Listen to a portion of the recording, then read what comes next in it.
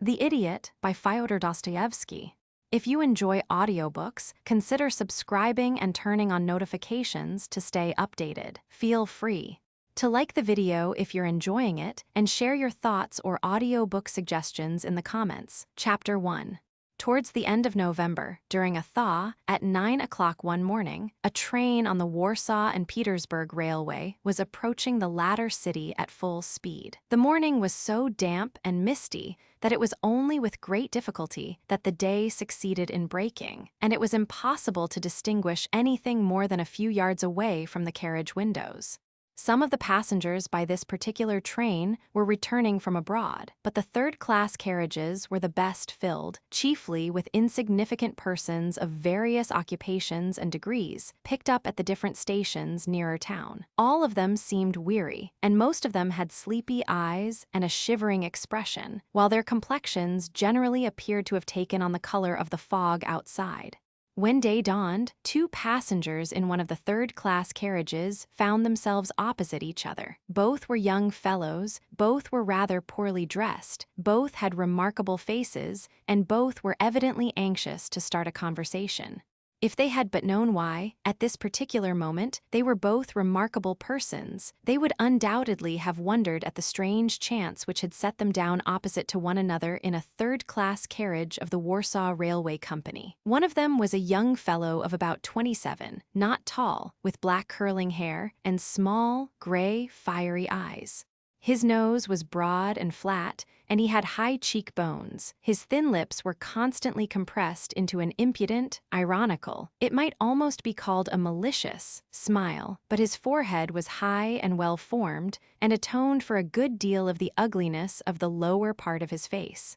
He wore a large fur, or rather astrakhan, overcoat, which had kept him warm all night, while his neighbor had been obliged to bear the full severity of a Russian November night entirely unprepared. His wide, sleeveless mantle with a large cape to it, the sort of cloak one sees upon travelers during the winter months in Switzerland or North Italy, was by no means adapted to the long, cold journey through Russia, from Eidkunen to St. Petersburg. The wearer of this cloak was a young fellow, also of about 26 or 27 years of age, slightly above the middle height, very fair, with a thin, pointed, and very light-colored beard. His eyes were large and blue, and had an intent look about them, yet that heavy expression which some people affirm to be a peculiarity as well as evidence of an epileptic subject. He held a bundle made up of an old faded silk handkerchief that apparently contained all his traveling wardrobe, and wore thick shoes and gaiters, his whole appearance being very un-Russian. His black-haired neighbor inspected these peculiarities, having nothing better to do, and at length remarked, with that rude enjoyment of the discomforts of others which the common classes so often show, "Fancy if it had been a hard frost. I never thought it would be so cold in the old country. I've grown quite out of the way of it. What, been abroad, I suppose?" "My goodness," the black-haired young fellow whistled and then laughed.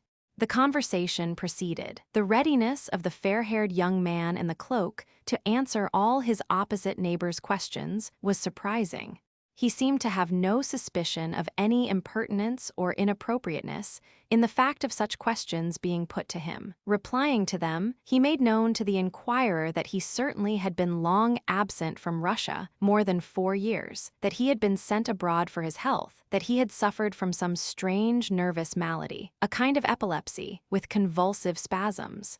His interlocutor burst out laughing several times at his answers, and more than ever when to the question whether he had been cured, the patient replied, "That's it, you stumped up your money for nothing, and we believe in those fellows here," remarked the black-haired individual, sarcastically.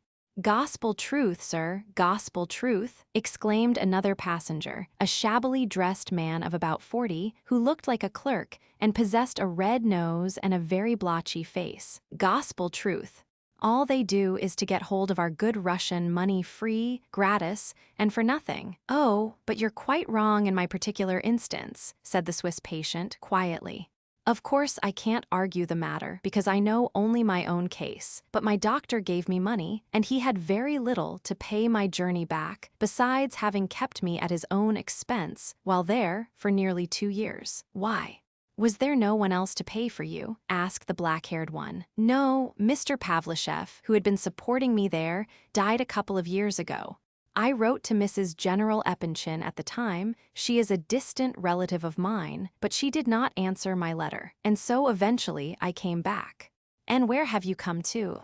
I suppose your whole setup is in that bundle then? Asked the first. I bet anything it is, exclaimed the red-nosed passenger with extreme satisfaction, and that he has precious little in the luggage van, though of course poverty is no crime, we must remember that. It appeared that it was indeed as they had surmised. The young fellow hastened to admit the fact with wonderful readiness. Your bundle has some importance, however, continued the clerk. When they had laughed their fill, it was observable that the subject of their mirth joined in the laughter when he saw them laughing. For though I dare say it is not stuffed full of Friedrich's d'Or and Louis d'Or, judge from your costume and gaiters, still, if you can add to your possessions such a valuable property as a relation like Mrs. General Epanchin, then your bundle becomes a significant object at once. She is hardly a relation at all, so little, in fact, that I was not in the least surprised to have no answer to my letter. I expected as much. You spent your postage for nothing then. You are candid, however, and that is commendable. Mrs. Epanchin, oh yes. A most eminent person, I know her. As for Mr. Pavlishev, who supported you in Switzerland, I know him too, at least if it was Nikolai Andreevich of that name. A fine fellow he was, and had a property of 4,000 souls in his day. Yes, Nikolai Andreevich, that was his name, and the young fellow looked earnestly and with curiosity at the all-knowing gentleman with the red nose. This sort of character is met with pretty frequently in a certain class. They are people who know everyone. That is, they know where a man is employed, what his salary is, whom he knows, whom he married, what money his wife had, who are his cousins and second cousins, etc., etc. These men generally have about £100 a year to live on, and they spend their whole time and talents in the amassing of this style of knowledge, which they reduce or raise to the standard of a science. During the latter part of the conversation, the black-haired young man had become very impatient. He stared out of the window and fidgeted and evidently longed for the end of the journey. He was very absent. He would appear to listen and heard nothing, and he would laugh of a sudden, evidently with no idea of what he was laughing about. "Excuse me," said the red-nosed man to the young fellow with the bundle, rather suddenly, "whom have I the honor to be talking to?" Prince Myshkin, Lev Nikolaevich. I don't know, I'm sure. I may say I have never heard of such a person, said the clerk thoughtfully. At least, the name, I admit, is historical. Karamzin must mention the family name, of course, in his history, but as an individual, one never hears of any Prince Myshkin nowadays. As to my forefathers, they have always been a poor lot. My own father was a sub-lieutenant in the army. I don't know how Mrs. Epanchin comes into the Myshkin family, but she is descended from the Princess Myshkin, and she, too, is the last of her line. And did you learn science and all that with your professor over there? Asked the black-haired passenger. Oh yes, I did learn a little, but... Oh, but I learned very little, you know, added the prince, as though excusing himself. They could not teach me very much on account of my illness. Do you know the Rogojins? Asked his questioner abruptly. No, I don't, not at all. I hardly know anyone in Russia. Why, is that your name? Parfen Rogojin? Dear me, then don't you belong to those very Rogojins, perhaps, began the clerk, with a very perceptible increase of civility in his tone.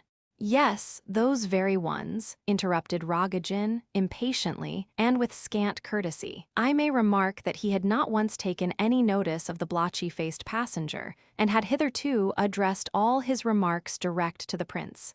Dear me, is it possible? Observed the clerk, while his face assumed an expression of great deference and servility, if not of absolute alarm. What, a son of that very Seaman Rogojin, hereditary honorable citizen, who died a month or so ago and left 2.5 million of rubles? And how do you know that he left 2.5 million of rubles? Asked Rogojin disdainfully, and not deigning so much as to look at the other.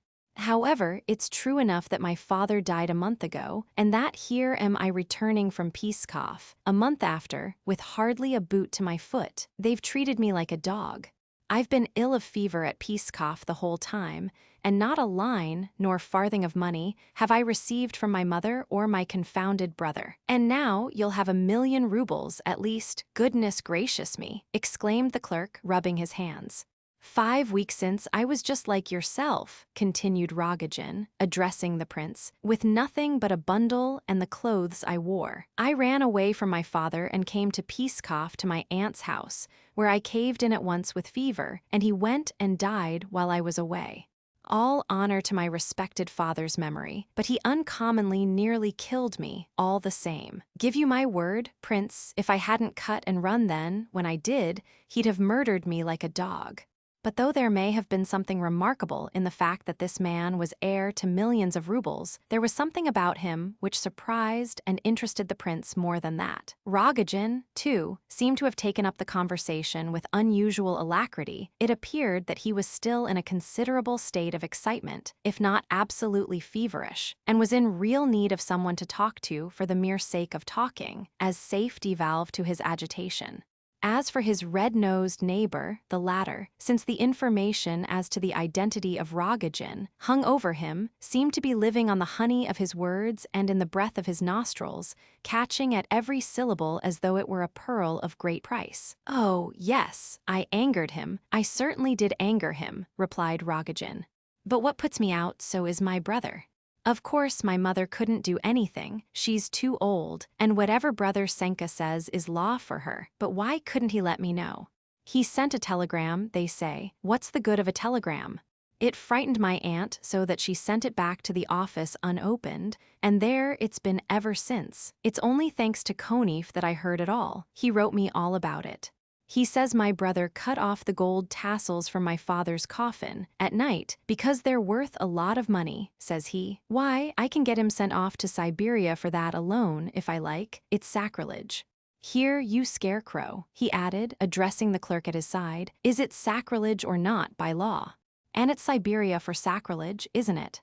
Aha, Brother Senka, you'll have to open your gates and let me in, my boy. I know he told tales about me to my father. I know that well enough. But I certainly did rile my father about Nastasia Philipovna, that's very sure, and that was my own doing. Nastasia Philipovna, said the clerk, as though trying to think out something. Come, you know nothing about her, said Rogojin impatiently, and supposing I do know something. Observed the other triumphantly. Bosh! There are plenty of Nastasia Philipovnas, and what an impertinent beast you are. He added angrily, I thought some creature like you would hang on to me as soon as I got hold of my money. Lebedev knows all about her. You are pleased to reproach me, Your Excellency, but what if I prove that I am right after all? Nastasia Philipovna's family name is Barashkov. I know, you see, and she is a very well-known lady indeed, and comes of a good family, too. She is connected with one Totsky, Afanasy Ivanovich, a man of considerable property, a director of companies, and so on, and a great friend of General Epanchin, who is interested in the same matters as he is. My eyes, said Rogojin, really surprised at last. The devil take the fellow, how does he know that? I was a month or two with Lihachev after his father died, Your Excellency, and while he was knocking about, he's in the debtor's prison now, I was with him, and he couldn't do a thing without Lebedev, and I got to know Nastasia Philipovna and several people at that time. Nastasia Philipovna. Why, you don't mean to say that she and Lihachev, cried Rogojin, turning quite pale. No, no, no, no, no. Nothing of the sort, I assure you, said Lebedev hastily. Oh dear no, not for the world. Totsky's the only man with any chance there. Oh no. He takes her to his box at the opera at the French theater of an evening, and the officers and people all look at her and say, by Jove, there's the famous Nastasia Philipovna. But no one ever gets any further than that, for there is nothing more to say. Yes, it's quite true, said Rogojin, frowning gloomily. So Zaleshov told me. I was walking about the Nevsky one fine day, Prince, in my father's old coat, when she suddenly came out of a shop and stepped into her carriage. I swear I was all of a blaze at once. Then I met Zaleshov, looking like a hairdresser's assistant, got up as fine as I don't know who, while I looked like a tinker. "Don't flatter yourself, my boy," said he. "She's not for such as you. She's a princess, she is, and her name is Nastasia Philipovna Bereshkov, and she lives with Totsky, who wishes to get rid of her because he's growing rather old, 55 or so, and wants to marry a certain beauty, the loveliest woman in all Petersburg." And then he told me that I could see Nastasia Philipovna at the opera house that evening, if I liked, and described which was her box. Well, I'd like to see my father allowing any of us to go to the theater. He'd sooner have killed us any day. However, I went for an hour or so and saw Nastasia Philipovna, and I never slept a wink all night after. Next morning, my father happened to give me 2 government loan bonds to sell, worth nearly 5,000 rubles each. "Sell them," said he, "and then take 7,500 rubles to the office, give them to the cashier, and bring me back the rest of the 10,000 without looking in anywhere on the way. Look sharp, I shall be waiting for you." Well, I sold the bonds, but I didn't take the 7,000 rubles to the office. I went straight to the English shop and chose a pair of earrings with a diamond the size of a nut in each. They cost 400 rubles more than I had, so I gave my name and they trusted me. With the earrings, I went at once to Zaleshoff's. "Come on," I said, "come on to Nastasia Philipovna's," and off we went without more ado. I tell you, I hadn't a notion of what was about me, or before me, or below my feet all the way. I saw nothing whatever. We went straight into her drawing room, and then she came out to us. I didn't say right out who I was, but Zaleshoff said, "From Parfen Rogojin, in memory of his first meeting with you yesterday, be so kind as to accept these." She opened the parcel, looked at the earrings, and laughed. "Thank your friend Mr. Rogojin for his kind attention," says she, and bowed and went off. Why didn't I die there on the spot? The worst of it all was, though, that the beast Zaleshoff got all the credit of it. I was short and abominably dressed, and stood and stared in her face and never said a word, because I was shy like an ass. And there was he all in the fashion, pomaded and dressed out, with a smart tie on, bowing and scraping, and I bet anything she took him for me all the while. "Look here now," I said when we came out, "none of your interference here after this, do you understand?" He laughed. "And how are you going to settle up with your father?" says he. I thought I might as well jump into the Neva at once without going home first, but it struck me that I wouldn't after all, and I went home feeling like one of the damned. "My goodness," shivered the clerk. "And his father," he added, for the prince's instruction, "and his father would have given a man a ticket to the other world for 10 rubles any day, not to speak of 10,000. The prince observed Rogojin with great curiosity. He seemed paler than ever at this moment. "What do you know about it?" cried the latter. Well, my father learned the whole story at once, and Zaleshoff blabbed it all over the town besides. So he took me upstairs and locked me up and swore at me for an hour. "This is only a foretaste," says he. "Wait a bit till night comes, and I'll come back and talk to you again." Well, what do you think? The old fellow went straight off to Nastasia Philipovna, touched the floor with his forehead, and began blubbering and beseeching her on his knees to give him back the diamonds. So after a while she brought the box and flew out at him. "There," she says, "take your earrings, you wretched old miser, although they are 10 times dearer than their value to me now that I know what it must have cost Parfen to get them. Give Parfen my compliments," she says, "and thank him very much." Well, I meanwhile had borrowed 25 rubles from a friend, and off I went to Pskov to my Aunt S. The old woman there lectured me so that I left the house and went on a drinking tour round the public houses of the place. I was in a high fever when I got to Pskov, and by nightfall I was lying delirious in the streets somewhere or other. "Oh ho, we'll make Nastasia Philipovna sing another song now," giggled Lebedeff, rubbing his hands with glee. "Hey, my boy, we'll get her some proper earrings now. We'll get her such earrings that, if you tan my hide, you won't turn me away from your society. You'll bind me to you, with your lash, forever." Ha ha, here we are at the station, though. Sure enough, the train was just steaming in as he spoke. Though Rogojin had declared that he left Pskov secretly, a large collection of friends had assembled to greet him, and did so with profuse waving of hats and shouting. "Why, there's Zaleshoff here too," he muttered, gazing at the scene with a sort of triumphant but unpleasant smile. Then he suddenly turned to the prince. "Prince, I don't know why I have taken a fancy to you, perhaps because I met you just when I did. But no, it can't be that, for I met this fellow," nodding at Lebedev, "too, and I have not taken a fancy to him by any means. Come to see me, Prince. We'll take off those gaiters of yours and dress you up in a smart fur coat, the best we can buy. You shall have a dress coat, best quality, white waistcoat, anything you like, and your pocket shall be full of money. Come, and you shall go with me to Nastasia Philippovna's. Now then, will you come or no? Except quick. I liked you especially when you told us about the diamond earrings, but I liked you before that as well, though you have such a dark-clouded sort of face. Thanks very much for the offer of clothes and a fur coat. I certainly shall require both clothes and coat very soon. As for money, I have hardly a kopeck about me at this moment. You shall have lots of money. By the evening I shall have plenty, so come along." "That's true enough, he'll have lots before evening," put in Lebedev. "But look here, are you a great hand with the ladies? Let's know that first," asked Rogojin. Oh no, said the prince. "I couldn't, you know, my illness, I hardly ever saw a soul. Well, here, you fellow, you can come along with me now if you like," cried Rogojin to Lebedev, and so they all left the carriage. Lebedev had his desire. He went off with the noisy group of Rogojin's friends towards the Voznesensky, while the prince's route lay towards the Liteinaya. It was damp and wet. The prince asked his way of passers-by, and finding that he was a couple of miles or so from his destination, he determined to take a droshky. Chapter 2. General Epanchin lived in his own house near the Liteinaya. Besides this large residence, 5/6 of which was let in flats and lodgings, the general was owner of another enormous house in the Sadovaya, bringing in even more rent than the first. Besides these houses, he had a delightful little estate just out of town, and some sort of factory in another part of the city.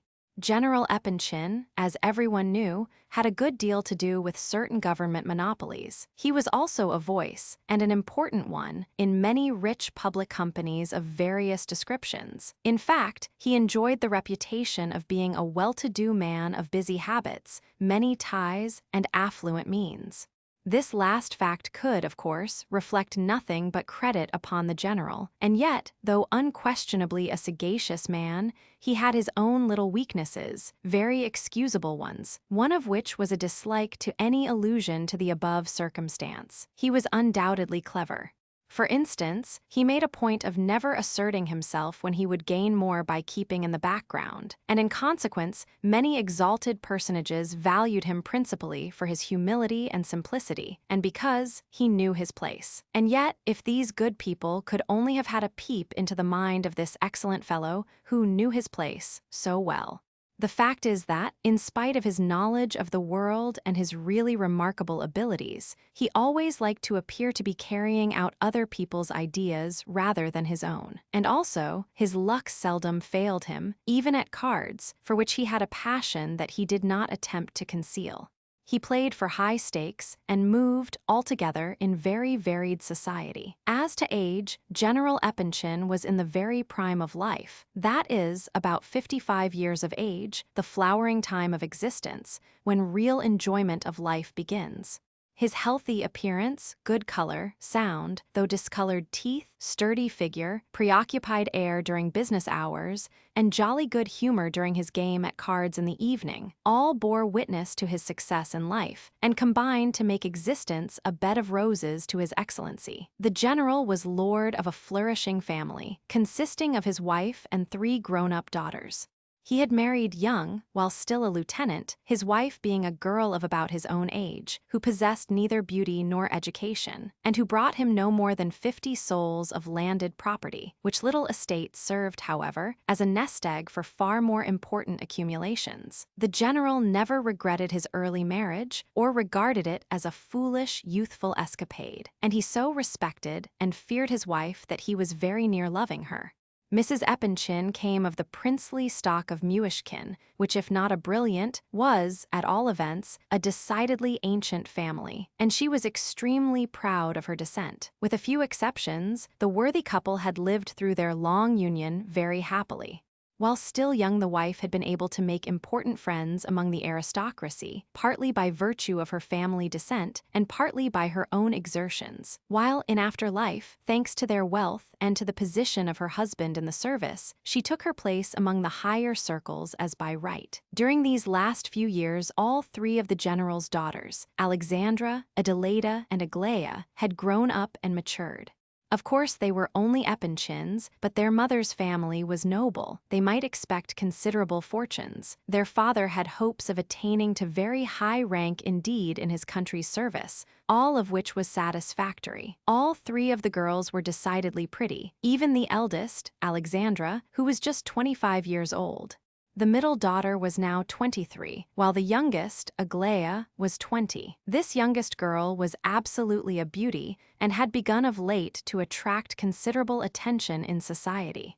But this was not all, for every one of the three was clever, well-educated, and accomplished. It was a matter of general knowledge that the three girls were very fond of one another and supported each other in every way. It was even said that the two elder ones had made certain sacrifices for the sake of the idol of the household, Aglaia. In society, they not only disliked asserting themselves, but were actually retiring. Certainly, no one could blame them for being too arrogant or haughty, and yet everybody was well aware that they were proud and quite understood their own value. The eldest was musical, while the second was a clever artist, which fact she had concealed until lately. In a word, the world spoke well of the girls, but they were not without their enemies, and occasionally people talked with horror of the number of books they had read. They were in no hurry to marry. They liked good society, but were not too keen about it. All this was the more remarkable because everyone was well aware of the hopes and aims of their parents. It was about 11 o'clock in the forenoon when the prince rang the bell at General Epinchin's door. The general lived on the first floor or flat of the house, as modest a lodging as his position permitted. A liveried servant opened the door, and the prince was obliged to enter into long explanations with this gentleman, who, from the first glance, looked at him and his bundle with grave suspicion. At last, however, on the repeated positive assurance that he really was Prince Myshkin and must absolutely see the general on business, the bewildered domestic showed him into a little antechamber, leading to a waiting room that adjoined the general's study, there handing him over to another servant, whose duty it was to be in this antechamber all the morning and announce visitors to the general. "Wait in the next room, please, and leave your bundle here," said the doorkeeper, as he sat down comfortably in his own easy chair in the antechamber. He looked at the prince in severe surprise as the latter settled himself in another chair alongside, with his bundle on his knees. "If you don't mind, I would rather sit here with you," said the prince. "I should prefer it to sitting in there." "Oh, but you can't stay here. You are a visitor, a guest, so to speak. Is it the general himself you wish to see?" The man evidently could not take in the idea of such a shabby-looking visitor and had decided to ask once more. "Yes, I have business," began the prince. "I do not ask you what your business may be. All I have to do is to announce you, and unless the secretary comes in here, I cannot do that." The man's suspicions seemed to increase more and more. The prince was too unlike the usual run of daily visitors, and although the general certainly did receive, on business, all sorts and conditions of men, yet in spite of this fact, the servant felt great doubts on the subject of this particular visitor. The presence of the secretary as an intermediary was, he judged, essential in this case. "Surely you are from abroad?" he inquired at last, in a confused sort of way. He had begun his sentence intending to say, "Surely you are not Prince Myshkin, are you? I assure you I am not deceiving you. You shall not have to answer for me. As to my being dressed like this and carrying a bundle, there's nothing surprising in that. The fact is, my circumstances are not particularly rosy at this moment." No, I'm not afraid of that, you see. I have to announce you, that's all. The secretary will be out directly. That is, unless you— Yes, that's the rub, unless you— Come, you must allow me to ask you. You've not come to beg, have you? I have quite another matter on hand. Oh, well, look here. If I have some time to wait, would you mind telling me, is there any place about where I could have a smoke? I have my pipe and tobacco with me. No, sir, you cannot smoke here, and I wonder you are not ashamed of the very suggestion. Ha ha. A cool idea, that, I declare. I'd adjourn to some other room, wherever you like to show me to. You see, I'm used to smoking a good deal, and now I haven't had a puff for 3 hours. However, just as you like. Now how on earth am I to announce a man like that? Muttered the servant. In the first place, you've no right in here at all. You ought to be in the waiting room, because you're a sort of visitor, a guest, in fact, and I shall catch it for this. Look here, do you intend to take up your abode with us? He added, glancing once more at the prince's bundle, which evidently gave him no peace. No, I don't think so. I don't think I should stay even if they were to invite me. I've simply come to make their acquaintance, and nothing more.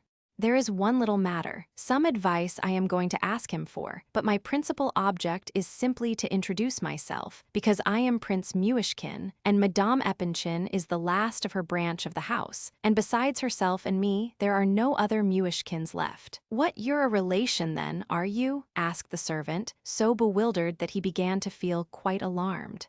Well, hardly so. If you stretch a point, we are relations, of course, but so distant that one cannot really take cognizance of it. I once wrote to your mistress from abroad, but she did not reply. However, I have thought it right to make acquaintance with her on my arrival. I am telling you all this in order to ease your mind, for I see you are still far from comfortable on my account. All you have to do is to announce me as Prince Myshkin, and the object of my visit will be plain enough. If I am received, very good. If not, well, very good again. But they are sure to receive me, I should think. Madame Epanchin will naturally be curious to see the only remaining representative of her family. She values her Myshkin descent very highly, if I am rightly informed. The prince's conversation was artless and confiding to a degree, and the servant could not help feeling that as from visitor to common serving man, this state of things was highly improper. His conclusion was that one of two things must be the explanation, either that this was a begging impostor, or that the prince, if prince he were, was simply a fool without the slightest ambition. For a sensible prince with any ambition would certainly not wait about in anterooms with servants and talk of his own private affairs like this. In either case, how was he to announce this singular visitor? I really think I must request you to step into the next room, he said, with all the insistence he could muster. Why, if I had been sitting there now, I should not have had the opportunity of making these personal explanations. I see you are still uneasy about me and keep eyeing my cloak and bundle. Don't you think you might go in yourself now, without waiting for the secretary to come out?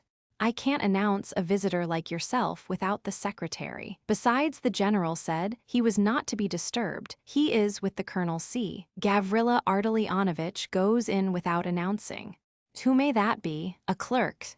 Gavrila Ardalionovitch. Oh no, he belongs to one of the companies. Look here, at all events put your bundle down here. Yes, I will if I may, and can I take off my cloak?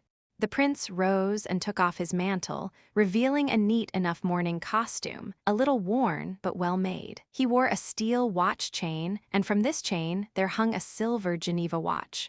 Fool the prince might be, still, the general's servant felt that it was not correct for him to continue to converse thus with a visitor, in spite of the fact that the prince pleased him somehow. And what time of day does the lady receive?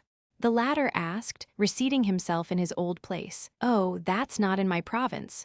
I believe she receives at any time. It depends upon the visitors. The dressmaker goes in at 11.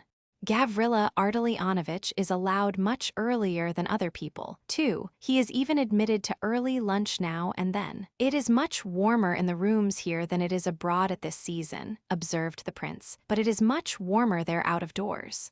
As for the houses, a Russian can't live in them in the winter until he gets accustomed to them. You must have forgotten Russia, hadn't you? Perhaps that is partly why I am so talkative this morning. I assure you, ever since yesterday evening I have had the strongest desire to go on and on talking Russian. Yes, did you live in Petersburg in former years? This good flunky, in spite of his conscientious scruples, really could not resist continuing such a very genteel and agreeable conversation. In Petersburg. Oh no, hardly at all, and now they say so much is changed in the place that even those who did know it well are obliged to relearn what they knew. They talk a good deal about the new law courts and changes there, don't they? Yes, that's true enough. Well now, how is the law over there? Do they administer it more justly than here? I've heard much that is good about our legal administration, too. There is no capital punishment here for one thing. Yes, I saw an execution in France, at Lyon. Schneider took me over with him to see it. What did they hang the fellow? They put a man inside a frame, and a sort of broad knife falls by machinery. They call the thing a guillotine. It falls with fearful force and weight. The head springs off so quickly that you can't wink your eye in between. But all the preparations are so dreadful. When they announce the sentence, you know, and prepare the criminal and tie his hands and cart him off to the scaffold, that's the fearful part of the business. The people all crowd round, even women, though they don't at all approve of women looking on. No, it's not a thing for women. Isn't it a dreadful idea that he should have cried? Cried. Whoever heard of a grown man crying from fear? Not a child, but a man who never had cried before, a grown man of 45 years. Imagine what must have been going on in that man's mind at such a moment. What dreadful convulsions his whole spirit must have endured. It is an outrage on the soul, that's what it is. Because it is said, "Thou shalt not kill," is he to be killed because he murdered someone else?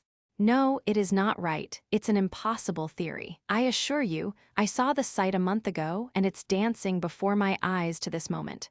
I dream of it often. The prince had grown animated as he spoke, and a tinge of color suffused his pale face, though his way of talking was as quiet as ever. The servant followed his words with sympathetic interest. Clearly, he was not at all anxious to bring the conversation to an end. Who knows, perhaps he too was a man of imagination and with some capacity for thought. Well, at all events, it is a good thing that there's no pain when the poor fellow's head flies off, he remarked. Do you know, though, cried the prince warmly, you made that remark now, and everyone says the same thing, and the machine is designed with the purpose of avoiding pain, this guillotine, I mean. But a thought came into my head then. What if it be a bad plan after all? You may laugh at my idea, perhaps, but I could not help its occurring to me all the same. Now with the rack and tortures and so on, you suffer terrible pain, of course. But then your torture is bodily pain only, although no doubt you have plenty of that until you die. But here I should imagine the most terrible part of the whole punishment is not the bodily pain at all, but the certain knowledge that in an hour, then in 10 minutes, then in half a minute, then now, this very instant, your soul must quit your body and that you will no longer be a man, and that this is certain. That's the point, the certainty of it. Just that instant when you place your head on the block and hear the iron grate over your head, then that quarter of a second is the most awful of all. This is not my own fantastical opinion. Many people have thought the same, but I feel it so deeply that I'll tell you what I think. I believe that to execute a man for murder is to punish him immeasurably more dreadfully than is equivalent to his crime. A murder by sentence is far more dreadful than a murder committed by a criminal. The man who is attacked by robbers at night, in a dark wood, or anywhere, undoubtedly hopes and hopes that he may yet escape until the very moment of his death. There are plenty of instances of a man running away, or imploring for mercy, at all events hoping on in some degree, even after his throat was cut. But in the case of an execution, that last hope, having which it is so immeasurably less dreadful to die, is taken away from the wretch and certainty substituted in its place. There is his sentence, and with it that terrible certainty that he cannot possibly escape death, which, I consider, must be the most dreadful anguish in the world. You may place a soldier before a cannon's mouth in battle and fire upon him, and he will still hope. But read to that same soldier his death sentence, and he will either go mad or burst into tears. Who dares to say that any man can suffer this without going mad? No. It is an abuse, a shame, it is unnecessary. Why should such a thing exist? Doubtless there may be men who have been sentenced, who have suffered this mental anguish for a while, and then have been reprieved. Perhaps such men may have been able to relate their feelings afterwards. Our Lord Christ spoke of this anguish and dread. No. No, no man should be treated so. No man, no man. The servant, though of course he could not have expressed all this as the prince did, still clearly entered into it and was greatly conciliated, as was evident from the increased amiability of his expression. "If you are really very anxious for a smoke," he remarked, "I think it might possibly be managed if you are very quick about it. You see, they might come out and inquire for you, and you wouldn't be on the spot. You see that door there? Go in there and you'll find a little room on the right. You can smoke there, only open the window, because I ought not to allow it really, but there was no time, after all." A young fellow entered the anteroom at this moment, with a bundle of papers in his hand. The footman hastened to help him take off his overcoat. The new arrival glanced at the prince out of the corners of his eyes. "This gentleman declares, Gavrila Ardalionovitch," began the man, confidentially and almost familiarly, "that he is Prince Myshkin and a relative of Madame Epanchin S. He has just arrived from abroad, with nothing but a bundle by way of luggage." The prince did not hear the rest, because at this point the servant continued his communication in a whisper. Gavrila Ardalionovitch listened attentively and gazed at the prince with great curiosity. At last he motioned the man aside and stepped hurriedly towards the prince. "Are you Prince Myshkin?" he asked, with the greatest courtesy and amiability. He was a remarkably handsome young fellow of some 28 summers, fair and of middle height. He wore a small beard, and his face was most intelligent. Yet his smile, in spite of its sweetness, was a little thin, if I may so call it, and showed his teeth too evenly. His gaze, though decidedly good-humored and ingenuous, was a trifle too inquisitive and intent to be altogether agreeable. "Probably when he is alone he looks quite different and hardly smiles at all," thought the prince. He explained about himself in a few words, very much the same as he had told the footman and Rogojin beforehand.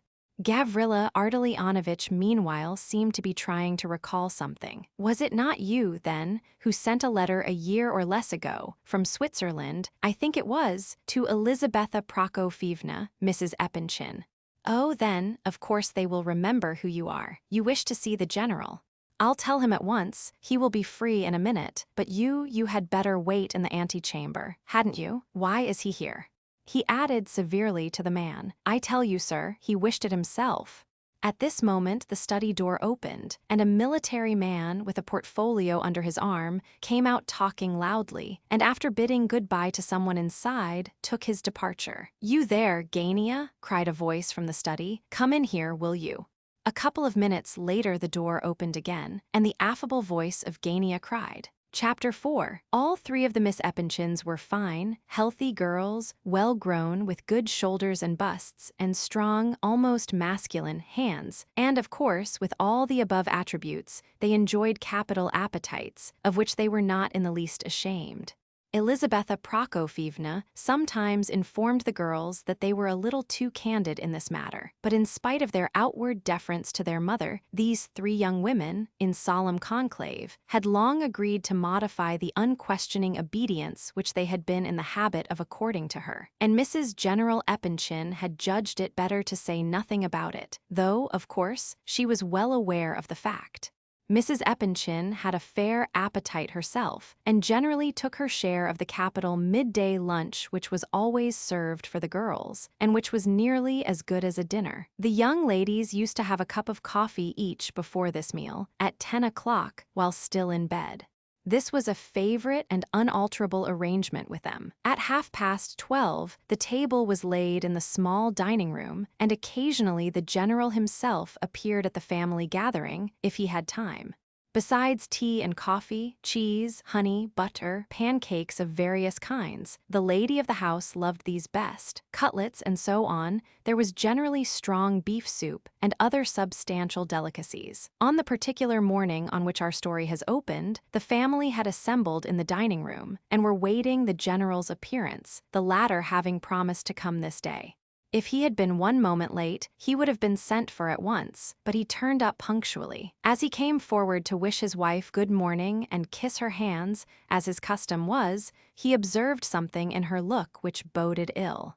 He thought he knew the reason and had expected it, but still, he was not altogether comfortable. His daughters advanced to kiss him, too, and though they did not look exactly angry, there was something strange in their expression as well.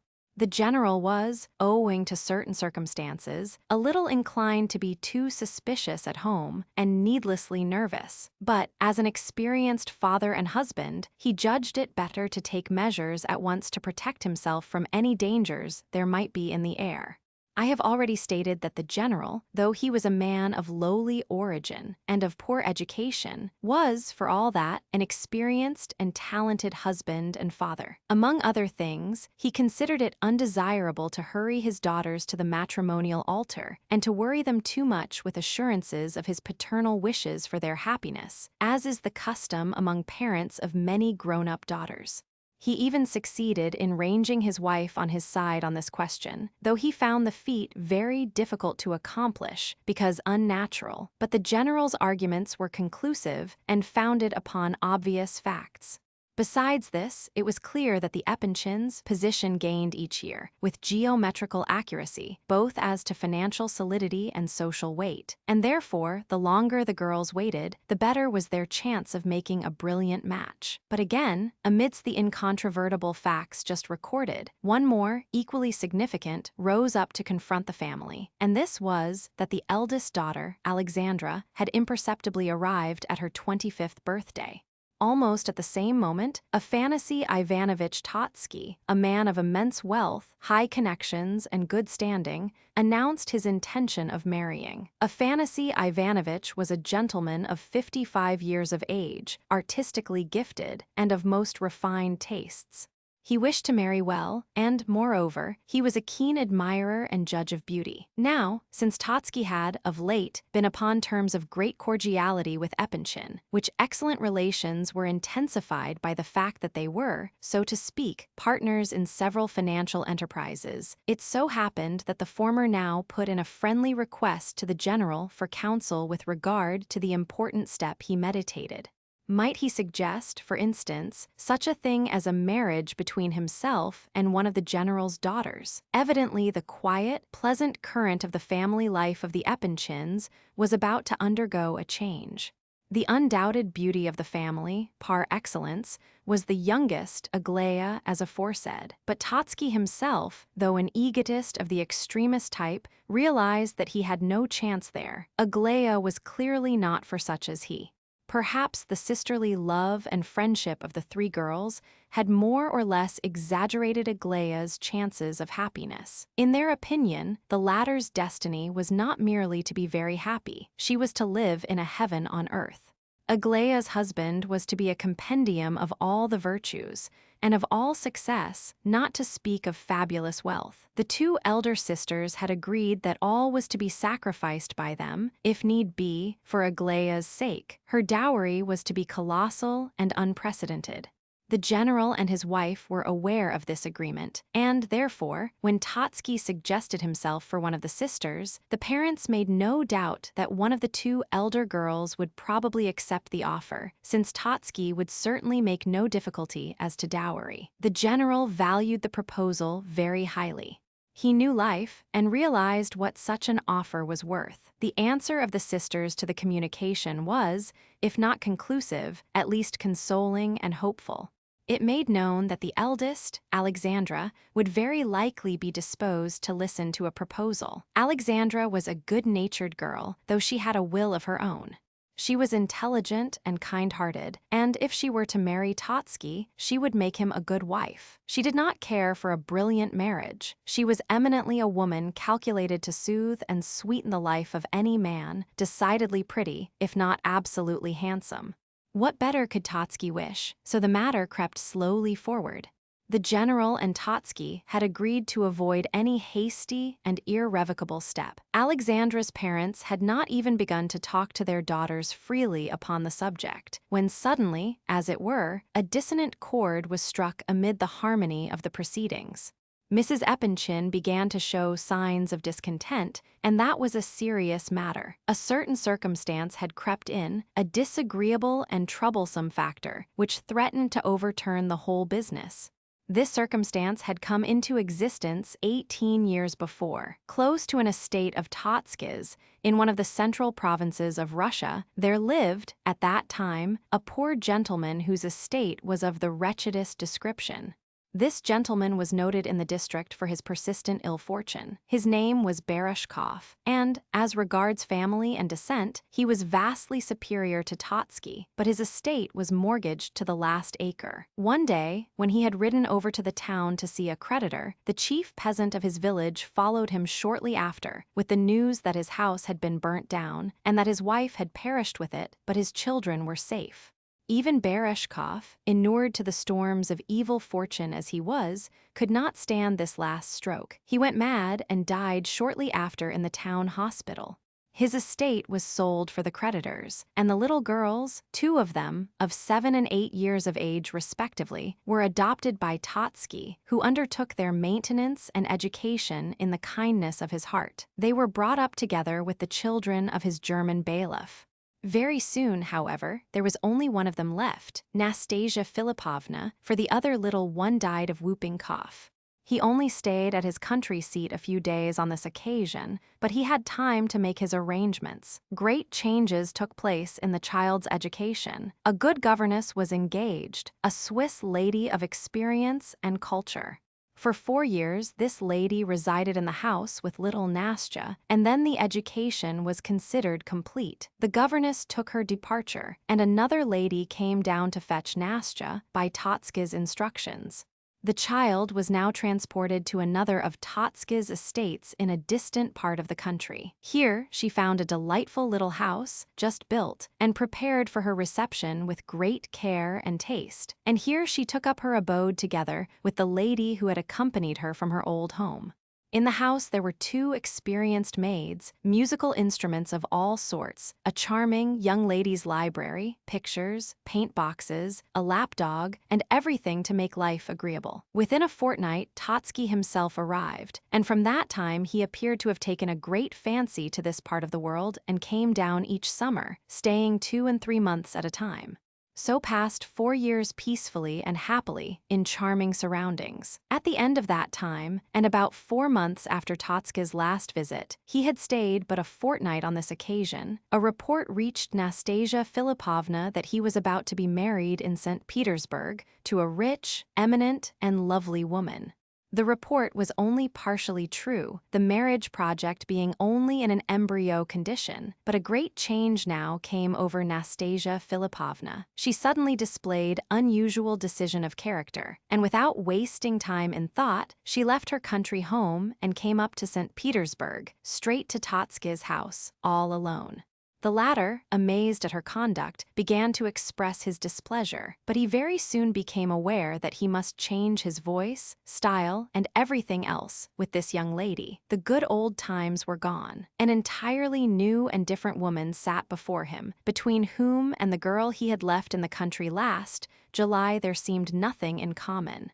In the first place, this new woman understood a good deal more than was usual for young people of her age, so much indeed that Totsky could not help wondering where she had picked up her knowledge. Surely not from her young ladies' library. It even embraced legal matters, and the world in general, to a considerable extent. Her character was absolutely changed. No more of the girlish alternations of timidity and petulance, the adorable naivete, the reveries, the tears, the playfulness. It was an entirely new and hitherto unknown being who now sat and laughed at him, and informed him to his face that she had never had the faintest feeling for him of any kind, except loathing and contempt which had followed closely upon her sensations of surprise and bewilderment after her first acquaintance with him. This new woman gave him further to understand that though it was absolutely the same to her whom he married, yet she had decided to prevent this marriage, for no particular reason, but that she chose to do so, and because she wished to amuse herself at his expense, for that it was quite her turn to laugh a little now. Such were her words. Very likely she did not give her real reason for this eccentric conduct, but at all events, that was all the explanation she deigned to offer. Meanwhile, Totsky thought the matter over as well as his scattered ideas would permit. His meditations lasted a fortnight, however, and at the end of that time, his resolution was taken. The fact was, Totsky was at that time a man of 50 years of age. His position was solid and respectable. His place in society had long been firmly fixed upon safe foundations. He loved himself, his personal comforts, and his position better than all the world, as every respectable gentleman should. There was evidently, he concluded, something at work here, some storm of the mind, some paroxysm of romantic anger, goodness knows against whom or what, some insatiable contempt, in a word, something altogether absurd and impossible, but at the same time most dangerous to be met with by any respectable person with a position in society to keep up. However, these arguments would only hold good in case of Nastasia acting as others might in such an emergency. She was much more likely to overstep the bounds of reasonable conduct by some extraordinary eccentricity. Here the sound judgment of Totsky stood him in good stead. He realized that Nastasia Philippovna must be well aware that she could do nothing by legal means to injure him, and that her flashing eyes betrayed some entirely different intention. Nastasia Philippovna was quite capable of ruining herself, and even of perpetrating something which would send her to Siberia, for the mere pleasure of injuring a man for whom she had developed so inhuman a sense of loathing and contempt. He had sufficient insight to understand that she valued nothing in the world, herself least of all, and he made no attempt to conceal the fact that he was a coward in some respects. For instance, if he had been told that he would be stabbed at the altar or publicly insulted, he would undoubtedly have been frightened, but not so much at the idea of being murdered or wounded or insulted, as at the thought that if such things were to happen, he would be made to look ridiculous in the eyes of society. He knew well that Nastasia thoroughly understood him and where to wound him and how, and therefore, as the marriage was still only an embryo, Totsky decided to conciliate her by giving it up. His decision was strengthened by the fact that Nastasia Philippovna had curiously altered of late. It would be difficult to conceive how different she was physically, at the present time, to the girl of a few years ago. She was pretty then, but now, Totsky laughed angrily when he thought how short-sighted he had been. In days gone by he remembered how he had looked at her beautiful eyes, how even then he had marveled at their dark, mysterious depths, and at their wondering gaze which seemed to seek an answer to some unknown riddle. Her complexion also had altered. She was now exceedingly pale, but curiously, this change only made her more beautiful. Like most men of the world, Totsky had rather despised such a cheaply bought conquest, but of late years he had begun to think differently about it. It had struck him as long ago as last spring that he ought to be finding a good match for Nastasia. For instance, some respectable and reasonable young fellow serving in a government office in another part of the country. How maliciously Nastasia laughed at the idea of such a thing, now. However, it appeared to Totsky that he might make use of her in another way, and he determined to establish her in St. Petersburg, surrounding her with all the comforts and luxuries that his wealth could command. In this way, he might gain glory in certain circles. 5 years of this Petersburg life went by, and of course, during that time a great deal happened. Totsky's position was very uncomfortable. Having funked once, he could not totally regain his ease. He was afraid, he did not know why, but he was simply afraid of Nastasia Philippovna. For the first 2 years or so, he had suspected that she wished to marry him herself, and that only her vanity prevented her telling him so. He thought that she wanted him to approach her with a humble proposal from his own side. But to his great and not entirely pleasurable amazement, he discovered that this was by no means the case, and that were he to offer himself, he would be refused. He could not understand such a state of things, and was obliged to conclude that it was pride, the pride of an injured and imaginative woman, which had gone to such lengths that it preferred to sit and nurse its contempt and hatred in solitude rather than mount to heights of hitherto unattainable splendor. To make matters worse, she was quite impervious to mercenary considerations and could not be bribed in any way.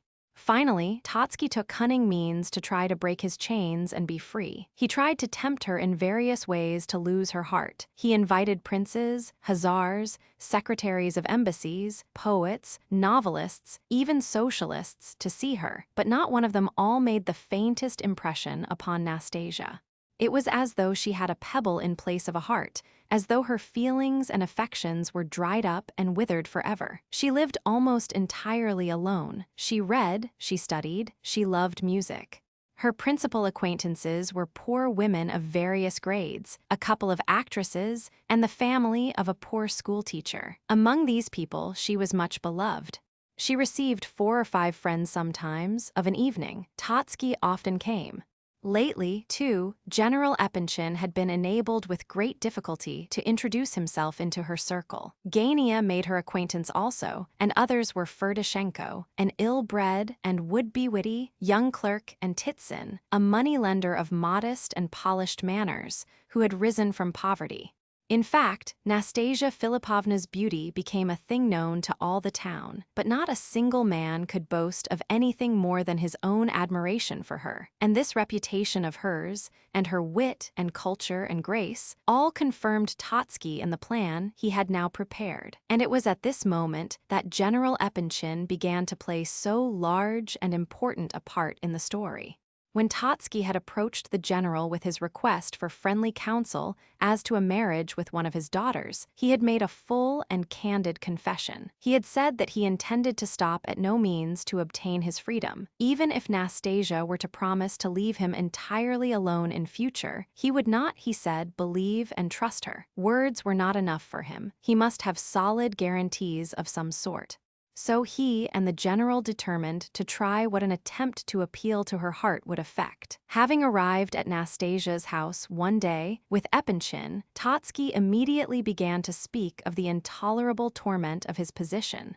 He admitted that he was to blame for all, but candidly confessed that he could not bring himself to feel any remorse for his original guilt towards herself, because he was a man of sensual passions which were inborn and ineradicable, and that he had no power over himself in this respect, but that he wished, seriously, to marry at last, and that the whole fate of the most desirable social union which he contemplated was in her hands. In a word, he confided his all to her generosity of heart. He then pointed out that the fate of his daughter, and very likely of both his other daughters, now hung upon her reply. To Nastasia's question as to what they wished her to do, Totsky confessed that he had been so frightened by her 5 years ago that he could never now be entirely comfortable until she herself married.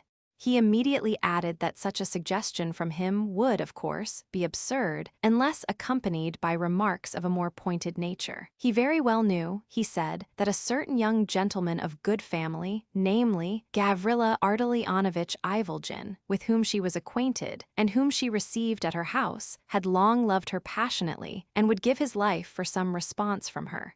The young fellow had confessed this love of his to him, Totsky, and had also admitted it in the hearing of his benefactor, General Epanchin. Lastly, he could not help being of opinion that Nastasia must be aware of Gania's love for her, and if he, Totsky, mistook not, she had looked with some favor upon it, being often lonely and rather tired of her present life. Having remarked how difficult it was for him, of all people, to speak to her of these matters, Totsky concluded by saying that he trusted Nastasia Philippovna would not look with contempt upon him if he now expressed his sincere desire to guarantee her future by a gift of 75,000 rubles. Totsky was very eloquent all through, and, in conclusion, just touched on the fact that not a soul in the world, not even General Epanchin, had ever heard a word about the above 75,000 rubles, and that this was the first time he had ever given expression to his intentions in respect to them. Nastasia Philippovna's reply to this long rigmarole astonished both the friends considerably. Not only was there no trace of her former irony, of her old hatred and enmity, and of that dreadful laughter, the very recollection of which sent a cold chill down Totsky's back to this very day, but she seemed charmed and really glad to have the opportunity of talking seriously with him for once in a way. First, with a sad smile, and then with a twinkle of merriment in her eyes, she admitted that such a storm as that of 5 years ago was now quite out of the question. She said that she had long since changed her views of things, and recognized that facts must be taken into consideration in spite of the feelings of the heart. What was done and ended, and she could not understand why Totsky should still feel alarmed. She next turned to General Epanchin and observed, most courteously, that she had long since known of his daughters, and that she had heard none but good report, that she had learned to think of them with deep and sincere respect. The idea alone that she could in any way serve them would be to her both a pride and a source of real happiness. It was true that she was lonely in her present life. Totsky had judged her thoughts aright. She longed to rise, if not to love, at least to family life and new hopes and objects. But as to Gavrila Ardalionovitch, she could not as yet say much. She thought it must be the case that he loved her. She felt that she too might learn to love him if she could be sure of the firmness of his attachment to herself. But he was very young, and it was a difficult question to decide.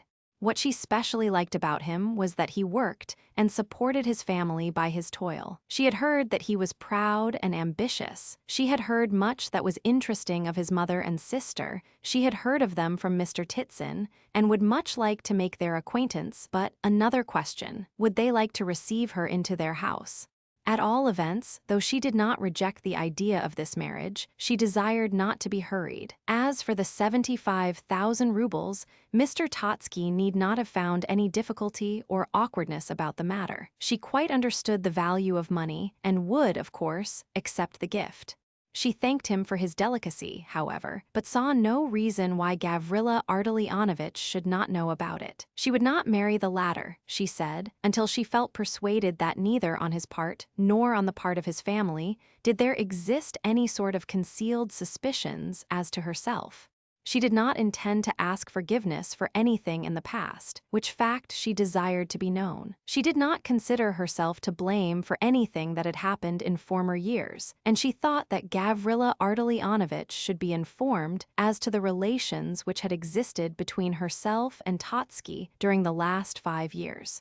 If she accepted this money, it was not to be considered as indemnification for her misfortune as a young girl, which had not been in any degree her own fault, but merely as compensation for her ruined life. She became so excited and agitated during all these explanations and confessions that General Epanchin was highly gratified and considered the matter satisfactorily arranged once for all.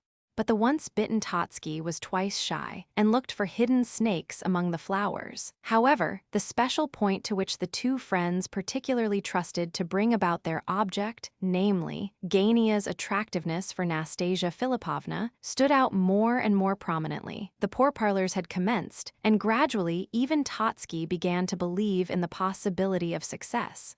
Before long, Nastasia and Gania had talked the matter over. Very little was said. Her modesty seemed to suffer under the infliction of discussing such a question.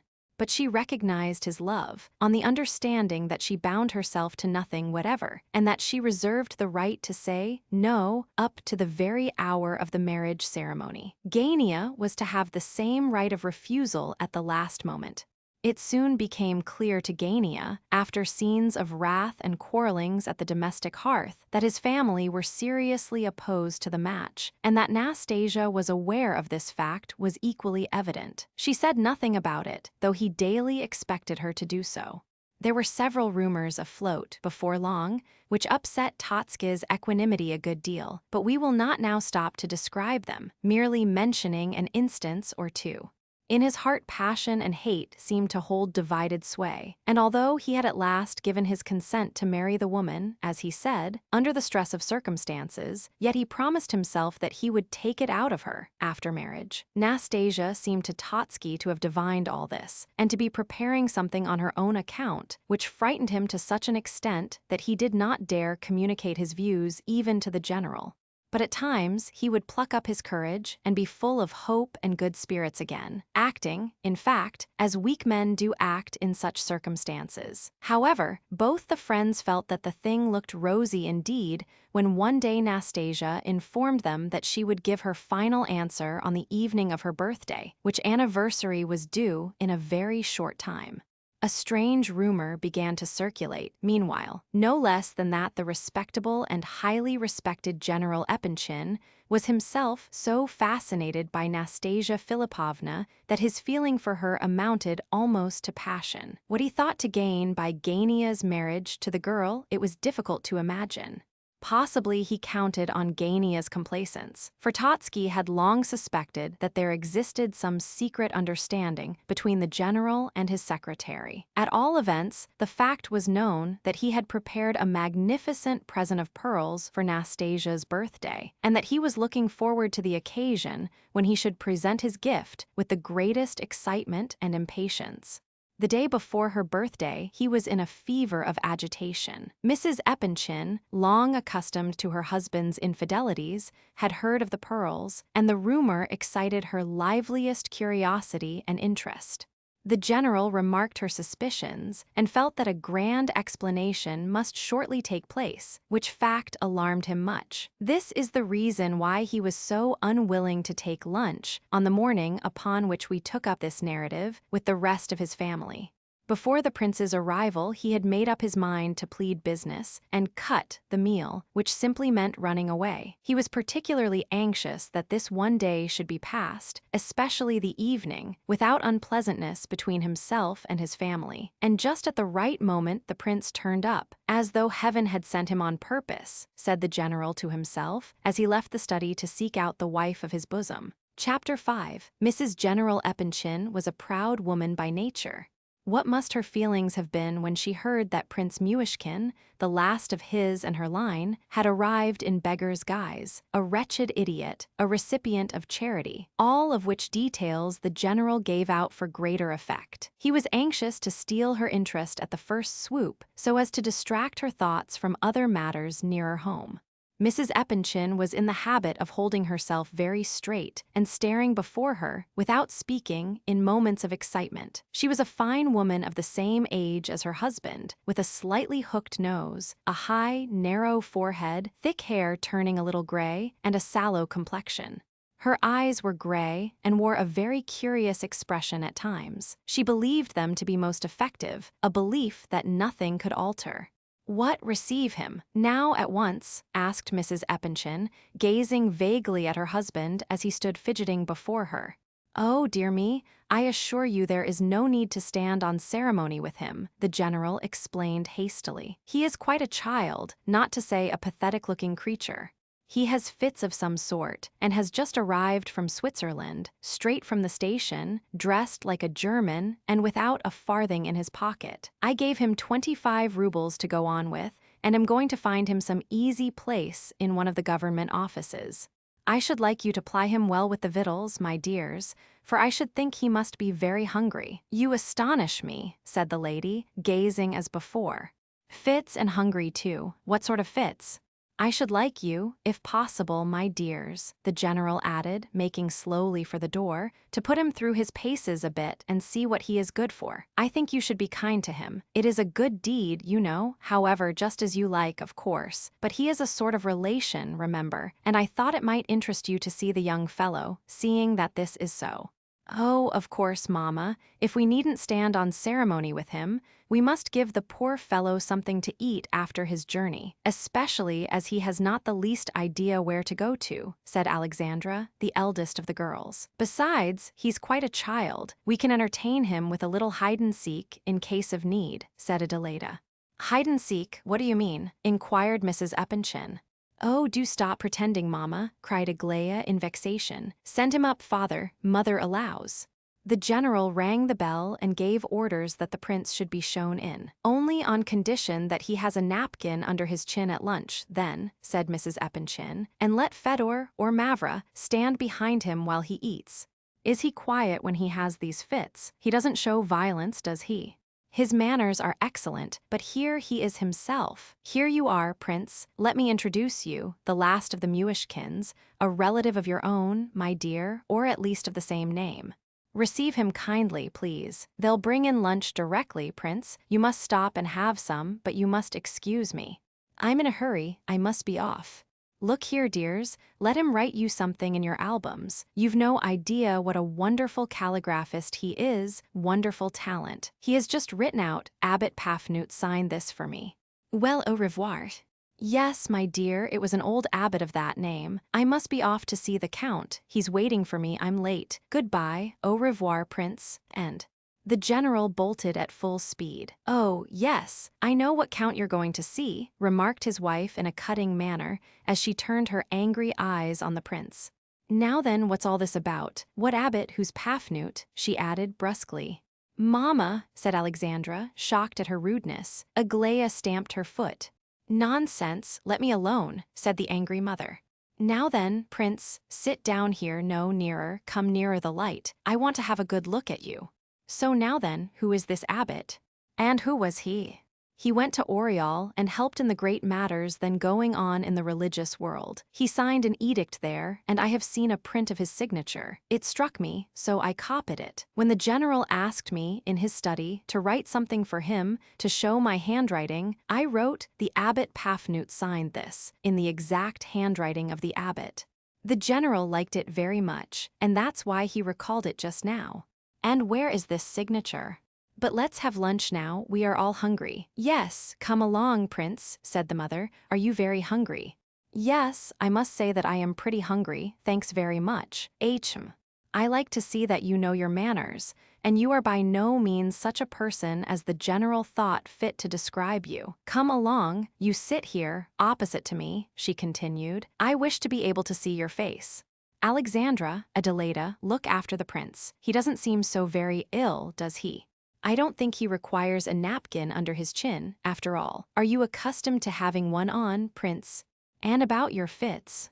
I don't know how it may be here, though. They say the climate may be bad for me. He talks very well, you know, said Mrs. Epanchin, who still continued to nod at each word the prince spoke. I really did not expect it at all. In fact, I suppose it was all stuff and nonsense on the general's part, as usual. Eat away, prince, and tell me where you were born and where you were brought up. I wish to know all about you. You interest me very much. The prince expressed his thanks once more, and eating heartily the while, recommenced the narrative of his life in Switzerland, all of which we have heard before. Mrs. Epanchin became more and more pleased with her guest. The girls, too, listened with considerable attention. In talking over the question of relationship, it turned out that the prince was very well up in the matter and knew his pedigree off by heart. It was found that scarcely any connection existed between himself and Mrs. Epanchin, but the talk and the opportunity of conversing about her family tree gratified the latter exceedingly, and she rose from the table in great good humor. Let's all go to my boudoir, she said, and they shall bring some coffee in there. That's the room where we all assemble and busy ourselves as we like best, she explained. Alexandra, my eldest, here plays the piano or reads or sews. Adelaida paints landscapes and portraits, but never finishes any, and Aglaia sits and does nothing. I don't work too much either. Here we are now. Sit down, prince, near the fire and talk to us. I want to hear you relate something. I wish to make sure of you first and then tell my old friend, Princess Bielakonsky, about you. I wish you to know all the good people and to interest them. Now then, begin. Mama, it's rather a strange order that, said Adelaida, who was fussing among her paints and paintbrushes at the easel. Aglaia and Alexandra had settled themselves with folded hands on a sofa, evidently meaning to be listeners. The prince felt that the general attention was concentrated upon himself. I should refuse to say a word if I were ordered to tell a story like that. Observed Aglaia. Why? What's there strange about it? He has a tongue. Why shouldn't he tell us something? I want to judge whether he is a good storyteller. Anything you like, prince. How you liked Switzerland, what was your first impression, anything. You'll see, he'll begin directly and tell us all about it beautifully. The impression was forcible, the prince began. There, you see, girls, said the impatient lady. He has begun, you see. Well then, let him talk, mamma, said Alexandra. This prince is a great humbug, and by no means an idiot, she whispered to Aglaia. Oh, I saw that at once, replied the latter. I don't think it at all nice of him to play a part. What does he wish to gain by it, I wonder? When they took me away from Russia, I remember I passed through many German towns and looked out of the windows, but did not trouble so much as to ask questions about them. This was after a long series of fits. I always used to fall into a sort of torpid condition after such a series, and lost my memory almost entirely. And though I was not altogether without reason at such times, yet I had no logical power of thought. This would continue for 3 or 4 days, and then I would recover myself again. I remember my melancholy was intolerable. I felt inclined to cry. I sat and wondered uncomfortably. The consciousness that everything was strange weighed terribly upon me. I could understand that it was all foreign and strange. I recollect I awoke from this state for the first time at ball one evening. The bray of a donkey aroused me, a donkey in the town market. I saw the donkey and was extremely pleased with it, and from that moment my head seemed to clear. A donkey. How strange, yet it is not strange. Any one of us might fall in love with a donkey. It happened in mythological times, said Madame Epanchin, looking wrathfully at her daughters, who had begun to laugh. Go on, Prince. All this is very strange and interesting, said Mrs. Epanchin. Now let's leave the donkey and go on to other matters. What are you laughing at, Aglaia? And you too, Adelaida?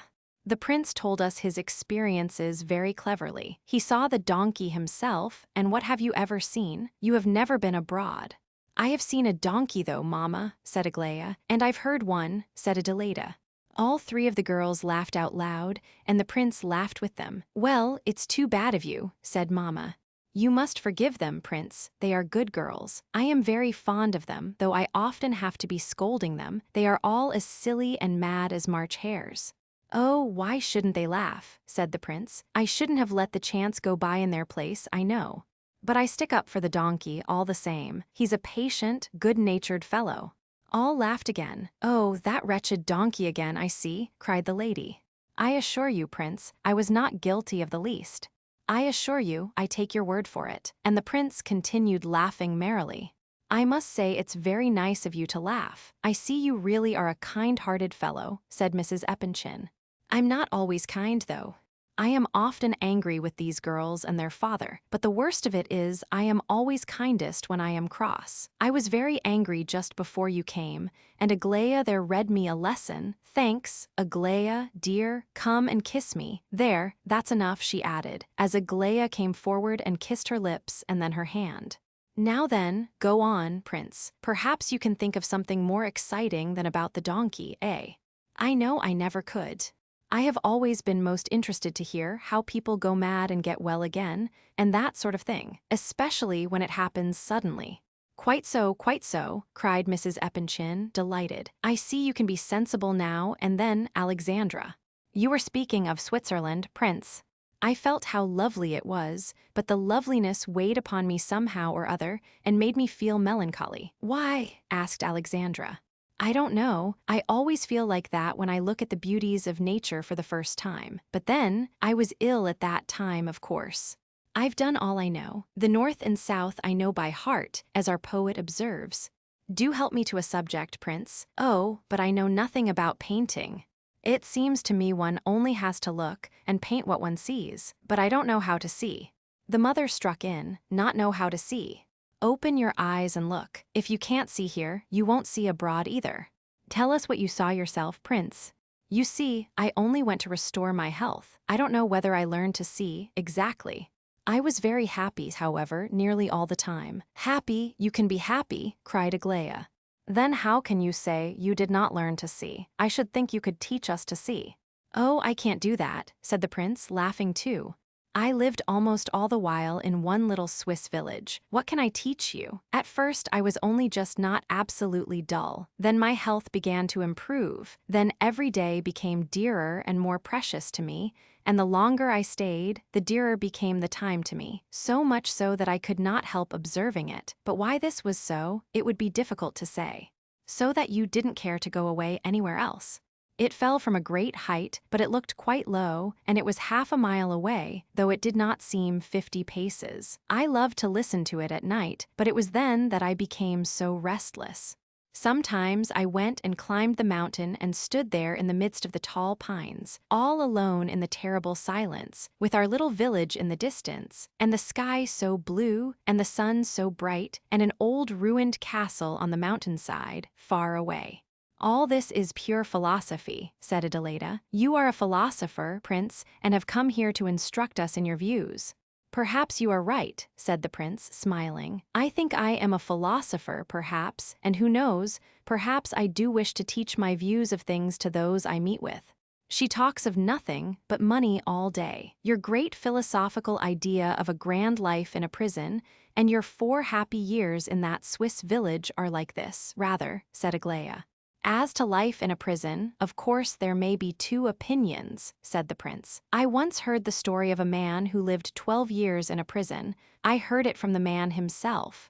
He was one of the persons under treatment with my professor. He had fits and attacks of melancholy, then he would weep, and once he tried to commit suicide. His life in prison was sad enough. His only acquaintances were spiders and a tree that grew outside his grating, but I think I had better tell you of another man I met last year. There was a very strange feature in this case, strange because of its extremely rare occurrence. This man had once been brought to the scaffold in company with several others, and had had the sentence of death by shooting passed upon him for some political crime. 20 minutes later, he had been reprieved and some other punishment substituted. But the interval between the 2 sentences, 20 minutes, or at least a quarter of an hour, had been passed in the certainty that within a few minutes he must die. I was very anxious to hear him speak of his impressions during that dreadful time, and I several times inquired of him as to what he thought and felt. He remembered everything with the most accurate and extraordinary distinctness, and declared that he would never forget a single iota of the experience. About 20 paces from the scaffold, where he had stood to hear the sentence, were 3 posts, fixed in the ground, to which to fasten the criminals, of whom there were several. The first 3 criminals were taken to the posts, dressed in long white tunics, with white caps drawn over their faces so that they could not see the rifles pointed at them. Then a group of soldiers took their stand opposite to each post. My friend was the 8th on the list, and therefore he would have been among the 3rd lot to go up. A priest went about among them with a cross, and there was about 5 minutes of time left for him to live. He said that those 5 minutes seemed to him to be a most interminable period, an enormous wealth of time. He seemed to be living, in these minutes, so many lives that there was no need as yet to think of that last moment, so that he made several arrangements, dividing up the time into portions, 1 for saying farewell to his companions, 2 minutes for that, then a couple more for thinking over his own life and career and all about himself, and another minute for a last look around. While saying goodbye to his friends, he recollected asking one of them some very usual everyday question, and being much interested in the answer. Then, having bade farewell, he embarked upon those 2 minutes which he had allotted to looking into himself. He knew beforehand what he was going to think about. He wished to put it to himself as quickly and clearly as possible that here was he, a living, thinking man, and that in 3 minutes he would be nobody. Or if somebody or something, then what and where? He thought he would decide this question once for all in these last 3 minutes. A little way off there stood a church, and its gilded spire glittered in the sun. He remembered staring stubbornly at this spire, and at the rays of light sparkling from it. He could not tear his eyes from these rays of light. He got the idea that these rays were his new nature, and that in 3 minutes he would become one of them, amalgamated somehow with them. The repugnance to what must ensue almost immediately, and the uncertainty, were dreadful, he said, but worst of all was the idea, what should I do if I were not to die now? What if I were to return to life again? What an eternity of days, and all mine! How I should grudge and count up every minute of it, so as to waste not a single instant. He said that this thought weighed so upon him, and became such a terrible burden upon his brain, that he could not bear it, and wished they would shoot him quickly and have done with it. The prince paused, and all waited, expecting him to go on again and finish the story. "Is that all?" asked Aglaia. "All, yes," said the prince, emerging from a momentary reverie. "And why did you tell us this?" "All this is very praiseworthy, but may I ask about this friend of yours who told you the terrible experience of his life? He was reprieved, you say. In other words, they did restore to him that eternity of days. What did he do with these riches of time? Did he keep careful account of his minutes?" I asked him myself. He said that he had not lived a bit as he had intended and had wasted many and many a minute. And yet, why shouldn't one do it? And you have it still. You are not very modest, said she. But how brave you are, said he. You are laughing, and that man's tale impressed me so much that I dreamt of it afterwards. Yes, I dreamt of those 5 minutes. He asked suddenly, and with a kind of nervous hurry, although he looked them straight in the face, why should we be angry? They cried, only because I seemed to be giving you a lecture all the time. At this they laughed heartily. Please don't be angry with me, continued the prince. I know very well that I have seen less of life than other people and have less knowledge of it. I must appear to speak strangely sometimes. He said the last words nervously. You say you have been happy, and that proves you have lived not less, but more than other people. Why make all these excuses? Interrupted Aglaia in a mocking tone of voice. Besides, you need not mind about lecturing us. You have nothing to boast of. With your quietism, one could live happily for 100 years at least. One might show you the execution of a felon, or show you one's little finger. You could draw a moral from either and be quite satisfied. That sort of existence is easy enough. I can't understand why you always fly into a temper, said Mrs. Epanchin, who had been listening to the conversation and examining the faces of the speakers in turn. I do not understand what you mean. What has your little finger to do with it? The prince talks well, though he is not amusing. He began all right, but now he seems sad. I should like to ask you a question about that, if you had. I might have guessed it. That's a fitting crown to the rest of the story. If you have seen an execution, how can you say you lived happily all the while? But is there capital punishment where you were? Asked Adelaida. I saw it at Lyon. Schneider took us there, and as soon as we arrived, we came in for that. Was it very edifying and instructive? Asked Aglaia. No, I didn't like it at all and was ill after seeing it, but I confess I stared as though my eyes were fixed to the sight. I could not tear them away. I, too, should have been unable to tear my eyes away, said Aglaia. They do not at all approve of women going to see an execution there. The women who do go are condemned for it afterwards in the newspapers. I congratulate them on the deduction. I suppose you quite agree with them, Prince. I would much rather not just now, said the prince, a little disturbed and frowning slightly. You don't seem to want to tell us, said Aglaia with a mocking air. No, the thing is, I was telling all about the execution a little while ago, and… Yes, the one who waits in the entrance hall, a grayish, red-faced man. I do so want to hear about it, repeated Adelaida. Just now, I confess, began the prince with more animation, when you asked me for a subject for a picture, I confess I had serious thoughts of giving you one. I thought of asking you to draw the face of a criminal 1 minute before the fall of the guillotine, while the wretched man is still standing on the scaffold, preparatory to placing his neck on the block. What, his face? Only his face? Asked Adelaida. That would be a strange subject indeed. And what sort of a picture would that make? When I was in Ball, I saw a picture very much in that style. I should like to tell you about it. I will some time or other. It struck me very forcibly. Oh, you shall tell us about the Ball picture another time. Now we must have all about the execution, said Adelaida. Tell us about that face as it appeared to your imagination. How should it be drawn? Just the face alone, do you mean? I do so wish you or somebody else could draw it, you, if possible. I thought at the time what a picture it would make. You must imagine all that went before, of course, all. He had lived in the prison for some time, and had not expected that the execution would take place for at least a week. Yet, he had counted on all the formalities and so on taking time. But it so happened that his papers had been got ready quickly. At 5 o'clock in the morning, he was asleep. It was October, and at 5 in the morning it was cold and dark. The governor of the prison comes in on tiptoe and touches the sleeping man's shoulder gently. He starts up. What is it? He says, the execution is fixed for 10 o'clock. He was only just awake and would not believe at first, but began to argue that his papers would not be out for a week and so on. When he was wide awake and realized the truth, he became very silent and argued no more, so they say. But after a bit he said, it comes very hard on one so suddenly, and then he was silent again and said nothing. The 3 or 4 hours went by, of course, in necessary preparations. The priest, breakfast, coffee, meat, and some wine they gave him. Doesn't it seem ridiculous? And yet I believe these people give them a good breakfast out of pure kindness of heart, and believe that they are doing a good action. Then he is dressed, and then begins the procession through the town to the scaffold. I think he, too, must feel that he has an age to live still while they cart him along.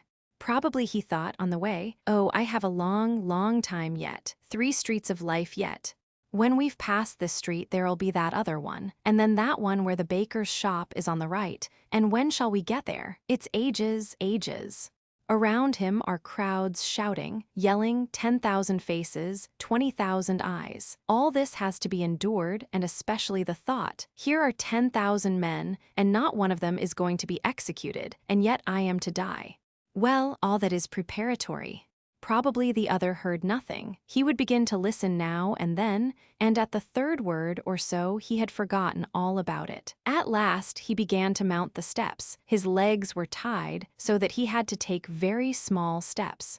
The priest, who seemed to be a wise man, had stopped talking now, and only held the cross for the wretched fellow to kiss. At the foot of the ladder he had been pale enough, but when he set foot on the scaffold at the top, his face suddenly became the color of paper, positively like white notepaper. His legs must have become suddenly feeble and helpless, and he felt a choking in his throat. You know the sudden feeling one has in moments of terrible fear, when one does not lose one's wits, but is absolutely powerless to move. If some dreadful thing were suddenly to happen, if a house were just about to fall on one, don't you know how one would long to sit down and shut one's eyes and wait and wait? Well, when this terrible feeling came over him, the priest quickly pressed the cross to his lips, without a word. A little silver cross it was, and he kept on pressing it to the man's lips every second. And so up to the very block. How strange that criminals seldom swoon at such a moment. On the contrary, the brain is especially active and works incessantly, probably hard, like an engine at full pressure. I imagine that various thoughts must beat loud and fast through his head, all unfinished ones, and strange, funny thoughts very likely. Like this, for instance, that man is looking at me, and he has a wart on his forehead. And the executioner has burst one of his buttons, and the lowest one is all rusty, and meanwhile he notices and remembers everything. There is one point that cannot be forgotten, round which everything else dances and turns about, and because of this point he cannot faint, and this lasts until the very final quarter of a second, when the wretched neck is on the block, and the victim listens and waits and knows. That's the point. He knows that he is just now about to die, and listens for the rasp of the iron over his head. If I lay there, I should certainly listen for that grating sound, and hear it too. There would probably be but the 10th part of an instant left to hear it in, but one would certainly hear it. And imagine, some people declare that when the head flies off, it is conscious of having flown off. Just imagine what a thing to realize. Fancy if consciousness were to last for even 5 seconds. Draw the scaffold so that only the top step of the ladder comes in clearly. The criminal must be just stepping onto it, his face as white as notepaper. The priest is holding the cross to his blue lips, and the criminal kisses it, and knows and sees and understands everything. The cross and the head, there's your picture. The priest and the executioner, with his 2 assistants and a few heads and eyes below. Those might come in as subordinate accessories, a sort of mist. There's a picture for you. The prince paused and looked around. Certainly that isn't much like quietism, murmured Alexandra, half to herself. Now tell us about your love affairs, said Adelaida, after a moment's pause. The prince gazed at her in amazement. You know, Adelaida continued, you owe us a description of the ball picture, but first I wish to hear how you fell in love. Don't deny the fact, for you did, of course. Besides, you stop philosophizing when you are telling about anything. Why are you ashamed of your stories the moment after you have told them? Asked Aglaia, suddenly. How silly you are, said Mrs. Epanchin, looking indignantly towards the last speaker. Yes, that wasn't a clever remark, said Alexandra. Don't listen to her, Prince, said Mrs. Epanchin. She says that sort of thing out of mischief. Don't think anything of their nonsense, it means nothing. They love to chaff, but they like you. I can see it in their faces, I know their faces. I know their faces, too, said the prince, with a peculiar stress on the words. How so? Asked Adelaida with curiosity. What do you know about our faces? Exclaimed the other two in chorus, but the prince was silent and serious. All awaited his reply. I'll tell you afterwards, he said quietly. Ah, you want to arouse our curiosity, said Aglaia, and how terribly solemn you are about it. Come now, I've guessed, let's have the secret. How? Chapter 6. Here you all are, began the prince, settling yourselves down to listen to me with so much curiosity that if I do not satisfy you, you will probably be angry with me. No, I'm only joking. He added hastily with a smile. Well, then, they were all children there, and I was always among children and only with children. They were the children of the village in which I lived, and they went to the school there, all of them. I did not teach them. Oh no, there was a master for that, one Jules Thibaut. I may have taught them some things, but I was among them just as an outsider, and I passed all 4 years of my life there among them. I wished for nothing better. I used to tell them everything and hid nothing from them. Their fathers and relations were very angry with me because the children could do nothing without me at last and used to throng after me at all times. The schoolmaster was my greatest enemy in the end. I had many enemies, and all because of the children. Even Schneider reproached me. What were they afraid of? One can tell a child everything, anything. I have often been struck by the fact that parents know their children so little. They should not conceal so much from them. How well even little children understand that their parents conceal things from them because they consider them too young to understand. Children are capable of giving advice in the most important matters. How can one deceive these dear little birds when they look at one so sweetly and confidingly? I call them birds because there is nothing in the world better than birds. However, most of the people were angry with me about one and the same thing, but Thibaut simply was jealous of me. At first, he had wagged his head and wondered how it was that the children understood what I told them so well and could not learn from him, and he laughed like anything when I replied that neither he nor I could teach them very much, but that they might teach us a good deal. How he could hate me and tell scandalous stories about me, living among children as he did, is what I cannot understand. Children soothe and heal the wounded heart. I remember there was one poor fellow at our professor S who was being treated for madness, and you have no idea what those children did for him, eventually. I don't think he was mad, but only terribly unhappy, but I'll tell you all about him another day. Now I must get on with this story. The children did not love me at first. I was such a sickly, awkward kind of a fellow then, and I know I am ugly. Besides, I was a foreigner. The children used to laugh at me at first, and they even went so far as to throw stones at me when they saw me kiss Marie. I only kissed her once in my life. No, don't laugh. The prince hastened to suppress the smiles of his audience at this point. It was not a matter of love at all. If only you knew what a miserable creature she was, you would have pitied her, just as I did. She belonged to our village. Her mother was an old woman, and they used to sell string and thread and soap and tobacco out of the window of their little house, and lived on the pittance they gained by this trade. The old woman was ill and very old, and could hardly move. Marie was her daughter, a girl of 20, weak and thin and consumptive, but still she did heavy work at the houses around, day by day. Well, one fine day a commercial traveler betrayed her and carried her off, and a week later he deserted her. She came home dirty, draggled, and shoeless. She had walked for a whole week without shoes. She had slept in the fields and caught a terrible cold. Her feet were swollen and sore, and her hands torn and scratched all over. She never had been pretty even before, but her eyes were quiet, innocent, kind eyes. She was very quiet always, and I remember once, when she had suddenly begun singing at her work, everyone said, "Marie tried to sing today." And she got so chaffed that she was silent forever after. She had been treated kindly in the place before, but when she came back now, ill and shunned and miserable, not one of them all had the slightest sympathy for her. Cruel people, oh, what hazy understandings they have on such matters. Her mother was the first to show the way. She received her wrathfully, unkindly, and with contempt. "You have disgraced me," she said. She was the first to cast her into ignominy, but when they all heard that Marie had returned to the village, they ran out to see her and crowded into the little cottage. Old men, children, women, girls, such a hurrying, stamping, greedy crowd. Marie was lying on the floor at the old woman's feet, hungry, torn, draggled, crying, miserable. When everyone crowded into the room, she hid her face in her disheveled hair and lay cowering on the floor. Everyone looked at her as though she were a piece of dirt off the road. The old men scolded and condemned, and the young ones laughed at her. The women condemned her too and looked at her contemptuously, just as though she were some loathsome insect. Her mother allowed all this to go on and nodded her head and encouraged them. The old woman was very ill at that time and knew she was dying. She really did die a couple of months later, and though she felt the end approaching, she never thought of forgiving her daughter to the very day of her death. She would not even speak to her.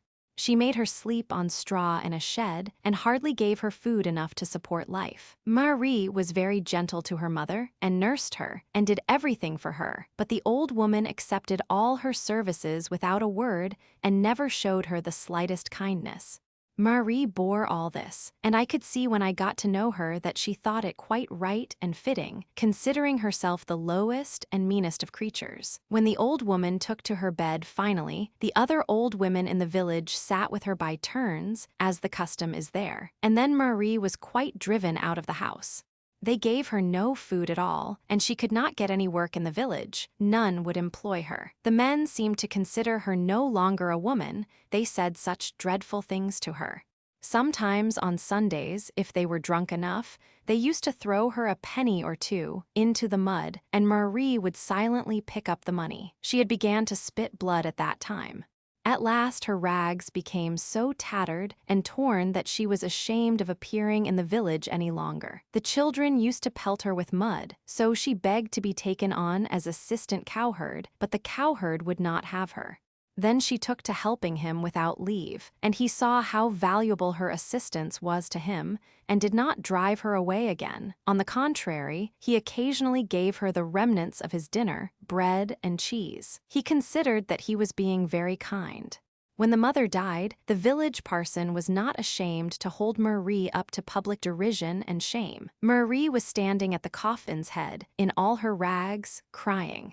A crowd of people had collected to see how she would cry. The parson, a young fellow ambitious of becoming a great preacher, began his sermon and pointed to Marie. "There," he said, "there is the cause of the death of this venerable woman," which was a lie, because she had been ill for at least 2 years. There she stands before you, and dares not lift her eyes from the ground, because she knows that the finger of God is upon her. Look at her tatters and rags, the badge of those who lose their virtue. Who is she? Her daughter. And so on to the end. And just fancy, this infamy pleased them, all of them nearly. Only the children had altered, for then they were all on my side and had learned to love Marie. This is how it was. I had wished to do something for Marie. I longed to give her some money, but I never had a farthing while I was there. But I had a little diamond pin, and this I sold to a traveling peddler. He gave me 8 francs for it. It was worth at least 40. I long sought to meet Marie alone, and at last I did meet her, on the hillside beyond the village. I gave her the 8 francs and asked her to take care of the money because I could get no more. And then I kissed her and said that she was not to suppose I kissed her with any evil motives or because I was in love with her, for that I did so solely out of pity for her, and because from the first I had not accounted her as guilty so much as unfortunate. She stood before me, dreadfully ashamed of herself and with downcast eyes, and when I had finished, she kissed my hand. I would have kissed hers, but she drew it away. Just at this moment, the whole troop of children saw us. I found out afterwards that they had long kept a watch upon me. They all began whistling and clapping their hands and laughing at us. Marie ran away at once, and when I tried to talk to them, they threw stones at me. All the village heard of it the same day, and Marie's position became worse than ever. The children would not let her pass now in the streets, but annoyed her and threw dirt at her more than before.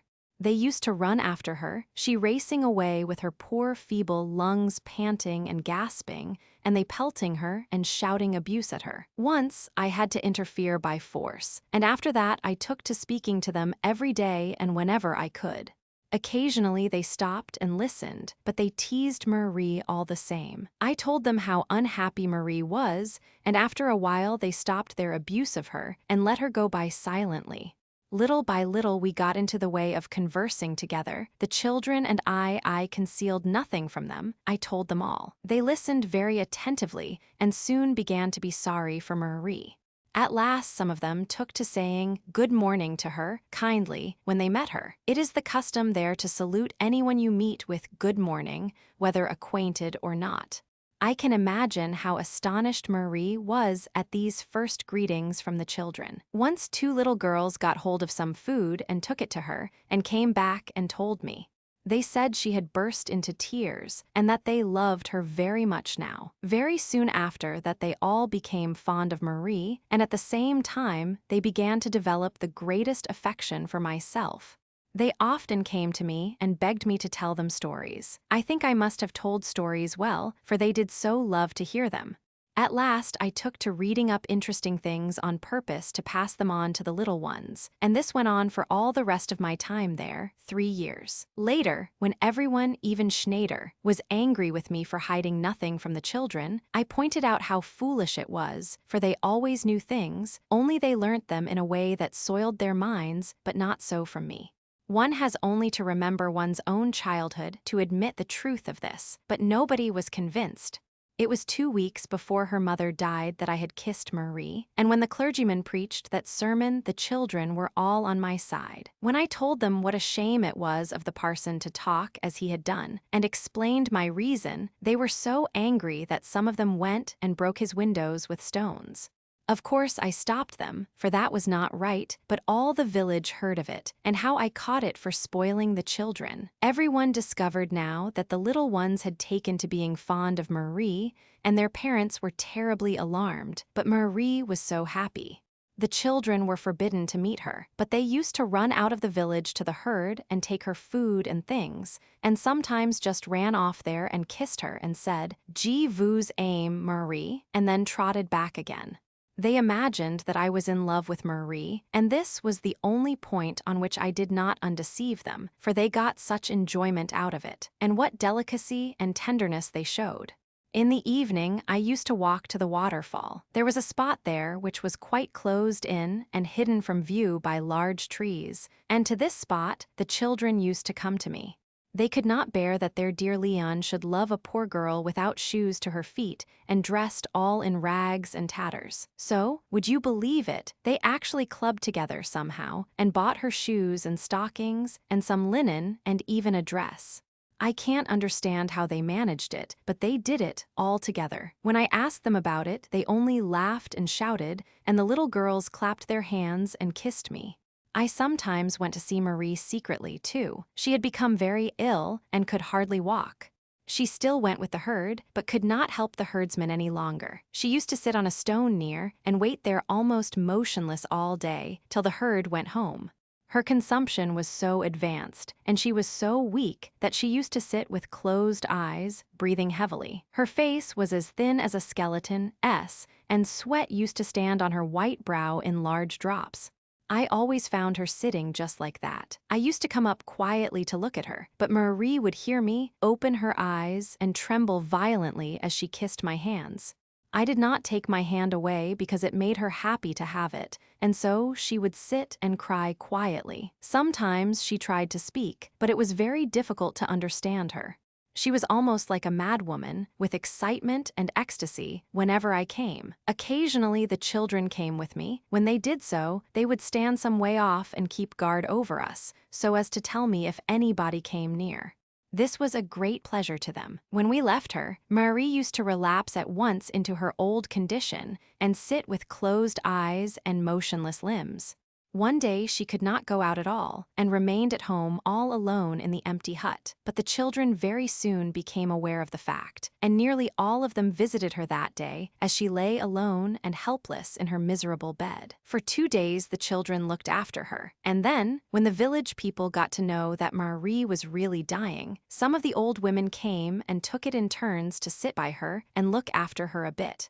I think they began to be a little sorry for her in the village at last. At all events, they did not interfere with the children anymore on her account. Marie lay in a state of uncomfortable delirium the whole while. She coughed dreadfully. The old women would not let the children stay in the room, but they all collected outside the window each morning, if only for a moment, and shouted bonjour, notre bonne Marie. And Marie no sooner caught sight of or heard them, and she became quite animated at once, and in spite of the old women, would try to sit up and nod her head and smile at them and thank them. The little ones used to bring her nice things and sweets to eat, but she could hardly touch anything. Thanks to them, I assure you, the girl died almost perfectly happy. She almost forgot her misery, and seemed to accept their love as a sort of symbol of pardon for her offense, though she never ceased to consider herself a dreadful sinner. They used to flutter at her window just like little birds, calling out, "Nous t'aimons, Marie." I think she recognized me, for she pressed my hand. Next morning they came and told me that Marie was dead. The children could not be restrained now. They went and covered her coffin with flowers and put a wreath of lovely blossoms on her head. The pastor did not throw any more shameful words at the poor dead woman, but there were very few people at the funeral. However, when it came to carrying the coffin, all the children rushed up to carry it themselves. Of course, they could not do it alone, but they insisted on helping and walked alongside and behind, crying. They have planted roses all round her grave, and every year they look after the flowers and make Marie's resting place as beautiful as they can. I was in ill odor after all this with the parents of the children, and especially with the parson and schoolmaster. Schneider was obliged to promise that I should not meet them and talk to them, but we conversed from a distance by signs, and they used to write me sweet little notes. Afterwards, I came closer than ever to those little souls, but even then it was very dear to me to have them so fond of me. Schneider said that I did the children great harm by my pernicious system. What nonsense that was, and what did he mean by my system? He said afterwards that he believed I was a child myself, just before I came away. You have the form and face of an adult, he said, but as regards soul and character, and perhaps even intelligence, you are a child in the completest sense of the word, and always will be if you live to be 60. I laughed very much, for of course that is nonsense, but it is a fact that I do not care to be among grown-up people and much prefer the society of children. However kind people may be to me, I never feel quite at home with them, and am always glad to get back to my little companions. Now my companions have always been children, not because I was a child myself once, but because young things attract me. On one of the first days of my stay in Switzerland, I was strolling about alone and miserable when I came upon the children rushing noisily out of school, with their slates and bags and books, their games, their laughter and shouts, and my soul went out to them. I stopped and laughed happily as I watched their little feet moving so quickly. Girls and boys, laughing and crying, for as they went home many of them found time to fight and make peace, to weep and play. I forgot my troubles in looking at them. And then, all those 3 years, I tried to understand why men should be forever tormenting themselves. I lived the life of a child there, and thought I should never leave the little village. Indeed, I was far from thinking that I should ever return to Russia. But at last, I recognized the fact that Schneider could not keep me any longer. And then something so important happened that Schneider himself urged me to depart. I am going to see now if can get good advice about it. Perhaps my lot in life will be changed, but that is not the principal thing. The principal thing is the entire change that has already come over me. I left many things behind me, too many. They have gone. On the journey, I said to myself, I am going into the world of men. I don't know much, perhaps, but a new life has begun for me. I made up my mind to be honest and steadfast in accomplishing my task. Perhaps I shall meet with troubles and many disappointments, but I have made up my mind to be polite and sincere to everyone. More cannot be asked of me. People may consider me a child if they like. I am often called an idiot, and at one time I certainly was so ill that I was nearly as bad as an idiot, but I am not an idiot now. How can I possibly be so when I know myself that I am considered one? When I received a letter from those dear little souls, while passing through Berlin, I only then realized how much I loved them. It was very, very painful getting that first little letter. How melancholy they had been when they saw me off. For a month before, they had been talking of my departure and sorrowing over it, and at the waterfall of an evening when we parted for the night, they would hug me so tight and kiss me so warmly, far more so than before. And every now and then they would turn up one by one when I was alone, just to give me a kiss and a hug to show their love for me. The whole flock went with me to the station, which was about a mile from the village, and every now and then one of them would stop to throw his arms round me, and all the little girls had tears in their voices, though they tried hard not to cry. As the train steamed out of the station, I saw them all standing on the platform waving to me and crying hurrah, till they were lost in the distance. I assure you, when I came in here just now and saw your kind faces, I can read faces well. My heart felt light for the first time since that moment of parting.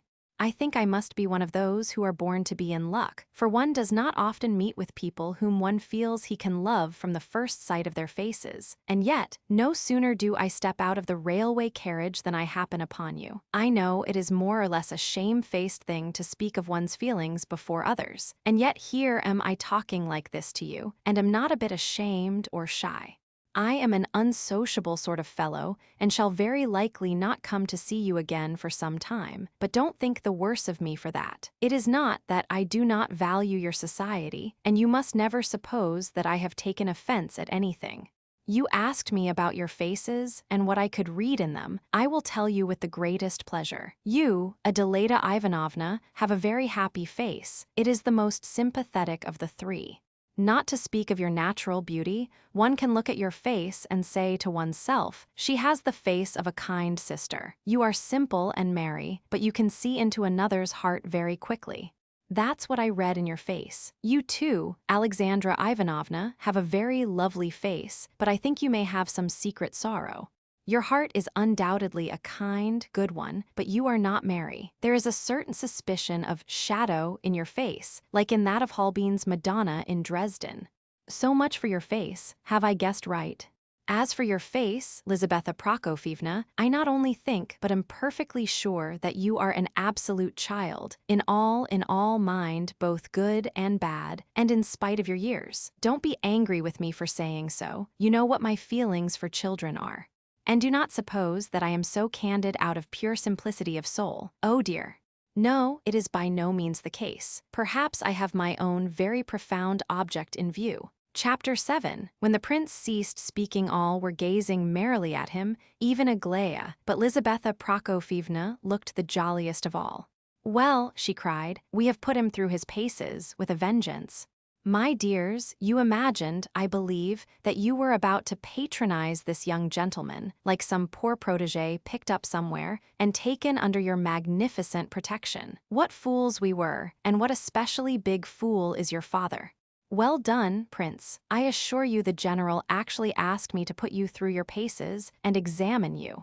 As to what you said about my face, you are absolutely correct in your judgment. I am a child and know it. I knew it long before you said so. You have expressed my own thoughts. I think your nature and mine must be extremely alike, and I am very glad of it. We are like two drops of water. Only you are a man and I a woman, and I've not been to Switzerland, and that is all the difference between us. Oh, don't you begin bantering him, said Mamma. He is probably a good deal cleverer than all three of you girls put together. We shall see. Only you haven't told us anything about Aglaia yet, Prince, and Aglaia and I are both waiting to hear. I'll tell you afterwards. Why? Her face is clear enough, isn't it? What about her character? Persisted Mrs. Epanchin. It is difficult to judge when such beauty is concerned. I have not prepared my judgment. Beauty is a riddle. Guess it, Aglaia, but she's pretty, Prince, isn't she? almost as lovely as Nastasia Philipovna, but quite a different type. As Nastasia Philipovna, where have you seen Nastasia Philipovna? What Nastasia Philipovna? Did he bring the portrait for my husband? I must see it, cried Mrs. Epanchin. Where is the portrait?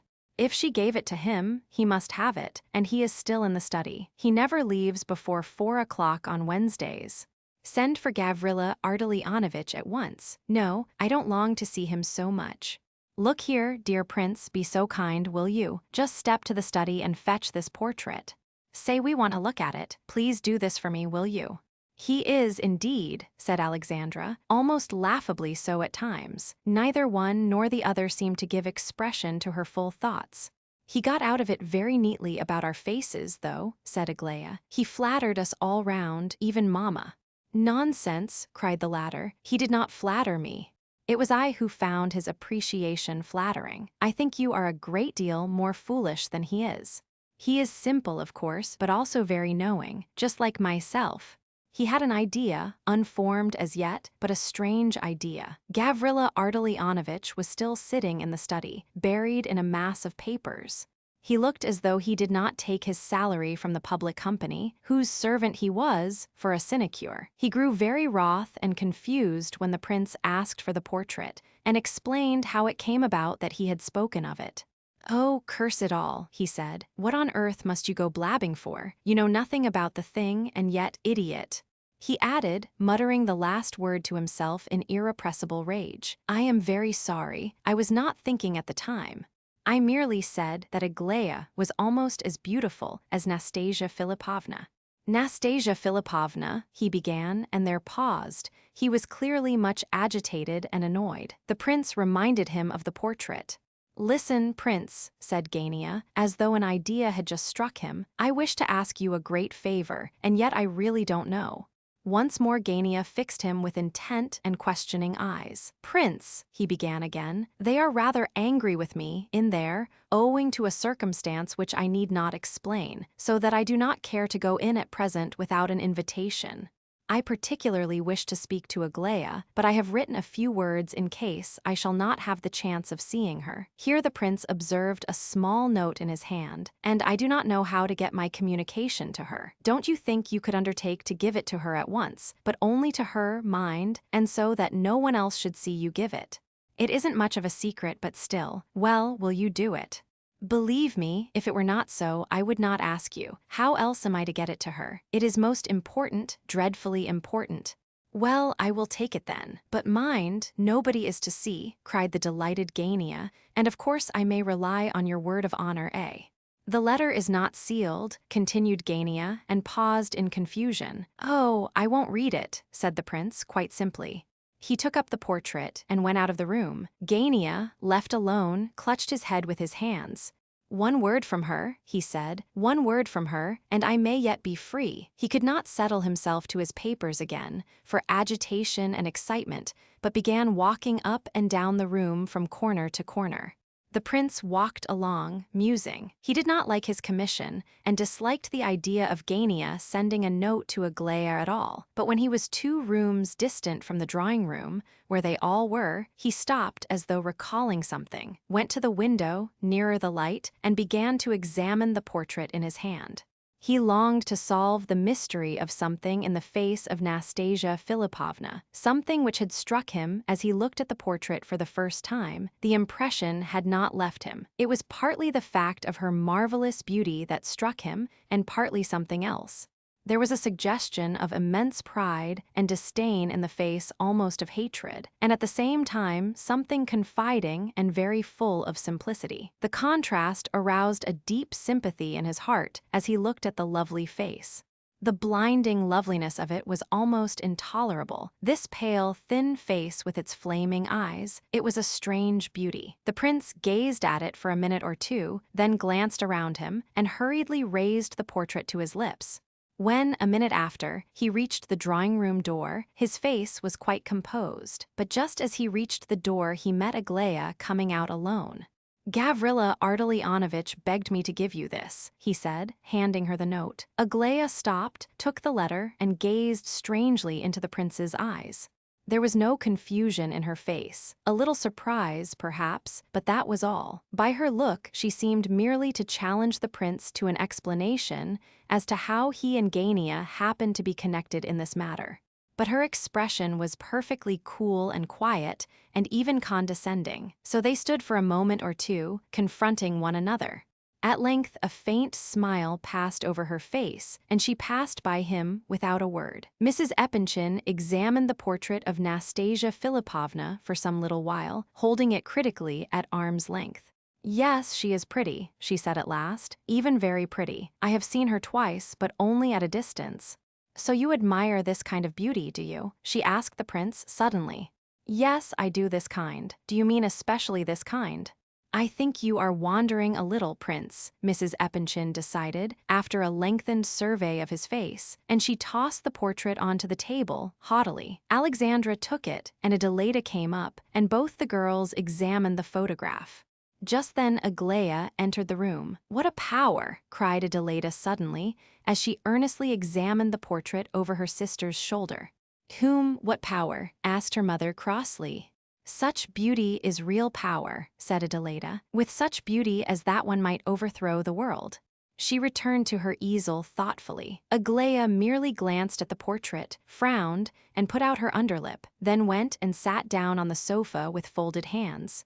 Mrs. Epanchin rang the bell. "Ask Gavrila Ardalionovitch to step this way," said she to the man who answered.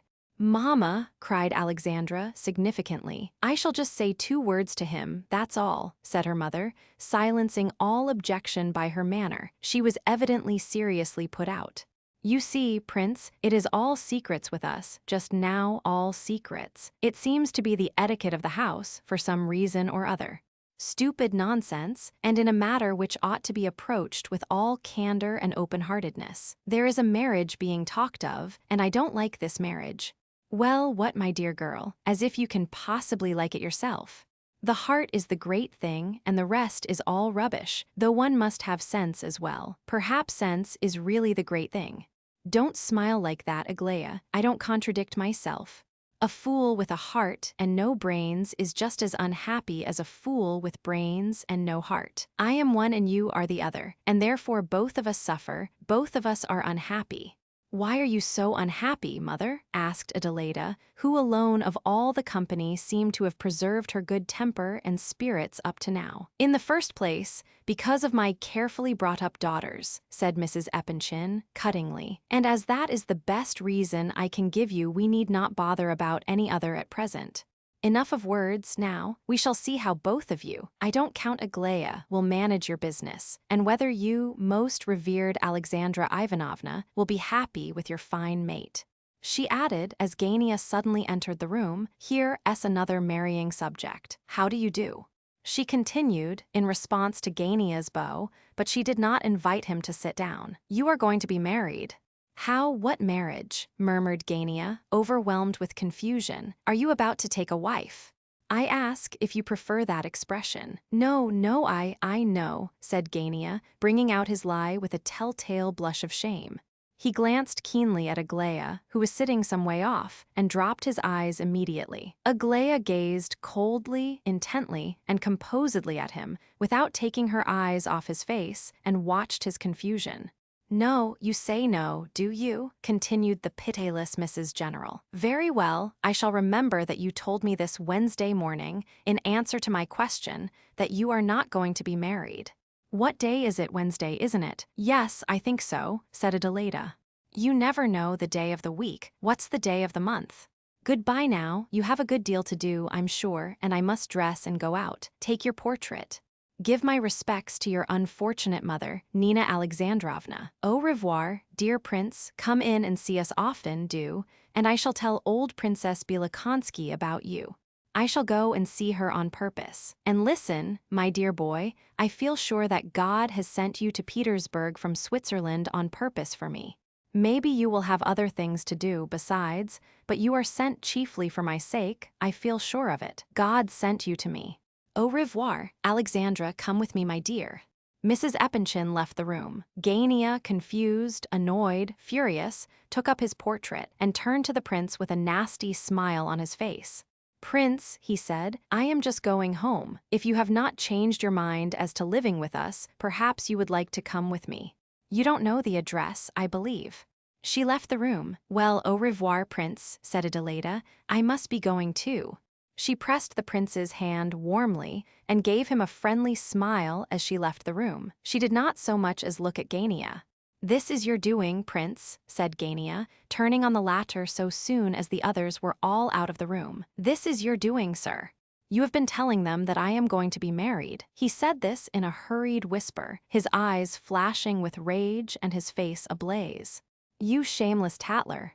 You heard me say that everything was to be settled today at Nastasia Philippovna's, and you went and blurted it out here. You lie if you deny it. Who else could have told them? Devil take it, sir, who could have told them except yourself? Didn't the old woman as good as hint as much to me? Interrupted Gania impatiently, but at this moment Aglaia came back, and the prince had no time to reply. There, Prince, said she, there's my album. Now choose a page and write me something, will you? There's a pen, a new one. Do you mind a steel one? I have heard that you calligraphists don't like steel pens. Conversing with the prince, Aglaia did not even seem to notice that Gania was in the room. But while the prince was getting his pen ready, finding a page, and making his preparations to write, Gania came up to the fireplace where Aglaia was standing, to the right of the prince, and in trembling, broken accents said, almost in her ear, "One word, just one word from you, and I'm saved." The prince turned sharply round and looked at both of them. Gania's face was full of real despair. He seemed to have said the words almost unconsciously and on the impulse of the moment. Aglaia gazed at him for some seconds with precisely the same composure and calm astonishment as she had shown a little while before when the prince handed her the note, and it appeared that this calm surprise and seemingly absolute incomprehension of what was said to her were more terribly overwhelming to Gania than even the most plainly expressed disdain would have been. What shall I write? Asked the prince. I'll dictate to you, said Aglaia, coming up to the table. Now then, are you ready? Write, I never condescend to bargain. Now put your name and the date. Let me see it. The prince handed her the album. Capital. How beautifully you have written it. Thanks so much. Au revoir, Prince. Wait a minute, she added. I want to give you something for a keepsake. Come with me this way, will you? The prince followed her. Arrived at the dining room, she stopped. Read this, she said, handing him Gania's note. The prince took it from her hand, but gazed at her in bewilderment. Oh, I know you haven't read it, and that you could never be that man's accomplice. Read it, I wish you to read it. The letter had evidently been written in a hurry. This day I must give my word irrevocably. I have no right to ask your help, and I dare not allow myself to indulge in any hopes. But once you said just one word, and that word lighted up the night of my life and became the beacon of my days. Say one more such word and save me from utter ruin. Only tell me, break off the whole thing. And I will do so this very day. Oh, what can it cost you to say just this one word? In doing so, you will but be giving me a sign of your sympathy for me and of your pity. Only this, nothing more, nothing. I dare not indulge in any hope, because I am unworthy of it. But if you say but this word, I will take up my cross again with joy and return once more to my battle with poverty. I shall meet the storm and be glad of it. I shall rise up with renewed strength. Send me back, then, this one word of sympathy, only sympathy, I swear to you. And oh, do not be angry with the audacity of despair, with the drowning man who has dared to make this last effort to save himself from perishing beneath the waters. GL, this man assures me, said Aglaia scornfully, when the prince had finished reading the letter, that the words break off everything, do not commit me to anything whatever, and himself gives me a written guarantee to that effect in this letter. Observe how ingenuously he underlines certain words, and how crudely he glosses over his hidden thoughts. He must know that if he broke off everything, first, by himself, and without telling me a word about it, or having the slightest hope on my account, that in that case I should perhaps be able to change my opinion of him, and even accept his friendship. He must know that, but his soul is such a wretched thing. He knows it and cannot make up his mind. He knows it and yet asks for guarantees.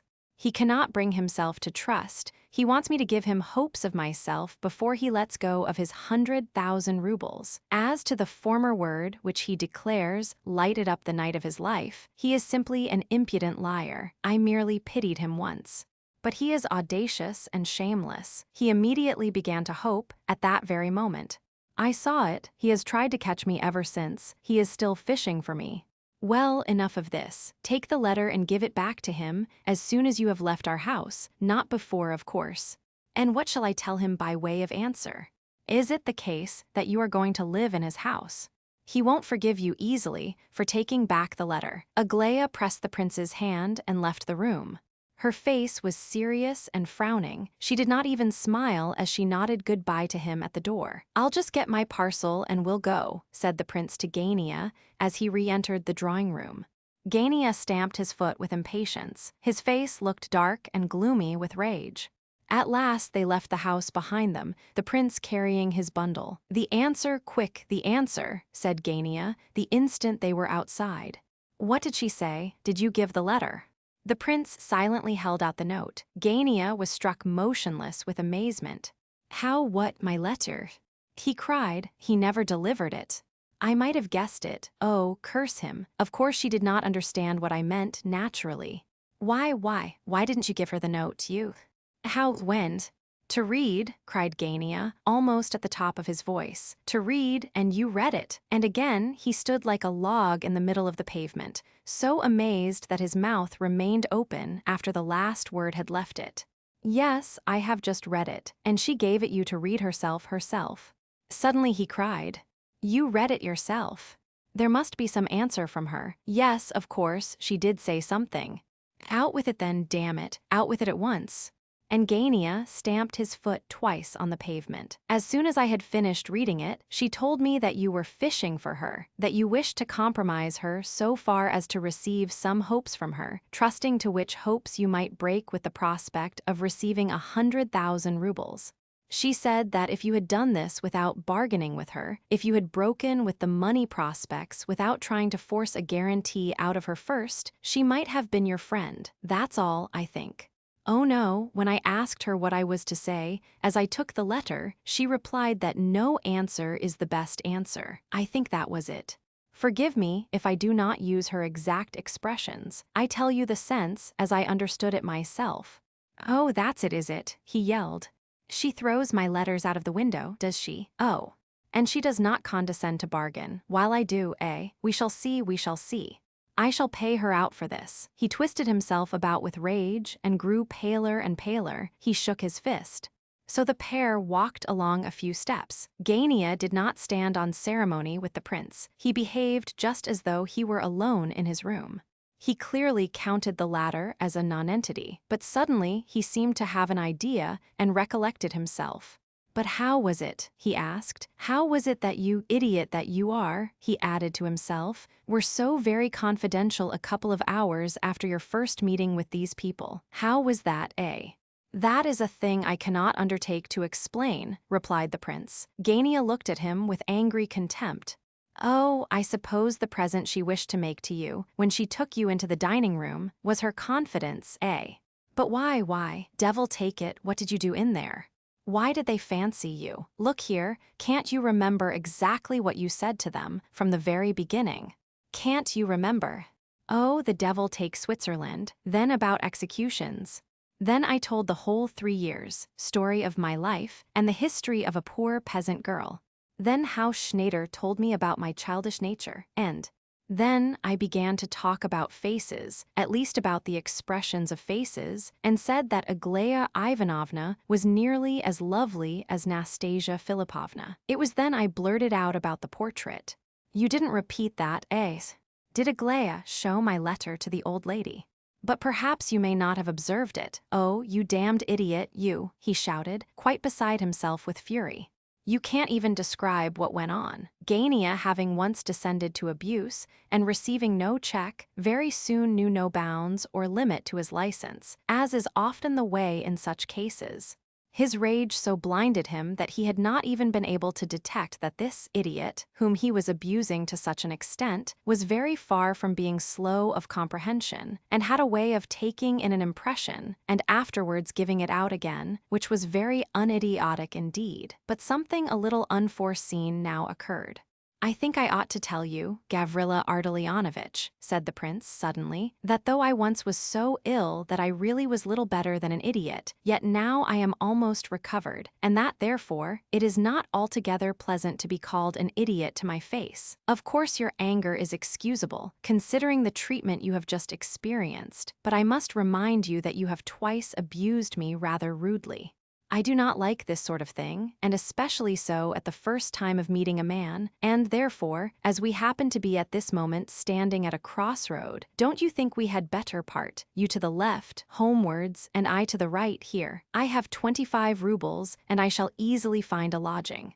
Gania was much confused, and blushed for shame. "Do forgive me, prince," he cried, suddenly changing his abusive tone for one of great courtesy. "For heaven's sake, forgive me. You see what a miserable plight I am in, but you hardly know anything of the facts of the case as yet. If you did, I am sure you would forgive me, at least partially. Of course it was inexcusable of me, I know, but I quite understand how unpleasant your position is, and that is what made you abuse me. So come along to your house, after all. I shall be delighted. It shall all be as clear as water by tonight, everything." But by this time they had reached Gania's house. Chapter 8. The flat occupied by Gania and his family was on the 3rd floor of the house.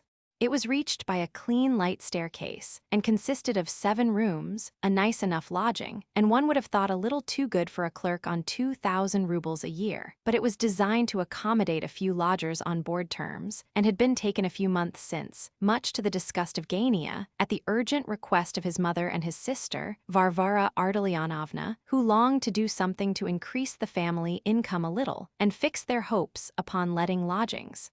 Gania frowned upon the idea. He thought it infra dig, and did not quite like appearing in society afterwards, that society in which he had been accustomed to pose up to now as a young man of rather brilliant prospects.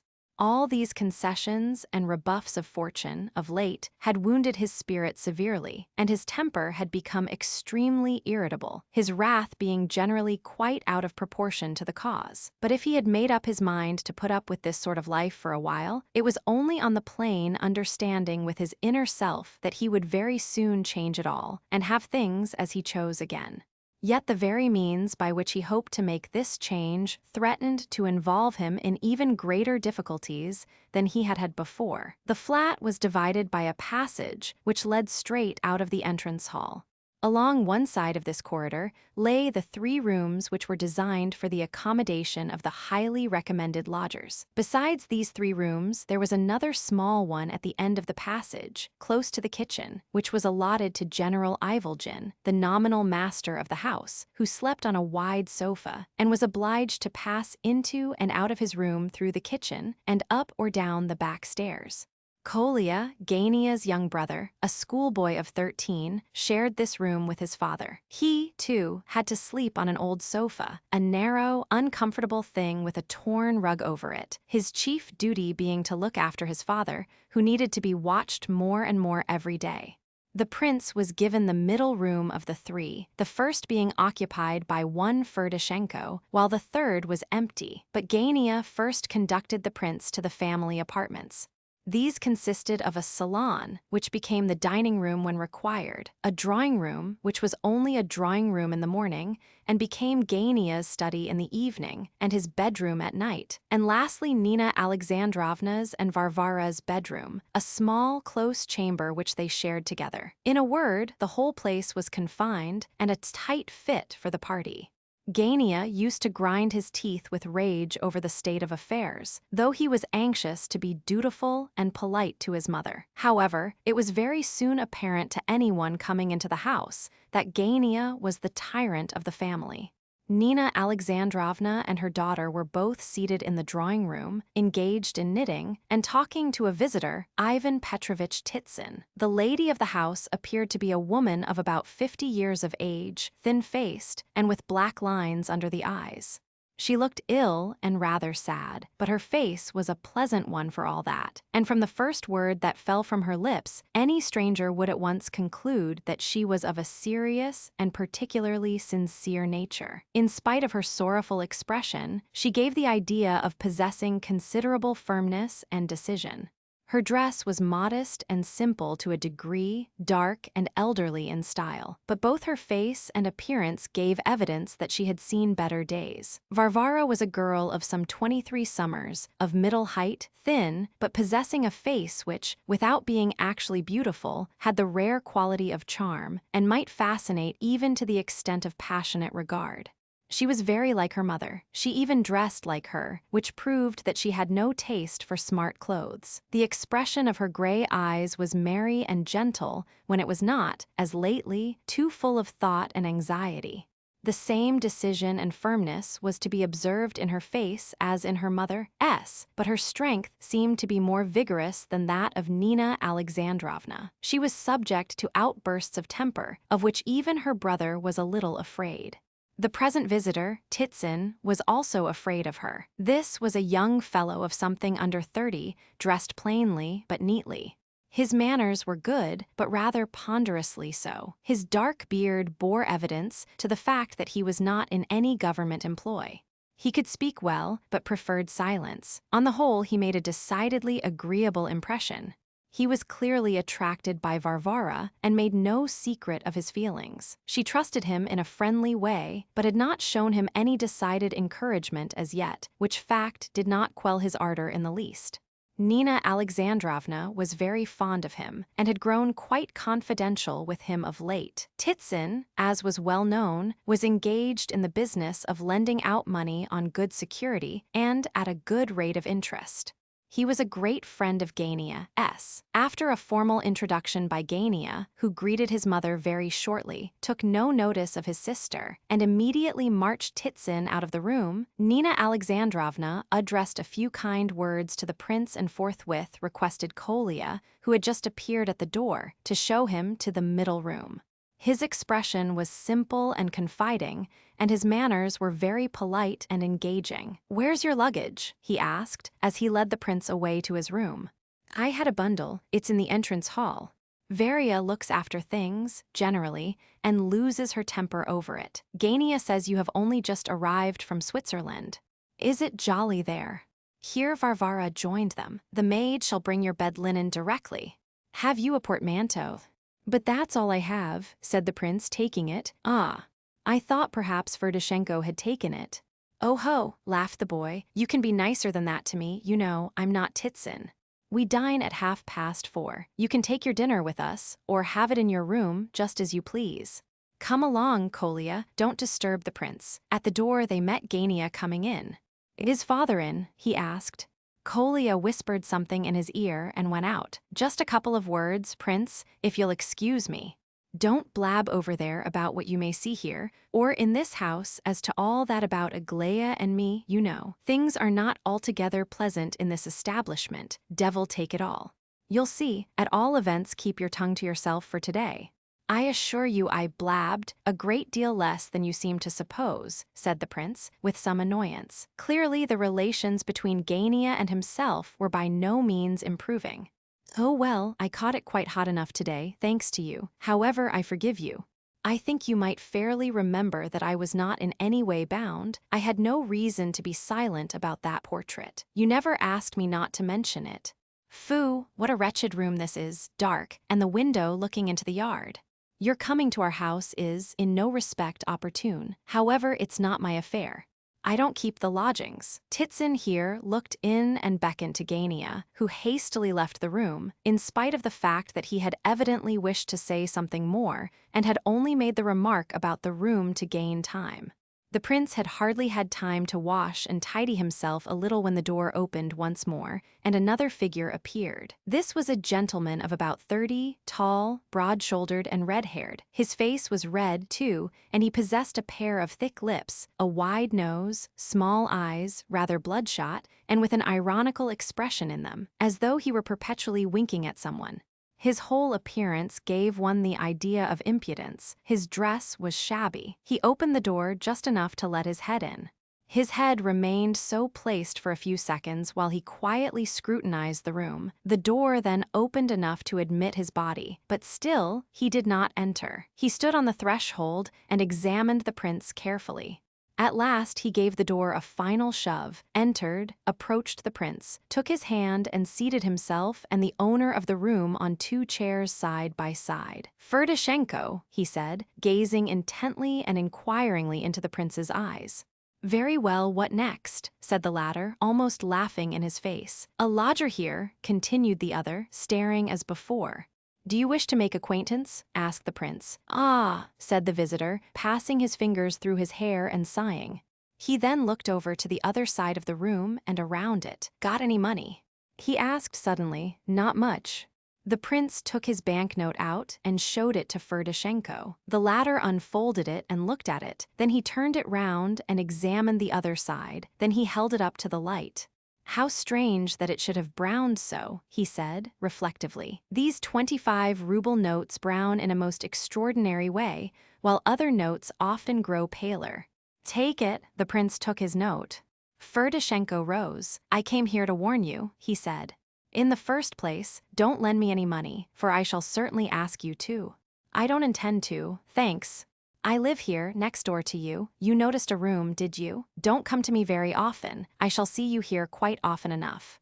Have you seen the general? Goodbye. Do you think a man can possibly live with a name like Ferdishenko?"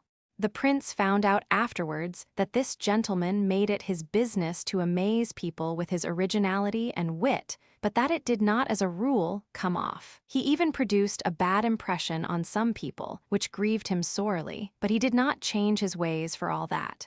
As he went out of the prince's room, he collided with yet another visitor coming in. Ferdishenko took the opportunity of making several warning gestures to the prince from behind the new arrival's back, and left the room in conscious pride.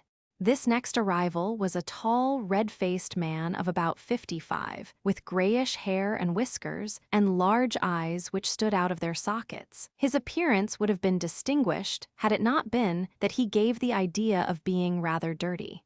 He was dressed in an old coat, and he smelled of vodka when he came near. His walk was effective, and he clearly did his best to appear dignified and to impress people by his manner. This gentleman now approached the prince slowly, and with a most courteous smile, silently took his hand and held it in his own, as he examined the prince's features as though searching for familiar traits therein. "'Tis he, 'tis he," he said at last, quietly, but with much solemnity, as though he were alive once more. "I heard the familiar name, the dear familiar name, and, oh, how it reminded me of the irrevocable past, Prince Myshkin, I believe. General Ivolgin, retired and unfortunate. May I ask your Christian and generic names?" So, the son of my old, I may say my childhood's friend, Nikolai Petrovitch. My father's name was Nikolai Lvovitch." He sat down, and taking the prince's hand, drew him to a seat next to himself. "I carried you in my arms as a baby," he observed. "Really?" asked the prince. "Why, it's 20 years since my father died." Yes, 20 years and 3 months. We were educated together. I went straight into the army, and he was a sub-lieutenant in the Vasilevsky regiment. No, sir, in the Belomursky. He changed into the latter shortly before his death. I was at his bedside when he died and gave him my blessing for eternity. Your mother," the general paused, as though overcome with emotion. "She died a few months later from a cold," said the prince. "Oh, not cold. Believe an old man, not from a cold, but from grief for her prince. Oh, your mother. Hey-ho, youth. Your father and I, old friends as we were, nearly murdered each other for her sake." The prince began to be a little incredulous. "I was passionately in love with her when she was engaged to my friend." The prince noticed the fact and was furious. "He came and woke me at 7 o'clock one morning. I rise and dress in amazement, silence on both sides. I understand it all. He takes a couple of pistols out of his pocket, across a handkerchief, without witnesses. Why invite witnesses when both of us would be walking in eternity in a couple of minutes? The pistols are loaded. We stretch the handkerchief and stand opposite one another. We aim the pistols at each other's hearts. Suddenly tears start to our eyes, our hands shake, we weep, we embrace. The battle is one of self-sacrifice now.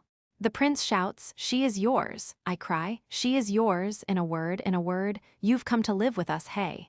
The prince rose to go, but the general once more laid his hand in a friendly manner on his shoulder and dragged him down onto the sofa. "As the true friend of your father, I wish to say a few words to you," he began. "I have suffered, there was a catastrophe. I suffered without a trial, I had no trial.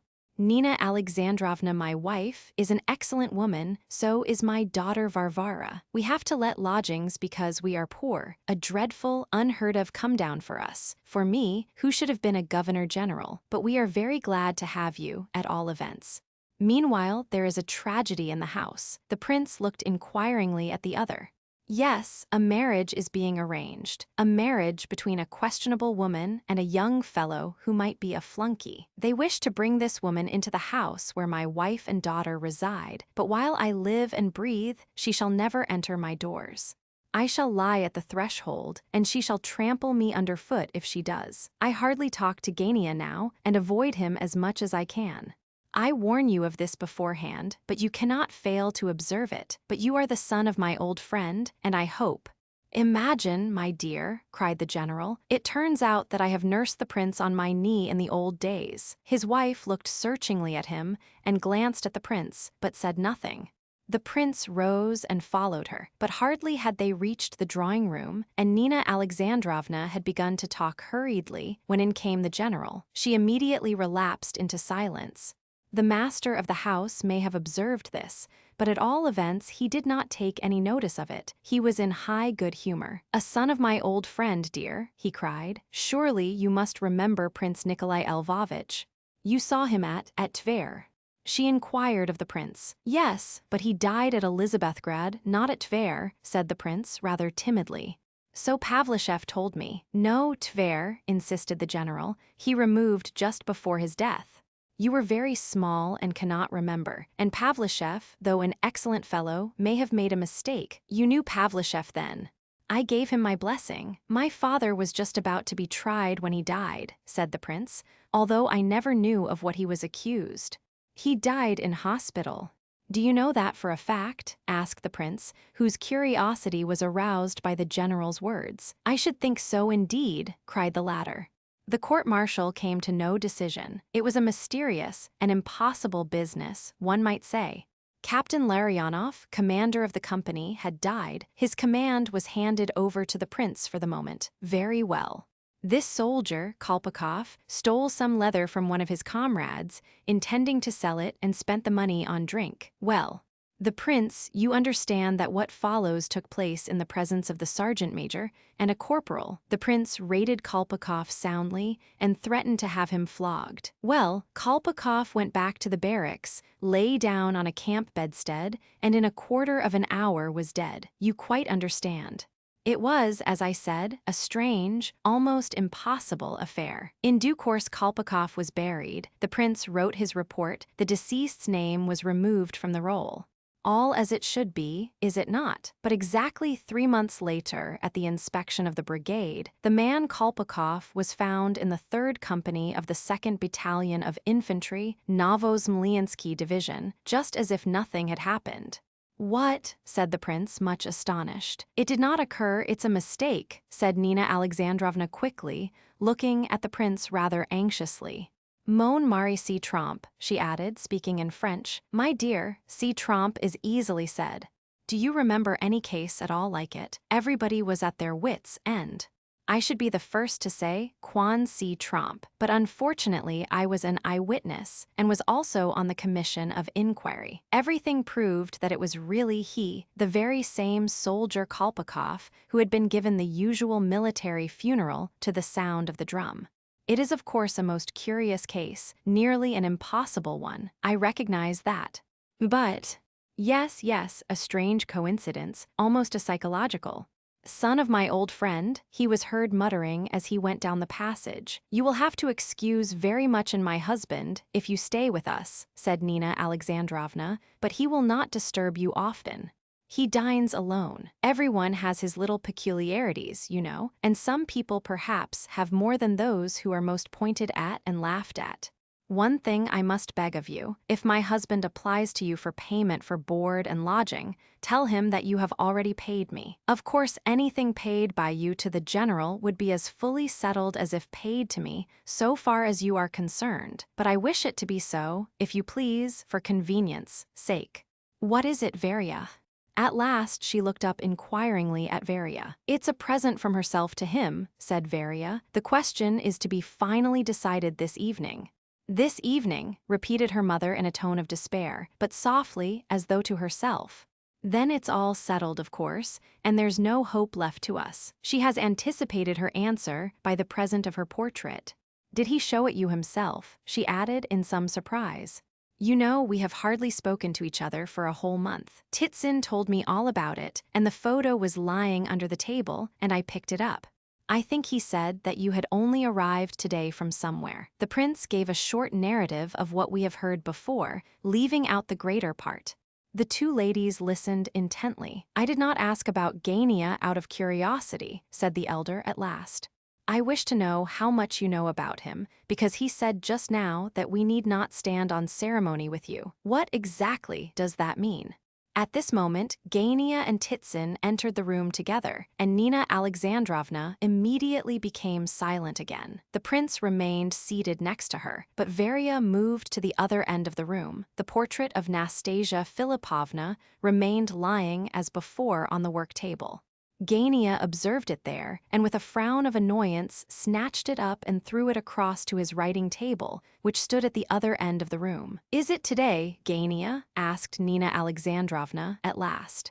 Is what today? Cried the former. Then suddenly recollecting himself, he turned sharply on the prince. Oh, he growled, I see you are here, that explains it. Is it a disease, or what, that you can't hold your tongue? Look here, understand once for all, prince.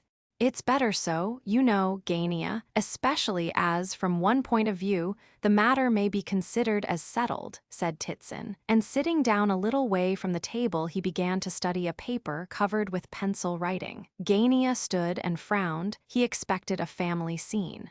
He never thought of apologizing to the prince, however. If it's all settled, Gania, then of course Mr. Titsin is right, said Nina Alexandrovna.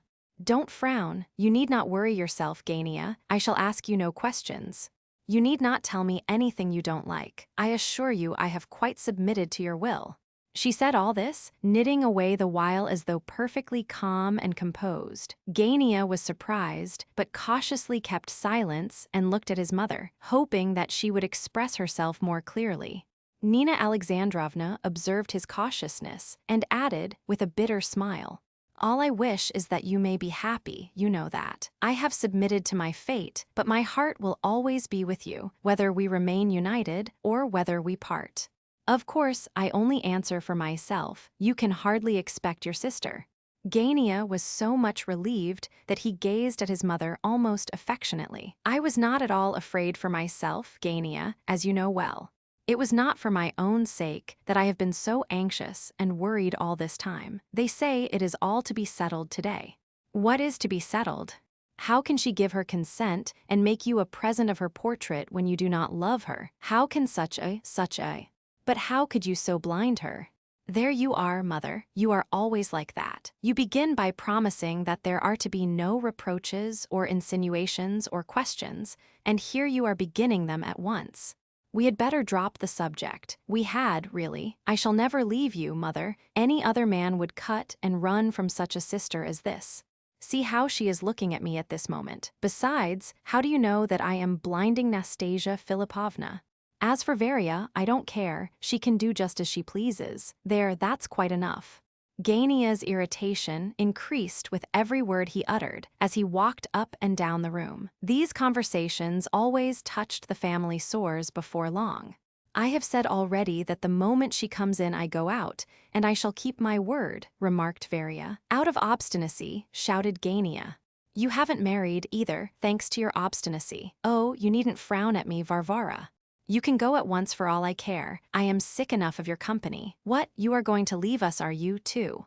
he cried, turning to the prince, who was rising from his chair. Gania's voice was full of the most uncontrolled and uncontrollable irritation. The prince turned at the door to say something, but perceiving in Gania's expression that there was but that one drop wanting to make the cup overflow, he changed his mind and left the room without a word. A few minutes later, he was aware from the noisy voices in the drawing room that the conversation had become more quarrelsome than ever after his departure. He crossed the salon and the entrance hall so as to pass down the corridor into his own room. As he came near the front door, he heard someone outside vainly endeavoring to ring the bell, which was evidently broken and only shook a little without emitting any sound. The prince took down the chain and opened the door. He started back in amazement, for there stood Nastasia Philippovna. He knew her at once from her photograph. Her eyes blazed with anger as she looked at him. She quickly pushed by him into the hall, shouldering him out of her way, and said, furiously, as she threw off her fur cloak. Sure enough, the cloak was lying on the ground. Nastasia had thrown it off her towards the prince, expecting him to catch it, but the prince had missed it. Now then, announce me, quick. The prince wanted to say something, but was so confused and astonished that he could not. However, he moved off towards the drawing room with the cloak over his arm. Now then, where are you taking my cloak to? Ha ha ha, are you mad? The prince turned and came back, more confused than ever. When she burst out laughing, he smiled, but his tongue could not form a word as yet. At first, when he had opened the door and saw her standing before him, he had become as pale as death, but now the red blood had rushed back to his cheeks in a torrent. Why, what an idiot it is! Cried Nastasia, stamping her foot with irritation. Go on, do. Whom are you going to announce?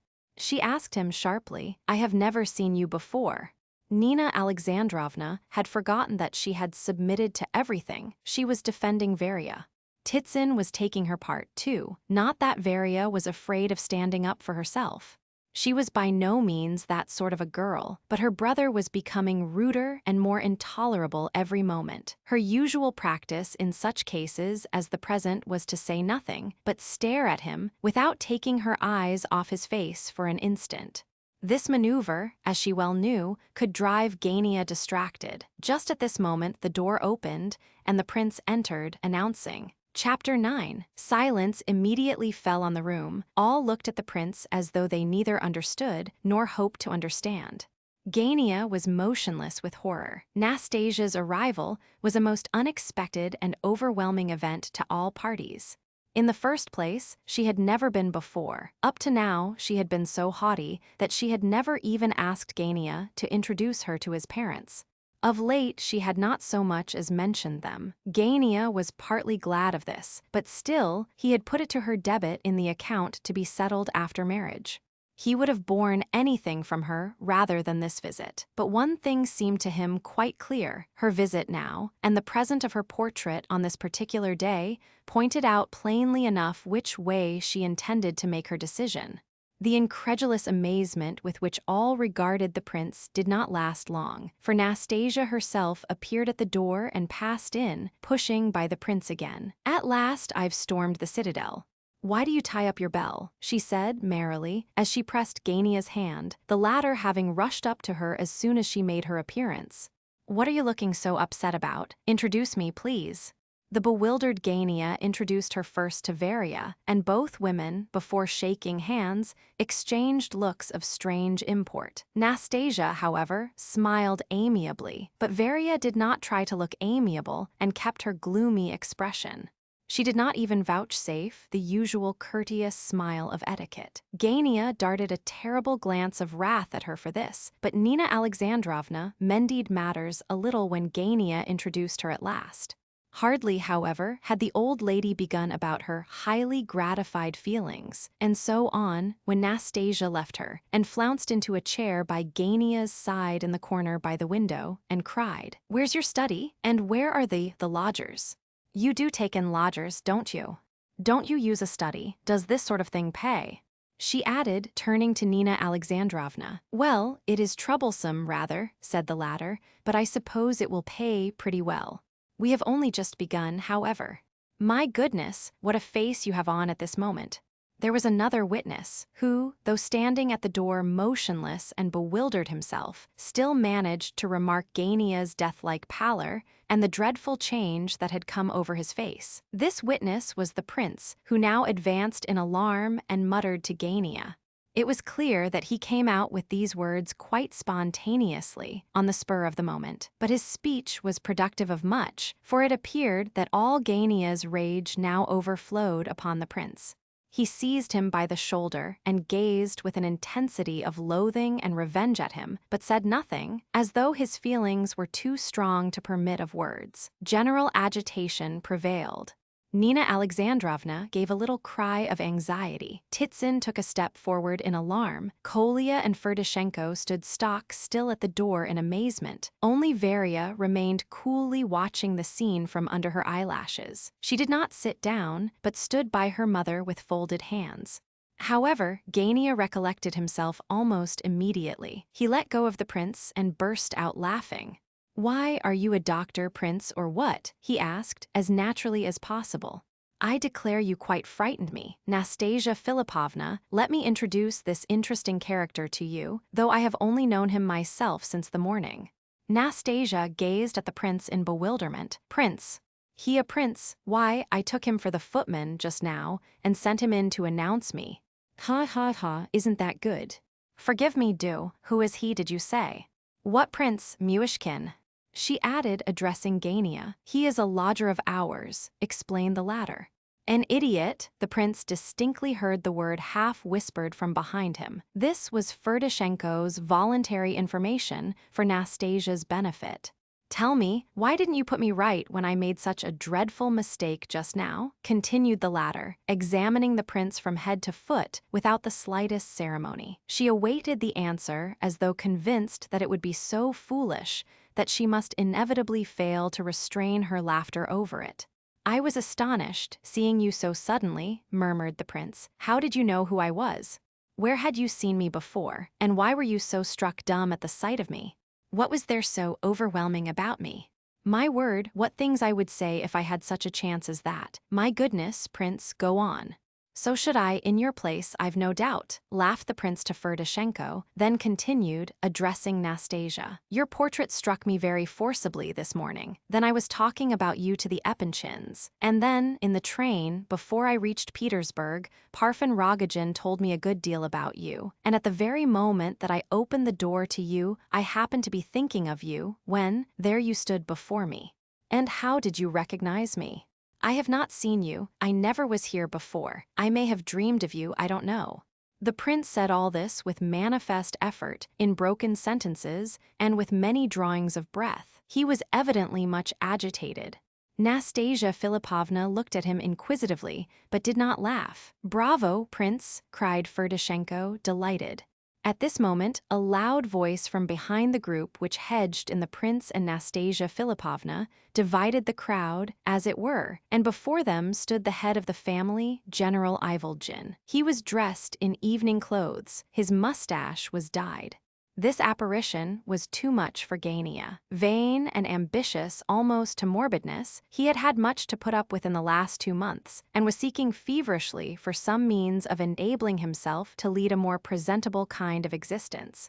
At home, he now adopted an attitude of absolute cynicism, but he could not keep this up before Nastasia Philipovna, although he had sworn to make her pay after marriage for all he suffered now. He was experiencing a last humiliation, the bitterest of all, at this moment, the humiliation of blushing for his own kindred in his own house. A question flashed through his mind as to whether the game was really worth the candle. For that had happened at this moment, which for 2 months had been his nightmare, which had filled his soul with dread and shame, the meeting between his father and Nastasia Philipovna. He had often tried to imagine such an event, but had found the picture too mortifying and exasperating, and had quietly dropped it. Very likely he anticipated far worse things than was at all necessary. It is often so with vain persons. He had long since determined, therefore, to get his father out of the way, anywhere, before his marriage, in order to avoid such a meeting. But when Nastasia entered the room just now, he had been so overwhelmed with astonishment that he had not thought of his father and had made no arrangements to keep him out of the way. What else had she come for? There were his mother and his sister sitting before her, and she seemed to have forgotten their very existence already. And if she behaved like that, he thought, she must have some object in view. Ferdishenko led the general up to Nastasia Philippovna. "Ardalion Alexandrovich Ivolgin," said the smiling general, with a low bow of great dignity, "an old soldier, unfortunate, and the father of this family, but happy in the hope of including in that family so exquisite." He did not finish his sentence, for at this moment Ferdishenko pushed a chair up from behind, and the general, not very firm on his legs, at this post-prandial hour, flopped into it backwards. It was always a difficult thing to put this warrior to confusion, and his sudden descent left him as composed as before. He had sat down just opposite to Nastasia, whose fingers he now took, and raised to his lips with great elegance and much courtesy. The general had once belonged to a very select circle of society, but he had been turned out of it 2 or 3 years since on account of certain weaknesses, in which he now indulged with all the less restraint. But his good manners remained with him to this day, in spite of all. Nastasia Philippovna seemed delighted at the appearance of this latest arrival, of whom she had of course heard a good deal by report. "I have heard that my son," began Ardalion Alexandrovich. "Your son, indeed. A nice papa you are. You might have come to see me anyhow, without compromising anyone. Do you hide yourself, or does your son hide you?" "Nastasia Philippovna, will you excuse the general for a moment? Someone is inquiring for him," said Nina Alexandrovna in a loud voice, interrupting the conversation. "Excuse him. Oh no, I have wished to see him too long for that." "Why, what business can he have? He has retired, hasn't he?" "You won't leave me, General, will you?" My dear," he said, solemnly and reproachfully, looking at his wife with one hand on his heart. "Won't you leave the room, Mamma?" asked Varya aloud. "No, Varya, I shall sit it out to the end." Nastasia must have overheard both question and reply, but her vivacity was not in the least damped. On the contrary, it seemed to increase. She immediately overwhelmed the general once more with questions, and within 5 minutes that gentleman was as happy as a king, and holding forth at the top of his voice, amid the laughter of almost all who heard him. Kolya jogged the prince's arm. "Can't you get him out of the room, somehow? Do, please," and tears of annoyance stood in the boy's eyes. "Curse that Gania," he muttered between his teeth. "Oh yes, I knew General Epanchin well," General Ivolgin was saying at this moment. "He and Prince Nikolai Ivanovich Myshkin, whose son I have this day embraced after an absence of 20 years, and I were 3 inseparables. Alas, one is in the grave, torn to pieces by calumnies and bullets. Another is now before you, still battling with calumnies and bullets. Yes, here in my chest. I received them at the siege of Kars, and I feel them in bad weather now. And as to the third of our trio, Epanchin, of course, after that little affair with the poodle in the railway carriage, it was all up between us." "And in a railway carriage, dear me," said Nastasia thoughtfully, as though trying to recall something to mind. "Oh, just a silly little occurrence, really not worth telling, about Princess Bielokonsky's governess, Miss Smith, and, oh, it is really not worth telling." "Yes, of course," said Ferdishenko, "c'est du nouveau." "Papa, you are wanted," cried Kolya. "Well, it is a silly little story, in a few words," began the delighted general. "A couple of years ago, soon after the new railway was opened, I had to go somewhere or other on business. Well, I took a first-class ticket, sat down, and began to smoke, or rather continued to smoke, for I had lighted up before. I was alone in the carriage. Smoking is not allowed, but is not prohibited either. It is half allowed, so to speak, winked at.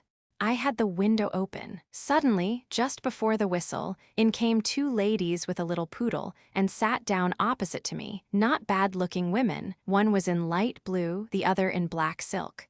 The poodle, a beauty with a silver collar, lay on light blue's knee. They looked haughtily about and talked English together. I took no notice, just went on smoking. I observed that the ladies were getting angry, over my cigar doubtless.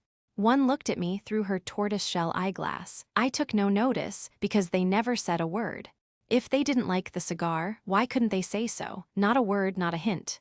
Suddenly, and without the very slightest suspicion of warning, light blue seizes my cigar from between my fingers and, whew, out of the window with it.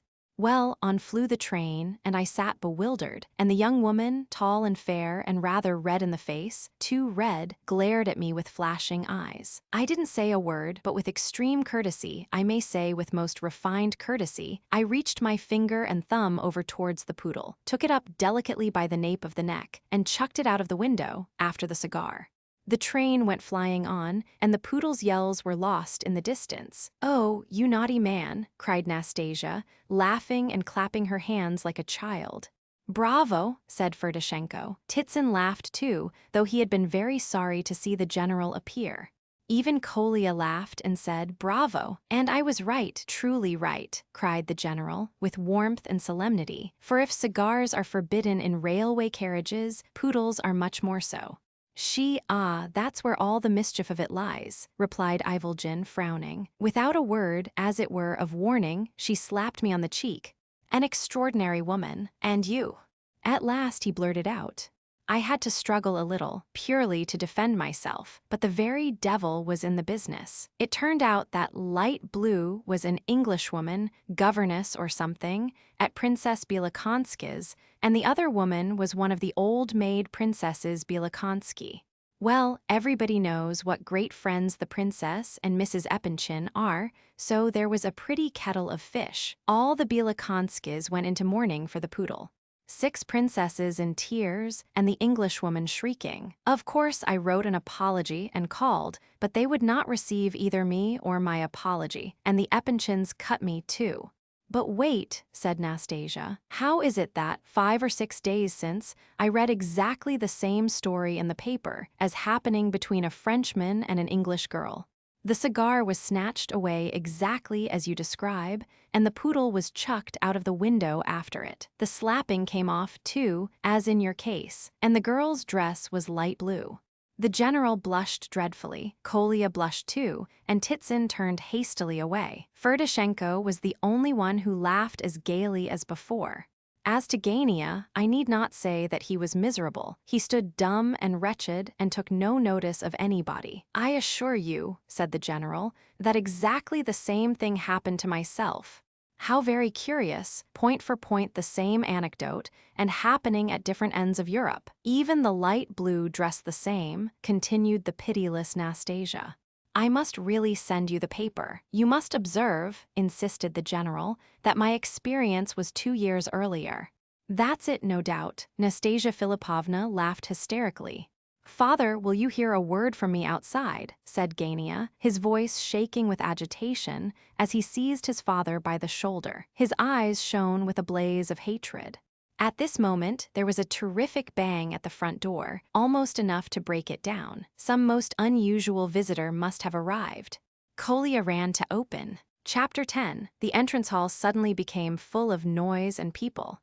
To judge from the sounds which penetrated to the drawing room, a number of people had already come in, and the stampede continued. Several voices were talking and shouting at once. Others were talking and shouting on the stairs outside. It was evidently a most extraordinary visit that was about to take place.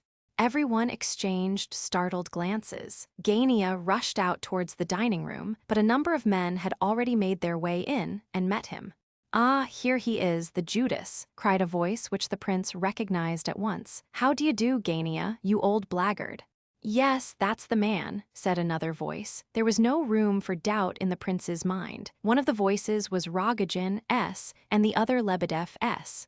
Gania stood at the door like a block and looked on in silence, putting no obstacle in the way of their entrance, and 10 or a dozen men marched in behind Parfen Rogojin. They were a decidedly mixed-looking collection, and some of them came in their furs and caps. None of them were quite drunk, but all appeared to be considerably excited. They seemed to need each other's support, morally, before they dared come in. Not one of them would have entered alone, but with the rest each one was brave enough. Even Rogojin entered rather cautiously at the head of his troop, but he was evidently preoccupied. He appeared to be gloomy and morose, and had clearly come with some end in view. All the rest were merely chorus, brought in to support the chief character. Besides Lebedev, there was the dandy Zailshev, who came in without his coat and hat. 2 or 3 others followed his example. The rest were more uncouth. They included a couple of young merchants, a man in a greatcoat, a medical student, a little Pole, a small fat man who laughed continuously, and an enormously tall stout one who apparently put great faith in the strength of his fists. A couple of ladies of some sort put their heads in at the front door, but did not dare come any farther. Kolya promptly banged the door in their faces and locked it. "Hallo, Gania, you blackguard. You didn't expect Rogojin, eh?" said the latter, entering the drawing room and stopping before Gania. But at this moment he saw, seated before him, Nastasia Filipovna. He had not dreamed of meeting her here, evidently, for her appearance produced a marvelous effect upon him. He grew pale, and his lips became actually blue. "I suppose it is true, then," he muttered to himself, and his face took on an expression of despair. "So that's the end of it. Now you, sir, will you answer me or not?" He went on suddenly, gazing at Gania with ineffable malice. "Now then, you." He advanced into the room mechanically, but perceiving Nina Alexandrovna and Varya, he became more or less embarrassed, in spite of his excitement. His followers entered after him, and all paused a moment at sight of the ladies. Of course, their modesty was not fated to be long-lived, but for a moment they were abashed. Once let them begin to shout, however, and nothing on earth should disconcert them. "What, you here too, Prince?" said Rogojin absently, but a little surprised all the same, "still in your gaiters, eh?" He sighed, and forgot the prince next moment, and his wild eyes wandered over to Nastasia again, as though attracted in that direction by some magnetic force. Nastasia looked at the new arrivals with great curiosity. Gania recollected himself at last. "Excuse me, sirs," he said loudly, "but what does all this mean?" He glared at the advancing crowd generally, but addressed his remarks especially to their captain Rogojin. "You are not in a stable, gentlemen, though you may think it. My mother and sister are present." "Yes, I see your mother and sister," muttered Rogojin through his teeth, and Lebedev seemed to feel himself called upon to second the statement. "At all events, I must request you to step into the salon," said Gania, his rage rising quite out of proportion to his words, "and then I shall inquire." He did not move an inch, however. "I have met you somewhere, I believe, but—" "Why, it's only 3 months since I lost 200 rubles of my father's money to you, at cards. The old fellow died before he found out. Titsin knows all about it. Why, I've only to pull out a 3-ruble note and show it to you, and you'd crawl on your hands and knees to the other end of the town for it. That's the sort of man you are. Why, I've come now, at this moment, to buy you up. Oh, you needn't think that because I wear these boots I have no money. I have lots of money, my beauty, enough to buy up you and all yours together, so I shall if I like to. I'll buy you up, I wills." He yelled, apparently growing more and more intoxicated and excited. "Oh, Nastasia Filipovna, don't turn me out. Say one word, do. Are you going to marry this man or not?" He awaited the reply in deadly anxiety. Nastasia Filipovna gazed at him with a haughty, ironical expression of face, but when she glanced at Nina Alexandrovna and Varya, and from them to Gania, she changed her tone all of a sudden. "Certainly not. What are you thinking of? What could have induced you to ask such a question?" She replied quietly and seriously, and even apparently with some astonishment. "No, no," shouted Rogojin, almost out of his mind with joy. "You are not going to, after all. And they told me, oh, Nastasia Filipovna, they said you had promised to marry him. As if you could do it. Him, pooh, I don't mind saying it to everyone. I'd buy him off for 100 rubles any day, foo. Give him 1,000, or 3 if he likes, poor devil, and he'd cut and run the day before his wedding and leave his bride to me. Wouldn't you, Gania, you blackguard? You'd take 3,000, wouldn't you? Here's the money. Look, I've come on purpose to pay you off and get your receipt formally. I said I'd buy you up, and so I will," cried Gania, who was red and white by turns. Rogojin's troop, who were only waiting for an excuse, set up a howl at this. Lebedev stepped forward and whispered something in Parfin's ear. "You're right, clerk," said the latter. "You're right, tipsy spirit, you're right, Nastasia Philippovna," he added, looking at her like some lunatic, harmless generally, but suddenly wound up to a pitch of audacity. "Here are 18,000 rubles, and you shall have more." Here he threw a packet of banknotes tied up in white paper on the table before her, not daring to say all he wished to say. "No, no, no," muttered Lebedev, clutching at his arm. He was clearly aghast at the largeness of the sum, and thought a far smaller amount should have been tried first. "No, you fool, you don't know whom you are dealing with, and it appears I am a fool too," said Parfin, trembling beneath the flashing glance of Nastasia. "Oh, curse it all, what a fool I was to listen to you," he added with profound melancholy. Nastasia Philippovna, observing his woebegone expression, suddenly burst out laughing. 18,000 rubles for me? Why, you declare yourself a fool at once," she said, with impudent familiarity, as she rose from the sofa and prepared to go. Gania watched the whole scene with a sinking of the heart. 40,000, then 40,000 rubles instead of 18. Titsin and another have promised to find me 40,000 rubles by 7 o'clock tonight. 40,000 rubles, paid down on the nail. The scene was growing more and more disgraceful, but Nastasia Philippovna continued to laugh and did not go away. Nina Alexandrovna and Varia had both risen from their places and were waiting, in silent horror, to see what would happen. Varia's eyes were all ablaze with anger, but the scene had a different effect on Nina Alexandrovna. She paled and trembled and looked more and more like fainting every moment. "Very well then, 100,000, paid this very day. Titsin, find it for me. A good share shall stick to your fingers, come." "You are mad," said Titsin, coming up quickly and seizing him by the hand. "You're drunk, the police will be sent for if you don't look out. Think where you are." "Yes, he's boasting like a drunkard," added Nastasia, as though with the sole intention of goading him. "I do not boast. You shall have 100,000 this very day. Titsin, get the money, you gay usurer. Take what you like for it, but get it by the evening. I'll show that I'm in earnest," cried Rogojin, working himself up into a frenzy of excitement. "Come, come, what's all this?" cried General Ivolgin, suddenly and angrily, coming close up to Rogojin. The unexpectedness of this sally, on the part of the hitherto silent old man, caused some laughter among the intruders. "Halloa! What's this now?" laughed Rogojin. "You come along with me, old fellow. You shall have as much to drink as you like." "Oh, it's too horrible," cried poor Kolya, sobbing with shame and annoyance. "Surely there must be someone among all of you here who will turn this shameless creature out of the room," cried Varia, suddenly. She was shaking and trembling with rage. "That's me, I suppose. I'm the shameless creature," cried Nastasia Philippovna with amused indifference. "Dear me, and I came, like a fool as I am, to invite them over to my house for the evening. Look how your sister treats me, Gavrila Ardalionovitch." For some moments Gania stood as if stunned or struck by lightning after his sister's speech. But seeing that Nastasia Philippovna was really about to leave the room this time, he sprang at Varia and seized her by the arm like a madman. "What have you done?" he hissed, glaring at her as though he would like to annihilate her on the spot. He was quite beside himself and could hardly articulate his words for rage. "What have I done? Where are you dragging me to?"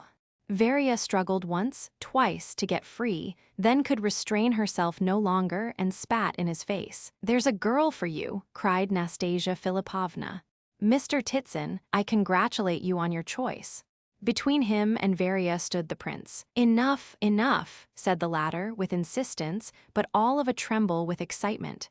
"Are you going to cross my path forever, damn you?" cried Gania, and, loosening his hold on Varia, he slapped the prince's face with all his force. Exclamations of horror arose on all sides. The prince grew pale as death. He gazed into Gania's eyes with a strange, wild, reproachful look. His lips trembled and vainly endeavored to form some words. Then his mouth twisted into an incongruous smile. "Very well, never mind about me, but I shall not allow you to strike her," he said at last, quietly. Then, suddenly, he could bear it no longer, and covering his face with his hands, turned to the wall and murmured in broken accents, How ashamed you will be of this afterwards." Gania certainly did look dreadfully abashed. Kolya rushed up to comfort the prince, and after him crowded Varia, Rogojin, and all, even the general. It's nothing," said the prince, and again he wore the smile which was so inconsistent with the circumstances. "Yes, he will be ashamed," cried Rogojin. "You will be properly ashamed of yourself for having injured such a sheep." He could not find a better word. "Prince, my dear fellow, leave this and come away with me. I'll show you how Rogojin shows his affection for his friends." Nastasia Philippovna was also much impressed, both with Gania's action and with the prince's reply. Her usually thoughtful, pale face, which all this while had been so little in harmony with the jests and laughter which she had seemed to put on for the occasion, was now evidently agitated by new feelings, though she tried to conceal the fact and to look as though she were as ready as ever for jesting and irony. "I really think I must have seen him somewhere," she murmured seriously enough. "Oh, aren't you ashamed of yourself? Aren't you ashamed? Are you really the sort of woman you are trying to represent yourself to be? Is it possible?" The prince was now addressing Nastasia in a tone of reproach which evidently came from his very heart. Nastasia Philippovna looked surprised and smiled, but evidently concealed something beneath her smile, and with some confusion and a glance at Gania, she left the room. However, she had not reached the outer hall when she turned round, walked quickly up to Nina Alexandrovna, seized her hand and lifted it to her lips. He guessed quite right. "I am not that sort of woman," she whispered hurriedly, flushing red all over. Then she turned again and left the room so quickly that no one could imagine what she had come back for. All they saw was that she said something to Nina Alexandrovna in a hurried whisper and seemed to kiss her hand. Varia, however, both saw and heard all, and watched Nastasia out of the room with an expression of wonder. Gania recollected himself in time to rush after her in order to show her out, but she had gone. He followed her to the stairs. "Don't come with me," she cried. "Au revoir till the evening, do you hear? Au revoir."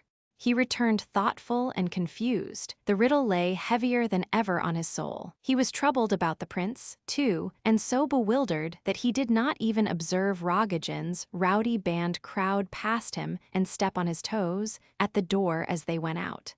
They were all talking at once. Rogojin went ahead of the others, talking to Titsin and apparently insisting vehemently upon something very important. "You've lost the game, Gania," he cried as he passed the latter. Gania gazed after him uneasily, but said nothing. Chapter 11. The prince now left the room and shut himself up in his own chamber. Kolya followed him almost at once, anxious to do what he could to console him. The poor boy seemed to be already so attached to him that he could hardly leave him. "You were quite right to go away," he said. "The row will rage there worse than ever now, and it's like this every day with us, and all through that Nastasia Philippovna." "You have so many sources of trouble here, Kolya," said the prince. "Yes, indeed, and it is all our own fault, but I have a great friend who is much worse off even than we are. Would you like to know him? I will tell you all about him some day. What do you think of Nastasia Philippovna? She is beautiful, isn't she? I had never seen her before, though I had a great wish to do so. She fascinated me. I could forgive Gania if he were to marry her for love, but for money. Oh dear, that is horrible. Yes, your brother does not attract me much. But I do hate that way of looking at things. Because some fool, or a rogue pretending to be a fool, strikes a man, that man is to be dishonored for his whole life, unless he wipes out the disgrace with blood, or makes his assailant beg forgiveness on his knees. I think that so very absurd and tyrannical. Lermontov's Bal Masque is based on that idea, a stupid and unnatural one, in my opinion, but he was hardly more than a child when he wrote it. I like your sister very much. Did you see how she spat in Gania's face? Varia is afraid of no one, but you did not follow her example, and yet I am sure it was not through cowardice. Here she comes. Speak of a wolf and you see his tail. I felt sure that she would come. She is very generous, though of course she has her faults." Varia pounced upon her brother. "This is not the place for you," said she. "Go to father. Is he plaguing you, prince?" Scolding as usual Varia, it is the worst thing about her. After all, I believe father may have started off with Rogojin. No doubt he is sorry now. Perhaps I had better go and see what he is doing, added Kolya, running off. Thank God, I have got mother away and put her to bed without another scene. Gania is worried and ashamed, not without reason. What a spectacle. I have come to thank you once more, Prince, and to ask you if you knew Nastasia Philipovna before.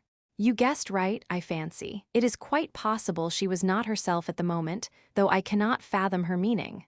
Evidently, she meant to hurt and insult us. I have heard curious tales about her before now, but if she came to invite us to her house, why did she behave so to my mother? Titsin knows her very well. He says he could not understand her today. With Rogojin, too.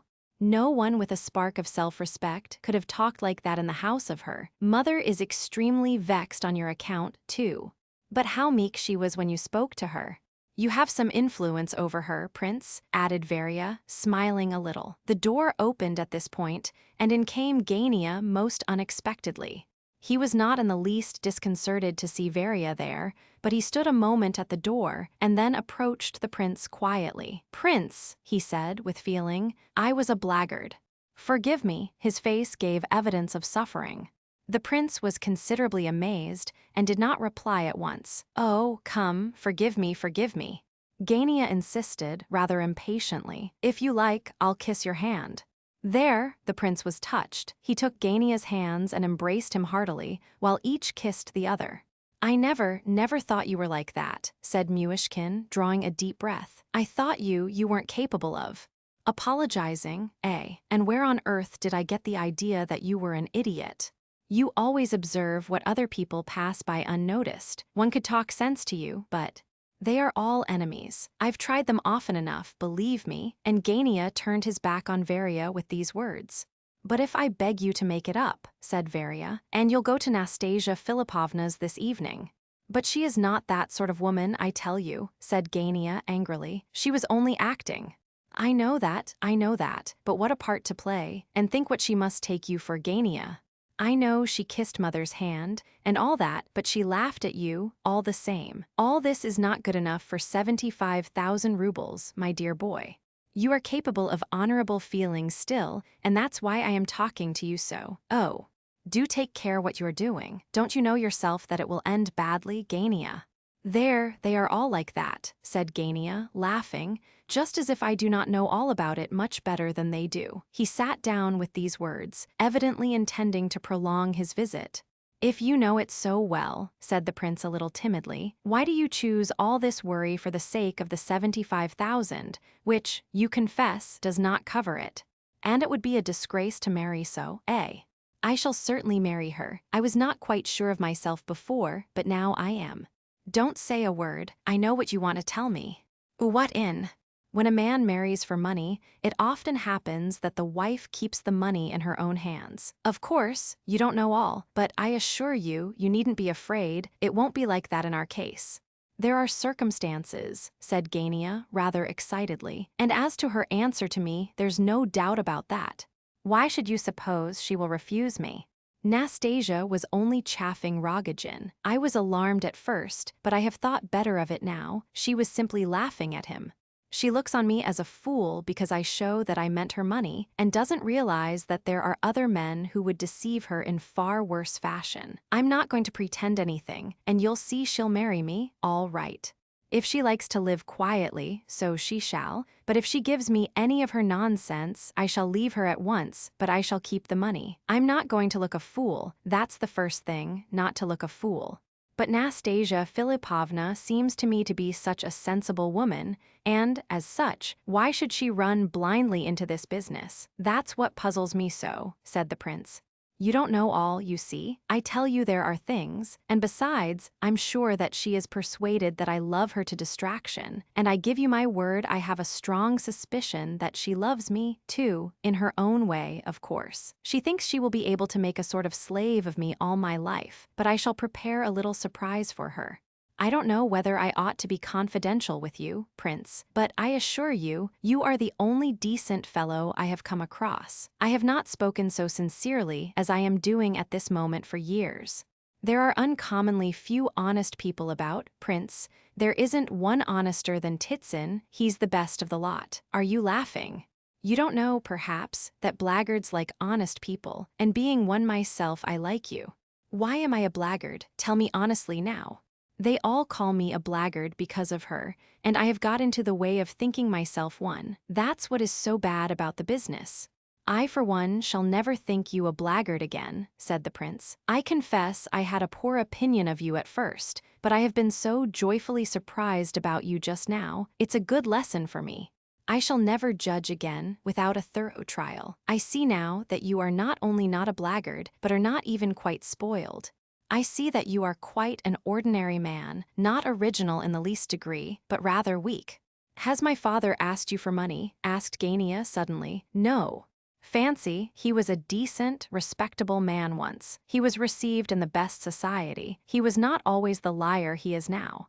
Of course, wine is at the bottom of it all, but he is a good deal worse than an innocent liar now. Do you know that he keeps a mistress? I can't understand how mother is so long-suffering. Did he tell you the story of the siege of Kars? Or perhaps the one about his gray horse that talked? He loves to enlarge on these absurd histories. And Gania burst into a fit of laughter. Suddenly, he turned to the prince and asked, "Why are you looking at me like that? You came to make friends with me again just now, and you said, 'I will kiss your hand if you like,' just as a child would have said it. And then, all at once you are talking of this mad project, of these 75,000 rubles. It all seems so absurd and impossible. Well, what conclusion have you reached? It is more than possible that Varvara Ardalionovna is right." "I know that I am only a child, very well," replied Gania impatiently. "That is proved by my having this conversation with you. It is not for money only, Prince, that I am rushing into this affair," he continued, hardly master of his words, so closely had his vanity been touched. "If I reckoned on that I should certainly be deceived, for I am still too weak in mind and character. I am obeying a passion, an impulse perhaps, because I have but one aim, one that overmasters all else. You imagine that once I am in possession of these 75,000 rubles, I shall rush to buy a carriage.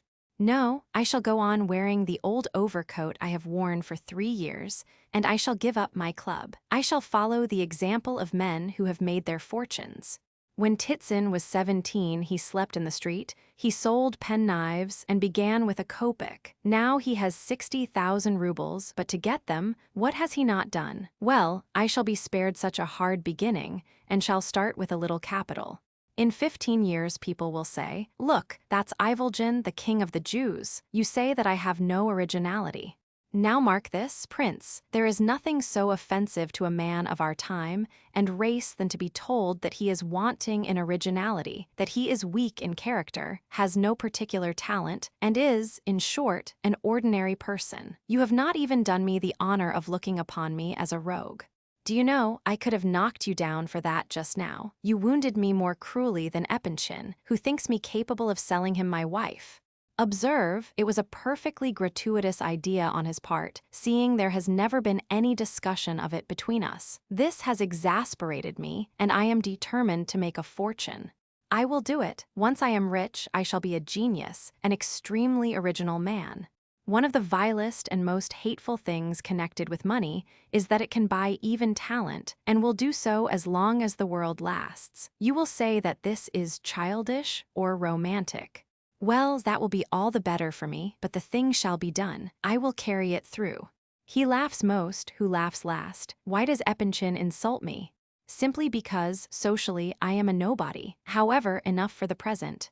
Kolya has put his nose in to tell us dinner is ready twice. I'm dining out. I shall come and talk to you now and then. You shall be comfortable enough with us. They are sure to make you one of the family. I think you and I will either be great friends or enemies. Look here now, supposing I had kissed your hand just now, as I offered to do in all sincerity, should I have hated you for it afterwards? Oh ho, how careful one has to be with you, Prince. Haven't you put a drop of poison in that remark now, eh? By the way, I forgot to ask, was I right in believing that you were a good deal struck yourself with Nastasia Philipovna? Yes. And yet you flush up as red as a rosebud. Come, it's all right. I'm not going to laugh at you. Do you know she is a very virtuous woman? Believe it or not, as you like, you think she and Totsky, not a bit of it, not a bit of it. Not for ever so long, au revoir.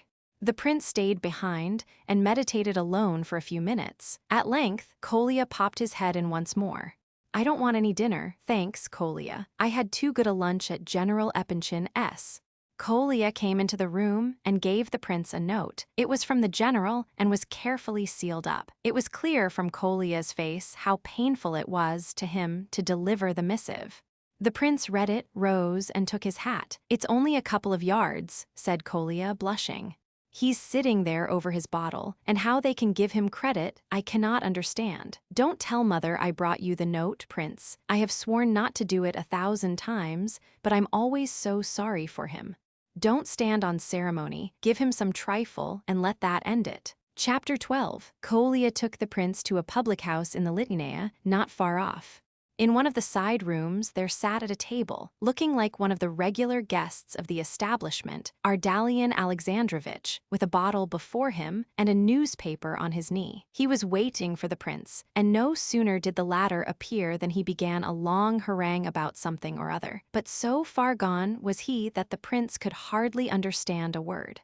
I have not got a 10-ruble note, said the prince, but here is a 25. Change it and give me back the 15, or I shall be left without a farthing myself. Have you ever been at Nastasia Philippovna's?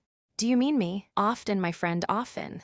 I only pretended I had not in order to avoid a painful subject. You saw today, you were a witness, that I did all that a kind, an indulgent father could do.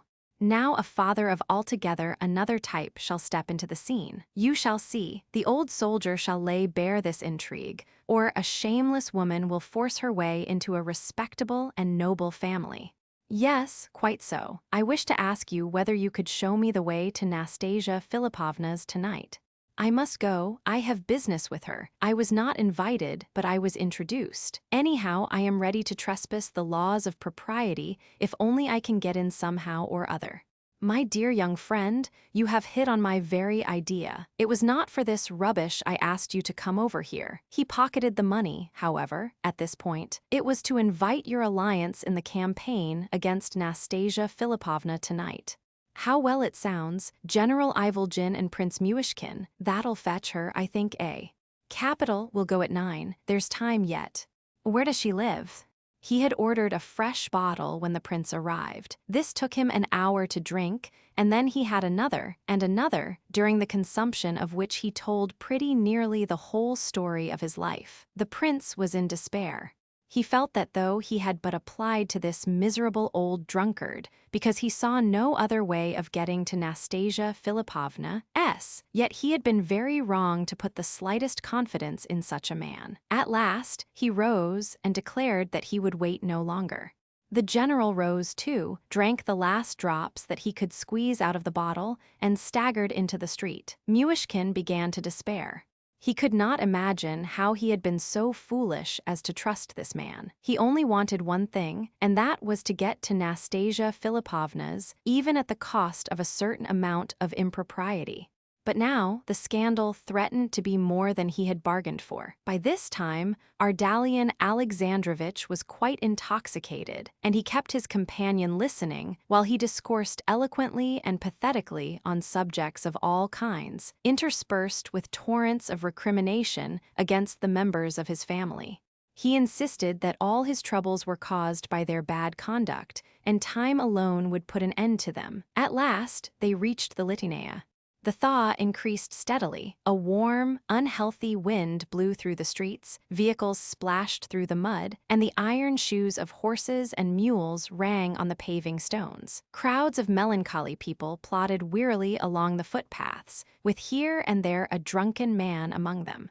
Do you see those brightly lighted windows? Said the general. Many of my old comrades in arms live about here, and I, who served longer and suffered more than any of them, am walking on foot to the house of a woman of rather questionable reputation. A man, look you, who has 13 bullets on his breast. You don't believe it. Well, I can assure you it was entirely on my account that Pirogov telegraphed to Paris and left Sebastopol at the greatest risk during the siege. Nelatin, the Tuileries surgeon, demanded a safe conduct, in the name of science, into the besieged city in order to attend my wounds. The government knows all about it. That's the Ivolgin with 13 bullets in him. That's how they speak of me. Do you see that house, Prince?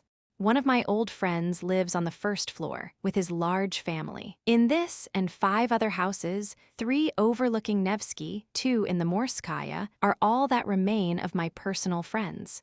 Nina Alexandrovna gave them up long ago, but I keep in touch with them still. I may say I find refreshment in this little coterie, in thus meeting my old acquaintances and subordinates who worship me still in spite of all. General Sokolovitch, by the way, I have not called on him lately or seen Anna Fedorovna. You know, my dear prince, when a person does not receive company himself, he gives up going to other people's houses involuntarily. And yet, well, you look as if you didn't believe me. Well now, why should I not present the son of my old friend and companion to this delightful family, General Ivolgin and Prince Myshkin? You will see a lovely girl. What am I saying? A lovely girl.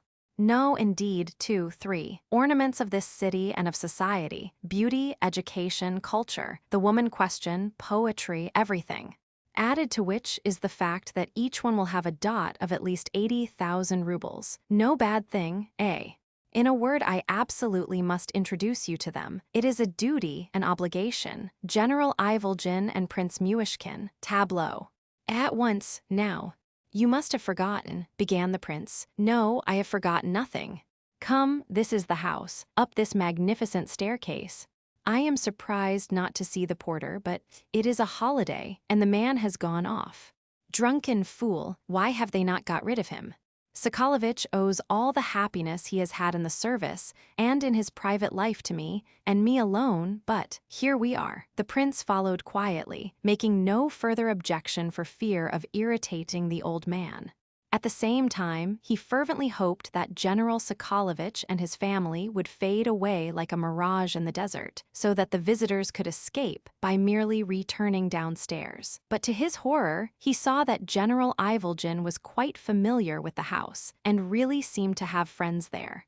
At every step, he named some topographical or biographical detail that left nothing to be desired on the score of accuracy. When they arrived at last, on the first floor, and the general turned to ring the bell to the right, the prince decided to run away, but a curious incident stopped him momentarily. You have made a mistake, General, said he. The name on the door is Kulikov, and you were going to see General Sokolovitch. Kulikov means nothing. This is Sokolovitch's flat, and I am ringing at his door. What do I care for Kulikov? Here comes someone to open. In fact, the door opened directly, and the footman informed the visitors that the family were all away. What a pity. What a pity, it's just my luck, repeated Ardalian Alexandrovitch over and over again, in regretful tones. When your master and mistress return, my man, tell them that General Ivolgin and Prince Myshkin desired to present themselves, and that they were extremely sorry, excessively grieved. It was a woman of some 40 years, dressed in somber colors, probably a housekeeper or a governess. Hearing the names, she came forward with a look of suspicion on her face.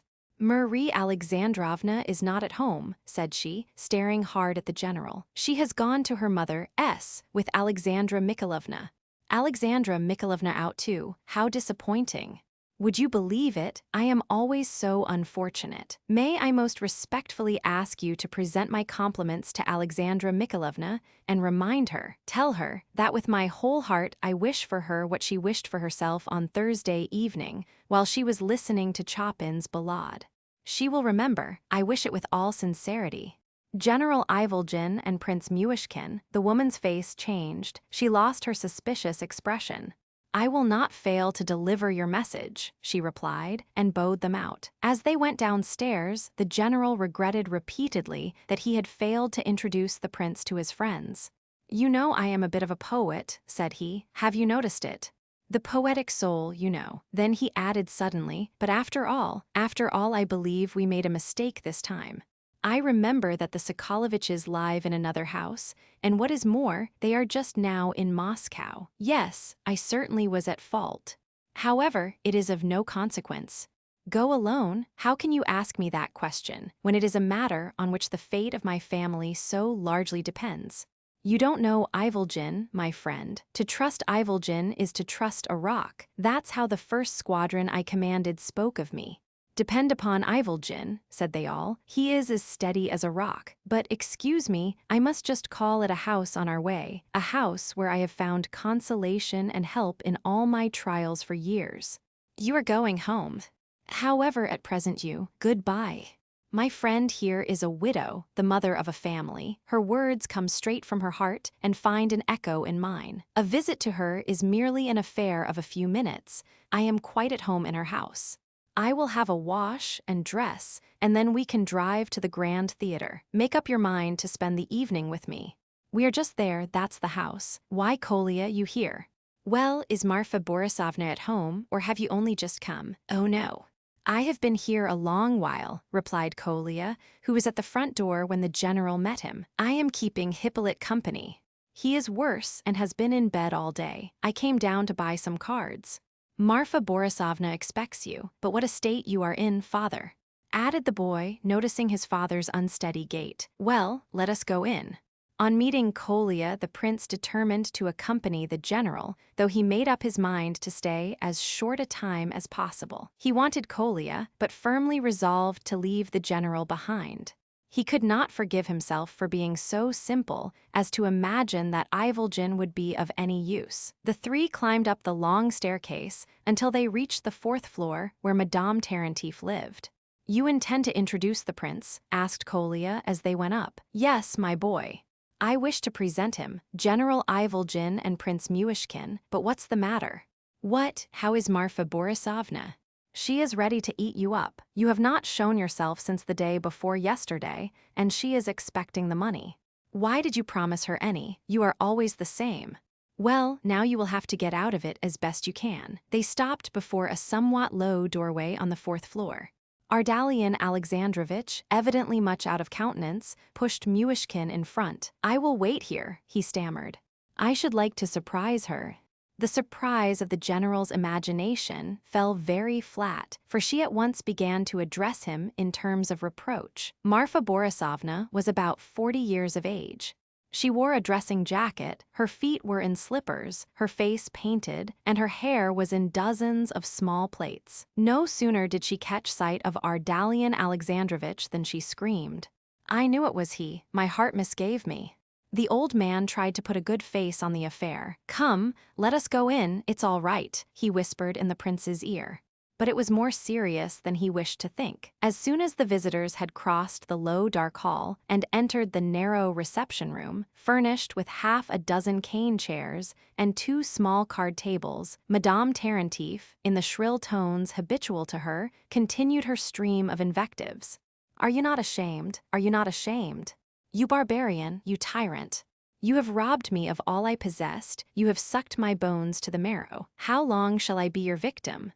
Shameless, dishonorable man. Here is the Prince Myshkin, General Ivolgin and Prince Myshkin, stammered the disconcerted old man. Would you believe, said the mistress of the house, suddenly addressing the prince, would you believe that that man has not even spared my orphan children? He has stolen everything I possessed, sold everything, pawned everything. He has left me nothing, nothing.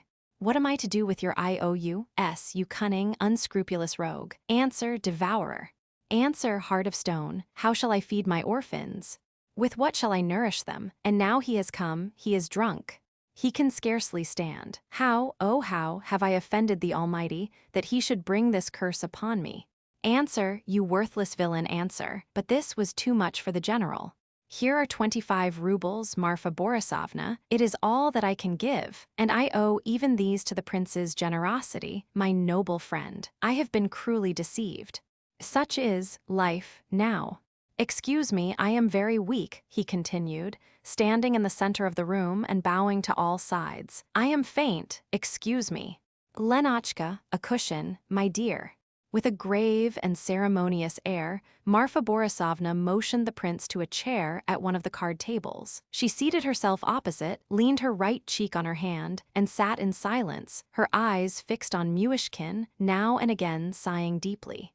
The 3 children, 2 little girls and a boy, Lenotchka being the eldest, came and leant on the table and also stared steadily at him. Presently Kolya appeared from the adjoining room. "I am very glad indeed to have met you here, Kolya," said the prince. "Can you do something for me? I must see Nastasia Philippovna, and I asked Ardalion Alexandrovitch just now to take me to her house, but he has gone to sleep, as you see. Will you show me the way, for I do not know the street? I have the address, though. It is close to the Grand Theater. Nastasia Philippovna. She does not live there, and to tell you the truth, my father has never been to her house. It is strange that you should have depended on him. She lives near W. Latimer Street, at the 5 Corners, and it is quite close by. Will you go directly? It is just 9:30. I will show you the way with pleasure." Alas, the latter had no money to pay for a cab, so they were obliged to walk. "I should have liked to have taken you to see Hippolyte," said Kolya. "He is the eldest son of the lady you met just now, and was in the next room. He is ill and has been in bed all day, but he is rather strange and extremely sensitive, and I thought he might be upset considering the circumstances in which you came. Somehow it touches me less, as it concerns my father, while it is his mother. That, of course, makes a great difference. What is a terrible disgrace to a woman does not disgrace a man, at least not in the same way. Perhaps public opinion is wrong in condemning one sex and excusing the other. Hippolyte is an extremely clever boy, but so prejudiced. He is really a slave to his opinions. Do you say he is consumptive? If I were in his place, I should certainly long for death. He is unhappy about his brother and sisters, the children you saw. If it were possible, if we only had a little money, we should leave our respective families and live together in a little apartment of our own. It is our dream.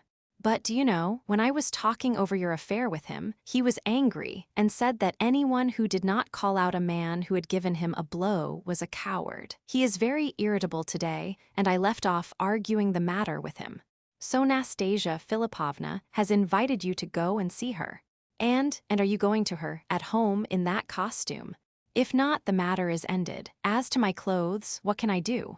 That is, I am going on business. It is difficult to explain, but if that were the case, I should despise and laugh at you. There are terribly few honest people here, and hardly any whom one can respect, although people put on airs, Varia especially.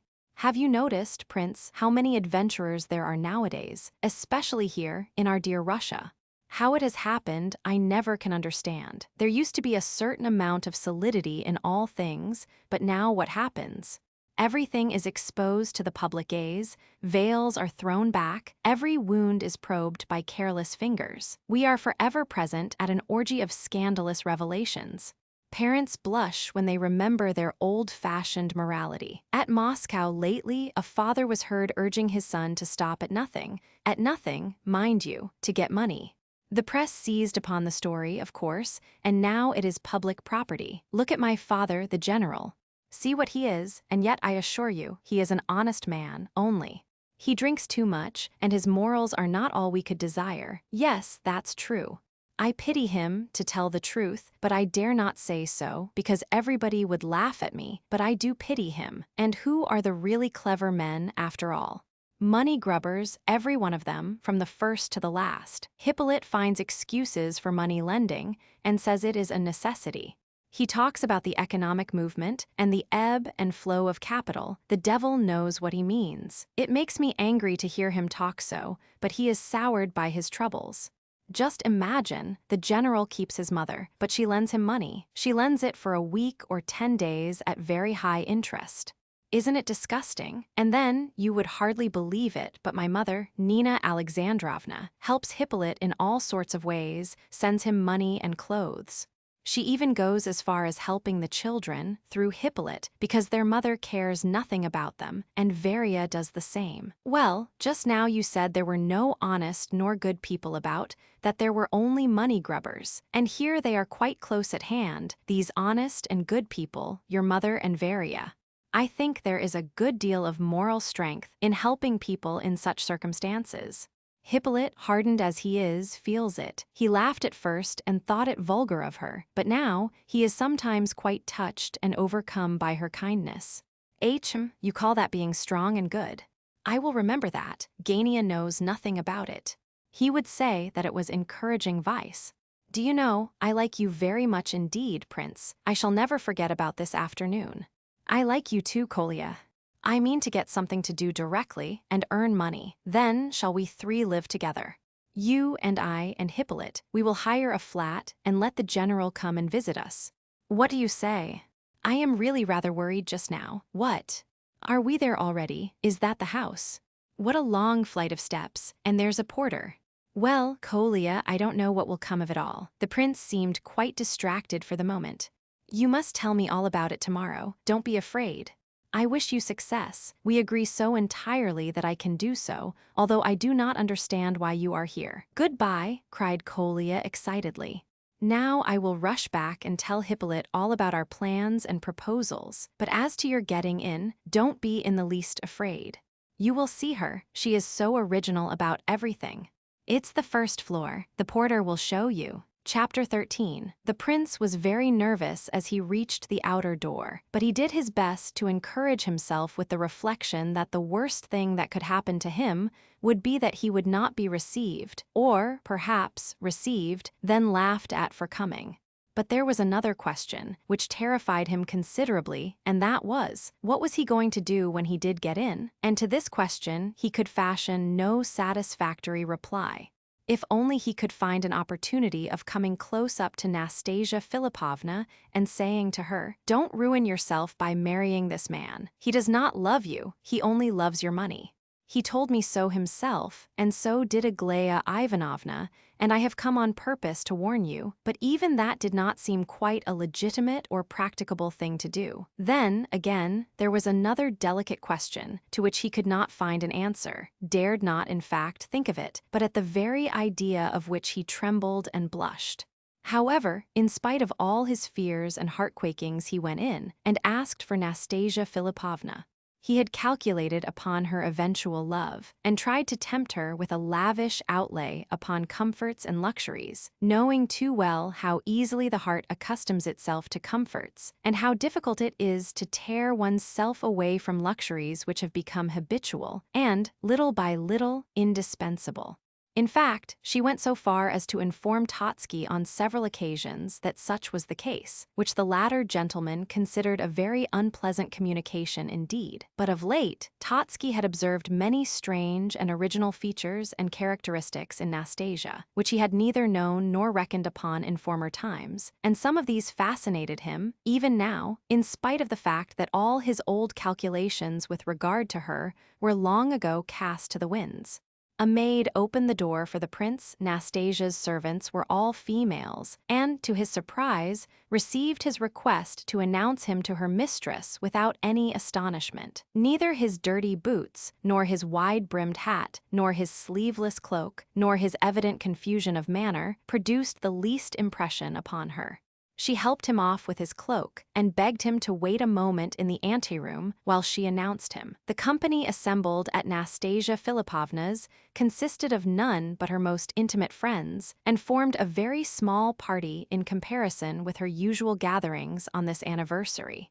In the first place there were present Totski and General Epanchin. They were both highly amiable, but both appeared to be laboring under a half-hidden feeling of anxiety as to the result of Nastasia's deliberations with regard to Gania, which result was to be made public this evening. Then, of course, there was Gania, who was by no means so amiable as his elders, but stood apart, gloomy and miserable and silent. He had determined not to bring Varia with him, but Nastasia had not even asked after her, though no sooner had he arrived than she had reminded him of the episode between himself and the prince. The general, who had heard nothing of it before, began to listen with some interest, while Gania, dryly, but with perfect candor, went through the whole history, including the fact of his apology to the prince. He finished by declaring that the prince was a most extraordinary man, and goodness knows why he had been considered an idiot hitherto, for he was very far from being one. Nastasia listened to all this with great interest, but the conversation soon turned to Rogojin and his visit, and this theme proved of the greatest attraction to both Totsky and the general. Titsin was able to afford some particulars as to Rogojin's conduct since the afternoon. He declared that he had been busy finding money for the latter ever since, and up to 9 o'clock, Rogojin having declared that he must absolutely have 100,000 rubles by the evening. He added that Rogojin was drunk, of course, but that he thought the money would be forthcoming, for the excited and intoxicated rapture of the fellow impelled him to give any interest or premium that was asked of him, and there were several others engaged in beating up the money also. Nastasia was silent and would not say what she thought about it. Gania was equally uncommunicative. The general seemed the most anxious of all, and decidedly uneasy. The present of pearls which he had prepared with so much joy in the morning had been accepted, but coldly, and Nastasia had smiled rather disagreeably as she took it from him. Ferdishenko was the only person present in good spirits. Totsky himself, who had the reputation of being a capital talker, and was usually the life and soul of these entertainments, was as silent as any on this occasion, and sat in a state of, for him, most uncommon perturbation. The rest of the guests, an old tutor or schoolmaster, goodness knows why invited, a young man, very timid and shy and silent, a rather loud woman of about 40, apparently an actress, and a very pretty, well-dressed German lady who hardly said a word all the evening, not only had no gift for enlivening the proceedings, but hardly knew what to say for themselves when addressed. Under these circumstances, the arrival of the prince came almost as a godsend. The announcement of his name gave rise to some surprise and to some smiles, especially when it became evident, from Nastasia's astonished look, that she had not thought of inviting him. But her astonishment once over, Nastasia showed such satisfaction that all prepared to greet the prince with cordial smiles of welcome. "Of course," remarked General Epanchin, "he does this out of pure innocence. It's a little dangerous, perhaps, to encourage this sort of freedom, but it is rather a good thing that he has arrived just at this moment. He may enliven us a little with his originalities." "Why, he must pay toll for his entrance," explained the latter. "Prince Myshkin is not Ferdishenko," said the general, impatiently. This worthy gentleman could never quite reconcile himself to the idea of meeting Ferdishenko in society and on an equal footing. "Oh, General, spare Ferdishenko," replied the other, smiling. "I have special privileges." "What do you mean by special privileges?" "You see, Excellency, all the world is witty and clever except myself. I am neither. As a kind of compensation, I am allowed to tell the truth, for it is a well-known fact that only stupid people tell the truth. Added to this, I am a spiteful man just because I am not clever. If I am offended or injured, I bear it quite patiently until the man injuring me meets with some misfortune. Then I remember and take my revenge. I return the injury sevenfold, as Ivan Petrovich Titsin says. Of course, he never does so himself. Excellency, no doubt you recollect Krylov's fable, The Lion and the Ass. Well now, that's you and I. That fable was written precisely for us." "You seem to be talking nonsense again, Ferdishenko," growled the general. "What is the matter, Excellency? I know how to keep my place.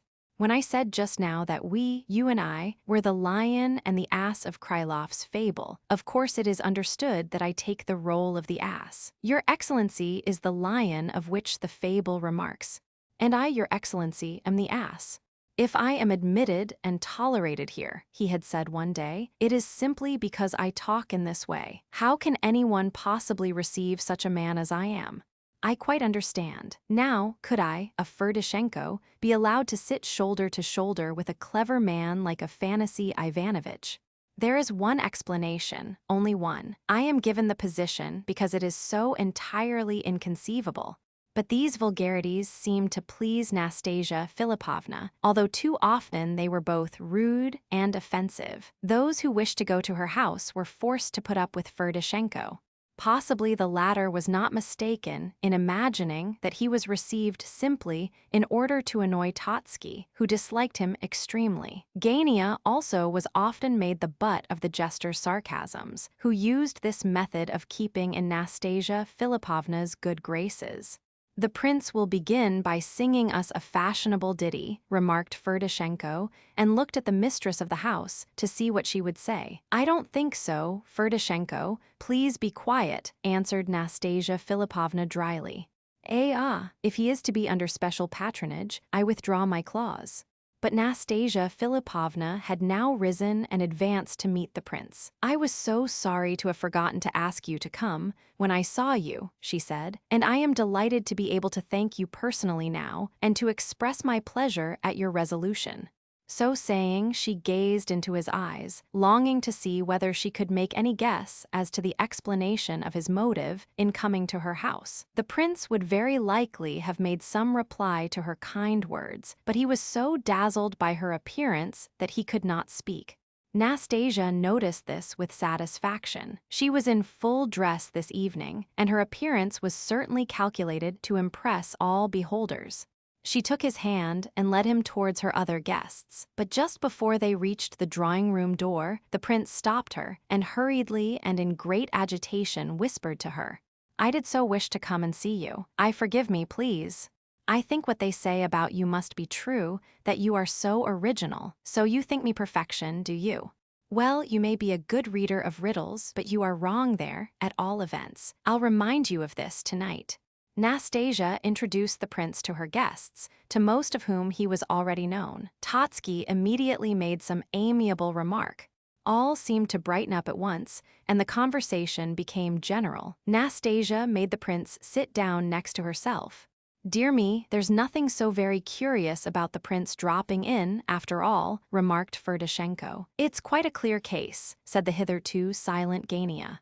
"I have watched the prince almost all day, ever since the moment when he first saw Nastasia Philipovna's portrait at General Epanchin's. I remember thinking at the time what I am now pretty sure of, and what, I may say in passing, the prince confessed to myself."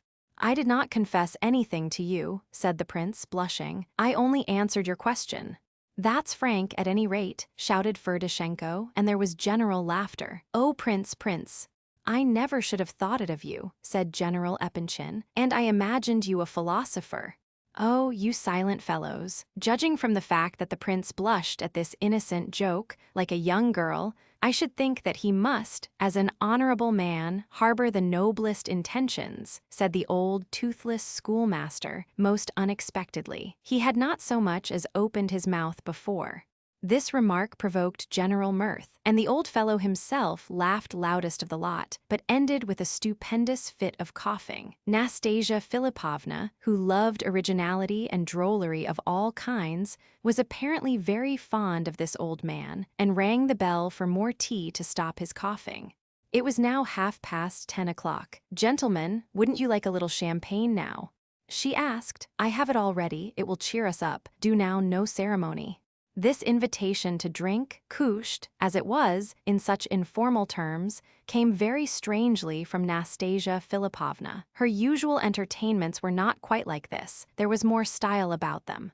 However, the wine was not refused. Each guest took a glass excepting Gania, who drank nothing. It was extremely difficult to account for Nastasia's strange condition of mind, which became more evident each moment, and which none could avoid noticing.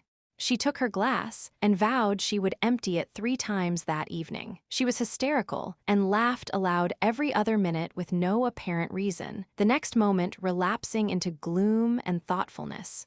Some of her guests suspected that she must be ill, but concluded at last that she was expecting something, for she continued to look at her watch impatiently and unceasingly. She was most absent and strange. "You seem to be a little feverish tonight," said the actress.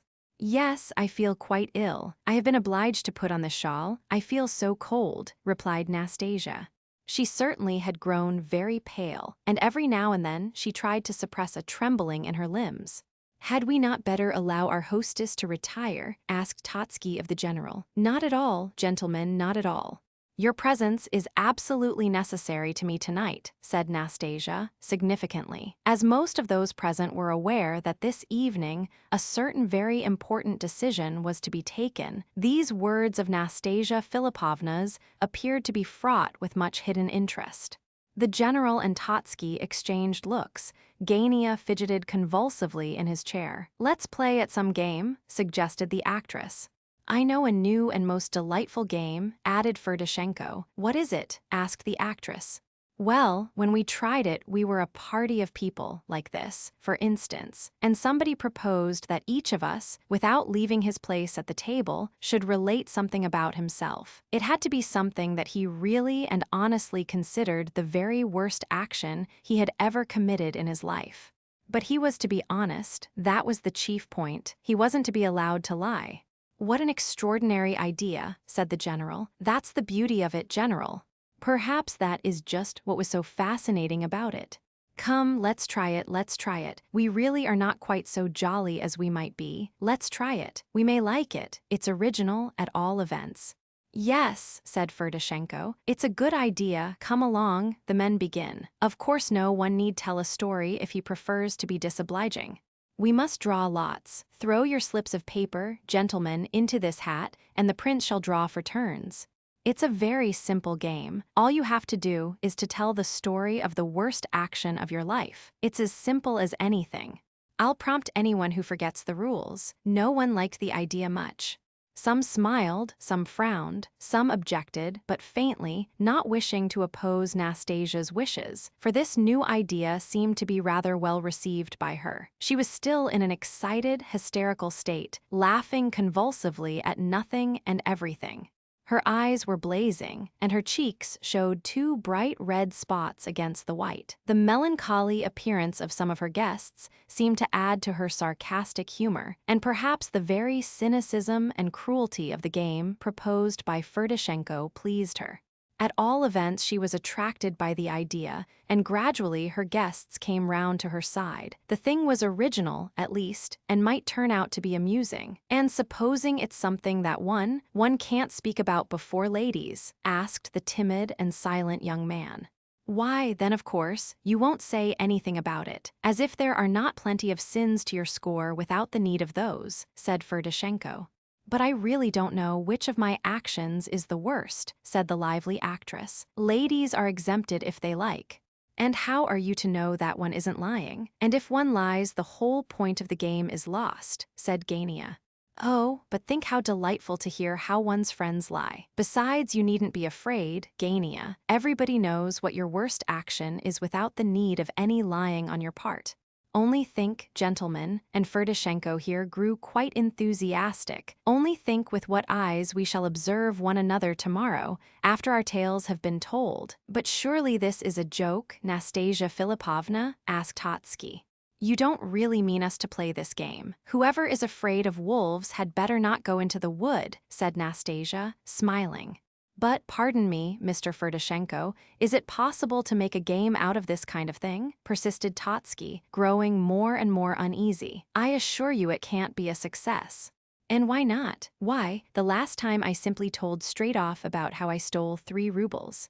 Perhaps so, but it is hardly possible that you told it so that it seemed like truth, or so that you were believed. And, as Gavrila Ardalionovich has said, the least suggestion of a falsehood takes all point out of the game. It seems to me that sincerity, on the other hand, is only possible if combined with a kind of bad taste that would be utterly out of place here. How subtle you are, Afanasy Ivanovitch! You astonish me, cried Ferdishenko. You will remark, gentlemen, that in saying that I could not recount the story of my theft so as to be believed, Afanasy Ivanovitch has very ingeniously implied that I am not capable of thieving. It would have been bad taste to say so openly, and all the time he is probably firmly convinced, in his own mind, that I am very well capable of it. But now, gentlemen, to business. Put in your slips, ladies and gentlemen. Is yours in, Mr. Totsky? So, then we are all ready. Now, Prince, draw, please. The prince silently put his hand into the hat and drew the names. Ferdishenko was first, then Titsin, then the general Totsky next, his own fifth, then Gania, and so on. The ladies did not draw. Oh dear. Oh dear, cried Ferdishenko. I did so hope the prince would come out first, and then the general. Well, gentlemen, I suppose I must set a good example. What vexes me much is that I am such an insignificant creature that it matters nothing to anybody whether I have done bad actions or not. Besides, which am I to choose? It's an embarrassed richesse. Shall I tell how I became a thief on one occasion only, to convince Afanasy Ivanovitch that it is possible to steal without being a thief? Totsky sat looking miserable enough. The general lingered over his champagne and seemed to be thinking of some story for the time when his turn should come. Chapter 14. I have no wit, Nastasia Philipovna, began Ferdishenko, and therefore I talk too much perhaps. Were I as witty, now, as Mr. Totsky or the general, I should probably have sat silent all the evening, as they have. Now, Prince, what do you think? Are there not far more thieves than honest men in this world? Don't you think we may say there does not exist a single person so honest that he has never stolen anything whatever in his life? I have never stolen anything, for one. Very well, Darya Alexeyevna, you have not stolen anything, agreed. But how about the prince? Now, look how he is blushing. You exhaust all patience, cuttingly and irritably remarked Nastasia Philipovna. Immediately. As for my story, gentlemen, it is too stupid and absurd to tell you. I assure you I am not a thief, and yet I have stolen. I cannot explain why. It was at Semyon Ivanovitch Ishenka's country house, one Sunday. He had a dinner party. After dinner, the men stayed at the table over their wine. It struck me to ask the daughter of the house to play something on the piano, so I passed through the corner room to join the ladies. In that room, on Marya Ivanovna's writing table, I observed a 3-ruble note. She must have taken it out for some purpose and left it lying there. There was no one about. I took up the note and put it in my pocket. Why, I can't say. I don't know what possessed me to do it, but it was done, and I went quickly back to the dining room and reseated myself at the dinner table. I sat and waited there in a great state of excitement.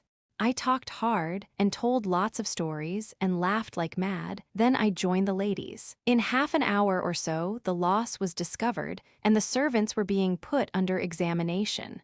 Darya, the housemaid, was suspected. I exhibited the greatest interest and sympathy, and I remember that poor Darya quite lost her head, and that I began assuring her, before everyone, that I would guarantee her forgiveness on the part of her mistress, if she would confess her guilt. They all stared at the girl, and I remember a wonderful attraction in the reflection that here was I sermonizing away, with the money in my own pocket all the while. I went and spent the 3 rubles that very evening at a restaurant. I went in and asked for a bottle of Lafite and drank it up. I wanted to be rid of the money. I did not feel much remorse either then or afterwards, but I would not repeat the performance, believe it or not as you please. There, that's all. Only, of course, that's not nearly your worst action, said the actress, with evident dislike in her face. That was a psychological phenomenon, not an action, remarked Totsky. And what about the maid? Asked Nastasia Philipovna, with undisguised contempt. Oh, she was turned out next day, of course. It's a very strict household there. And you allowed it. How mean you were, said Nastasia. Bah, you wish to hear a man tell of his worst actions, and you expect the story to come out goody-goody. One's worst actions always are mean. We shall see what the general has to say for himself now. All is not gold that glitters, you know, and because a man keeps his carriage, he need not be specially virtuous. I assure you, all sorts of people keep carriages, and by what means? Strange as it may appear, he had expected much better success for his story. These little errors of taste on Ferdishenko's part occurred very frequently. Nastasia trembled with rage and looked fixedly at him, whereupon he relapsed into alarmed silence. He realized that he had gone a little too far. Had we not better end this game? Asked Totsky. It's my turn, but I plead exemption, said Titsin. You don't care to oblige us? Asked Nastasia. I cannot, I assure you. I confess I do not understand how anyone can play this game. Then, General, it's your turn, continued Nastasia Philippovna, and if you refuse, the whole game will fall through, which will disappoint me very much, for I was looking forward to relating a certain page of my own life. I am only waiting for you and Afanasy Ivanovitch to have your turns, for I require the support of your example, she added, smiling. Oh, if you put it in that way, cried the general, excitedly, I'm ready to tell the whole story of my life, but I must confess that I prepared a little story in anticipation of my turn. Totsky was dreadfully alarmed to hear her promise a revelation out of her own life. I, like everyone else, began the general, have committed certain not altogether graceful actions, so to speak, during the course of my life. But the strangest thing of all in my case is that I should consider the little anecdote which I am now about to give you as a confession of the worst of my bad actions. It is 35 years since it all happened, and yet I cannot to this very day recall the circumstances without, as it were, a sudden pang at the heart. It was a silly affair. I was an ensign at the time. You know ensigns, their blood is boiling water, their circumstances generally penurious. Well, I had a servant Nikifor who used to do everything for me in my quarters, economized and managed for me, and even laid hands on anything he could find belonging to other people in order to augment our household goods, but a faithful, honest fellow all the same. I was strict, but just by nature. At that time, we were stationed in a small town. I was quartered at an old widow's house, a lieutenant's widow of 80 years of age. She lived in a wretched little wooden house and had not even a servant, so poor was she. Her relations had all died off. Her husband was dead and buried 40 years since, and a niece, who had lived with her and bullied her up to 3 years ago, was dead too, so that she was quite alone. Well, I was precious dull with her, especially as she was so childish that there was nothing to be got out of her. Eventually, she stole a fowl of mine. The business is a mystery to this day, but it could have been no one but herself. I requested to be quartered somewhere else, and was shifted to the other end of the town, to the house of a merchant with a large family and a long beard, as I remember him. Nikifor and I were delighted to go, but the old lady was not pleased at our departure. Well, a day or two afterwards, when I returned from drill, Nikifor says to me, "We oughtn't to have left our tureen with the old lady. I've nothing to serve the soup in." This baseness on her part, of course, aroused my young blood to fever heat. I jumped up, and away I flew. I arrived at the old woman's house beside myself.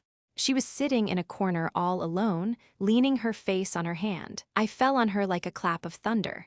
"You old wretch," I yelled, and all that sort of thing, in real Russian style. Well, when I began cursing at her, a strange thing happened. I looked at her, and she stared back with her eyes starting out of her head, but she did not say a word.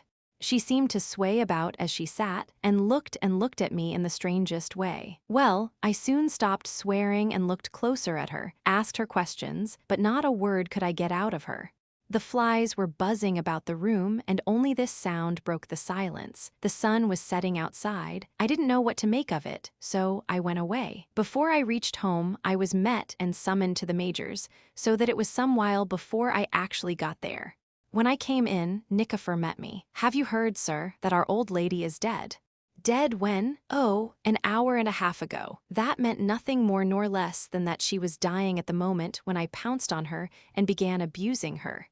This produced a great effect upon me. I used to dream of the poor old woman at nights. I really am not superstitious, but 2 days after, I went to her funeral, and as time went on I thought more and more about her. I said to myself, this woman, this human being, lived to a great age.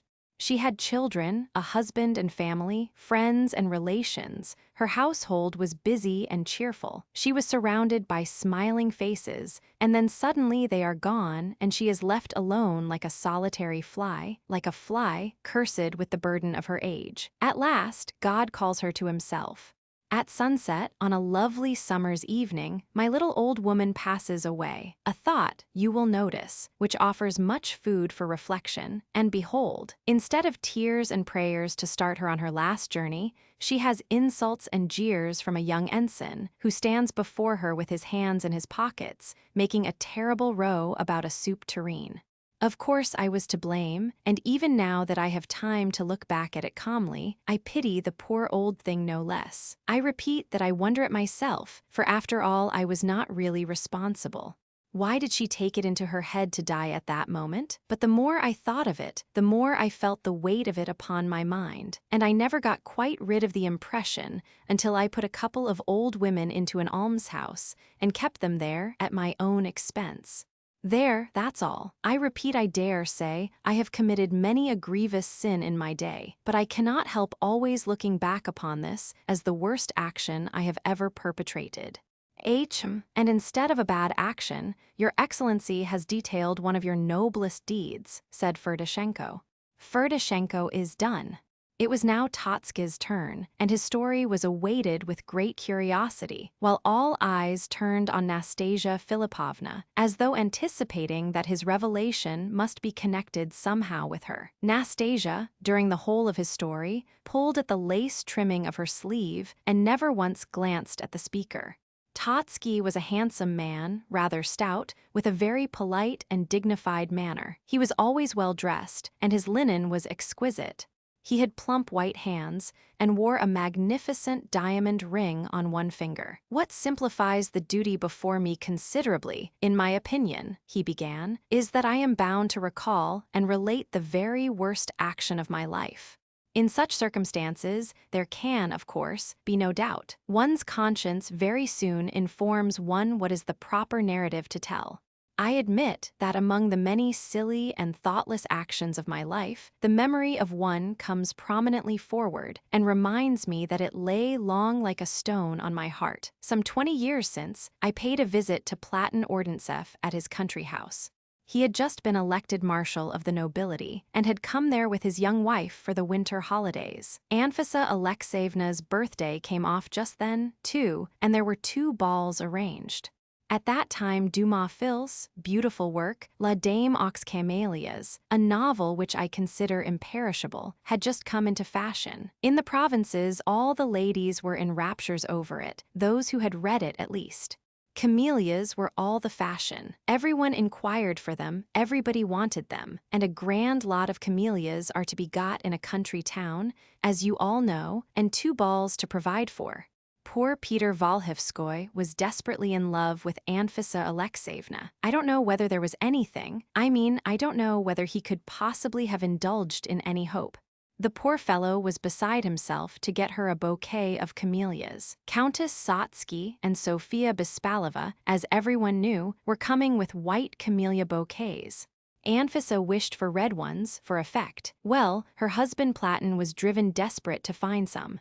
And the day before the ball, Anfisa's rival snapped up the only red camellias to be had in the place, from under Platon's nose, and Platon, wretched man, was done for. Now, if Peter had only been able to step in at this moment with a red bouquet, his little hopes might have made gigantic strides. A woman's gratitude under such circumstances would have been boundless, but it was practically an impossibility. The night before the ball, I met Peter, looking radiant. "What is it?" I ask. "I've found them, Eureka." "No, where?" "At Ekshyisk, a little town 15 miles off. There's a rich old merchant who keeps a lot of canaries, has no children, and he and his wife are devoted to flowers. He's got some camellias, and what if he won't let you have them? I'll go on my knees and implore till I get them. I won't go away." "When shall you start?" "Tomorrow morning at 5 o'clock. "Go on," I said, "and good luck to you." I don't know how, it was nearly 2 in the morning. I rang the bell and ordered the coachman to be waked up and sent to me. He came. I gave him a tip of 15 rubles and told him to get the carriage ready at once. In half an hour it was at the door. I got in and off we went. By 5 I drew up at the Ekshyiski Inn. I waited there till dawn, and soon after 6 I was off and at the old merchant Trepolav's. Camellias! I said, "Father, save me, let me have some camellias." He was a tall, gray old man, a terrible-looking old gentleman. "Not a bit of it," he says, "I won't." Down I went on my knees. "Don't say so, don't, think what you're doing." I cried, "It's a matter of life and death. If that's the case, take them," says he. So up I get and cut such a bouquet of red camellias. He had a whole greenhouse full of them, lovely ones. The old fellow sighs. I pull out 100 rubles. No, no, says he, don't insult me that way. Oh, if that's the case, give it to the village hospital, I say. Ah, he says, that's quite a different matter. That's good of you and generous. I'll pay it in there for you with pleasure. I liked that old fellow, Russian to the core, de la vraie souch. I went home in raptures, but took another road in order to avoid Peter. Immediately on arriving, I sent up the bouquet for Anfisa to see when she awoke. You may imagine her ecstasy, her gratitude. The wretched Platon, who had almost died since yesterday of the reproaches showered upon him, wept on my shoulder. Of course, poor Peter had no chance after this. I thought he would cut my throat at first, and went about armed ready to meet him, but he took it differently. He fainted, and had brain fever and convulsions. A month after, when he had hardly recovered, he went off to the Crimea, and there he was shot. I assure you this business left me no peace for many a long year. Why did I do it? I was not in love with her myself. I'm afraid it was simply mischief, pure cussedness on my part. If I hadn't seized that bouquet from under his nose, he might have been alive now, and a happy man. He might have been successful in life, and never have gone to fight the Turks. Totsky ended his tale with the same dignity that had characterized its commencement. Nastasia Philippovna's eyes were flashing in a most unmistakable way now, and her lips were all a-quiver by the time Totsky finished his story. All present watched both of them with curiosity. You were right, Totsky, said Nastasia. It is a dull game and a stupid one. I'll just tell my story, as I promised, and then we'll play cards. Tell me what you think. Shall I marry or not? As you decide, so shall it be. Totsky grew white as a sheet. The general was struck dumb. All present started and listened intently. Gania sat rooted to his chair. Marry whom? Asked the prince faintly. Gavrila Ardalionovich Ivolgin, said Nastasia, firmly and evenly. There were a few seconds of dead silence. The prince tried to speak, but could not form his words. A great weight seemed to lie upon his breast and suffocate him. And no, don't marry him. He whispered at last, drawing his breath with an effort. So be it then. Gavrila Ardalionovich, she spoke solemnly and forcibly, you hear the prince's decision? Take it as my decision, and let that be the end of the matter for good and all. Nastasia Philippovna, cried Totsky in a quaking voice. Nastasia Philippovna, said the general, in persuasive but agitated tones. Everyone in the room fidgeted in their places and waited to see what was coming next. Well, gentlemen, she continued, gazing around in apparent astonishment, what do you all look so alarmed about? Why are you so upset? I am confused and bewildered, I know, but, in a word, at such a moment, and before company, and all so irregular, finishing off a game with a serious matter like this, a matter of honor and of heart, and isn't the company good enough for you? And what's all that about a game? I wish to tell my little story, and I told it. Don't you like it?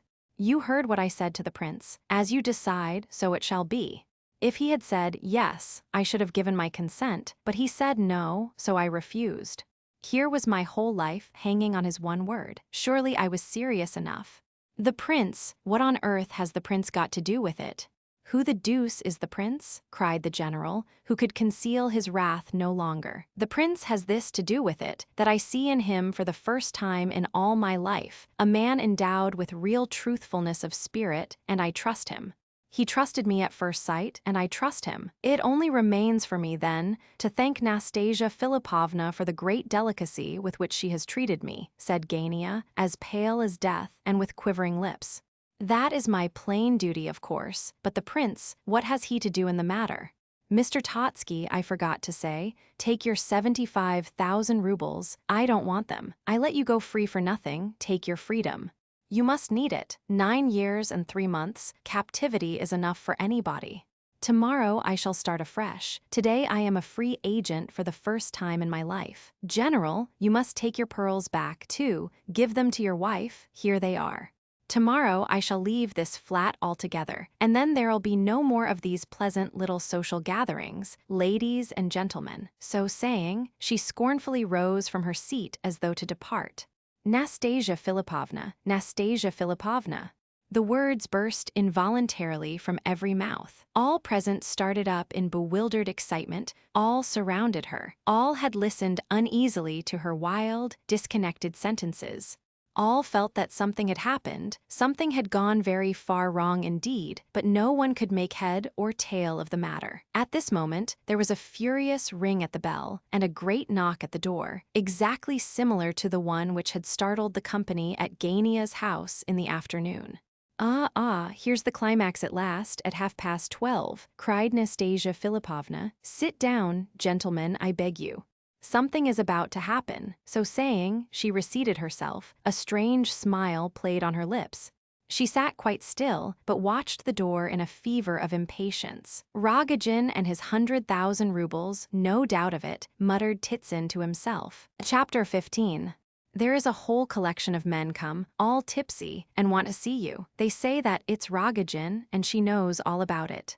Surely not all, ma'am. They seem so disorderly. It's dreadful to see them. Yes, all, Kasia, all, every one of them. Let them in, or they'll come in whether you like or no. Listen, what a noise they are making. Perhaps you are offended, gentlemen, that I should receive such guests in your presence. I am very sorry and ask your forgiveness, but it cannot be helped, and I should be very grateful if you could all stay and witness this climax. However, just as you please, of course. The guests exchanged glances. They were annoyed and bewildered by the episode, but it was clear enough that all this had been prearranged and expected by Nastasia Philipovna, and that there was no use in trying to stop her now, for she was little short of insane. Besides, they were naturally inquisitive to see what was to happen. There was nobody who would be likely to feel much alarm. There were but two ladies present, one of whom was the lively actress, who was not easily frightened, and the other the silent German beauty who, it turned out, did not understand a word of Russian, and seemed to be as stupid as she was lovely. Her acquaintances invited her to their at-homes because she was so decorative. She was exhibited to their guests like a valuable picture, or vase, or statue, or fire screen. As for the men, Titsin was one of Rogojin's friends. Ferdishenko was as much at home as a fish in the sea. Gania, not yet recovered from his amazement, appeared to be chained to a pillory. The old professor did not in the least understand what was happening, but when he noticed how extremely agitated the mistress of the house and her friends seemed, he nearly wept and trembled with fright. But he would rather have died than leave Nastasia Philipovna at such a crisis, for he loved her as if she were his own granddaughter. He resolved, therefore, to see it out and to adopt the attitude of silent spectator, as most suited to his dignity. General Epanchin alone determined to depart. He was annoyed at the manner in which his gift had been returned, as though he had condescended, under the influence of passion, to place himself on a level with Titsin and Ferdishenko. His self-respect and sense of duty now returned together, with a consciousness of what was due to his social rank and official importance. In short, he plainly showed his conviction that a man in his position could have nothing to do with Rogojin and his companions. But Nastasia interrupted him at his first words. "Ah, General," she cried, "I was forgetting. If I had only foreseen this unpleasantness. I won't insist on keeping you against your will, although I should have liked you to be beside me now. In any case, I am most grateful to you for your visit and flattering attention. But if you are afraid, I have remained until now simply because of my devotion to you, and as for danger, I am only afraid that the carpets may be ruined and the furniture smashed. You should shut the door on the lot, in my opinion. But I confess that I am extremely curious to see how it ends." "Rogojin," announced Ferdishenko. "What do you think about it?" said the general in a low voice to Totsky. "Is she mad? I mean mad in the medical sense of the word, eh?" Since their visit to Gania's home, Rogojin's followers had been increased by two new recruits, a dissolute old man, the hero of some ancient scandal, and a retired sub-lieutenant. A laughable story was told of the former. He possessed, it was said, a set of false teeth, and one day when he wanted money for a drinking orgy, he pawned them and was never able to reclaim them. The officer appeared to be a rival of the gentleman who was so proud of his fists. He was known to none of Rogozin's followers, but as they passed by the Nevsky, where he stood begging, he had joined their ranks. His claim for the charity he desired seemed based on the fact that in the days of his prosperity, he had given away as much as 15 rubles at a time. The rivals seemed more than a little jealous of one another. The athlete appeared injured at the admission of the beggar into the company. By nature taciturn, he now merely growled occasionally like a bear and glared contemptuously upon the beggar, who, being somewhat of a man of the world and a diplomatist, tried to insinuate himself into the bear's good graces. He was a much smaller man than the athlete, and doubtless was conscious that he must tread warily.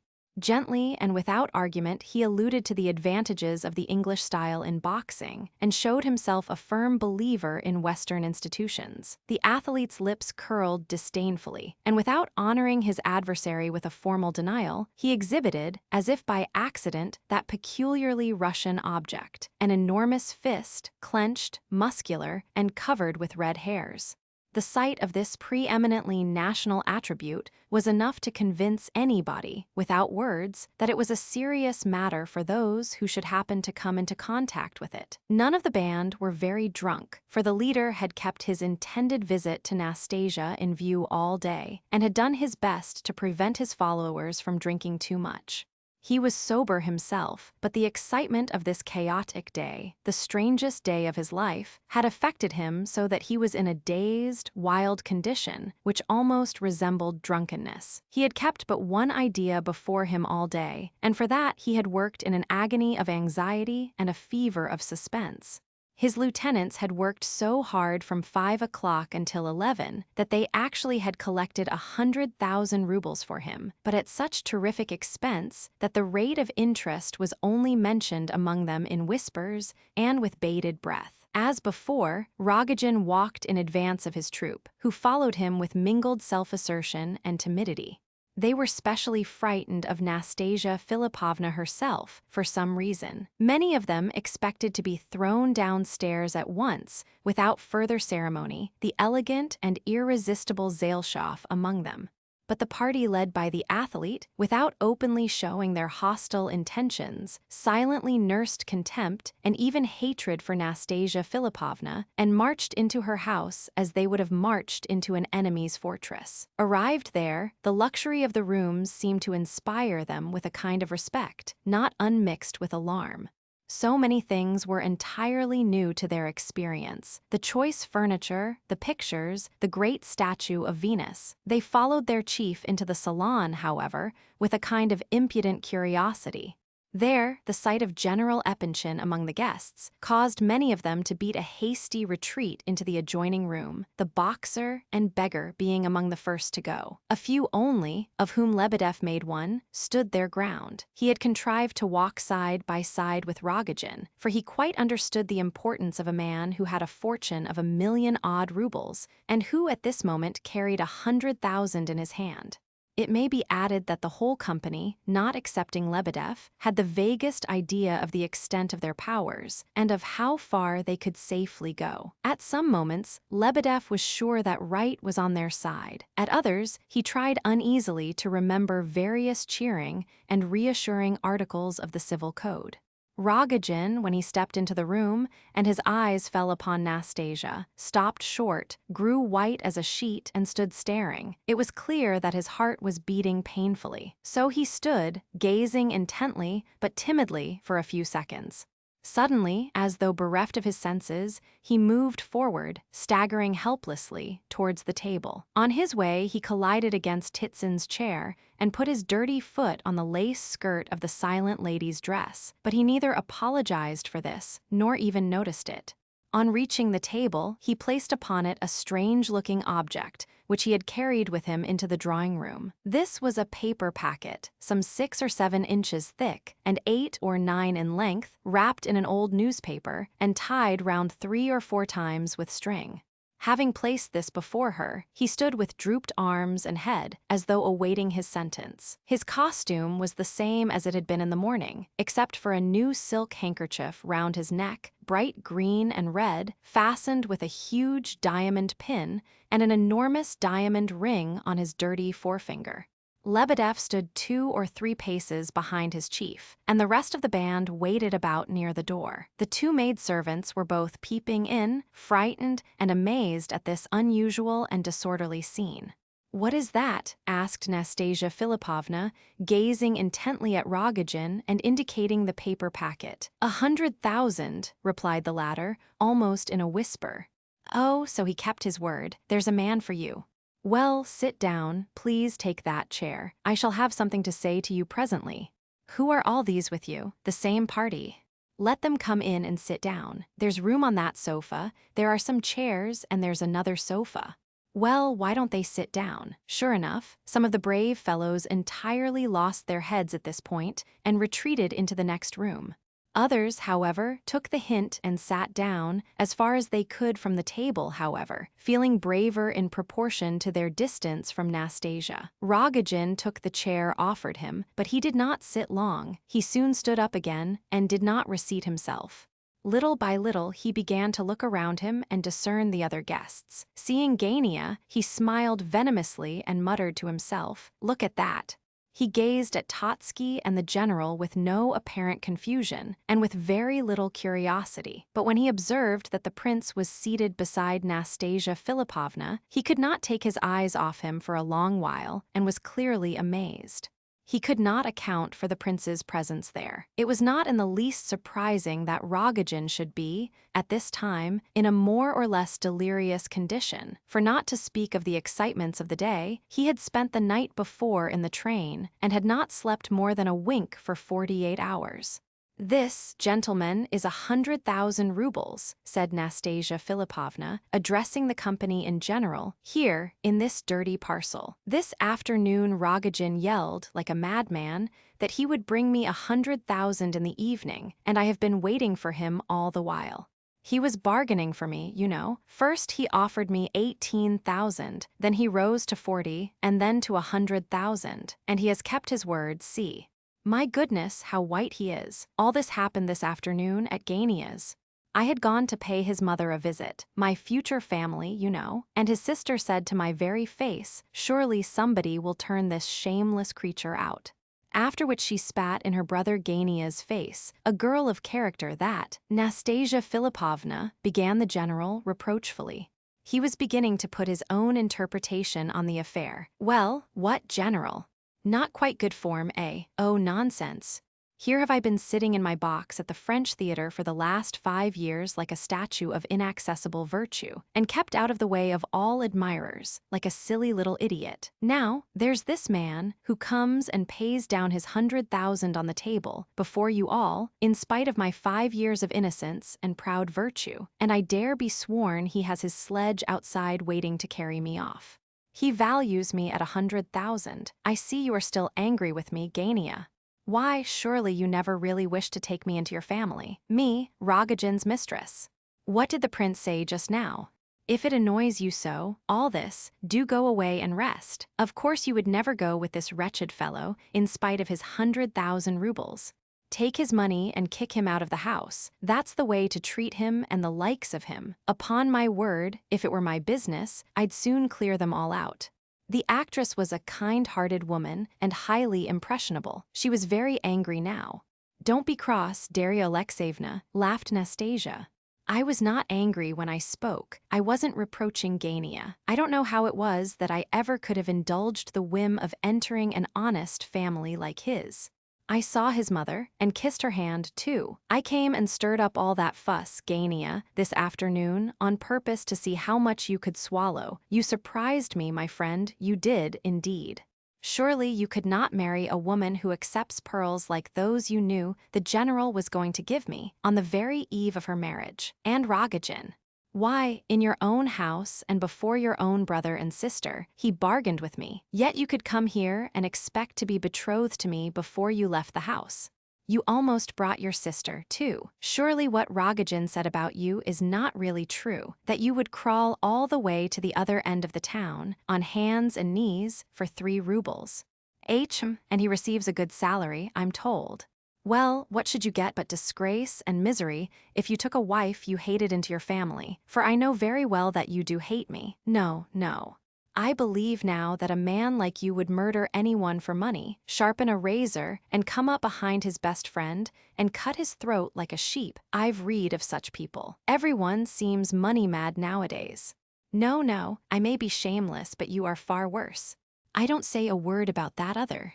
Oh, what a tongue! What dreadful things you are saying, cried the general, wringing his hands in real grief. I am intoxicated, General. I am having a day out, you know. It's my birthday. I have long looked forward to this happy occasion. Darya Alexeyevna, you see that nosegay man, that Monsieur Ox Camellias, sitting there laughing at us. Well, why have I worried him for 5 years and never let him go free? Is he worth it? He is only just what he ought to be, nothing particular. He thinks I am to blame, too. He gave me my education, kept me like a countess. Money, my word. What a lot of money he spent over me, and he tried to find me an honest husband first, and then this Gania here. And what do you think? All these 5 years I did not live with him, and yet I took his money and considered I was quite justified. You say, take the 100,000 and kick that man out. It is true, it is an abominable business, as you say. I might have married long ago, not Gania. Oh no, but that would have been abominable too. Would you believe it? I had some thoughts of marrying Totsky 4 years ago. I meant mischief, I confess, but I could have had him, I give you my word. He asked me himself, but I thought no. It's not worthwhile to take such advantage of him, no. I had better go on to the streets, or accept Rogojin, or become a washerwoman or something, for I have nothing of my own, you know. I shall go away and leave everything behind to the last rag. He shall have it all back. And who would take me without anything? Ask Gania there whether he would. Why, even Ferdishenko wouldn't have me. You sit here making complaints, but just look at the prince. I've been observing him for a long while. Nastasia Philipovna looked keenly round at the prince. Is that true? She asked. Quite true, whispered the prince. You'll take me as I am, with nothing. However, it might have been expected of him. The prince continued to regard Nastasia with a sorrowful, but intent and piercing gaze. Here's another alternative for me, said Nastasia, turning once more to the actress, and he does it out of pure kindness of heart. I know him. I've found a benefactor. Perhaps, though, what they say about him may be true, that he's in we know what. And what shall you live on, if you are really so madly in love with Rogojin's mistress, that you are ready to marry her, eh? Oh, you get those ideas out of novels, you know. Times are changed now, dear prince. The world sees things as they really are. That's all nonsense. Besides, how can you marry? You need a nurse, not a wife. The prince rose and began to speak in a trembling, timid tone, but with the air of a man absolutely sure of the truth of his words. I know nothing, Nastasia Philipovna. I have seen nothing. You are right so far, but I consider that you would be honoring me and not I you. I am a nobody. You have suffered, you have passed through hell and emerged pure, and that is very much. Why do you shame yourself by desiring to go with Rogojin? You are delirious. You have returned to Mr. Totsky his 75,000 rubles and declared that you will leave this house and all that is in it, which is a line of conduct that not one person here would imitate. Nastasia Philipovna, I love you. I would die for you. I shall never let any man say one word against you, Nastasia Philipovna, and if we are poor, I can work for both. As the prince spoke these last words, a titter was heard from Ferdishenko. Lebedev laughed too. The general grunted with irritation. Titsin and Totsky barely restrained their smiles. The rest all sat listening, open-mouthed with wonder. But perhaps we shall not be poor. We may be very rich, Nastasia Philipovna, continued the prince in the same timid, quivering tones. I don't know for certain, and I'm sorry to say I haven't had an opportunity of finding out all day, but I received a letter from Moscow while I was in Switzerland from a Mr. Salaskin, and he acquaints me with the fact that I am entitled to a very large inheritance. This letter. Is he raving? Said the general. Are we really in a madhouse? Then Titsin spoke. I think you said, Prince, that your letter was from Salaskin. Salaskin is a very eminent man, indeed, in his own world. He is a wonderfully clever solicitor, and if he really tells you this, I think you may be pretty sure that he is right. It so happens, luckily, that I know his handwriting, for I have lately had business with him. If you would allow me to see it, I should perhaps be able to tell you. The prince held out the letter silently, but with a shaking hand. What? Said the general, much agitated. What's all this? Is he really heir to anything? Ferdishenko could not sit still. Rogojin fixed his eyes first on the prince, and then on Titsin, and then back again. He was extremely agitated. Lebedev could not stand it. He crept up and read over Titsin's shoulder with the air of a naughty boy who expects a box on the ear every moment for his indiscretion. Chapter 16. It's good business, said Titsin at last, folding the letter and handing it back to the prince. You will receive, without the slightest trouble, by the last will and testament of your aunt, a very large sum of money indeed. He had never known her, but she was his mother's own sister, the daughter of a Moscow merchant, one Paparkin, who had died a bankrupt. But the elder brother of this same Paparkin had been an eminent and very rich merchant. A year since it had so happened that his only 2 sons had both died within the same month. This sad event had so affected the old man that he, too, had died very shortly after. He was a widower and had no relations left, excepting the prince's aunt, a poor woman living on charity, who was herself at the point of death from dropsy, but who had time, before she died, to set Saliskin to work to find her nephew, and to make her will bequeathing her newly acquired fortune to him. One thing I may tell you for certain, concluded Titsin, addressing the prince, that there is no question about the authenticity of this matter. Anything that Saliskin writes you as regards your unquestionable right to this inheritance, you may look upon as so much money in your pocket. I congratulate you, prince. You may receive 1.5 million of rubles, perhaps more, I don't know. All I do know is that Paparkin was a very rich merchant indeed. Hurrah, cried Lebedev in a drunken voice. Hurrah for the last of the Myshkins. And I gave him 25 rubles this morning as though he were a beggar, blurted out the general, half senseless with amazement. Well, I congratulate you. And the general rose from his seat and solemnly embraced the prince. All came forward with congratulations. Even those of Rogojin's party who had retreated into the next room now crept softly back to look on. For the moment, even Nastasia Philippovna was forgotten. But gradually, the consciousness crept back into the minds of each one present that the prince had just made her an offer of marriage. The situation had, therefore, become 3 times as fantastic as before. Totsky sat and shrugged his shoulders, bewildered. He was the only guest left sitting at this time. The others had thronged round the table in disorder, and were all talking at once. It was generally agreed, afterwards, in recalling that evening, that from this moment, Nastasia Philippovna seemed entirely to lose her senses. She continued to sit still in her place, looking around at her guests with a strange, bewildered expression, as though she were trying to collect her thoughts and could not. Then she suddenly turned to the prince and glared at him with frowning brows, but this only lasted 1 moment. Perhaps it suddenly struck her that all this was a jest, but his face seemed to reassure her. She reflected and smiled again, vaguely. So I am really a princess, she whispered to herself, ironically, and glancing accidentally at Darya Alexeyevna's face, she burst out laughing. Ha ha ha. She cried, this is an unexpected climax after all. I didn't expect this. What are you all standing up for, gentlemen? Sit down, congratulate me and the prince. Ferdishenko, just step out and order some more champagne, will you? Kasia, Pasha, she added suddenly, seeing the servants at the door, come here. I'm going to be married, did you hear, to the prince. He has 1.5 million of rubles. He is Prince Myshkin and has asked me to marry him. Here, prince, come and sit by me, and here comes the wine. Now then, ladies and gentlemen, where are your congratulations? Rogojin stood and looked on with an incredulous smile, screwing up one side of his mouth. Prince, my dear fellow, do remember what you are about, said the general, approaching Myshkin and pulling him by the coat sleeve. Nastasia Philippovna overheard the remark and burst out laughing. No, general, she cried, you had better look out. I am the princess now, you know. The prince won't let you insult me. Afanasy Ivanovitch, why don't you congratulate me? I shall be able to sit at table with your new wife now. Aha, you see what I gained by marrying a prince. 1.5 million and a prince, and an idiot into the bargain, they say. What better could I wish for? Life is only just about to commence for me in earnest. Rogojin, you are a little too late. Away with your paper parcel. I'm going to marry the prince. I'm richer than you are now. But Rogojin understood how things were tending, at last.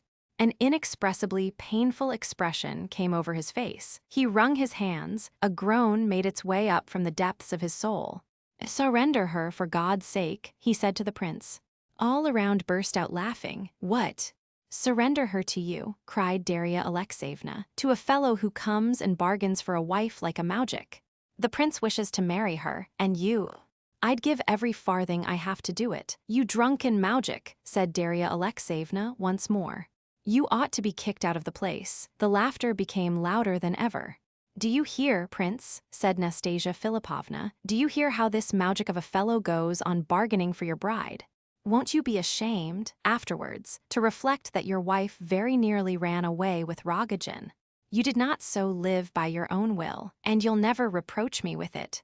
Nastasia Philippovna, said the prince, quietly and with deep emotion, I said before that I shall esteem your consent to be my wife as a great honor to myself, and shall consider that it is you who will honor me, not I you, by our marriage. You laughed at these words, and others around us laughed as well. I heard them. Very likely I expressed myself funnily, and I may have looked funny, but, for all that, I believe I understand where honor lies, and what I said was but the literal truth. You were about to ruin yourself just now, irrevocably. You would never have forgiven yourself for so doing afterwards, and yet you are absolutely blameless. It is impossible that your life should be altogether ruined at your age. What matter that Rogojin came bargaining here, and that Gavrila Ardalionovich would have deceived you if he could? Why do you continually remind us of these facts? I assure you once more that very few could find it in them to act as you have acted this day. As for your wish to go with Rogojin, that was simply the idea of a delirious and suffering brain. You are still quite feverish. You ought to be in bed, not here. You know quite well that if you had gone with Rogojin, you would have become a washerwoman next day, rather than stay with him. You are proud, Nastasia Philippovna, and perhaps you have really suffered so much that you imagine yourself to be a desperately guilty woman. You require a great deal of petting and looking after, Nastasia Philippovna, and I will do this. I saw your portrait this morning, and it seemed quite a familiar face to me. It seemed to me that the portrait face was calling to me for help. I shall respect you all my life, Nastasia Philippovna, concluded the prince, as though suddenly recollecting himself, and blushing to think of the sort of company before whom he had said all this. Titsin bowed his head and looked at the ground, overcome by a mixture of feelings.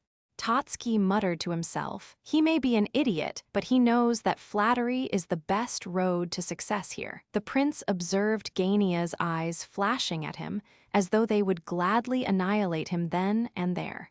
That's a kind-hearted man, if you like, said Darya Alexeyevna, whose wrath was quickly evaporating. A refined man, but lost, murmured the general. Totsky took his hat and rose to go. He and the general exchanged glances, making a private arrangement thereby to leave the house together.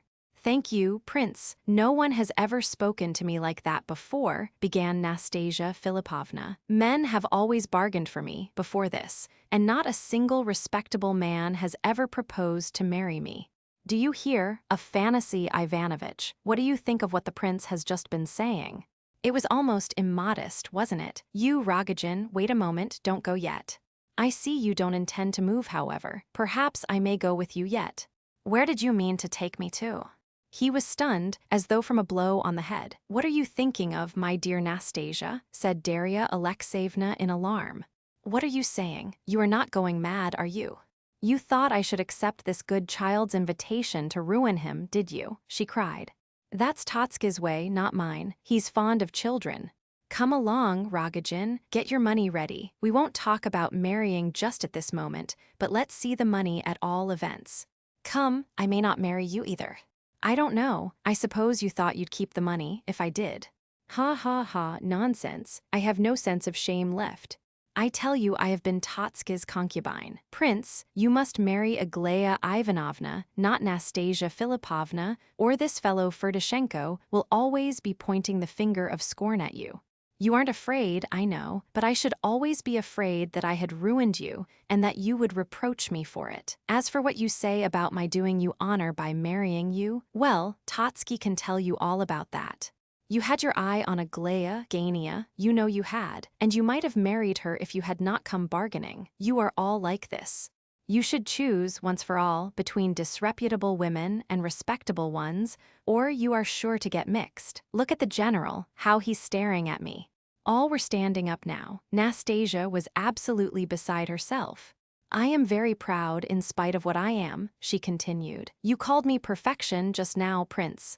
A nice sort of perfection to throw up a prince and 1.5 million of rubles in order to be able to boast of the fact afterwards. What sort of a wife should I make for you, after all I have said? A fantasy, Ivanovitch. Do you observe I have really and truly thrown away 1 million of rubles? And you thought that I should consider your wretched 75,000, with Gania thrown in for a husband, a paradise of bliss.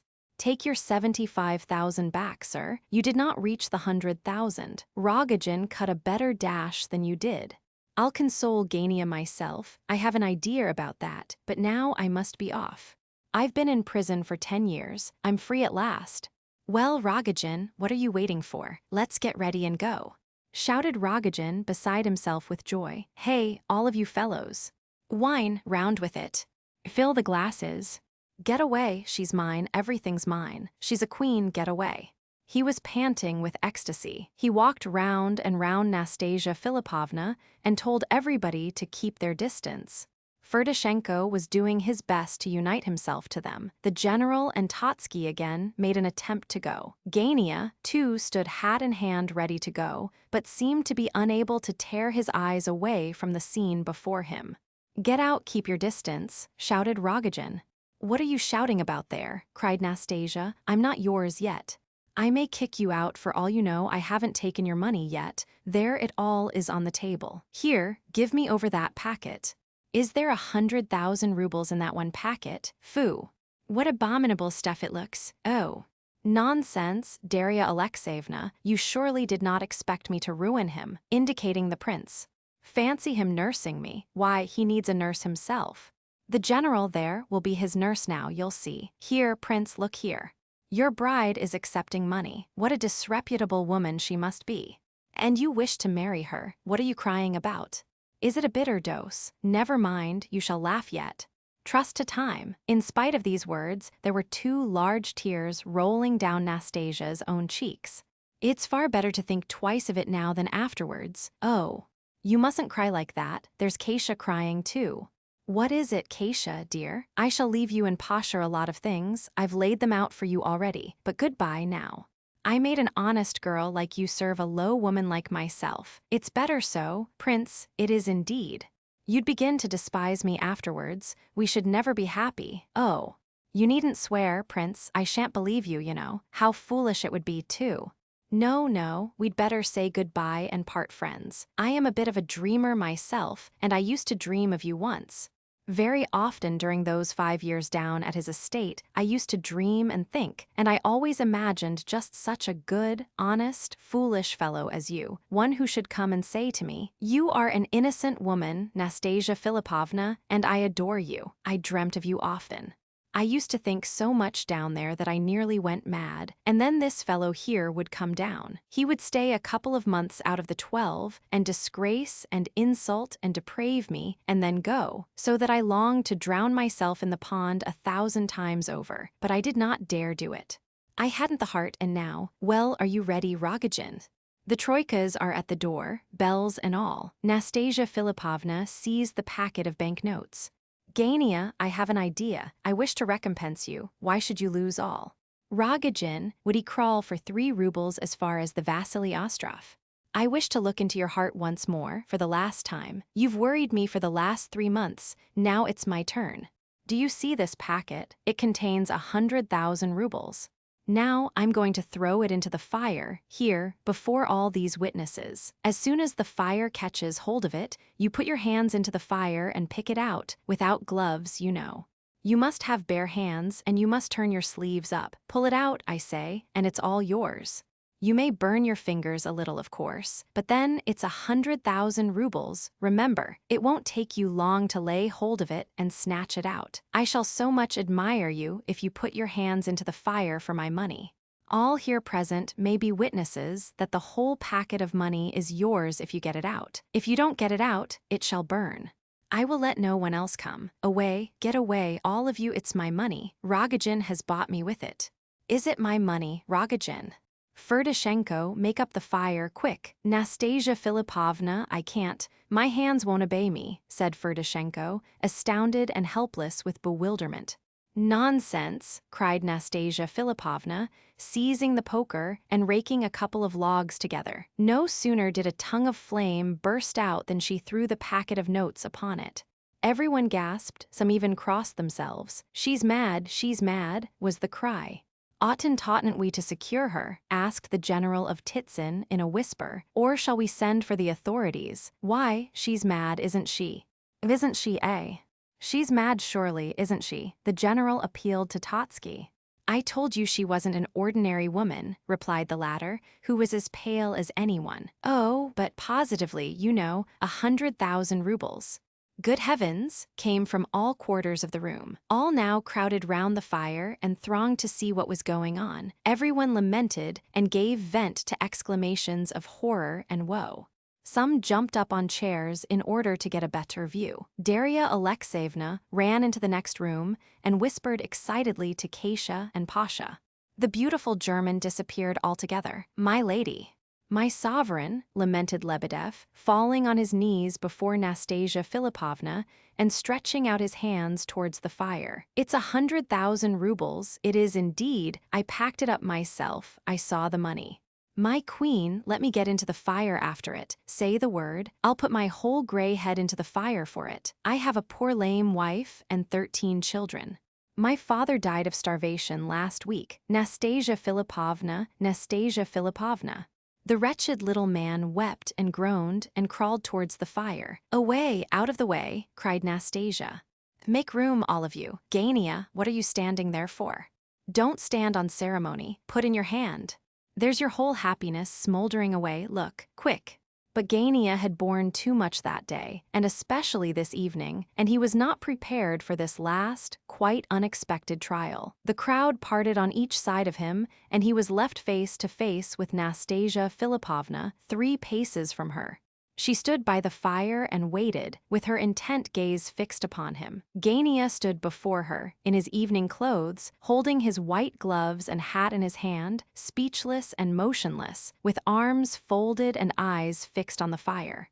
A silly, meaningless smile played on his white, death-like lips. He could not take his eyes off the smoldering packet, but it appeared that something new had come to birth in his soul, as though he were vowing to himself that he would bear this trial. He did not move from his place. In a few seconds, it became evident to all that he did not intend to rescue the money. Hey, look at it, it'll burn in another minute or 2, cried Nastasia Filipovna. You'll hang yourself afterwards, you know, if it does. I'm not joking. The fire, choked between a couple of smoldering pieces of wood, had died down for the first few moments after the packet was thrown upon it. But a little tongue of fire now began to lick the paper from below, and soon, gathering courage, mounted the sides of the parcel and crept around it. In another moment, the whole of it burst into flames, and the exclamations of woe and horror were redoubled. Nastasia Filipovna, lamented Lebedev again, straining towards the fireplace, but Rogojin dragged him away and pushed him to the rear once more. The whole of Rogojin's being was concentrated in one rapturous gaze of ecstasy. He could not take his eyes off Nastasia. He stood drinking her in, as it were. He was in the 7th heaven of delight. Oh, what a queen she is! He ejaculated, every other minute, throwing out the remark for anyone who liked to catch it. That's the sort of woman for me. Which of you would think of doing a thing like that, you blackguards, eh? He yelled. He was hopelessly and wildly beside himself with ecstasy. The prince watched the whole scene, silent and dejected. "I'll pull it out with my teeth for 1,000, said Ferdishenko. "So would I," said another from behind, "with pleasure. Devil take the thing." He added, in a tempest of despair, "It will all be burnt up in a minute. It's burning, it's burning. It's burning, it's burning," cried all, thronging nearer and nearer to the fire in their excitement. "Gania, don't be a fool. I tell you for the last time, get on quick," shrieked Ferdishenko, rushing wildly up to Gania and trying to drag him to the fire by the sleeve of his coat. "Get it, you dummy, it's burning away fast." "Oh, damn the thing." Gania hurled Ferdishenko from him, then he turned sharp round and made for the door.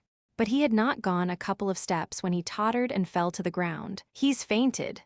The cry went round. "And the money's burning still," Lebedev lamented. "Burning for nothing," shouted others. "Kasia Pasha." "Bring him some water," cried Nastasia Philippovna. Then she took the tongs and fished out the packet. Nearly the whole of the outer covering was burned away, but it was soon evident that the contents were hardly touched. The packet had been wrapped in a threefold covering of newspaper, and the notes were safe. All breathed more freely. "Some dirty little 1,000 or so may be touched," said Lebedev, immensely relieved, "but there's very little harm done, after all." "All right, he'll come to directly. He must have the packet or he'll cut his throat afterwards. There. He's coming to himself. General, Totsky, all of you, did you hear me? The money is all Gania's. I give it to him, fully conscious of my action, as recompense for, well, for anything he thinks best. Tell him so, let it lie here beside him. Off we go, Rogojin. Goodbye, Prince. I have seen a man for the first time in my life. Goodbye, Afanasy Ivanovitch, and thanks." The Rogojin gang followed their leader and Nastasia Philippovna to the entrance hall, laughing and shouting and whistling. In the hall, the servants were waiting and handed her her fur cloak. Martha, the cook, ran in from the kitchen. Nastasia kissed them all round.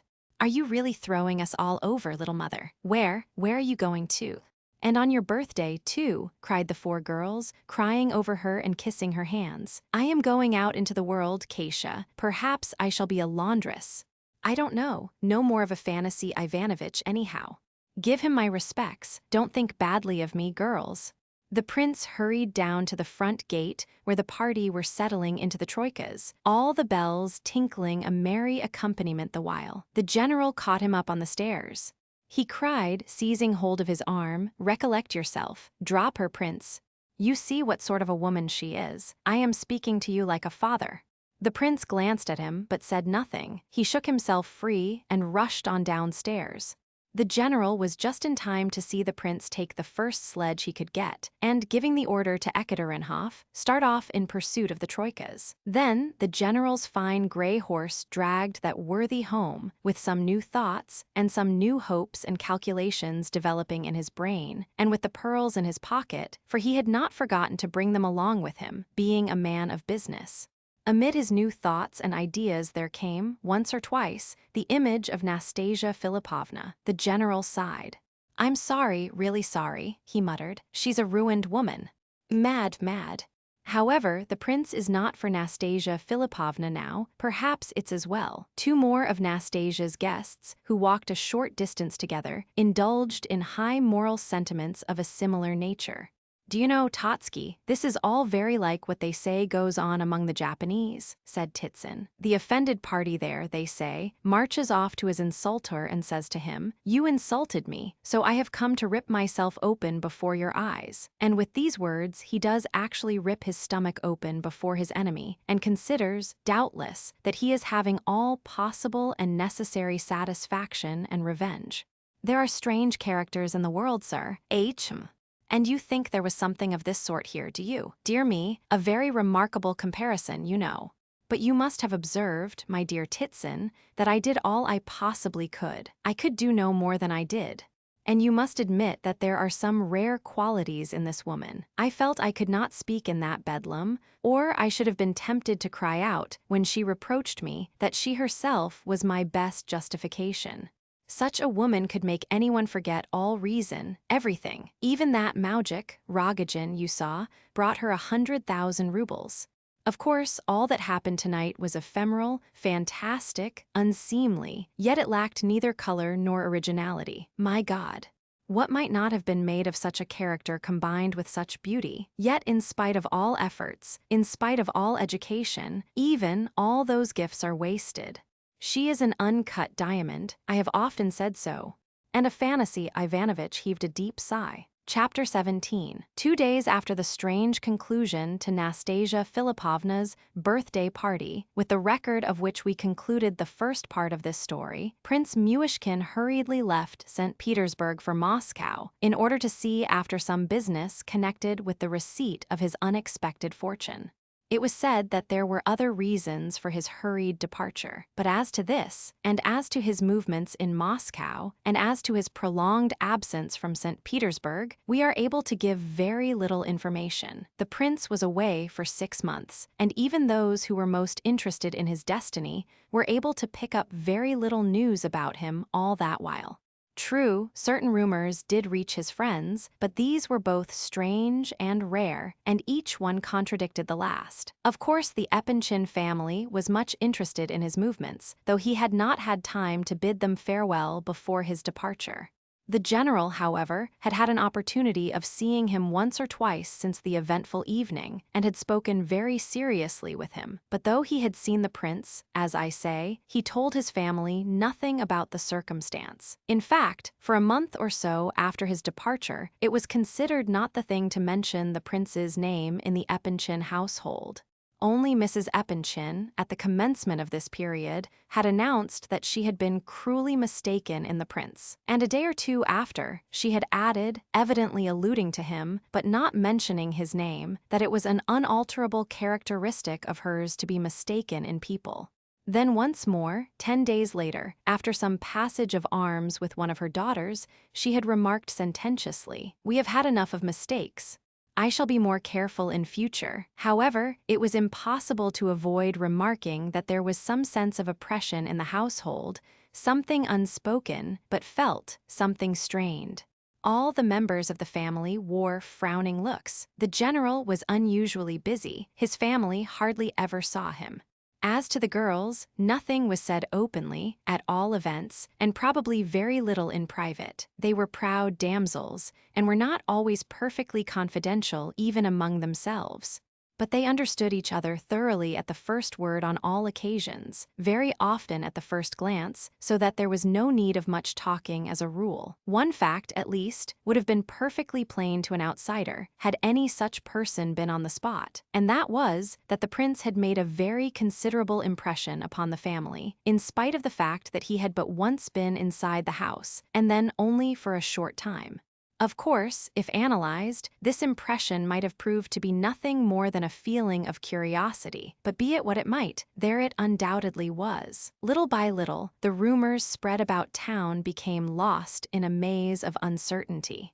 It was said that some foolish young prince, name unknown, had suddenly come into possession of a gigantic fortune and had married a French ballet dancer. This was contradicted, and the rumor circulated that it was a young merchant who had come into the enormous fortune and married the great ballet dancer, and that at the wedding the drunken young fool had burned 70,000 rubles at a candle out of pure bravado.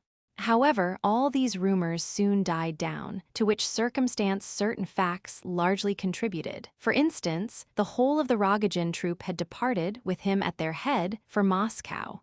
This was exactly a week after a dreadful orgy at the Ekaterinhof Gardens, where Nastasia Filipovna had been present. It became known that, after this orgy, Nastasia Filipovna had entirely disappeared, and that she had since been traced to Moscow, so that the exodus of the Rogojin band was found consistent with this report.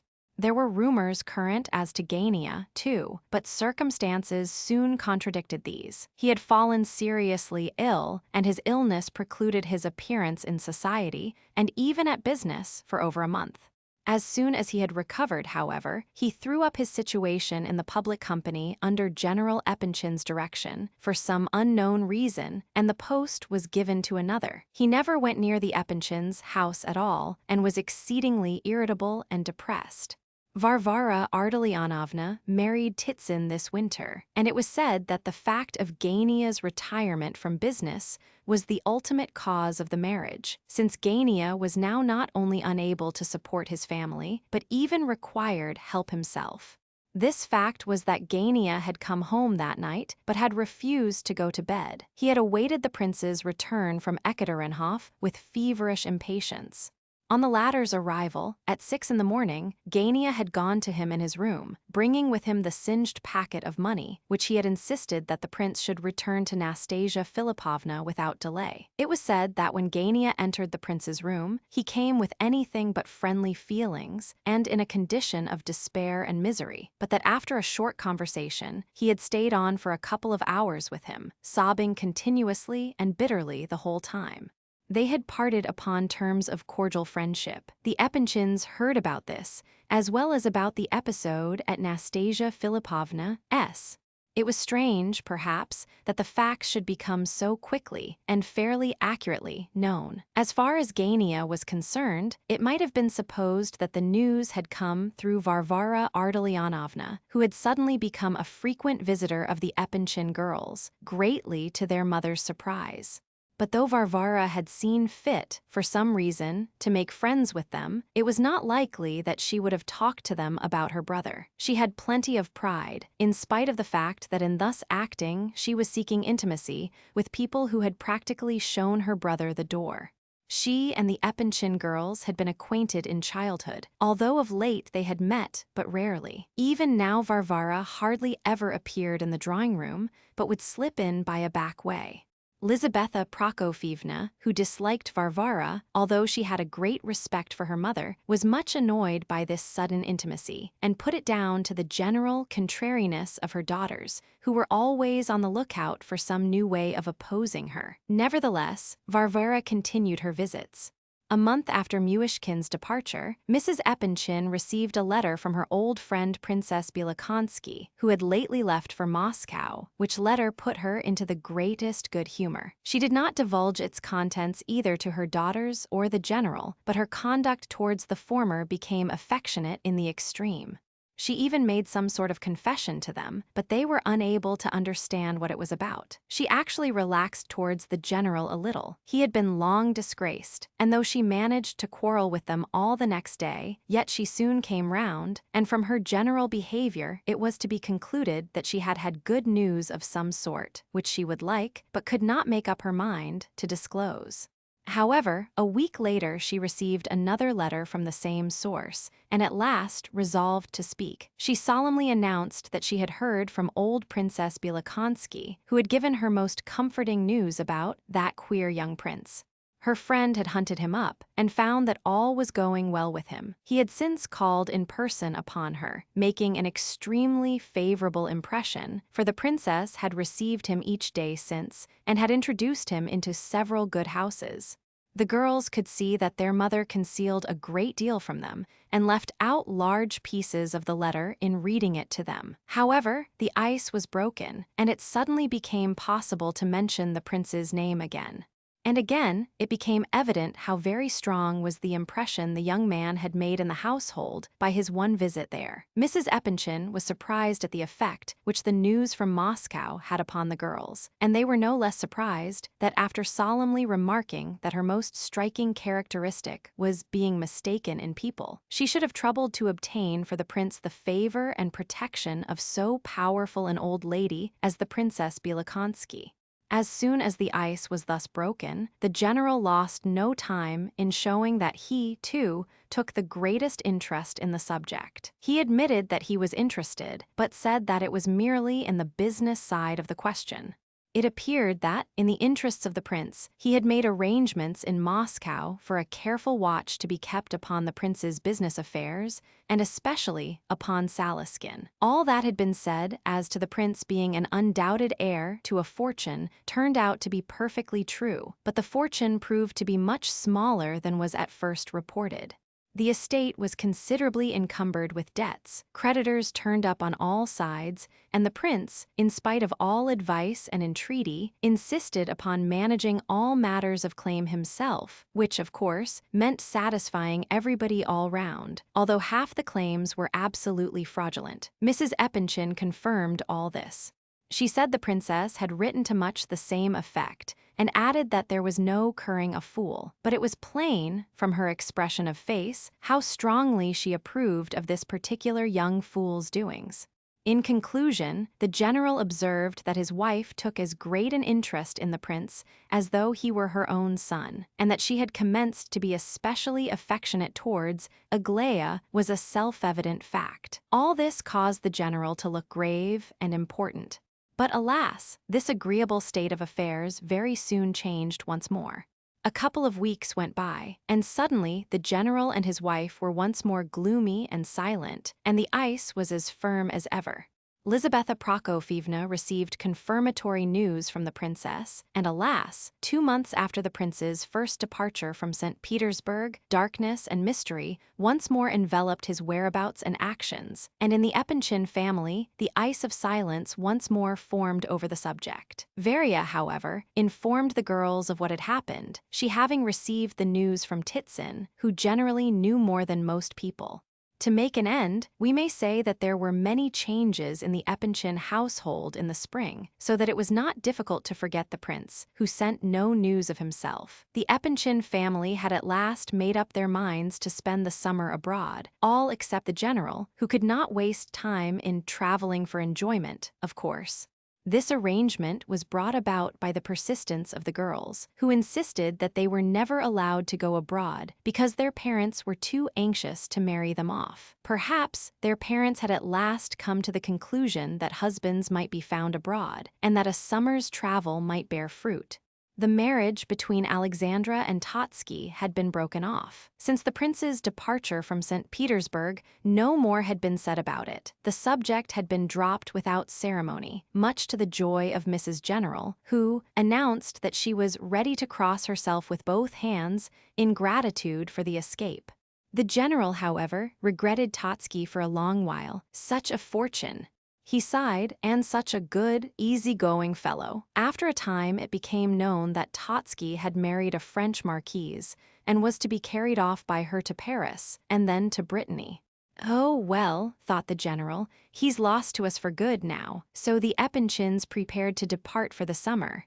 But now another circumstance occurred, which changed all the plans once more, and again the intended journey was put off, much to the delight of the general and his spouse. A certain Prince S. arrived in St. Petersburg from Moscow, an eminent and honorable young man. He was one of those active persons who always find some good work with which to employ themselves. Without forcing himself upon the public notice, modest and unobtrusive, this young prince was concerned with much that happened in the world in general. He had served, at first, in one of the civil departments, had then attended to matters connected with the local government of provincial towns, and had of late been a corresponding member of several important scientific societies. He was a man of excellent family and solid means, about 35 years of age. Prince S. made the acquaintance of the general's family, and Adelaida, the second girl, made a great impression upon him. Towards the spring he proposed to her, and she accepted him. The general and his wife were delighted. The journey abroad was put off, and the wedding was fixed for a day not very distant. The trip abroad might have been enjoyed later on by Mrs. Epanchin and her 2 remaining daughters, but for another circumstance. It so happened that Prince S. introduced a distant relation of his own into the Epanchin family, one Evgeny Pavlovich, a young officer of about 28 years of age, whose conquests among the ladies in Moscow had been proverbial. This young gentleman no sooner set eyes on Aglaia than he became a frequent visitor at the house. He was witty, well-educated, and extremely wealthy, as the general very soon discovered. His past reputation was the only thing against him. Nothing was said, there were not even any hints dropped, but still, it seemed better to the parents to say nothing more about going abroad this season, at all events. Aglaia herself, perhaps, was of a different opinion. All this happened just before the second appearance of our hero upon the scene. By this time, to judge from appearances, poor Prince Myshkin had been quite forgotten in St. Petersburg. If he had appeared suddenly among his acquaintances, he would have been received as one from the skies. But we must just glance at one more fact before we conclude this preface. Kolya Ivolgin, for some time after the prince's departure, continued his old life. That is, he went to school, looked after his father, helped Varia in the house, and ran her errands, and went frequently to see his friend Hippolyte. The lodgers had disappeared very quickly, Ferdishenko soon after the events at Nastasia Filipovna's, while the prince went to Moscow, as we know. Gania and his mother went to live with Varia and Titsin immediately after the latter's wedding, while the general was housed in a debtor's prison by reason of certain IOUs given to the captain's widow under the impression that they would never be formally used against him. This unkind action much surprised poor Ardalian Alexandrovitch, the victim, as he called himself, of an unbounded trust in the nobility of the human heart. When he signed those notes of hand, he never dreamt that they would be a source of future trouble. The event showed that he was mistaken. Trust in anyone after this. Have the least confidence in man or woman, he cried in bitter tones as he sat with his new friends in prison and recounted to them his favorite stories of the siege of Kars and the resuscitated soldier. On the whole, he accommodated himself very well to his new position. Titsin and Varia declared that he was in the right place, and Gania was of the same opinion. The only person who deplored his fate was poor Nina Alexandrovna, who wept bitter tears over him, to the great surprise of her household, and, though always in feeble health, made a point of going to see him as often as possible. Since the general's mishap, as Kolya called it, and the marriage of his sister, the boy had quietly possessed himself of far more freedom. His relations saw little of him, for he rarely slept at home. He made many new friends, and was moreover a frequent visitor at the debtor's prison, to which he invariably accompanied his mother. Varia, who used to be always correcting him, never spoke to him now on the subject of his frequent absences, and the whole household was surprised to see Gania, in spite of his depression, on quite friendly terms with his brother. This was something new, for Gania had been wont to look upon Kolya as a kind of errand boy, treating him with contempt, threatening to pull his ears, and in general driving him almost wild with irritation. It seemed now that Gania really needed his brother, and the latter, for his part, felt as if he could forgive Gania much since he had returned the 100,000 rubles offered to him by Nastasia Filipovna. 3 months after the departure of the prince, the Ivolgin family discovered that Kolya had made acquaintance with the Epinchins and was on very friendly terms with the daughters. Varia heard of it first, though Kolya had not asked her to introduce him. Little by little, the family grew quite fond of him.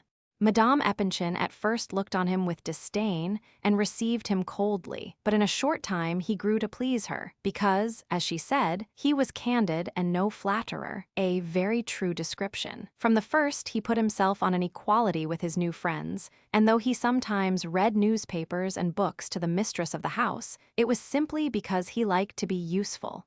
One day, however, he and Lizaveta Prokofyevna quarreled seriously about the woman question in the course of a lively discussion on that burning subject. He told her that she was a tyrant and that he would never set foot in her house again.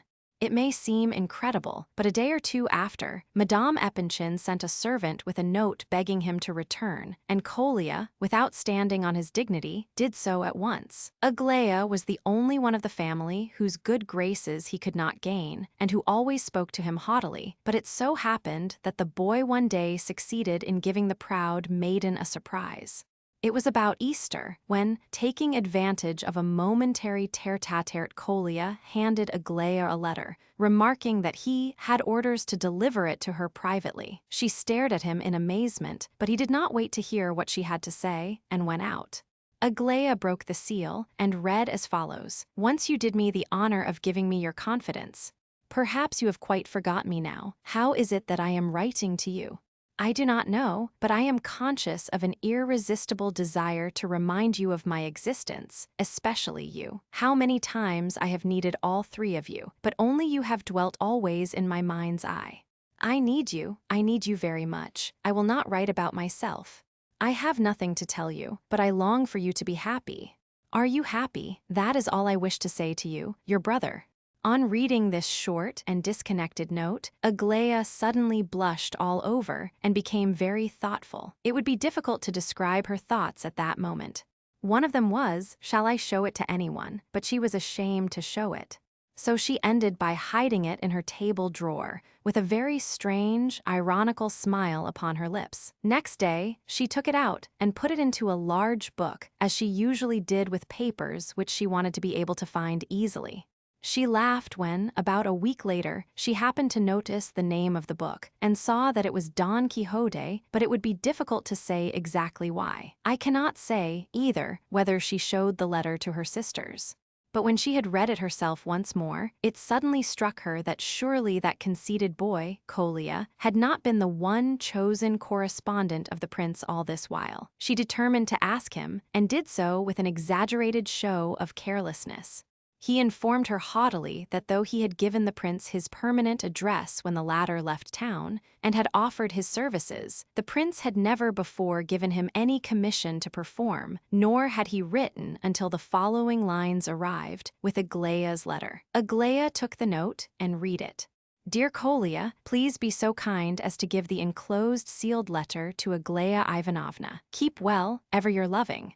This was more than Kolya could bear. He had actually borrowed Gania's new green tie for the occasion, without saying why he wanted it, in order to impress her. He was very deeply mortified. Chapter 18. It was the beginning of June, and for a whole week the weather in St. Petersburg had been magnificent. The Epanchins had a luxurious country house at Pavlovsk, and to this spot Mrs. Epanchin determined to proceed without further delay. In a couple of days all was ready, and the family had left town. A day or two after this removal to Pavlovsk, Prince Myshkin arrived in St. Petersburg by the morning train from Moscow. No one met him, but as he stepped out of the carriage, he suddenly became aware of two strangely glowing eyes fixed upon him from among the crowd that met the train. On endeavoring to rediscover the eyes and see to whom they belonged, he could find nothing to guide him. It must have been a hallucination. But the disagreeable impression remained, and without this, the prince was sad and thoughtful already, and seemed to be much preoccupied. His cab took him to a small and bad hotel near the Liteinaya. Here he engaged a couple of rooms, dark and badly furnished. He washed and changed, and hurriedly left the hotel again, as though anxious to waste no time. Anyone who now saw him for the first time since he left Petersburg would judge that he had improved vastly so far as his exterior was concerned. His clothes certainly were very different. They were more fashionable, perhaps even too much so, and anyone inclined to mockery might have found something to smile at in his appearance. But what is there that people will not smile at? The prince took a cab and drove to a street near the Nativity, where he soon discovered the house he was seeking. It was a small wooden villa, and he was struck by its attractive and clean appearance. It stood in a pleasant little garden, full of flowers. The windows looking on the street were open, and the sound of a voice, reading aloud or making a speech, came through them. It rose at times to a shout, and was interrupted occasionally by bursts of laughter. Prince Myshkin entered the courtyard and ascended the steps. A cook with her sleeves turned up to the elbows opened the door. The visitor asked if Mr. Lebedev were at home. "He is in there," said she, pointing to the salon. The room had a blue wallpaper and was almost pretentiously, furnished with its round table, its divan, and its bronze clock under a glass shade. There was a narrow pier glass against the wall, and a chandelier adorned with lustres hung by a bronze chain from the ceiling. When the prince entered, Lebedev was standing in the middle of the room, his back to the door. He was in his shirt sleeves, on account of the extreme heat, and he seemed to have just reached the peroration of his speech, and was impressively beating his breast. He frequently interrupted the speaker and argued with him, to the great delight of the others. Lukian Timofeyevitch, here's someone to see you." "Look here, a gentleman to speak to you." "Well, it's not my fault," and the cook turned and went away red with anger. Lebedev started, and at sight of the prince stood like a statue for a moment. Then he moved up to him with an ingratiating smile, but stopped short again. "Prince XX Excellency," he stammered. Then suddenly he ran towards the girl with the infant, a movement so unexpected by her that she staggered and fell back. But next moment he was threatening the other child, who was standing, still laughing, in the doorway. She screamed and ran towards the kitchen. Lebedev stamped his foot angrily. Then, seeing the prince regarding him with amazement, he murmured apologetically, "Pardon to show respect. He. At once, in one moment." "He has gone to get his coat," said the boy. "How annoying!" exclaimed the prince. "I thought." "Tell me, is he?" "He's only had 3 or 4 small glasses, perhaps 5, but what is that? The usual thing." As the prince opened his mouth to answer, he was interrupted by the girl, whose sweet face wore an expression of absolute frankness. "He never drinks much in the morning. If you have come to talk business with him, do it now. It is the best time. He sometimes comes back drunk in the evening, but just now he passes the greater part of the evening in tears and reads passages of Holy Scripture aloud, because our mother died 5 weeks ago. No doubt he ran off because he did not know what to say to you," said the youth on the divan. "I bet he is trying to cheat you and is thinking how best to do it." Just then Lebedev returned, having put on his coat. "5 weeks," said he, wiping his eyes. "Only 5 weeks, poor orphans." "But why wear a coat in holes?" asked the girl. "When your new one is hanging behind the door, did you not see it?" He scolded, "What a plague you are." He stamped his foot irritably, but she only laughed and answered, "Look, you are waking Lubotshka, and she will have convulsions again. Why do you shout like that?" "I won't again," said the master of the house, his anxiety getting the better of his temper. He went up to his daughter and looked at the child in her arms, anxiously making the sign of the cross over her 3 times. "God bless her, God bless her." He cried with emotion, "This little creature is my daughter Lubov," addressing the prince. "My wife Helena died at her birth, and this is my big daughter Vera in mourning, as you see, and this, pointing to the young man on the divan. Well, go on." "Never mind me," mocked the other. "Don't be afraid." "Yes," said Myshkin with some surprise. "Well, that is the murderer. It is he, in fact. He is getting ready." "He is a traitor, a conspirator," shouted Lebedev, who seemed to have lost all control over himself. "A monster, a slanderer. Ought I to treat him as a nephew, the son of my sister Anisia? He has taken it into his head to play the lawyer, prince, and he practices speechifying, and is always repeating his eloquent pleadings to his children. And who do you think was his last client?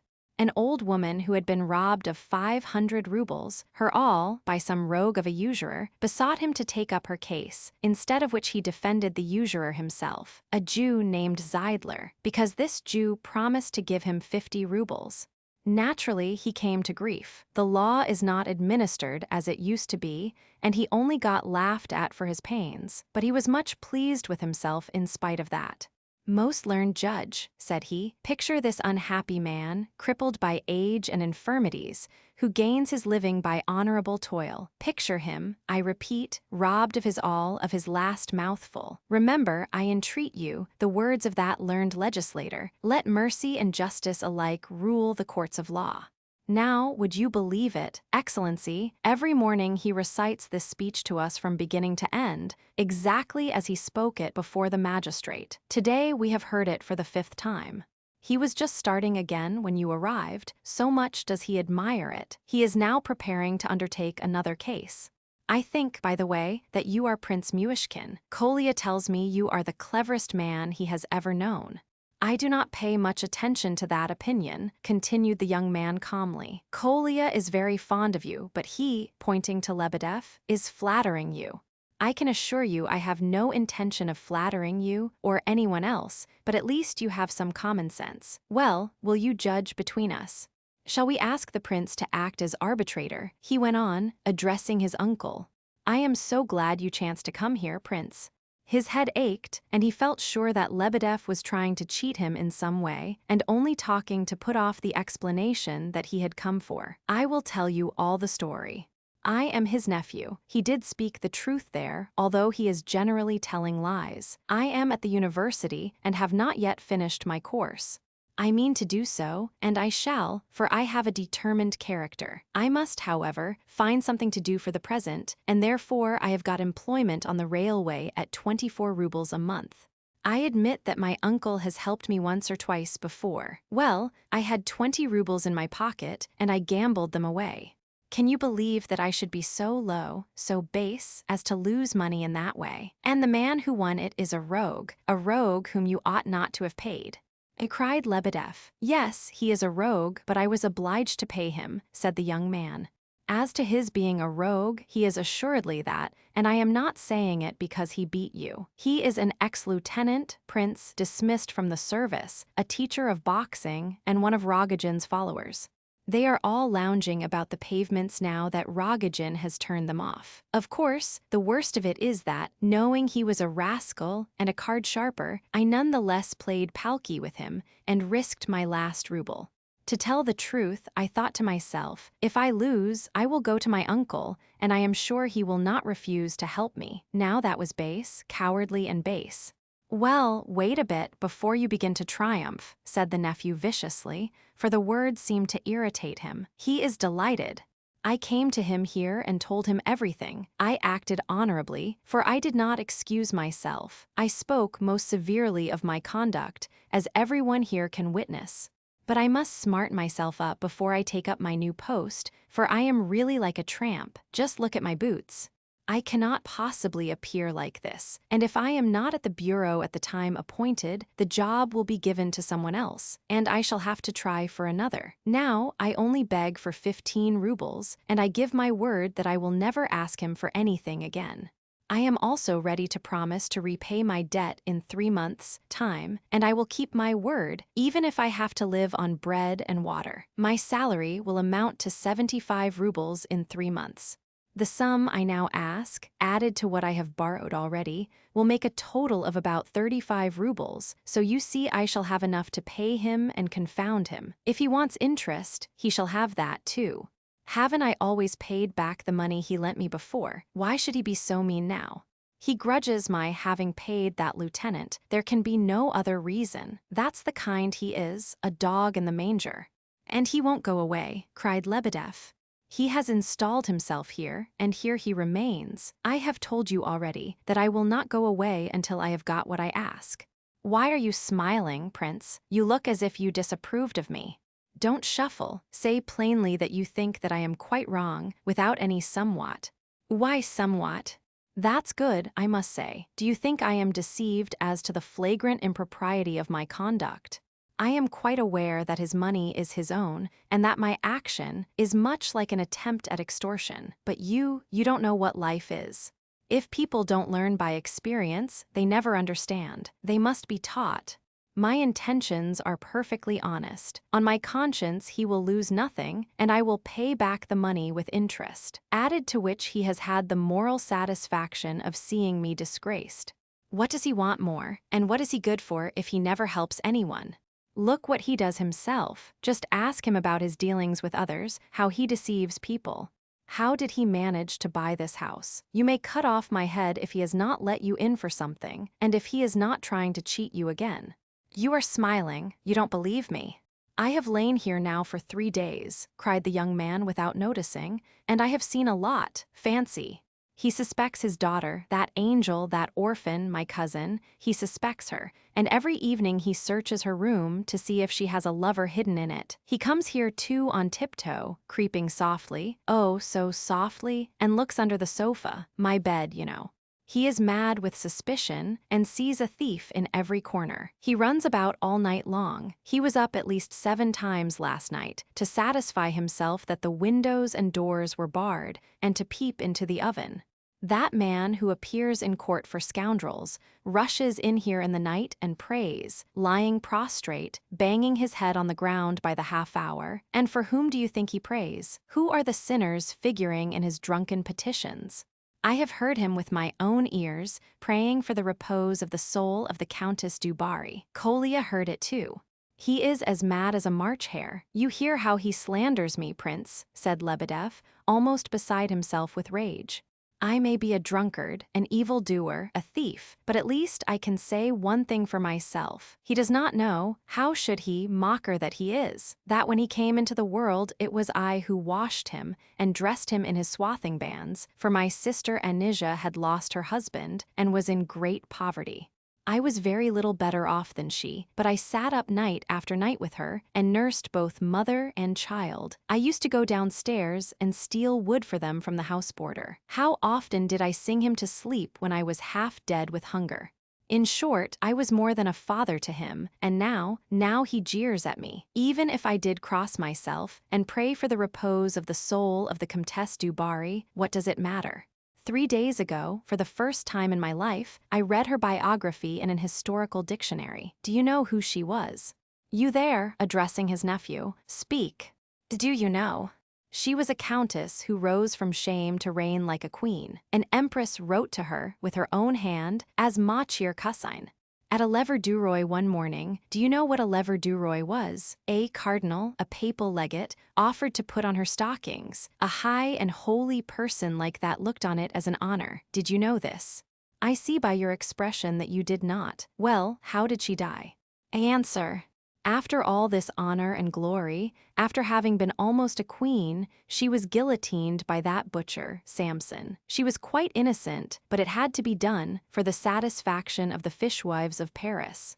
She was so terrified that she did not understand what was happening, but when Samson seized her head and pushed her under the knife with his foot, she cried out, "Wait a moment."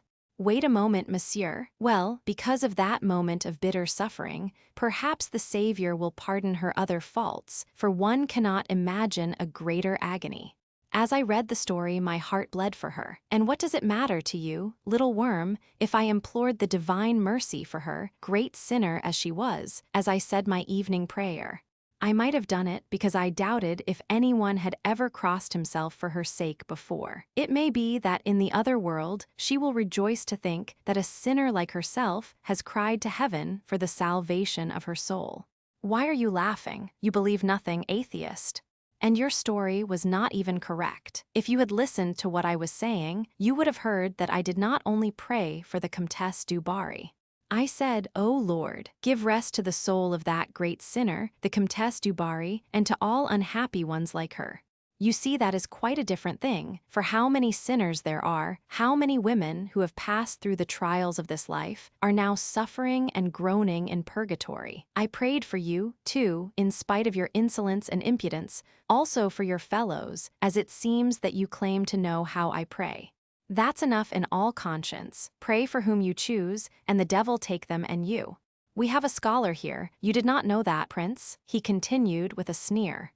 He reads all sorts of books and memoirs now. At any rate, your uncle has a kind heart, remarked the prince, who really had to force himself to speak to the nephew, so much did he dislike him. Oh, now you are going to praise him. He will be set up. He puts his hand on his heart, and he is delighted. I never said he was a man without heart, but he is a rascal, that's the pity of it. And then, he is addicted to drink, and his mind is unhinged, like that of most people who have taken more than is good for them for years. He loves his children. Oh, I know that well enough. He respected my aunt, his late wife, and he even has a sort of affection for me. He has remembered me in his will. I know by experience that when you choose, you can be businesslike. I have very little time to spare, and if you... By the way, excuse me, what is your Christian name? I have forgotten it. Tai Timofey, and... He is telling lies, cried the nephew. Even now he cannot speak the truth. He is not called Timofey Lukianovich, Prince, but Lukian Timofeyevich. Now do tell us why you must needs lie about it. Lukian or Timofey, it is all the same to you, and what difference can it make to the prince? He tells lies without the least necessity, simply by force of habit, I assure you. Is that true? Said the prince impatiently. My name really is Lukian Timofeyevich, acknowledged Lebedev, lowering his eyes and putting his hand on his heart. Well, for God's sake, what made you say the other? What on earth do you mean? Oh, if only I knew where Kolya was at this moment, cried the prince, standing up as if to go. I can tell you all about Kolya, said the young man. Kolya spent the night here, and this morning went after his father, whom you let out of prison by paying his debts. Heaven only knows why. Yesterday the general promised to come and lodge here, but he did not appear. Most probably he slept at the hotel close by. No doubt Kolya is there, unless he has gone to Pavlovsk to see the Epinchins. He had a little money and was intending to go there yesterday. He must be either at the hotel or at Pavlovsk. At Pavlovsk? He is at Pavlovsk undoubtedly. Interrupted Lebedev. But come, let us go into the garden, we will have coffee there. And Lebedev seized the prince's arm and led him from the room. They went across the yard and found themselves in a delightful little garden with the trees already in their summer dress of green, thanks to the unusually fine weather. Lebedev invited his guest to sit down on a green seat before a table of the same color fixed in the earth, and took a seat facing him. In a few minutes the coffee appeared, and the prince did not refuse it. The host kept his eyes fixed on Myshkin with an expression of passionate servility. I knew nothing about your home before, said the prince absently, as if he were thinking of something else. Poor orphans, began Lebedev, his face assuming a mournful air, but he stopped short, for the other looked at him inattentively, as if he had already forgotten his own remark. They waited a few minutes in silence, while Lebedev sat with his eyes fixed mournfully on the young man's face. Well, said the latter, at last rousing himself. Yes. You know why I came, Lebedev. Your letter brought me. Speak, tell me all about it. The clerk, rather confused, tried to say something, hesitated, began to speak, and again stopped. The prince looked at him gravely. I think I understand, Lukian Timofeyevich. You were not sure that I should come. You did not think I should start at the first word from you, and you merely wrote to relieve your conscience. However, you see now that I have come, and I have had enough of trickery. Give up serving, or trying to serve, two masters. Rogojin has been here these 3 weeks. Have you managed to sell her to him, as you did before? Tell me the truth. He discovered everything the monster, himself, replied Lebedev vehemently. He set a dog on me in Moscow, a bloodhound, a terrible beast that chased me all down the street. Tell me, is it a fact that she left him while they were in Moscow? She came to me directly she arrived. Save me, Lukian. Find me some refuge and say nothing to the prince. She is afraid of you, even more than she is of him, and in that she shows her wisdom. And Lebedev slyly put his finger to his brow as he said the last words. And now it is you who have brought them together again. Only tell me, where is she now? At his house. With him. I am free, she says. You know how she insists on that point. I am entirely free. She repeats it over and over again. She is living in Petersburgskaya with my sister-in-law, as I told you in my letter. She is there at this moment. Only yesterday she boasted of her freedom to Nikolai Ardalionovich, a bad sign, added Lebedev, smiling. Kolya goes to see her often, does he not? Then you were there yesterday. But I am not drunk, replied the clerk, preparing to listen. Tell me, how was she when you left her? The mere idea of her coming marriage disgusts her. She looks on it as an insult. She cares as much for him as for a piece of orange peel, not more. Yet I am much mistaken if she does not look on him with fear and trembling. She forbids his name to be mentioned before her, and they only meet when unavoidable. He understands well enough, but it must be gone through. She is restless, mocking, deceitful, violent. A few days ago, she tried to pull my hair because I said something that annoyed her. I tried to soothe her by reading the Apocalypse aloud.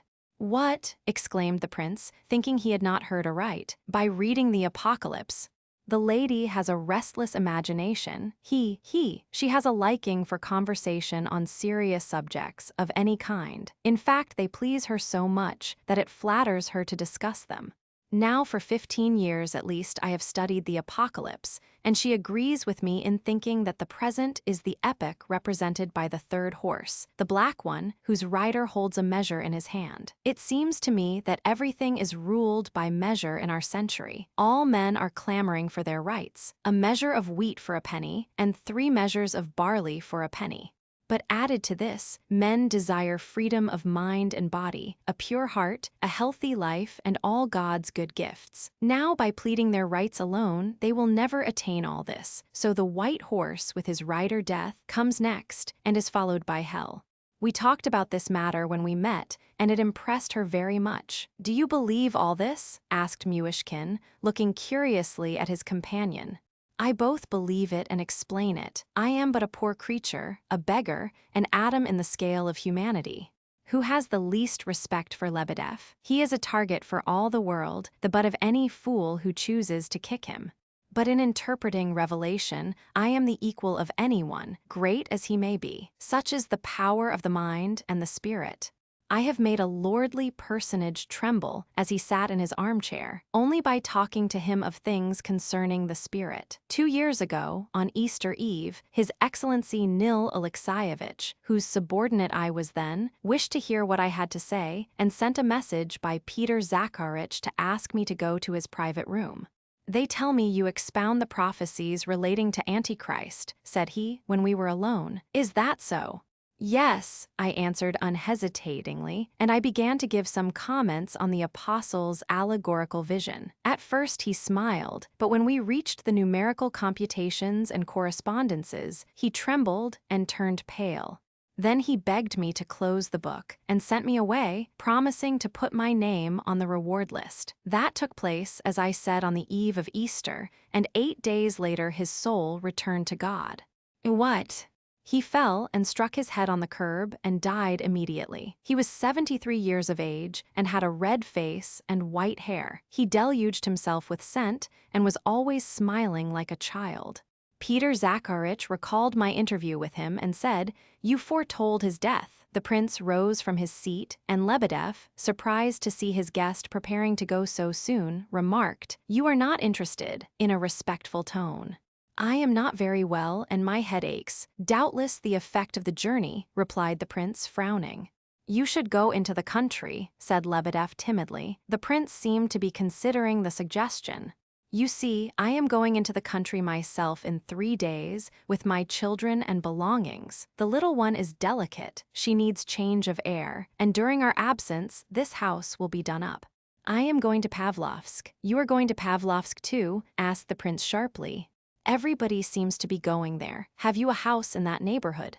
"It is a pleasant place, lying on a hill surrounded by trees, and one can live there for a mere song. There is good music to be heard, so no wonder it is popular. I shall stay in the lodge. As to the villa itself..." Now this was precisely what Lebedev had made up his mind to do in the last 3 minutes. Not that he had any difficulty in finding a tenant. In fact, the house was occupied at present by a chance visitor, who had told Lebedev that he would perhaps take it for the summer months. The clerk knew very well that this perhaps meant certainly, but as he thought he could make more out of a tenant like the prince, he felt justified in speaking vaguely about the present inhabitant's intentions. "This is quite a coincidence," thought he, and when the subject of price was mentioned, he made a gesture with his hand, as if to wave away a question of so little importance. "Oh well, as you like," said Myshkin. "I will think it over." "You shall lose nothing." They were walking slowly across the garden. "But if I could," stammered Lebedev, if you please, Prince, tell you something on the subject which would interest you, I am sure." He spoke in wheedling tones and wriggled as he walked along. Myshkin stopped short. "Darya Alexeyevna also has a villa at Pavlovsk." "Well, that has nothing to do with me. I should like to know when you are going to start." "The sooner the better as far as I am concerned, for I am at an hotel." They had left the garden now, and were crossing the yard on their way to the gate. "Well, leave your hotel at once and come here. Then we can all go together to Pavlovsk the day after tomorrow." "I will think about it," said the prince dreamily, and went off. The clerk stood looking after his guest, struck by his sudden absent-mindedness. He had not even remembered to say goodbye, and Lebedev was the more surprised at the omission, as he knew by experience how courteous the prince usually was. Chapter 19. It was now close on 12 o'clock. The prince knew that if he called at the Epinchins, now he would only find the general, and that the latter might probably carry him straight off to Pavlovsk with him, whereas there was one visit he was most anxious to make without delay. So, at the risk of missing General Epinchin altogether, and thus postponing his visit to Pavlovsk for a day, at least, the prince decided to go and look for the house he desired to find. The visit he was about to pay was, in some respects, a risky one. He was in two minds about it, but knowing that the house was in the Gorohovaya, not far from the Sadovaya, he determined to go in that direction and to try to make up his mind on the way. Arrived at the point where the Gorohovaya crosses the Sadovaya, he was surprised to find how excessively agitated he was. He had no idea that his heart could beat so painfully. One house in the Gorohovaya began to attract his attention long before he reached it, and the prince remembered afterwards that he had said to himself, "That is the house, I'm sure of it." He came up to it quite curious to discover whether he had guessed right, and felt that he would be disagreeably impressed to find that he had actually done so. The house was a large, gloomy-looking structure, without the slightest claim to architectural beauty, in color a dirty green. There are a few of these old houses, built towards the end of the last century, still standing in that part of St. Petersburg, and showing little change from their original form and color. They are solidly built and are remarkable for the thickness of their walls and for the fewness of their windows, many of which are covered by gratings. On the ground floor, there is usually a money changer's shop, and the owner lives over it. Without as well as within, the houses seem inhospitable and mysterious, an impression which is difficult to explain unless it has something to do with the actual architectural style. These houses are almost exclusively inhabited by the merchant class. Arrived at the gate, the prince looked up at the legend over it, which ran, "The place was dark and gloomy-looking. The walls of the stone staircase were painted a dull red. Rogojin and his mother and brother occupied the whole of the second floor. The servant who opened the door to Myshkin led him, without taking his name, through several rooms and up and down many steps until they arrived at a door, where he knocked. Parfen Rogojin opened the door himself. On seeing the prince, he became deadly white and apparently fixed to the ground, so that he was more like a marble statue than a human being. The prince had expected some surprise, but Rogojin evidently considered his visit an impossible and miraculous event. He stared with an expression almost of terror, and his lips twisted into a bewildered smile. "Parfen, perhaps my visit is ill-timed. I can go away again if you like," said Myshkin at last, rather embarrassed.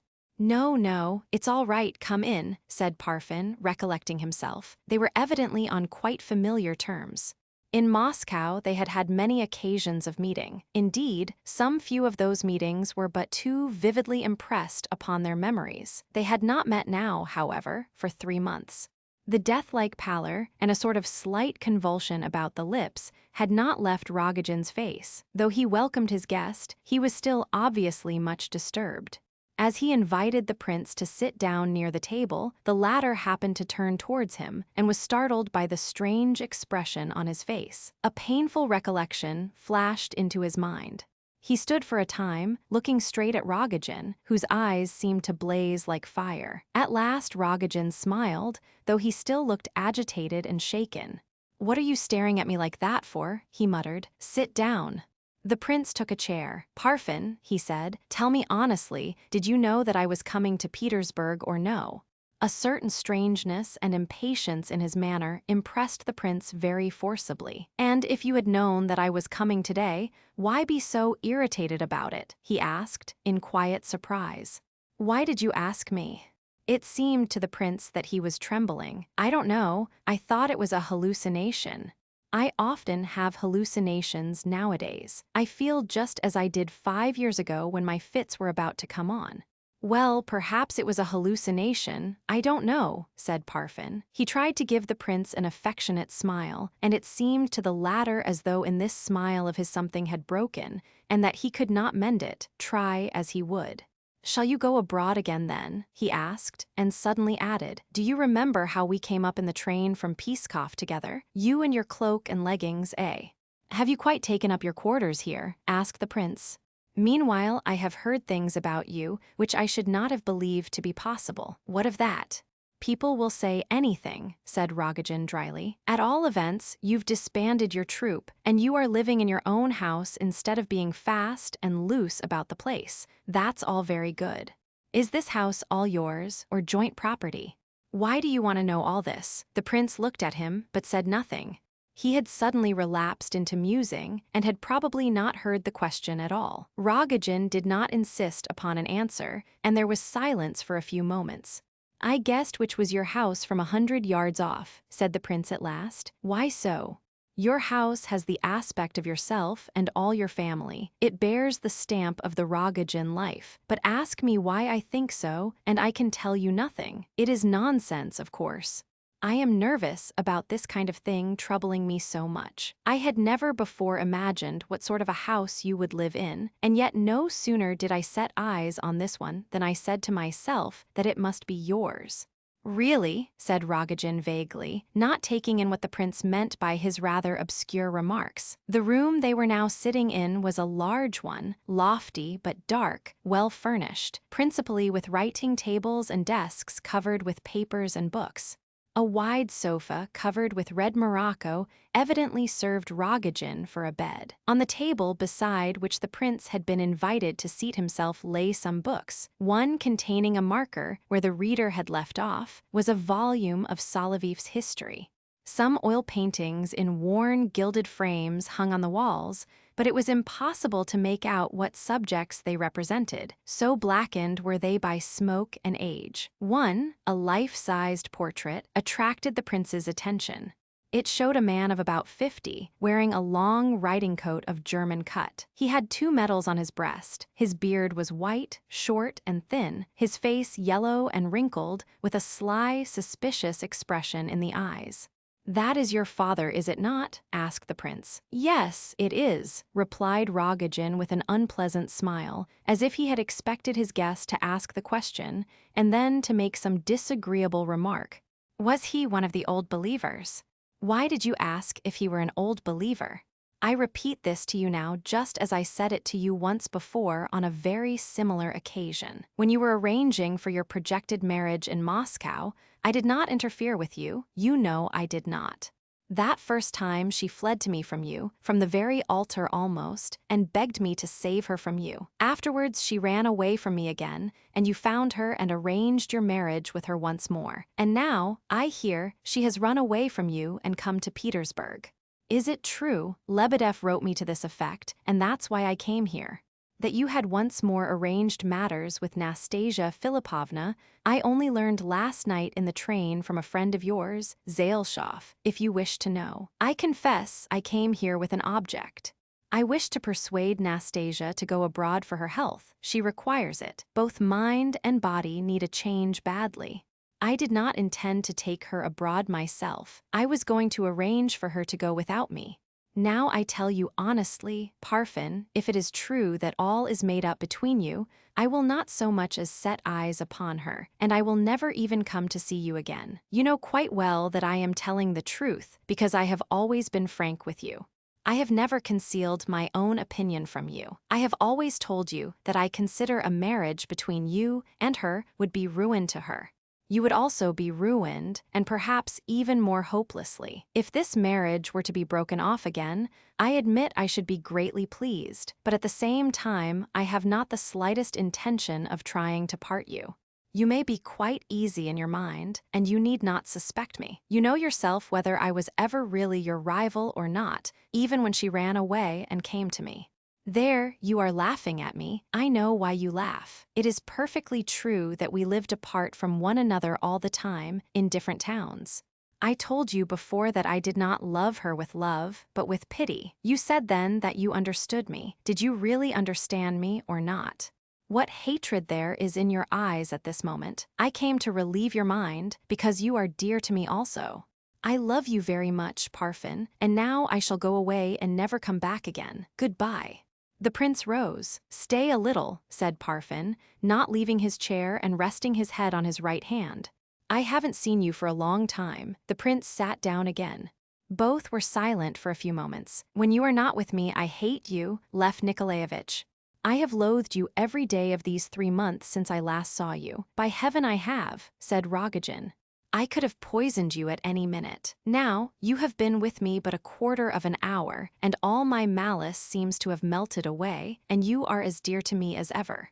Stay here a little longer. When I am with you, you trust me, but as soon as my back is turned, you suspect me, said the prince, smiling and trying to hide his emotion. I trust your voice when I hear you speak. I quite understand that you and I cannot be put on a level, of course. Why did you add that? There, now you are cross again, said the prince, wondering. We were not asked, you see. We were made different, with different tastes and feelings, without being consulted. You say you love her with pity. I have no pity for her. She hates me, that's the plain truth of the matter. I dream of her every night, and always that she is laughing at me with another man. And so she does laugh at me. She thinks no more of marrying me than if she were changing her shoe. Would you believe it? I haven't seen her for 5 days, and I daren't go near her. She asks me what I come for, as if she were not content with having disgraced me. How? You admitted it yourself just now, but surely you do not believe that she. I know for certain she did, after having fixed our marriage day herself. It is not like her, you say. My friend, that's absurd. Perhaps such an act would horrify her, if she were with you, but it is quite different where I am concerned. She looks on me as vermin. Her affair with Keller was simply to make a laughingstock of me. You don't know what a fool she made of me in Moscow, and the money I spent over her. The monies.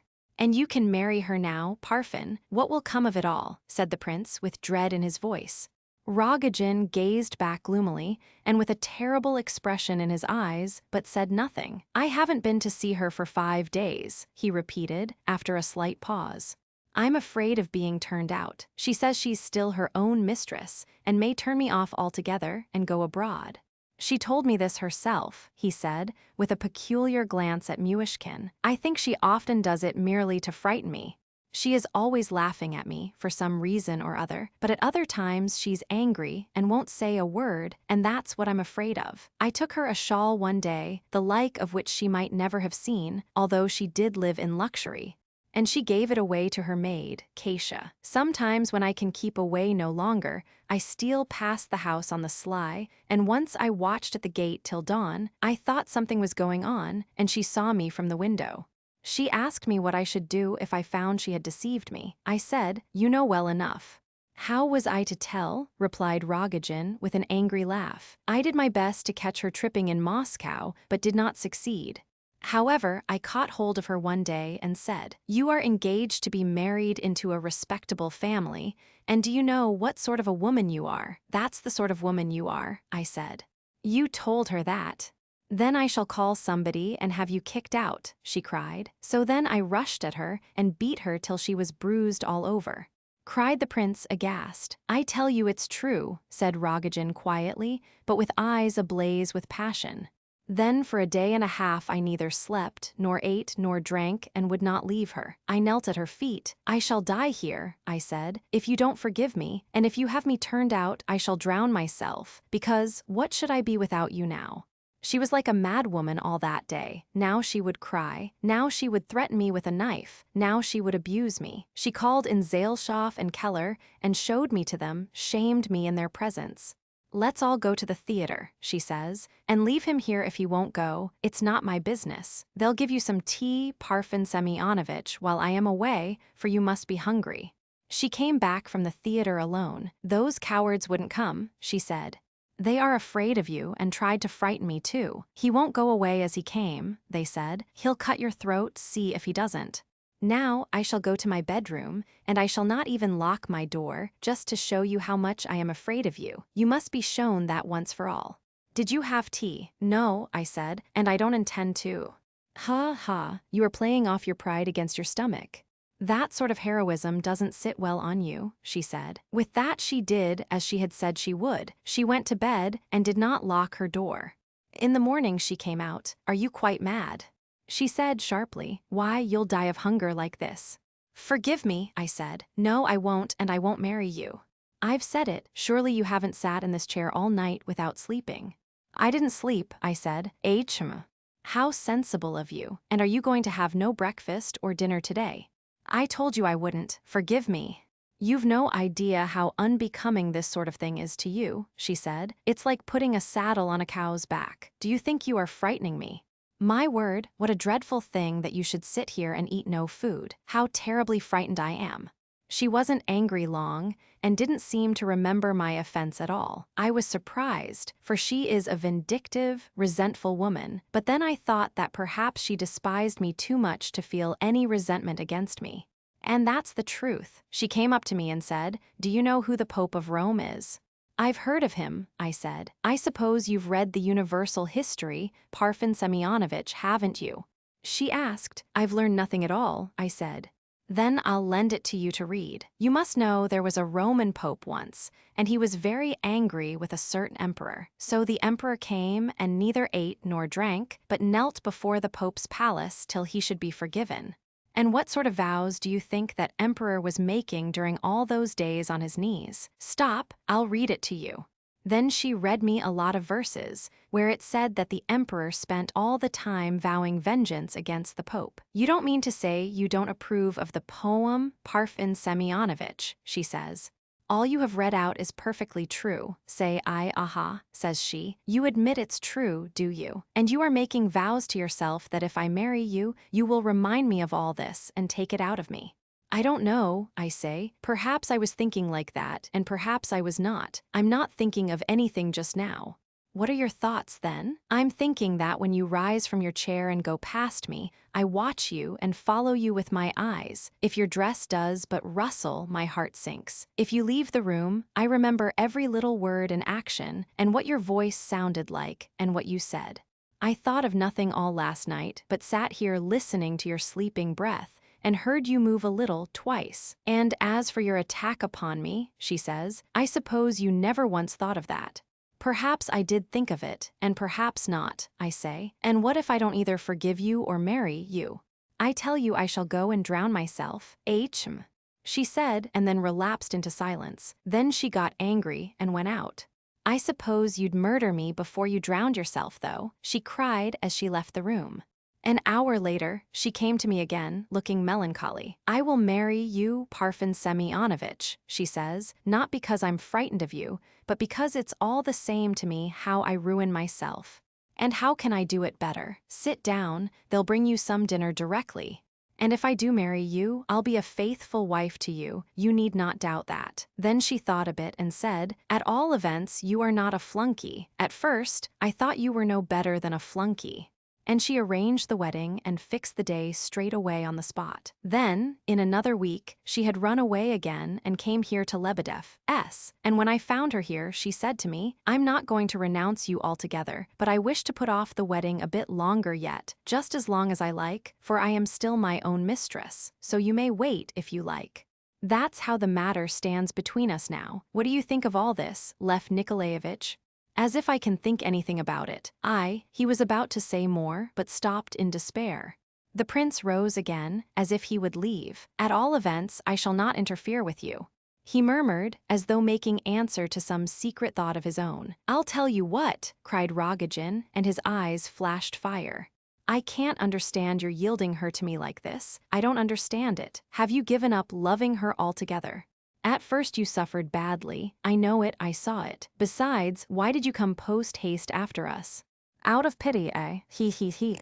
His mouth curved in a mocking smile. "Do you think I am deceiving you?" asked the prince. "No, I trust you, but I can't understand. It seems to me that your pity is greater than my love." A hungry longing to speak his mind out seemed to flash in the man's eyes, combined with an intense anger. "Your love is mingled with hatred, and therefore, when your love passes, there will be the greater misery," said the prince. "I tell you this, Parfen." The prince shuddered. "You'll hate her afterwards for all your present love, and for all the torment you are suffering on her account now. What seems to me the most extraordinary thing is that she can again consent to marry you after all that has passed between you. When I heard the news yesterday, I could hardly bring myself to believe it.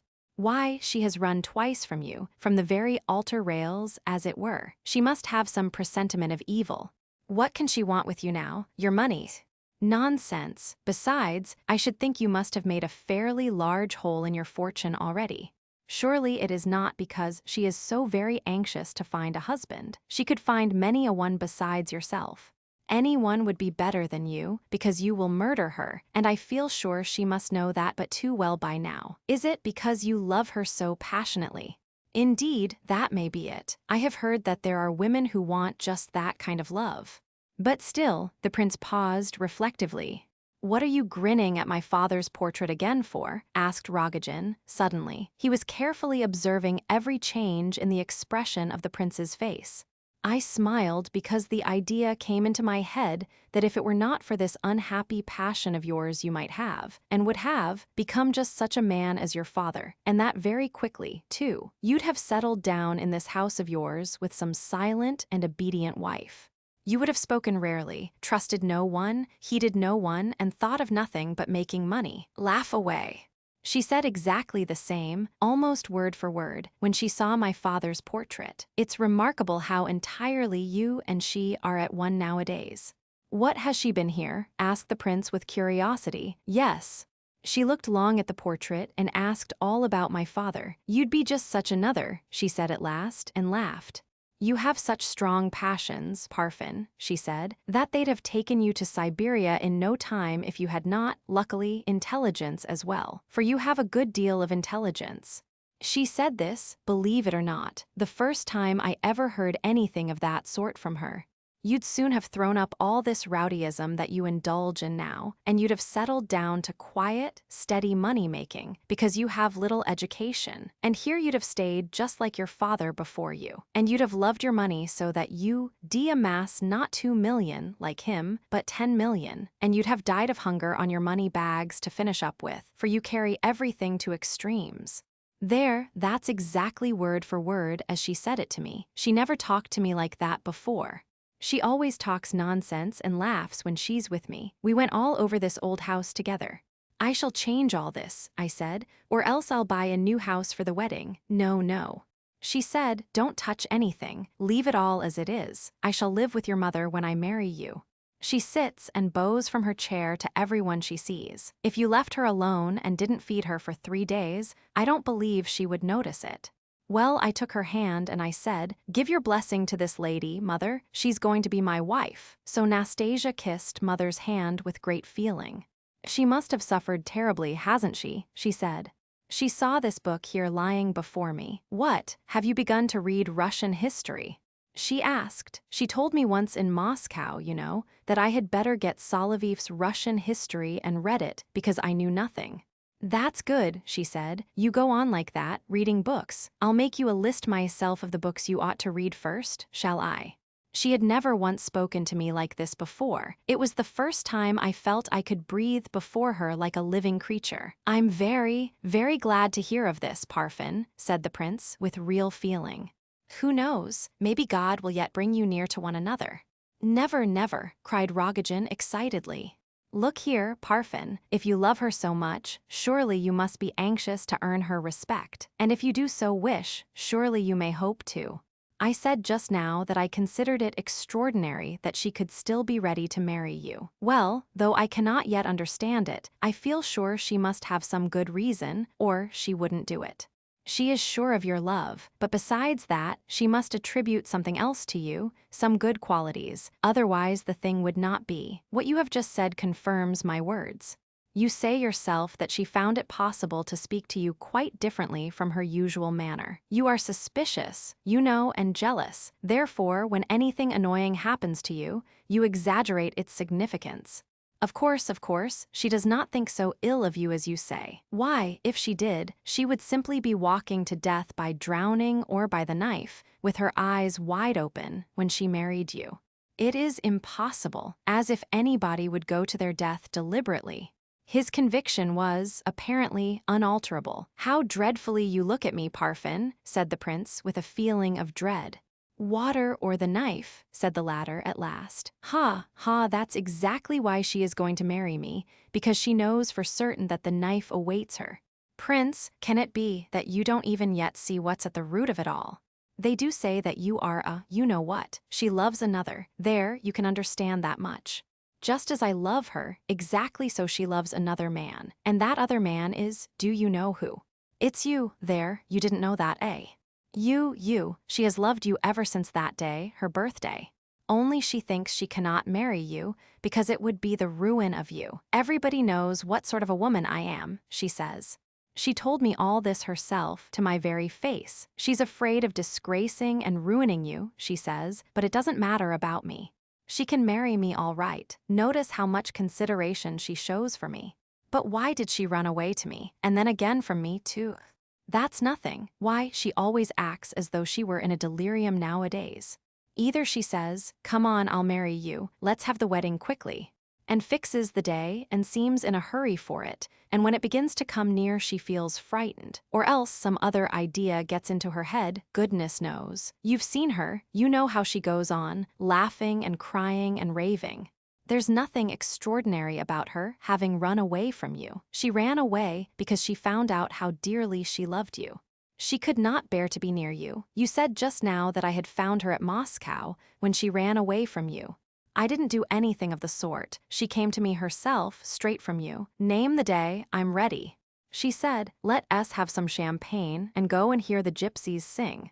I tell you she'd have thrown herself into the water long ago if it were not for me. She doesn't do it because I am, perhaps, even more dreadful to her than the water. She's marrying me out of spite. If she marries me, I tell you, it will be for spite. But how can you, began the prince, gazing with dread and horror at Rogojin. Why don't you finish your sentence? Shall I tell you what you were thinking to yourself just then? You were thinking, how can she marry him after this? How can it possibly be permitted? So, I know what you were thinking about. Perhaps you didn't come with the idea, but the idea is certainly there now. Ha ha. Well, that's enough. What are you upset about? Didn't you really know it all before? You astonish me. All this is mere jealousy. It is some malady of yours, Parfen. You exaggerate everything, said the prince, excessively agitated. What are you doing? Parfen replaced it where it had been. I seem to know it. I felt it when I was coming back to Petersburg, continued the prince. I did not want to come. I wished to forget all this, to uproot it from my memory altogether. Well, goodbye. What is the matter? Seeing that the prince was considerably struck by the fact that he had twice seized this knife out of his hand, Rogojin caught it up with some irritation, put it inside the book, and threw the latter across to another table. Do you cut your pages with it, or what? Asked Myshkin, still rather absently, as though unable to throw off a deep preoccupation into which the conversation had thrown him. Yes. Well, what of that? Can't I buy a new knife if I like? Shouted Rogojin furiously, his irritation growing with every word.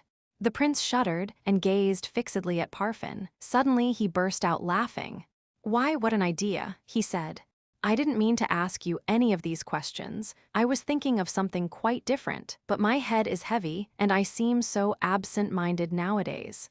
Well, goodbye. I can't remember what I wanted to say. Goodbye. Not that way, said Rogojin. There, I've forgotten that too. This way, come along, I'll show you. Chapter 20. They passed through the same rooms which the prince had traversed on his arrival. In the largest, there were pictures on the walls, portraits and landscapes of little interest. Over the door, however, there was one of strange and rather striking shape. It was 6 or 7 feet in length and not more than a foot in height. It represented the Savior just taken from the cross. The prince glanced at it, but took no further notice. He moved on hastily, as though anxious to get out of the house, but Rogojin suddenly stopped underneath the picture. My father picked up all these pictures very cheap at auctions, and so on, he said. They are all rubbish, except the one over the door, and that is valuable. A man offered 500 rubles for it last week. Yes, that's a copy of a Holbein, said the prince, looking at it again, and a good copy, too, so far as I am able to judge. I saw the picture abroad and could not forget it. What's the matter? Of course, his strange frame of mind was sufficient to account for his conduct, but still, it seemed queer to the prince that he should so abruptly drop a conversation commenced by himself. Rogojin did not take any notice of his question. Lev Nikolaevich, said Rogojin, after a pause, during which the two walked along a little further, I have long wished to ask you, do you believe in God? That picture, cried Myshkin, struck by a sudden idea. "Why, a man's faith might be ruined by looking at that picture." "So it is," said Rogojin unexpectedly. They had now reached the front door. The prince stopped. "How?" he said. "What do you mean?" "I was half joking, and you took me up quite seriously. Why do you ask me whether I believe in God?" "I meant to ask you before. Many people are unbelievers nowadays, especially Russians, I have been told. You ought to know, you've lived abroad."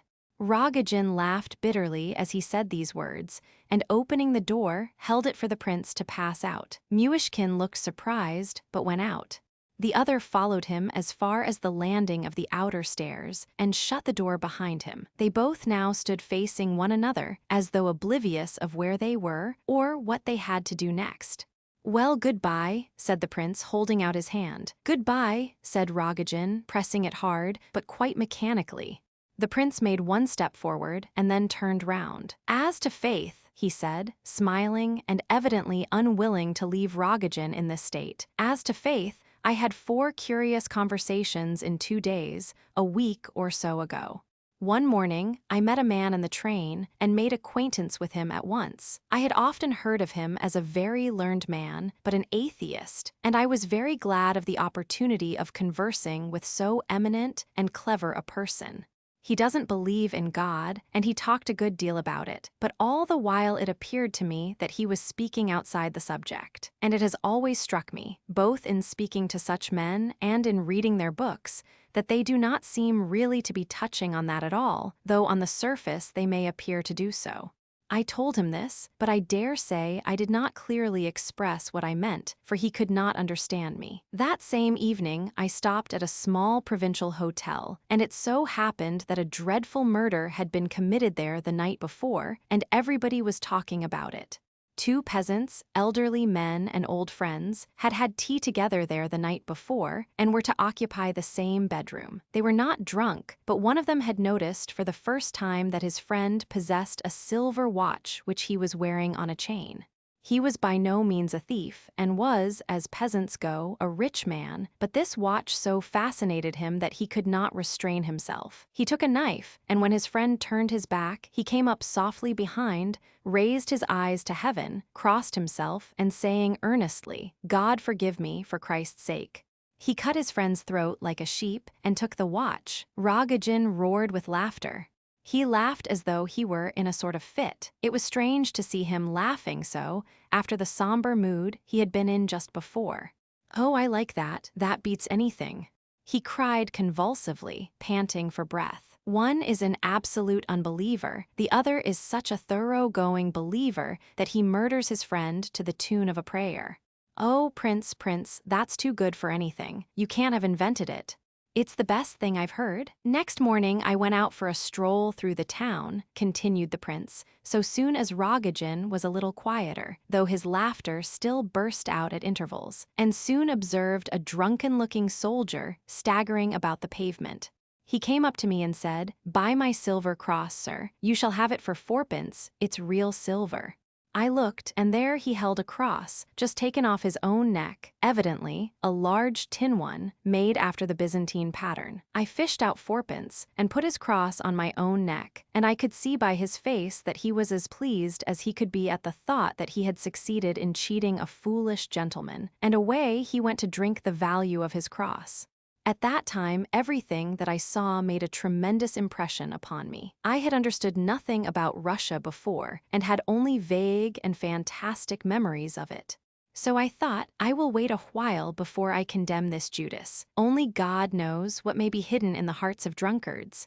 Well, I went homewards, and near the hotel I came across a poor woman carrying a child, a baby of some 6 weeks old. The mother was quite a girl herself. The baby was smiling up at her, for the first time in its life, just at that moment, and while I watched the woman she suddenly crossed herself, oh, so devoutly. "What is it, my good woman?" I asked her. I was never but asking questions then. Exactly as is a mother's joy when her baby smiles for the first time into her eyes, so is God's joy when one of his children turns and prays to him for the first time with all his heart. She was a simple countrywoman, a mother, it's true, and perhaps, who knows, she may have been the wife of the drunken soldier. "Listen, Parfen, you put a question to me just now. This is my reply. The essence of religious feeling has nothing to do with reason or atheism or crime or acts of any kind. It has nothing to do with these things, and never had. There is something besides all this, something which the arguments of the atheists can never touch. But the principal thing, and the conclusion of my argument, is that this is most clearly seen in the heart of a Russian. This is a conviction which I have gained while I have been in this Russia of ours. Yes, Parfen. There is work to be done. There is work to be done in this Russian world. Remember what talks we used to have in Moscow. And I never wished to come here at all, and I never thought to meet you like this, Parfen. Well, goodbye, goodbye. God be with you. He turned and went downstairs. Lev Nikolaevich, cried Parfen, before he had reached the next landing, have you got that cross you bought from the soldier with you? Show it me, will you?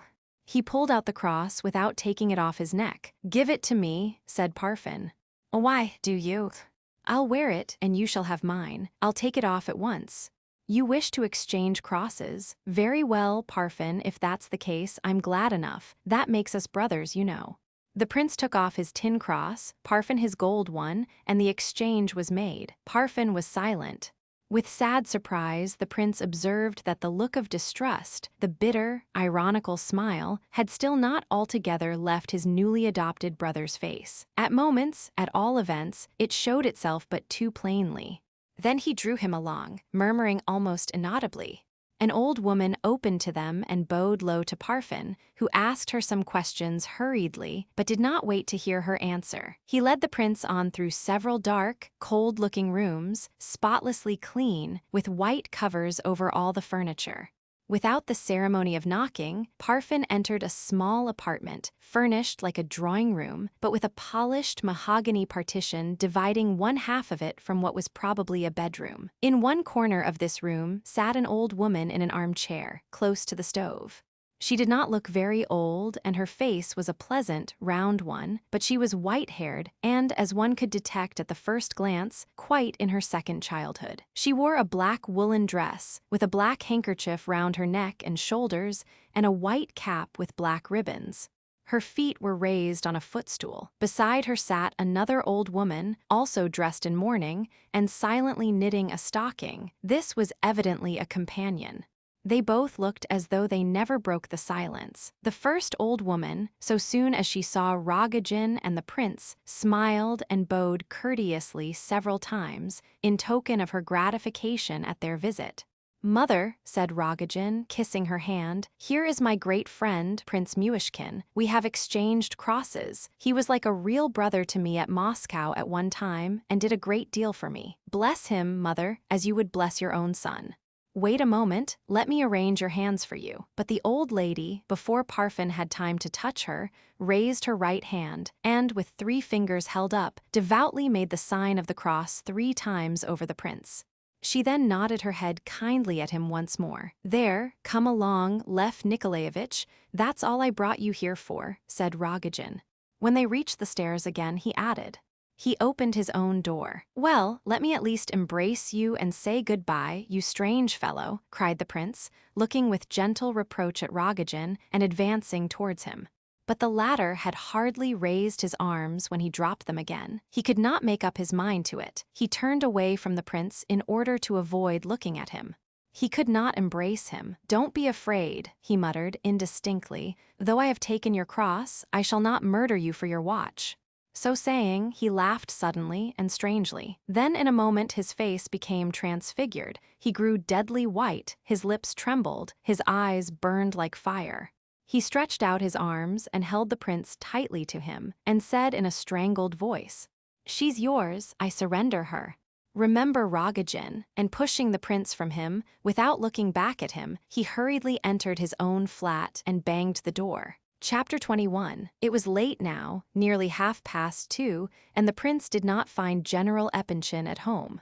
He left a card and determined to look up Kolya, who had a room at a small hotel near. Kolya was not in, but he was informed that he might be back shortly, and had left word that if he were not in by 3:30, it was to be understood that he had gone to Pavlovsk to General Epanchin S. and would dine there. The prince decided to wait till 3:30 and ordered some dinner. At 3:30, there was no sign of Kolya. The prince waited until 4 o'clock and then strolled off mechanically wherever his feet should carry him. In early summer, there are often magnificent days in St. Petersburg, bright, hot, and still. This happened to be such a day. For some time, the prince wandered about without aim or object.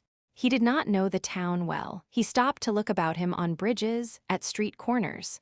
He entered a confectioner's shop to rest once. He was in a state of nervous excitement and perturbation. He noticed nothing and no one, and he felt a craving for solitude, to be alone with his thoughts and his emotions, and to give himself up to them passively.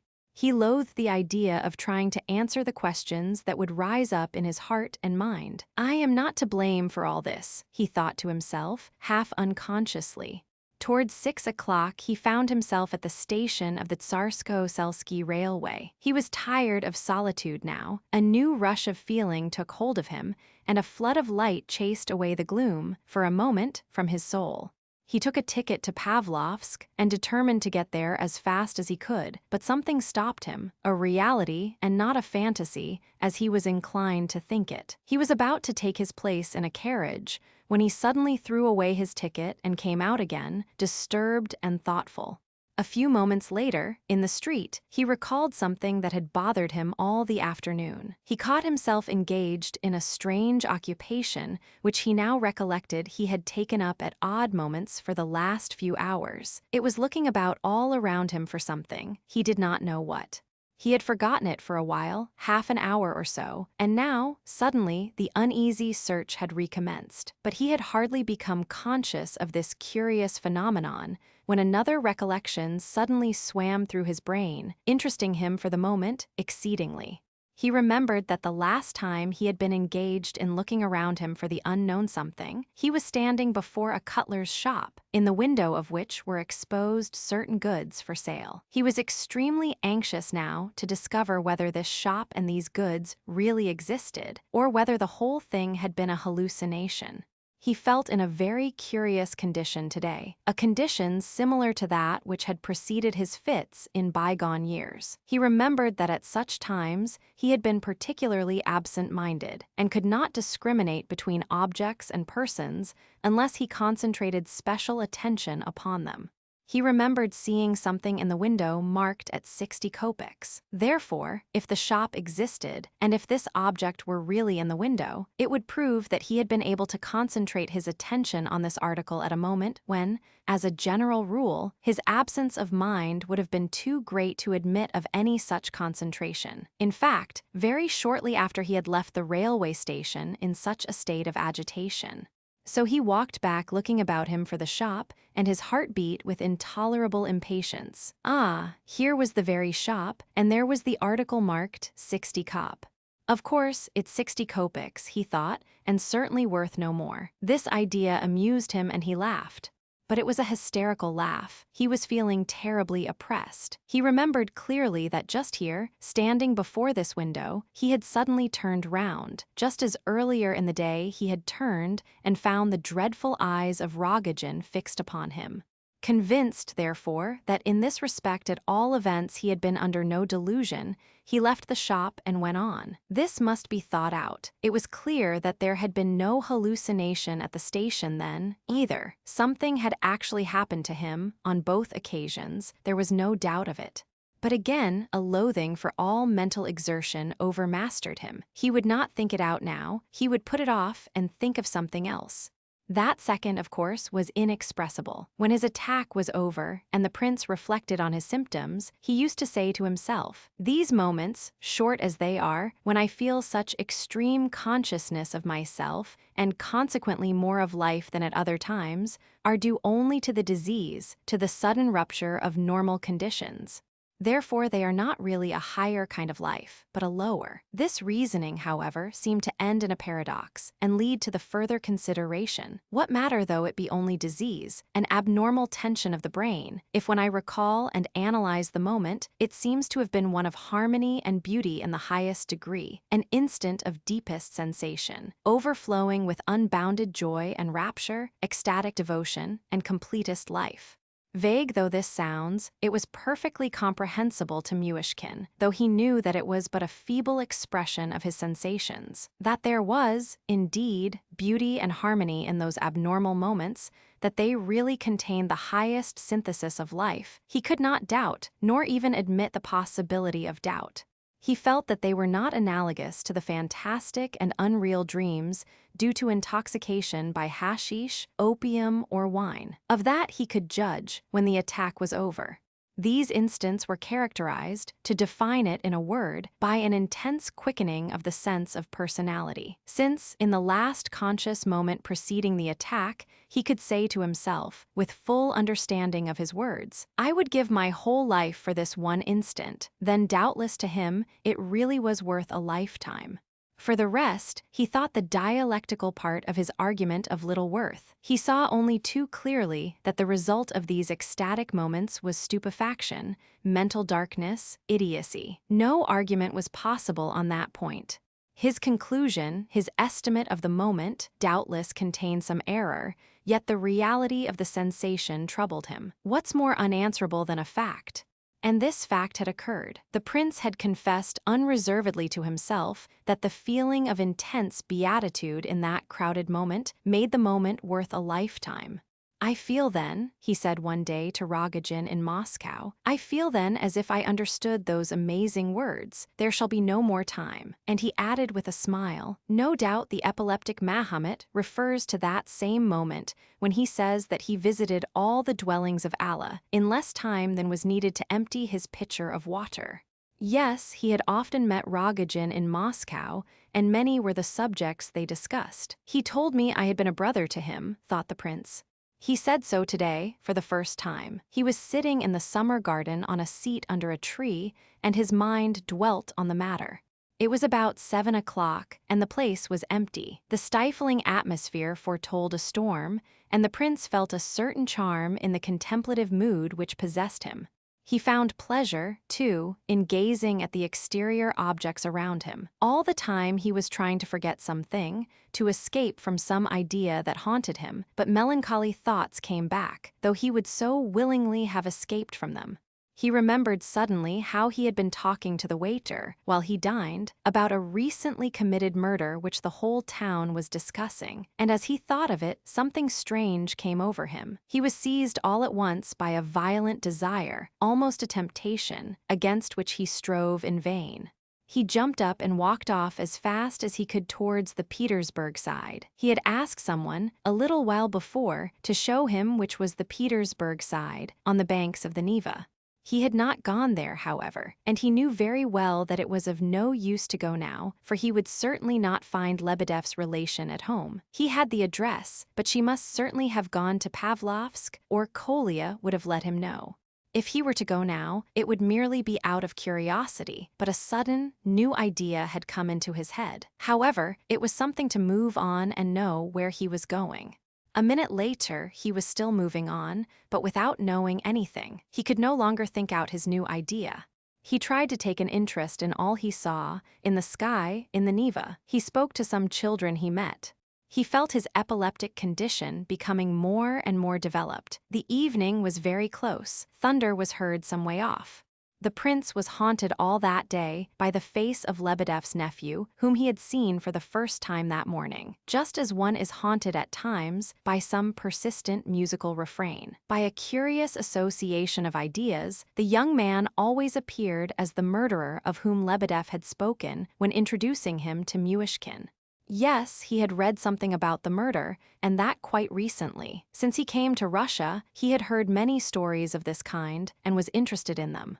His conversation with the waiter an hour ago chanced to be on the subject of this murder of the Zemerins, and the latter had agreed with him about it. He thought of the waiter again and decided that he was no fool, but a steady, intelligent man, though, said he to himself, God knows what he may really be. In a country with which one is unfamiliar, it is difficult to understand the people one meets.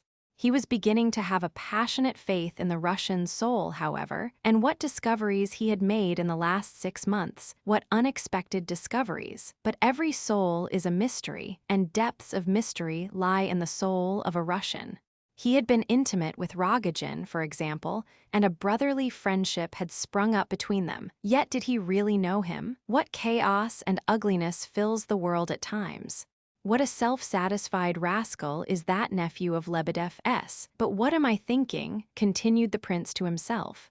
Can he really have committed that crime? Did he kill those 6 persons? I seem to be confusing things. How strange it all is. My head goes round, and Lebedev's daughter, how sympathetic and charming her face was as she held the child in her arms. What an innocent look and childlike laugh she had. It is curious that I had forgotten her until now. I expect Lebedev adores her, and I really believe when I think of it that as sure as 2 and 2 make 4, he is fond of that nephew, too. Well, why should he judge them so hastily? Could he really say what they were, after one short visit? Even Lebedev seemed an enigma today. Did he expect to find him so? He had never seen him like that before. Lebedev and the Comtesse du Barry, good heavens! If Rogojin should really kill someone, it would not, at any rate, be such a senseless, chaotic affair. A knife made to a special pattern, and 6 people killed in a kind of delirium. But Rogojin also had a knife made to a special pattern. Can it be that Rogojin wishes to murder anyone? The prince began to tremble violently. It is a crime on my part to imagine anything so base, with such cynical frankness. His face reddened with shame at the thought, and then there came across him, as in a flash, the memory of the incidents at the Pavlovsk station and at the other station in the morning, and the question asked him by Rogojin about the eyes and Rogojin's cross that he was even now wearing, and the benediction of Rogojin's mother. Why, here he was on the Petersburg side already, quite close to the house. Where was his idea? He was marching along without it now. Yes, his malady was coming back, it was clear enough. All this gloom and heaviness, all these ideas, were nothing more nor less than a fit coming on. Perhaps he would have a fit this very day. But just now all the gloom and darkness had fled, his heart felt full of joy and hope, there was no such thing as doubt. And yes, he hadn't seen her for so long, he really must see her. He wished he could meet Rogojin, he would take his hand, and they would go to her together. His heart was pure, he was no rival of Parfen's. Tomorrow he would go and tell him that he had seen her. Why, he had only come for the sole purpose of seeing her, all the way from Moscow. Perhaps she might be here still, who knows? She might not have gone away to Pavlovsk yet. Yes, all this must be put straight and above board. There must be no more passionate renouncements, such as Rogojin's. It must all be clear as day.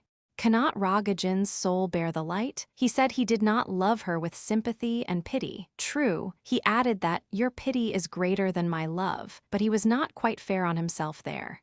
Rogojin reading a book, wasn't that sympathy beginning? Did it not show that he comprehended his relations with her, and his story of waiting day and night for her forgiveness? That didn't look quite like passion alone. And as to her face, could it inspire nothing but passion?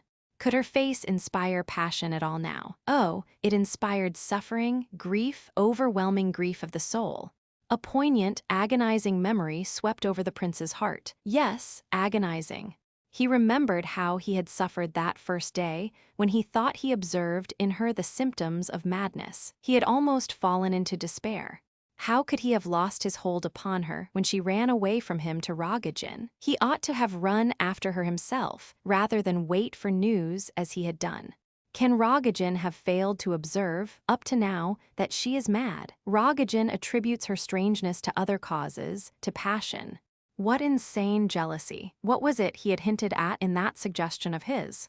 The prince suddenly blushed and shuddered to his very heart. But why recall all this? There was insanity on both sides. For him, the prince, to love this woman with passion was unthinkable. It would be cruel and inhuman. Yes. Rogojin is not fair to himself. He has a large heart. He has aptitude for sympathy. When he learns the truth and finds what a pitiable being is this injured, broken, half-insane creature, he will forgive her all the torment she has caused him. He will become her slave, her brother, her friend. Compassion will teach even Rogojin. It will show him how to reason. Compassion is the chief law of human existence. Oh, how guilty he felt towards Rogojin. And for a few warm, hasty words spoken in Moscow, Parfen had called him brother, while but no, this was delirium, it would all come right. That gloomy Parfen had implied that his faith was waning, he must suffer dreadfully. He said he liked to look at that picture. It was not that he liked it, but he felt the need of looking at it. Rogojin was not merely a passionate soul, he was a fighter. He was fighting for the restoration of his dying faith. He must have something to hold on to and believe, and someone to believe in. What a strange picture that of Holbein's is. Why, this is the street, and here's the house, number 16. The prince rang the bell and asked for Nastasia Filipovna.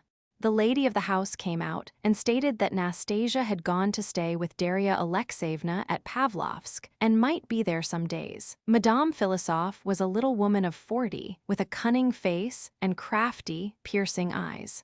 When, with an air of mystery, she asked her visitor's name, he refused at first to answer, but in a moment he changed his mind and left strict instructions that it should be given to Nastasia Filipovna. The urgency of his request seemed to impress Madame Philosophe, and she put on a knowing expression, as if to say, "You need not be afraid, I quite understand." The prince's name evidently was a great surprise to her. He stood and looked absently at her for a moment, then turned and took the road back to his hotel. But he went away not as he came. A great change had suddenly come over him. He went blindly forward, his knees shook under him, he was tormented by ideas, his lips were blue and trembled with a feeble, meaningless smile. His demon was upon him once more. What had happened to him? Why was his brow clammy with drops of moisture, his knees shaking beneath him, and his soul oppressed with a cold gloom? Was it because he had just seen these dreadful eyes again? Why, he had left the summer garden on purpose to see them. That had been his idea. He had wished to assure himself that he would see them once more at that house. Then, why was he so overwhelmed now, having seen them as he expected? Just as though he had not expected to see them. Yes, they were the very same eyes, and no doubt about it. The same that he had seen in the crowd that morning at the station, the same that he had surprised in Rogojin's rooms some hours later, when the latter had replied to his inquiry with a sneering laugh. Well, whose eyes were they? Then, for the third time, they had appeared just as he was getting into the train on his way to see Aglaya.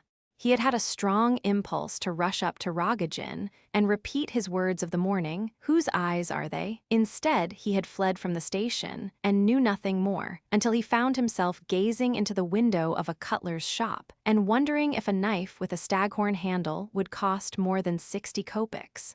And as the prince sat dreaming in the summer garden under a lime tree, a wicked demon had come and whispered in his car, "Rogojin has been spying upon you and watching you all the morning in a frenzy of desperation. When he finds you have not gone to Pavlovsk, a terrible discovery for him, he will surely go at once to that house in Petersburg side and watch for you there, although only this morning you gave your word of honor not to see her, and swore that you had not come to Petersburg for that purpose." And thereupon the prince had hastened off to that house, and what was there in the fact that he had met Rogojin there? He had only seen a wretched, suffering creature, whose state of mind was gloomy and miserable, but most comprehensible. In the morning, Rogojin had seemed to be trying to keep out of the way, but at the station this afternoon he had stood out, he had concealed himself, indeed, less than the prince himself. At the house, now, he had stood 50 yards off on the other side of the road, with folded hands, watching, plainly in view and apparently desirous of being seen. He had stood there like an accuser, like a judge, not like a what. And why had not the prince approached him and spoken to him, instead of turning away and pretending he had seen nothing, although their eyes met? Yes, their eyes had met, and they had looked at each other.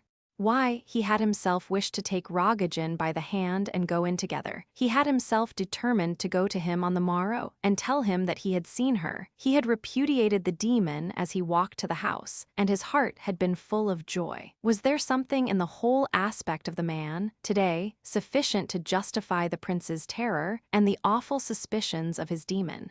Something seen but indescribable, which filled him with dreadful presentiments? Yes, he was convinced of it. Convinced of what? Oh, how mean and hideous of him to feel this conviction, this presentiment, how he blamed himself for it. "Speak if you dare, and tell me what is the presentiment," he repeated to himself over and over again. "Put it into words, speak out clearly and distinctly." "Oh, miserable coward that I am!" The prince flushed with shame for his own baseness. "How shall I ever look this man in the face again? My God, what a day!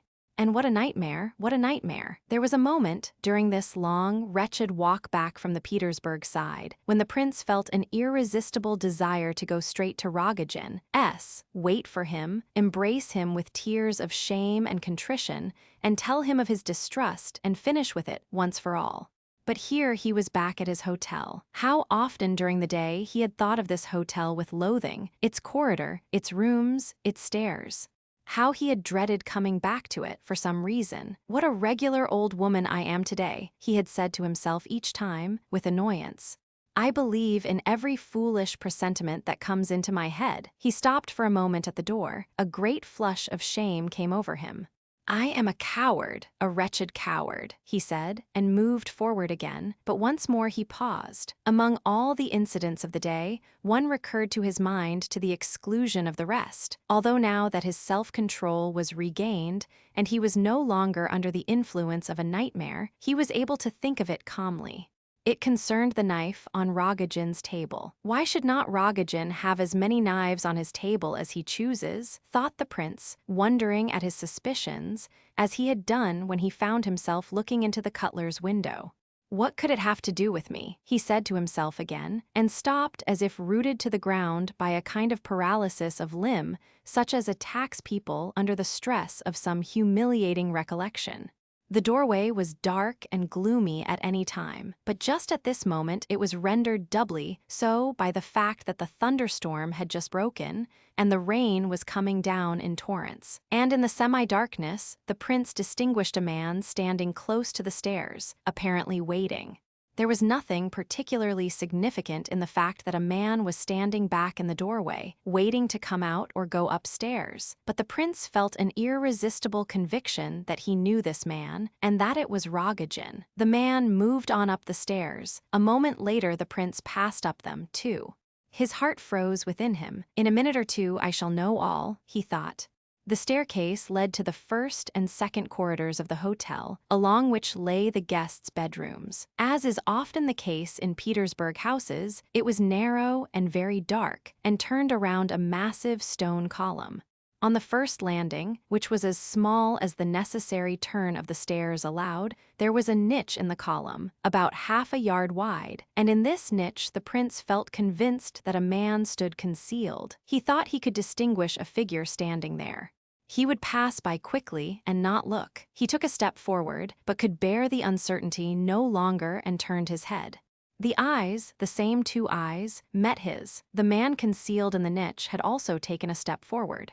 For 1 second they stood face to face. Suddenly the prince caught the man by the shoulder and twisted him round towards the light so that he might see his face more clearly. Rogojin's eyes flashed, and a smile of insanity distorted his countenance. His right hand was raised, and something glittered in it. The prince did not think of trying to stop it. All he could remember afterwards was that he seemed to have called out, "I won't believe it." Next moment, something appeared to burst open before him. A wonderful inner light illuminated his soul. This lasted perhaps half a second, yet he distinctly remembered hearing the beginning of the wail, the strange, dreadful wail, which burst from his lips of its own accord, and which no effort of will on his part could suppress. Next moment he was absolutely unconscious. Black darkness blotted out everything. He had fallen in an epileptic fit. As is well known, these fits occur instantaneously. The face, especially the eyes, become terribly disfigured. Convulsions seize the limbs. A terrible cry breaks from the sufferer, a wail from which everything human seems to be blotted out, so that it is impossible to believe that the man who has just fallen is the same who emitted the dreadful cry. It seems more as though some other being, inside the stricken one, had cried. Many people have borne witness to this impression, and many cannot behold an epileptic fit without a feeling of mysterious terror and dread. Such a feeling, we must suppose, overtook Rogojin at this moment and saved the prince's life. not knowing that it was a fit and seeing his victim disappear head foremost into the darkness. Hearing his head strike the stone steps below with a crash, Rogojin rushed downstairs, skirting the body, and flung himself headlong out of the hotel like a raving madman. The prince's body slipped convulsively down the steps till it rested at the bottom. Very soon, in 5 minutes or so, he was discovered and a crowd collected around him. A pool of blood on the steps near his head gave rise to grave fears. Was it a case of accident, or had there been a crime? It was, however, soon recognized as a case of epilepsy, and identification and proper measures for restoration followed one another, owing to a fortunate circumstance. Kolya Ivolgin had come back to his hotel about 7 o'clock, owing to a sudden impulse which made him refuse to dine at the Epinchins, and, finding a note from the prince awaiting him, had sped away to the latter's address. Arrived there, he ordered a cup of tea and sat sipping it in the coffee room. While there, he heard excited whispers of someone just found at the bottom of the stairs in a fit, upon which he had hurried to the spot with a presentiment of evil and at once recognized the prince. The sufferer was immediately taken to his room, and though he partially regained consciousness, he lay long in a semi-dazed condition. The doctor stated that there was no danger to be apprehended from the wound on the head, and as soon as the prince could understand what was going on around him, Kolya hired a carriage and took him away to Lebedev's. There he was received with much cordiality, and the departure to the country was hastened on his account. 3 days later, they were all at Pavlovsk. Chapter 22. Lebedev's country house was not large, but it was pretty and convenient, especially the part which was let to the prince. A row of orange and lemon trees and jasmines, planted in green tubs, stood on the fairly wide terrace. According to Lebedev, these trees gave the house a most delightful aspect. Some were there when he bought it, and he was so charmed with the effect that he promptly added to their number. When the tubs containing these plants arrived at the villa and were set in their places, Lebedev kept running into the street to enjoy the view of the house, and every time he did so, the rent to be demanded from the future tenant went up with a bound. This country villa pleased the prince very much in his state of physical and mental exhaustion. On the day that they left for Pavlovsk, that is the day after his attack, he appeared almost well, though in reality he felt very far from it. The faces of those around him for the last 3 days had made a pleasant impression. He was pleased to see not only Kolya, who had become his inseparable companion, but Lebedev himself and all the family, except the nephew, who had left the house. He was also glad to receive a visit from General Ivolgin before leaving St. Petersburg. It was getting late when the party arrived at Pavlovsk, but several people called to see the prince and assembled in the veranda. Gania was the first to arrive. He had grown so pale and thin that the prince could hardly recognize him. Then came Varia and Titsin, who were rusticating in the neighborhood. As to General Ivolgin, he scarcely budged from Lebedev's house and seemed to have moved to Pavlovsk with him. Lebedev did his best to keep Ardalian Alexandrovitch by him and to prevent him from invading the prince's quarters. He chatted with him confidentially so that they might have been taken for old friends. During those 3 days, the prince had noticed that they frequently held long conversations. He often heard their voices raised in argument on deep and learned subjects, which evidently pleased Lebedev. He seemed as if he could not do without the general. But it was not only Ardalian Alexandrovitch whom Lebedev kept out of the prince's way. Since they had come to the villa, he treated his own family the same. Upon the pretext that his tenant needed quiet, he kept him almost in isolation, and Myshkin protested in vain against this excess of zeal. Lebedev stamped his feet at his daughters and drove them away if they attempted to join the prince on the terrace. Not even Vera was accepted. They will lose all respect if they are allowed to be so free and easy. Besides, it is not proper for them, he declared at last, in answer to a direct question from the prince. Why on earth not? Asked the latter. Really, you are making yourself a nuisance by keeping guard over me like this. I get bored all by myself. I have told you so over and over again, and you get on my nerves more than ever by waving your hands and creeping in and out in the mysterious way you do. It was a fact that Lebedev, though he was so anxious to keep everyone else from disturbing the patient, was continually in and out of the prince's room himself. He invariably began by opening the door a crack and peering in to see if the prince was there, or if he had escaped. Then he would creep softly up to the armchair, sometimes making Myshkin jump by his sudden appearance. He always asked if the patient wanted anything, and when the latter replied that he only wanted to be left in peace, he would turn away obediently and make for the door on tiptoe, with deprecatory gestures to imply that he had only just looked in, that he would not speak a word, and would go away and not intrude again, which did not prevent him from reappearing in 10 minutes or a quarter of an hour. Kolya had free access to the prince, at which Lebedev was quite disgusted and indignant. He would listen at the door for half an hour at a time while the two were talking. Kolya found this out and naturally told the prince of his discovery. "Do you think yourself my master, that you try to keep me under lock and key like this?" said the prince to Lebedev. "In the country, at least, I intend to be free, and you may make up your mind that I mean to see whom I like and go where I please." "Why, of course," replied the clerk, gesticulating with his hands. The prince looked him sternly up and down. "Well, Lukian Timofyevitch, have you brought the little cupboard that you had at the head of your bed with you here?" What visitor did you turn away from my door about an hour ago?" The general. I would not let him in. There is no need for him to visit you, prince." "I have the deepest esteem for him. He is a great man. You don't believe it. Well, you will see, and yet, most excellent prince, you had much better not receive him. May I ask why? And also why you walk about on tiptoe, and always seem as if you were going to whisper a secret in my ear whenever you come near me.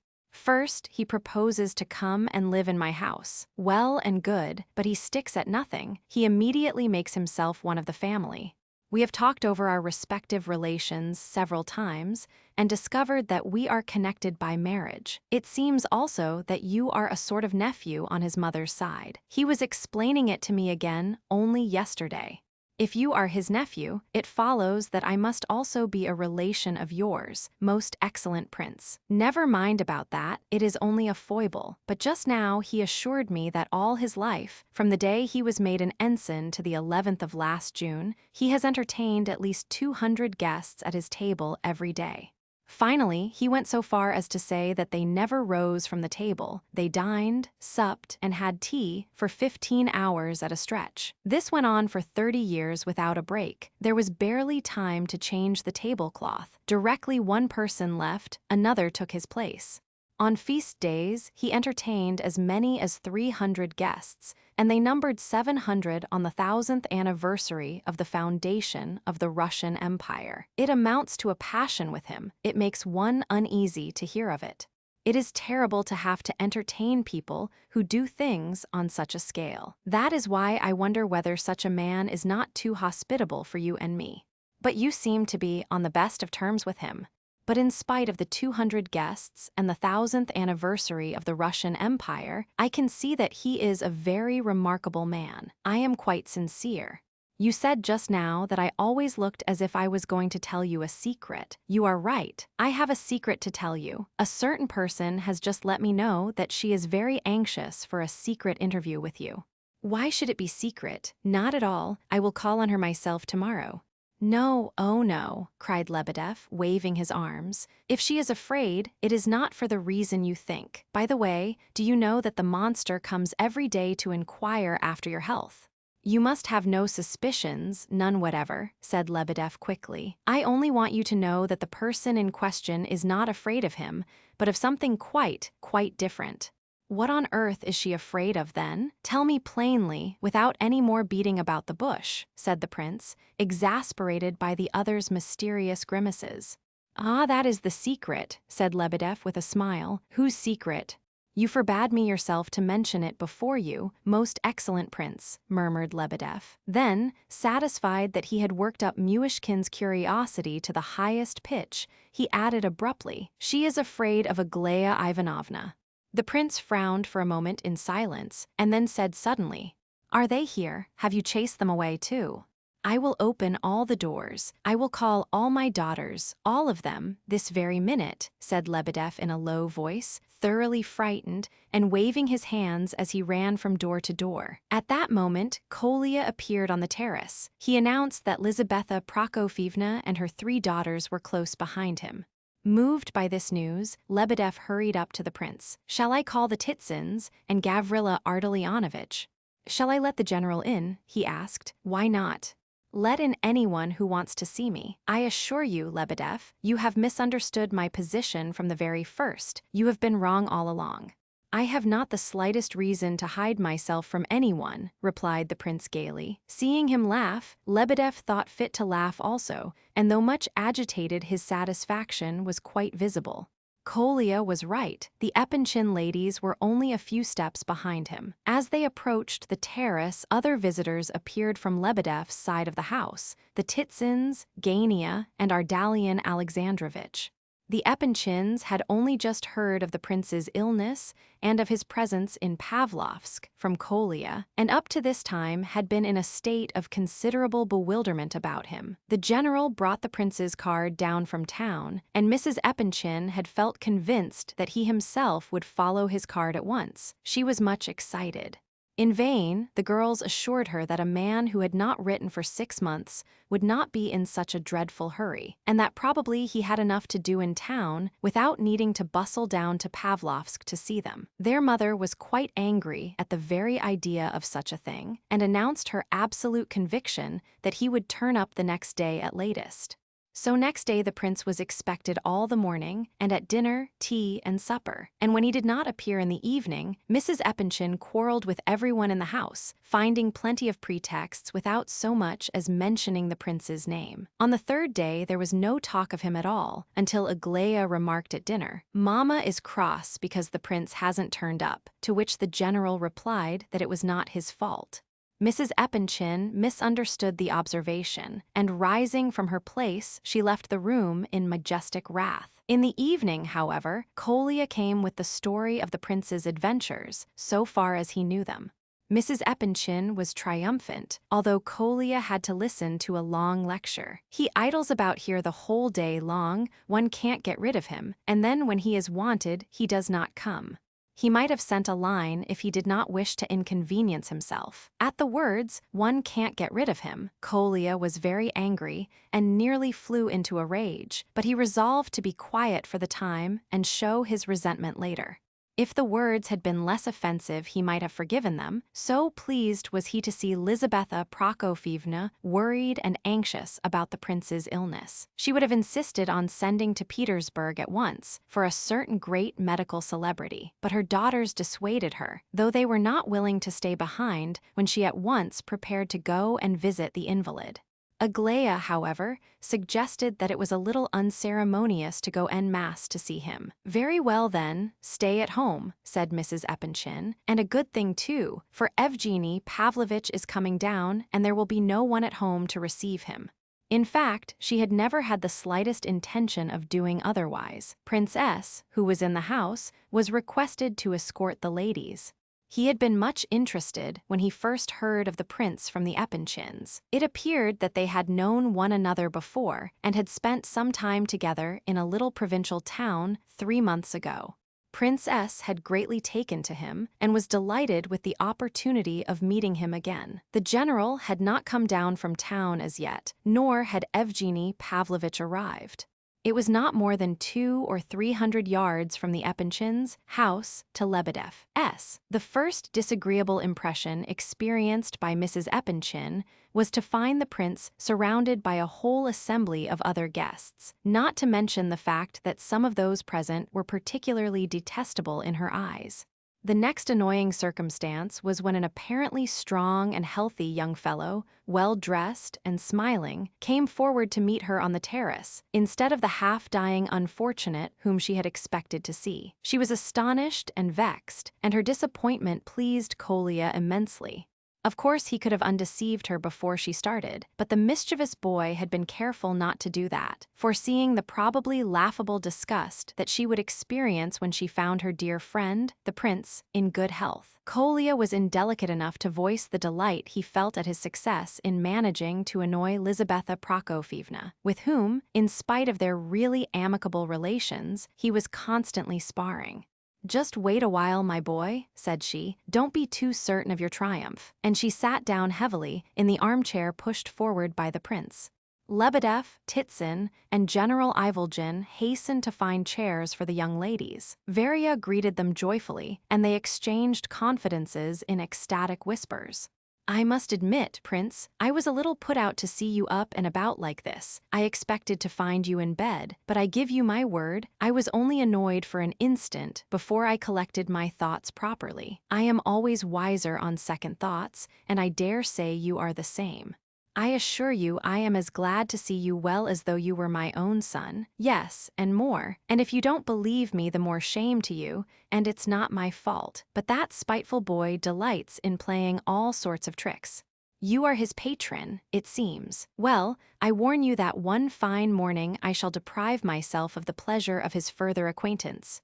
"What have I done wrong now?" cried Kolya. "What was the good of telling you that the prince was nearly well again? You would not have believed me. It was so much more interesting to picture him on his deathbed." "How long do you remain here, Prince?" asked Madame Epanchin. "All the summer, and perhaps longer. These things do happen, you know. Now then, why didn't you come to us?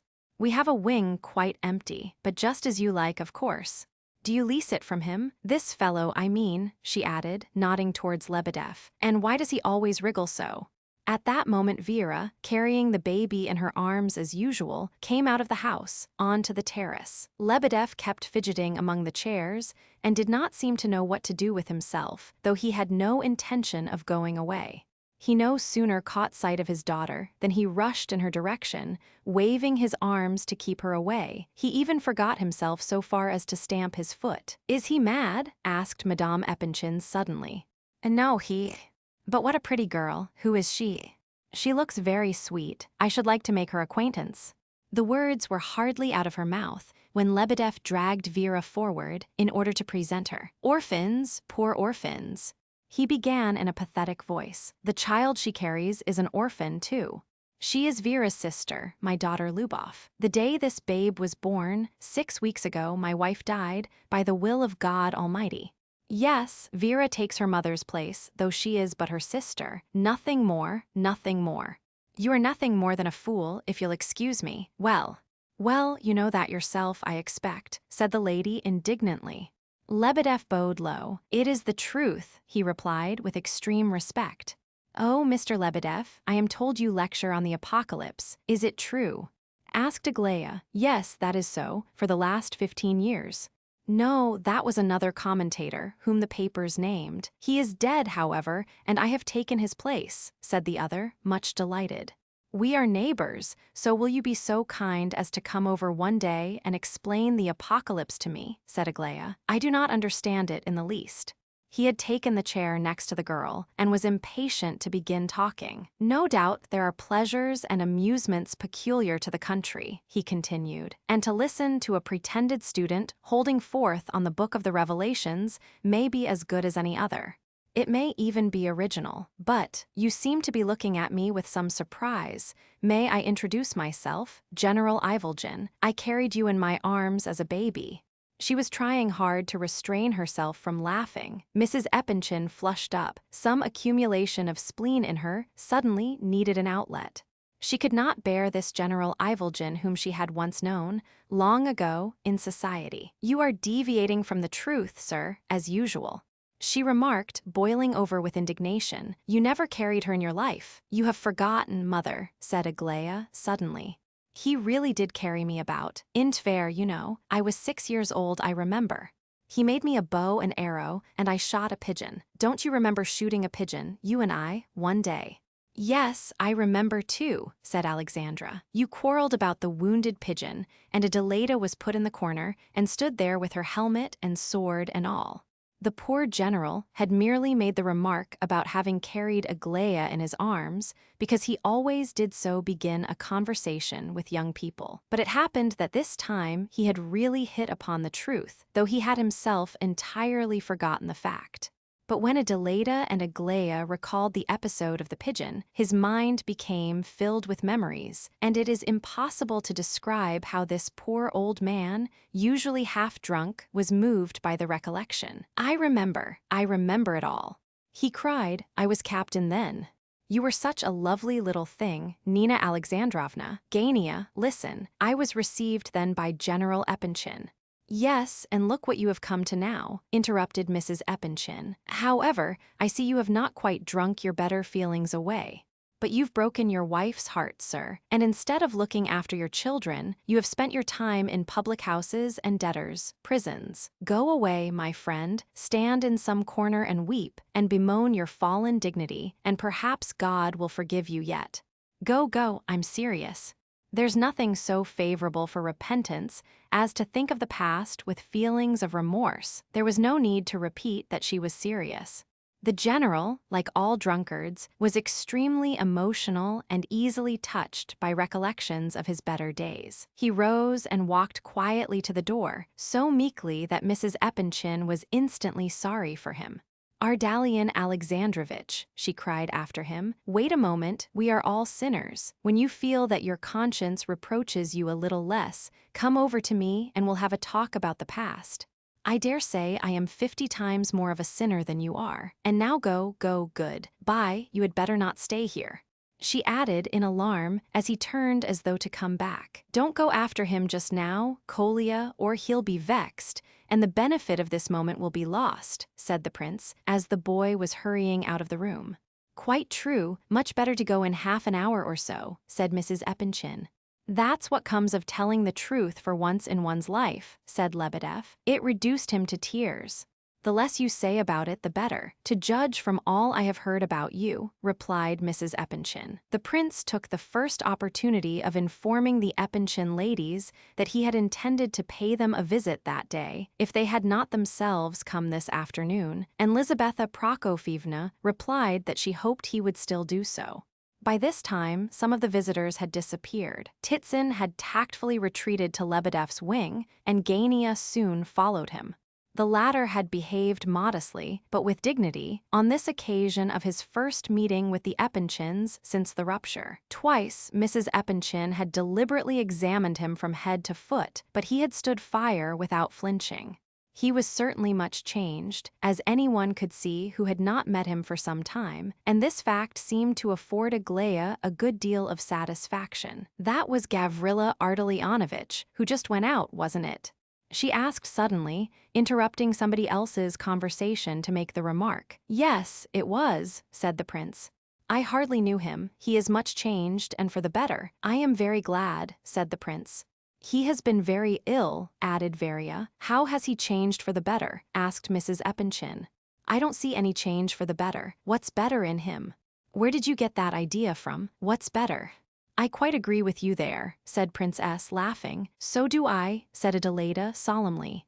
What poor knight? Asked Mrs. Epanchin, looking round at the face of each of the speakers in turn. Seeing, however, that Aglaia was blushing, she added angrily, What do you mean by poor knight? On these occasions, she would say, how dare they laugh at me? He's always twisting round what one says, she cried. I am only repeating your own exclamation, said Kolya. A month ago you were turning over the pages of your Don Quixote, and suddenly called out, there is nothing better than the poor knight. I don't know whom you were referring to, of course, whether to Don Quixote, or Evgeny Pavlovitch, or someone else, but you certainly said these words, and afterwards there was a long conversation. But it's not I alone, cried Kolya. They all talked about it, and they do still. Why, just now Prince S and Adelaida Ivanovna declared that they upheld the poor knight. So evidently there does exist a poor knight, and if it were not for Adelaida Ivanovna, we should have known long ago who the poor knight was. Why, how am I to blame? Asked Adelaida, smiling. You wouldn't draw his portrait for us, that's why you are to blame. Aglaia Ivanovna asked you to draw his portrait and gave you the whole subject of the picture. She invented it herself, and you wouldn't. According to the lines she quoted. "I don't know what you are driving at. What mask do you mean?" said Mrs. Epanchin, irritably. She began to see pretty clearly, though, what it meant, and whom they referred to by the generally accepted title of poor knight. But what specially annoyed her was that the prince was looking so uncomfortable and blushing like a 10-year-old child. "Well, have you finished your silly joke?" she added, "and am I to be told what this poor knight means, or is it a solemn secret which cannot be approached lightly?" But they all laughed on. "It's simply that there is a Russian poem," began Prince S., evidently anxious to change the conversation, "a strange thing, without beginning or end, and all about a poor knight. A month or so ago, we were all talking and laughing, and looking up a subject for one of Adelaida's pictures. You know it is the principal business of this family to find subjects for Adelaida's pictures. Well, we happened upon this poor knight. I don't remember who thought of it first." "Aglaya Ivanovna did," said Kolya. "Very likely, I don't recollect," continued Princess. "We then began to think over all our friends' faces to see if any of them would do, and none suited us, and so the matter stood, that's all. I don't know why Nikolai Ardalionovitch has brought up the joke now. What was appropriate and funny then has quite lost all interest by this time. Probably there's some new silliness about it," said Mrs. Epanchin, sarcastically. "There is no silliness about it at all, only the profoundest respect," said Aglaya, very seriously. She had quite recovered her temper. In fact, from certain signs, it was fair to conclude that she was delighted to see this joke going so far, and a careful observer might have remarked that her satisfaction dated from the moment when the fact of the prince's confusion became apparent to all. What nonsense! First, insane giggling, and then, all of a sudden, a display of profoundest respect. Why respect? Tell me at once, why have you suddenly developed this profound respect? That sort of thing is not to be found every day among the men of our times. In the poem, it is not stated exactly what the ideal was, but it was evidently some vision, some revelation of pure beauty, and the knight wore round his neck, instead of a scarf, a rosary. A device, ANB, the meaning of which is not explained, was inscribed on his shield. Anyway, the poor knight did not care what his lady was or what she did. He had chosen his ideal, and he was bound to serve her and break lances for her and acknowledge her as the ideal of pure beauty, whatever she might say or do afterwards. If she had taken to stealing, he would have championed her just the same. I think the poet desired to embody in this one picture the whole spirit of medieval chivalry and the platonic love of a pure and high-souled knight. Of course, it's all an ideal, and in the poor knight, that spirit reached the utmost limit of asceticism. He is a Don Quixote, only serious and not comical. I used not to understand him and laughed at him, but now I love the poor knight and respect his actions. So ended Aglaya, and to look at her, it was difficult, indeed, to judge whether she was joking or in earnest. "Pooh, he was a fool, and his actions were the actions of a fool," said Mrs. Epanchin. "And as for you, young woman, you ought to know better. At all events, you are not to talk like that again. What poem is it? Recite it. I want to hear this poem. I have hated poetry all my life. Prince, you must excuse this nonsense. We neither of us like this sort of thing. Be patient." They certainly were put out, both of them. The prince tried to say something, but he was too confused and could not get his words out. Aglaya, who had taken such liberties in her little speech, was the only person present, perhaps, who was not in the least embarrassed. She seemed, in fact, quite pleased. She now rose solemnly from her seat, walked to the center of the terrace, and stood in front of the prince's chair. All looked on with some surprise, and Princess and her sisters with feelings of decided alarm, to see what new frolic she was up to. It had gone quite far enough already, they thought. But Aglaya evidently thoroughly enjoyed the affectation and ceremony with which she was introducing her recitation of the poem. Mrs. Epanchin was just wondering whether she would not forbid the performance after all, when, at the very moment that Aglaya commenced her declamation, two new guests, both talking loudly, entered from the street. The new arrivals were General Epanchin and a young man. Their entrance caused some slight commotion. Chapter 23. The young fellow accompanying the general was about 28, tall and well-built, with a handsome and clever face and bright black eyes, full of fun and intelligence. Aglaia did not so much as glance at the new arrivals, but went on with her recitation, gazing at the prince the while in an affected manner, and at him alone. It was clear to him that she was doing all this with some special object. But the new guests at least somewhat eased his strained and uncomfortable position. Seeing them approaching, he rose from his chair, and nodding amicably to the general, signed to him not to interrupt the recitation. He then got behind his chair and stood there with his left hand resting on the back of it. Thanks to this change of position, he was able to listen to the ballad with far less embarrassment than before. Mrs. Epanchin had also twice motioned to the new arrivals to be quiet and stay where they were. The prince was much interested in the young man who had just entered. He easily concluded that this was Evgeny Pavlovich Radomsky, of whom he had already heard mention several times. He was puzzled, however, by the young man's plain clothes, for he had always heard of Evgeny Pavlovich as a military man. An ironical smile played on Evgeny's lips all the while the recitation was proceeding, which showed that he, too, was probably in the secret of the poor knight joke. But it had become quite a different matter with Aglaia. All the affectation of manner which she had displayed at the beginning disappeared as the ballad proceeded. She spoke the lines in so serious and exalted a manner, and with so much taste, that she even seemed to justify the exaggerated solemnity with which she had stepped forward. It was impossible to discern in her now anything but a deep feeling for the spirit of the poem which she had undertaken to interpret. Her eyes were aglow with inspiration, and a slight tremor of rapture passed over her lovely features once or twice. She continued to recite. He was dumb to love and wooing, and to all their graces blind. Full of love for that sweet vision, shouting on the foe he fell.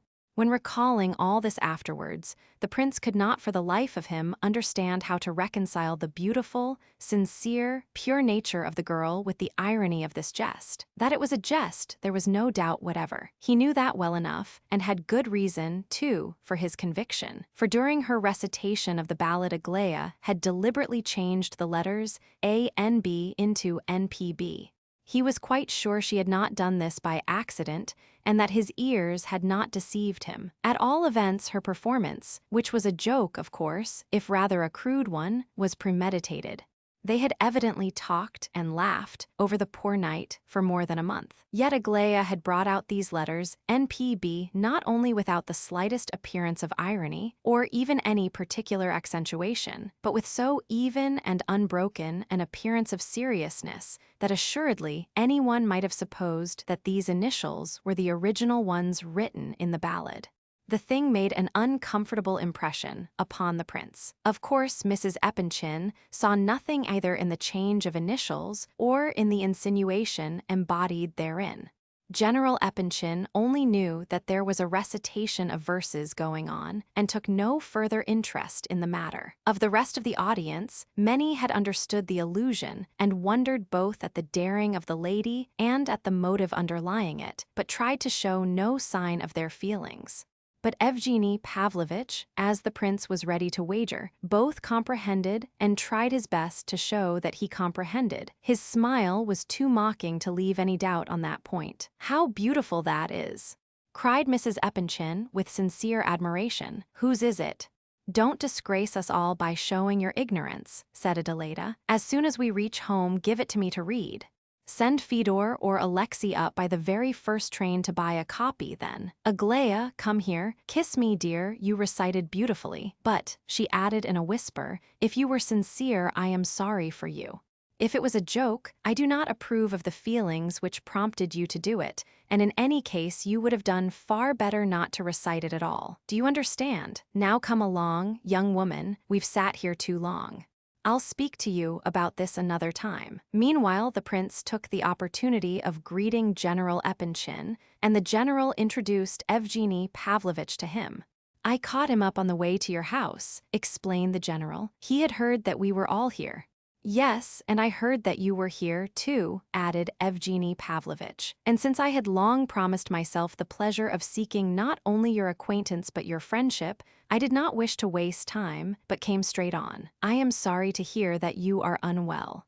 Oh, but I'm quite well now, thank you, and very glad to make your acquaintance. Princess has often spoken to me about you, said Myshkin, and for an instant the two men looked intently into one another's eyes.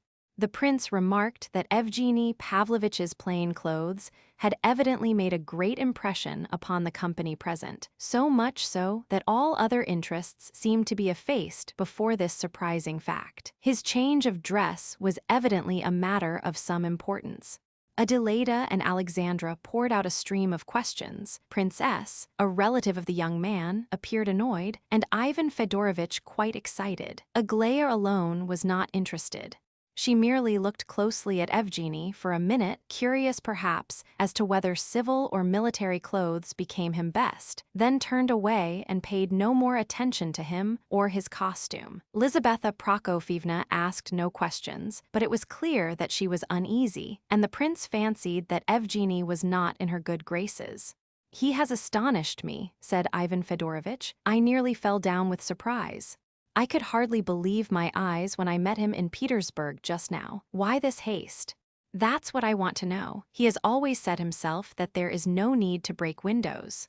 He had, however, always made more or less of a joke about it, so no one had taken him seriously. For that matter, he joked about everything, and his friends never knew what to believe, especially if he did not wish them to understand him. I have only retired for a time," said he, laughing, "for a few months, at most for a year. I want to go and look after my country estates. You advised me to do that yourself," was the reply. "And then I wish to go abroad." After a few more expostulations, the conversation drifted into other channels, but the prince, who had been an attentive listener, thought all this excitement about so small a matter very curious. "There must be more in it than appears," he said to himself. "I see the poor knight has come on the scene again," said Evgeny Pavlovitch, stepping to Aglaya's side. To the amazement of the prince, who overheard the remark, Aglaya looked haughtily and inquiringly at the questioner, as though she would give him to know, once for all, that there could be no talk between them about the poor knight, and that she did not understand his question. But not now. It is too late to send to town for a Pushkin now. It is much too late, I say. Kolya was exclaiming in a loud voice. "I have told you so at least 100 times. "Yes, it is really much too late to send to town now," said Evgeny Pavlovitch, who had escaped from Aglaya as rapidly as possible. "I am sure the shops are shut in Petersburg. It is past 8 o'clock, he added, looking at his watch. "We have done without him so far," interrupted Adelaida in her turn. "Surely we can wait until tomorrow. Ask Evgeny Pavlovitch if I am not right. It is much more fashionable to drive a wagonette with red wheels." "You got that from some magazine, Kolya," remarked Adelaida. "He gets most of his conversation in that way," laughed Evgeny Pavlovitch. "He borrows whole phrases from the reviews. I have long had the pleasure of knowing both Nikolai Ardalionovitch and his conversational methods, but this time he was not repeating something he had read. He was alluding, no doubt, to my yellow wagonette, which has, or had, red wheels. But I have exchanged it, so you are rather behind the times, Kolya." The prince had been listening attentively to Radomski's words and thought his manner very pleasant. When Kolya chaffed him about his wagonette, he had replied with perfect equality and in a friendly fashion. This pleased Myshkin. At this moment Vera came up to Lizaveta Prokofyevna, carrying several large and beautifully bound books, apparently quite new. "What is it?" demanded the lady. "This is Pushkin," replied the girl. "Papa told me to offer it to you." "Impossible!" exclaimed Mrs. Epanchin. "Not as a present, not as a present. I should not have taken the liberty," said Lebedev, appearing suddenly from behind his daughter. "It is our own Pushkin, our family copy, Annenkoff's edition. It could not be bought now. I beg to suggest, with great respect, that your excellency should buy it, and thus quench the noble literary thirst which is consuming you at this moment," he concluded grandiloquently. "Oh, if you will sell it, very good, and thank you. You shall not be a loser." But for goodness sake, don't twist about like that, sir. I have heard of you. They tell me you are a very learned person. We must have a talk one of these days. You will bring me the books yourself. Well, bring them, with or without respect, provided always you do not drop them on the way. But on the condition, went on the lady, looking full at him, that you do not cross my threshold. I do not intend to receive you today. You may send your daughter Vera at once, if you like. I am much pleased with her. Why don't you tell him about them? Said Vera impatiently to her father. They will come in, whether you announce them or not, and they are beginning to make a row. Lev Nikolaevich, she addressed herself to the prince, 4 men are here asking for you. They have waited some time and are beginning to make a fuss, and Papa will not bring them in. Who are these people? Said the prince. They say that they have come on business, and they are the kind of men who, if you do not see them here, will follow you about the street. It would be better to receive them, and then you will get rid of them. Gavrila Ardalionovich and Titsin are both there, trying to make them hear reason. It is not worthwhile, cried Lebedev. There is no necessity to see them, and it would be most unpleasant for your excellency. They do not deserve. Pavlishev's son, cried the prince, much perturbed. I know, but I entrusted this matter to Gavrila Ardalionovich. He told me. At that moment Gania, accompanied by Titsin, came out to the terrace. From an adjoining room came a noise of angry voices, and General Ivolgin, in loud tones, seemed to be trying to shout them down. Kolya rushed off at once to investigate the cause of the uproar. This is most interesting, observed Evgeny Pavlovitch. I expect he knows all about it, thought the prince. What, the son of Pavlishev? And who may this son of Pavlishev be? Asked General Epanchin with surprise, and looking curiously around him, he discovered that he alone had no clue to the mystery.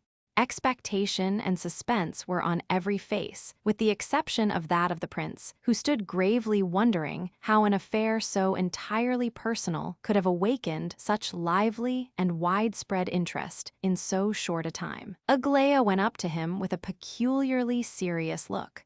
It will be well, she said, if you put an end to this affair yourself at once, but you must allow us to be your witnesses. They want to throw mud at you, prince, and you must be triumphantly vindicated. I give you joy beforehand, and I also wish for justice to be done, once for all, cried Madame Epanchin, about this impudent claim. Deal with them promptly, prince, and don't spare them. I am sick of hearing about the affair, and many a quarrel I have had in your cause. But I confess I am anxious to see what happens, so do make them come out here, and we will remain. You have heard people talking about it, no doubt. She added, turning to Princess. They are nihilists, are they not? According to my nephew, they are more advanced even than the nihilists. You are quite wrong, Excellency, if you think that your presence will intimidate them. Nothing intimidates them. Educated men, learned men even, are to be found among nihilists. These go further, in that they are men of action. The movement is, properly speaking, a derivative from nihilism, though they are only known indirectly, and by hearsay, for they never advertise their doings in the papers. They go straight to the point. For them, it is not a question of showing that Pushkin is stupid, or that Russia must be torn in pieces. No, but if they have a great desire for anything, they believe they have a right to get it even at the cost of the lives, say, of 8 persons. They are checked by no obstacles. In fact, Prince, I should not advise you, but Myshkin had risen and was on his way to open the door for his visitors. You are slandering them, Lebedev, said he, smiling. You are always thinking about your nephew's conduct. Don't believe him, Lizaveta Prokofyevna. I can assure you Gorsky and Danilov are exceptions, and that these are only mistaken. However, I do not care about receiving them here in public. Excuse me, Lizaveta Prokofyevna.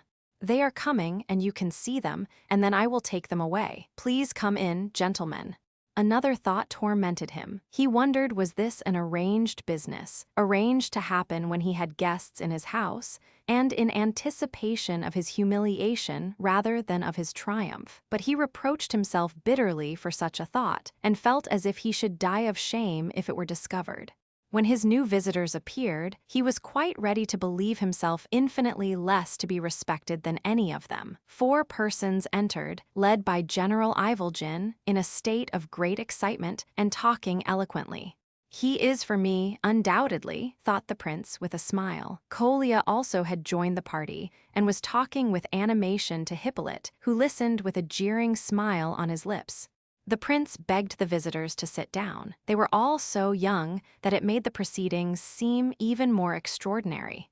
Ivan Fedorovitch, who really understood nothing of what was going on, felt indignant at the sight of these youths, and would have interfered in some way had it not been for the extreme interest shown by his wife in the affair. He therefore remained, partly through curiosity, partly through good nature, hoping that his presence might be of some use. But the bow with which General Ivolgin greeted him irritated him anew. He frowned and decided to be absolutely silent. As to the rest, one was a man of 30, the retired officer, now a boxer, who had been with Rogojin and in his happier days had given 15 rubles at a time to beggars. Evidently, he had joined the others as a comrade to give them moral, and if necessary material, support. The man who had been spoken of as Pavlishev's son, although he gave the name of Antit Burdovsky, was about 22 years of age, fair, thin, and rather tall. He was remarkable for the poverty, not to say uncleanliness, of his personal appearance. The sleeves of his overcoat were greasy. His dirty waistcoat, buttoned up to his neck, showed not a trace of linen. A filthy black silk scarf, twisted till it resembled a cord, was round his neck, and his hands were unwashed. He looked round with an air of insolent effrontery.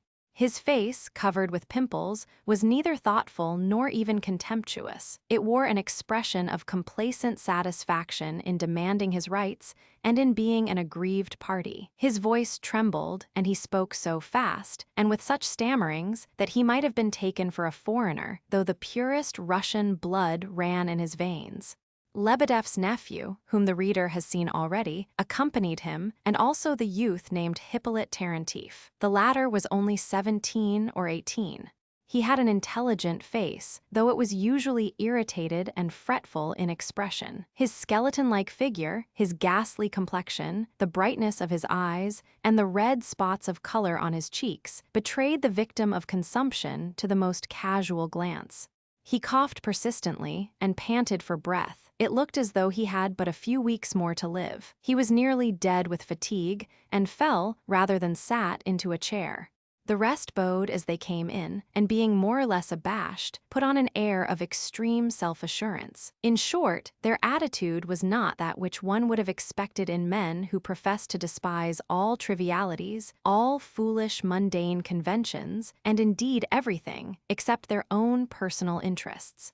"Antit Burdovsky," stuttered the son of Pavlishev. "Vladimir Doktorenko," said Lebedev's nephew briskly, and with a certain pride, as if he boasted of his name.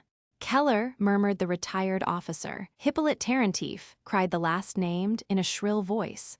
They sat now in a row facing the prince and frowned and played with their caps. All appeared ready to speak, and yet all were silent. The defiant expression on their faces seemed to say, "No, sir, you don't take us in."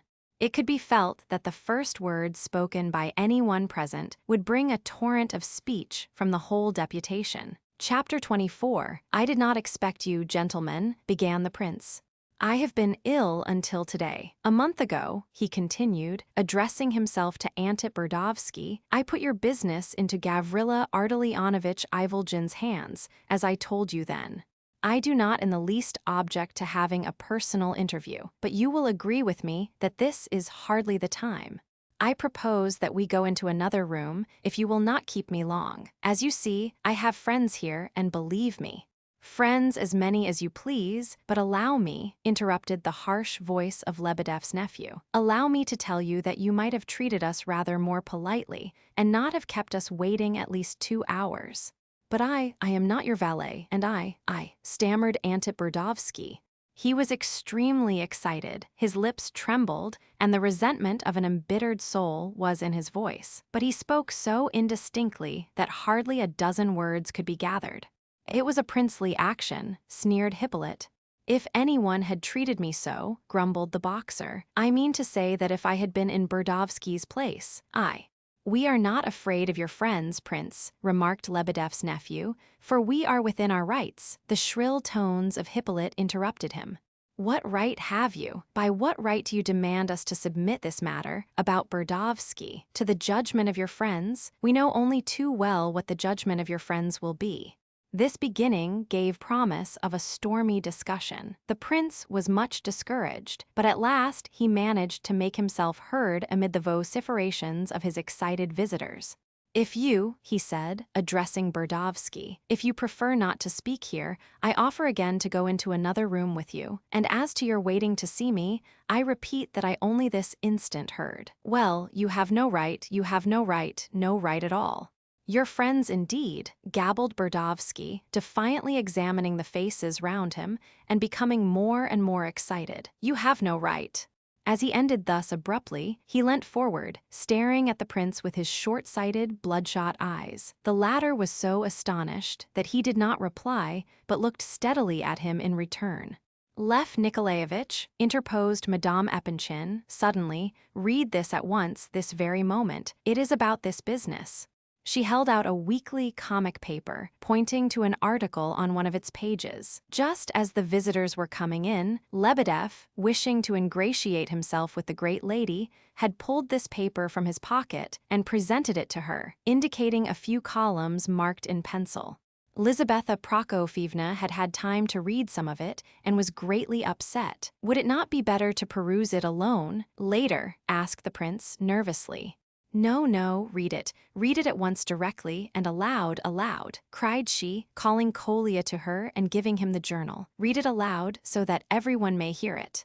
An impetuous woman, Lizaveta Prokofyevna, sometimes weighed her anchors and put out to sea quite regardless of the possible storms she might encounter. Ivan Fedorovitch felt a sudden pang of alarm, but the others were merely curious and somewhat surprised. Kolya unfolded the paper and began to read in his clear, high-pitched voice the following article. Progress, reform, justice. De profundis, the grandfathers of these scions ruined themselves at the gaming tables. Their fathers were forced to serve as officers or subalterns. Some have died just as they were about to be tried for innocent thoughtlessness in the handling of public funds.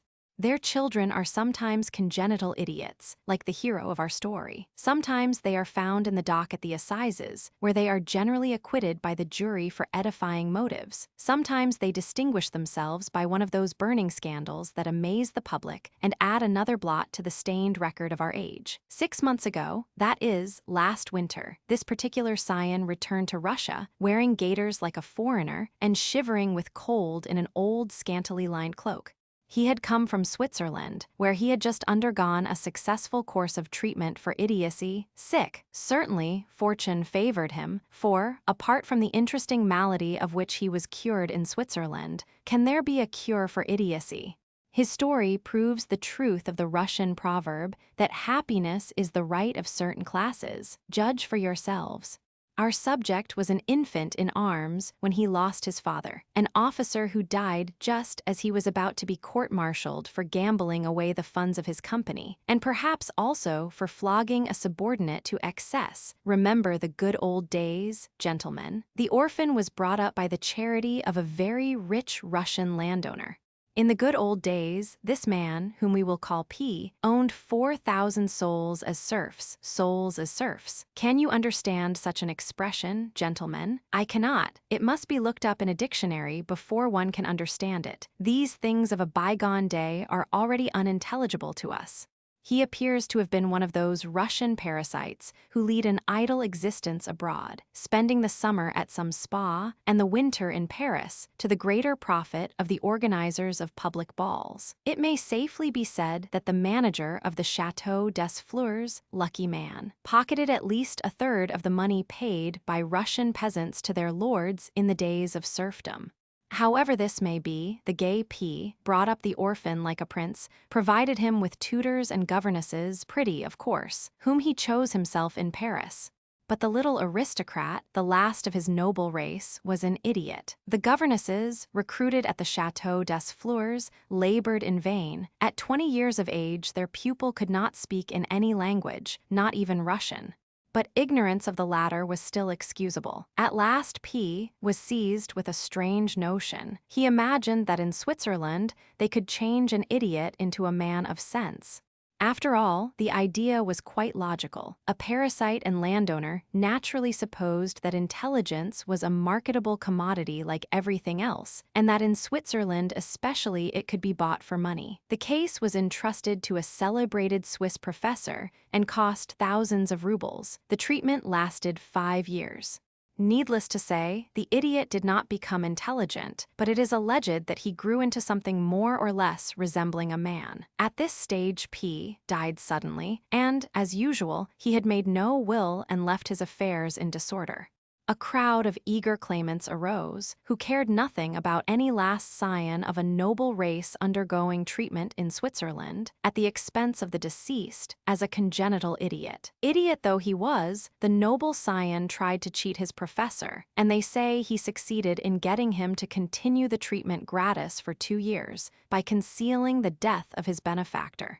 But the professor himself was a charlatan. Getting anxious at last when no money was forthcoming, and alarmed above all by his patient's appetite, he presented him with a pair of old gaiters and a shabby cloak and packed him off to Russia, 3rd class. It would seem that fortune had turned her back upon our hero. Not at all. Fortune, who lets whole populations die of hunger, showered all her gifts at once upon the little aristocrat, like Krylov's cloud which passes over an arid plain and empties itself into the sea. He had scarcely arrived in St. Petersburg when a relation of his mother's, who was of bourgeois origin, of course, died at Moscow. He was a merchant, an old believer, and he had no children. He left a fortune of several millions in good current coin, and everything came to our noble scion, our gaitered baron, formerly treated for idiocy in a Swiss lunatic asylum. Instantly the scene changed. Crowds of friends gathered round our baron, who meanwhile had lost his head over a celebrated demi-mondaine. He even discovered some relations. Moreover, a number of young girls of high birth burned to be united to him in lawful matrimony. Could anyone possibly imagine a better match? Aristocrat, millionaire, and idiot, he has every advantage. One might hunt in vain for his equal. Even with the lantern of Diogenes, his like is not to be had even by getting it made to order. "Oh, I don't know what this means," cried Ivan Fedorovitch, transported with indignation. "Leave off, Kolya," begged the prince. Exclamations arose on all sides. "Let him go on reading at all costs," ordered Lizaveta Prokofyevna, evidently preserving her composure by a desperate effort. "Prince, if the reading is stopped, you and I will quarrel." Kolya had no choice but to obey. With crimson cheeks, he read on unsteadily. One fine morning, a man called upon him, calm and severe of aspect, distinguished but plainly dressed. Politely, but in dignified terms, as befitted his errand, he briefly explained the motive for his visit. He was a lawyer of enlightened views. His client was a young man who had consulted him in confidence. This young man was no other than the son of P, though he bears another name.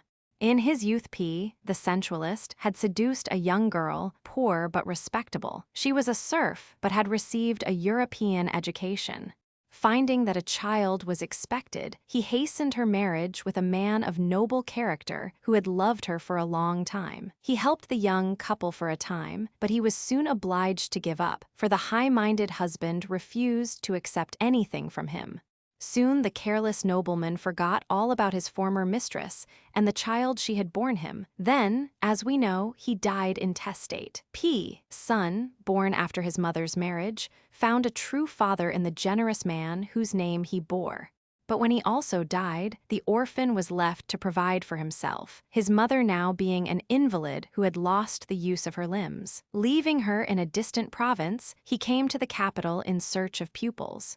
By dint of daily toil, he earned enough to enable him to follow the college courses, and at last to enter the university. But what can one earn by teaching the children of Russian merchants at 10 kopecks, a lesson, especially with an invalid mother to keep?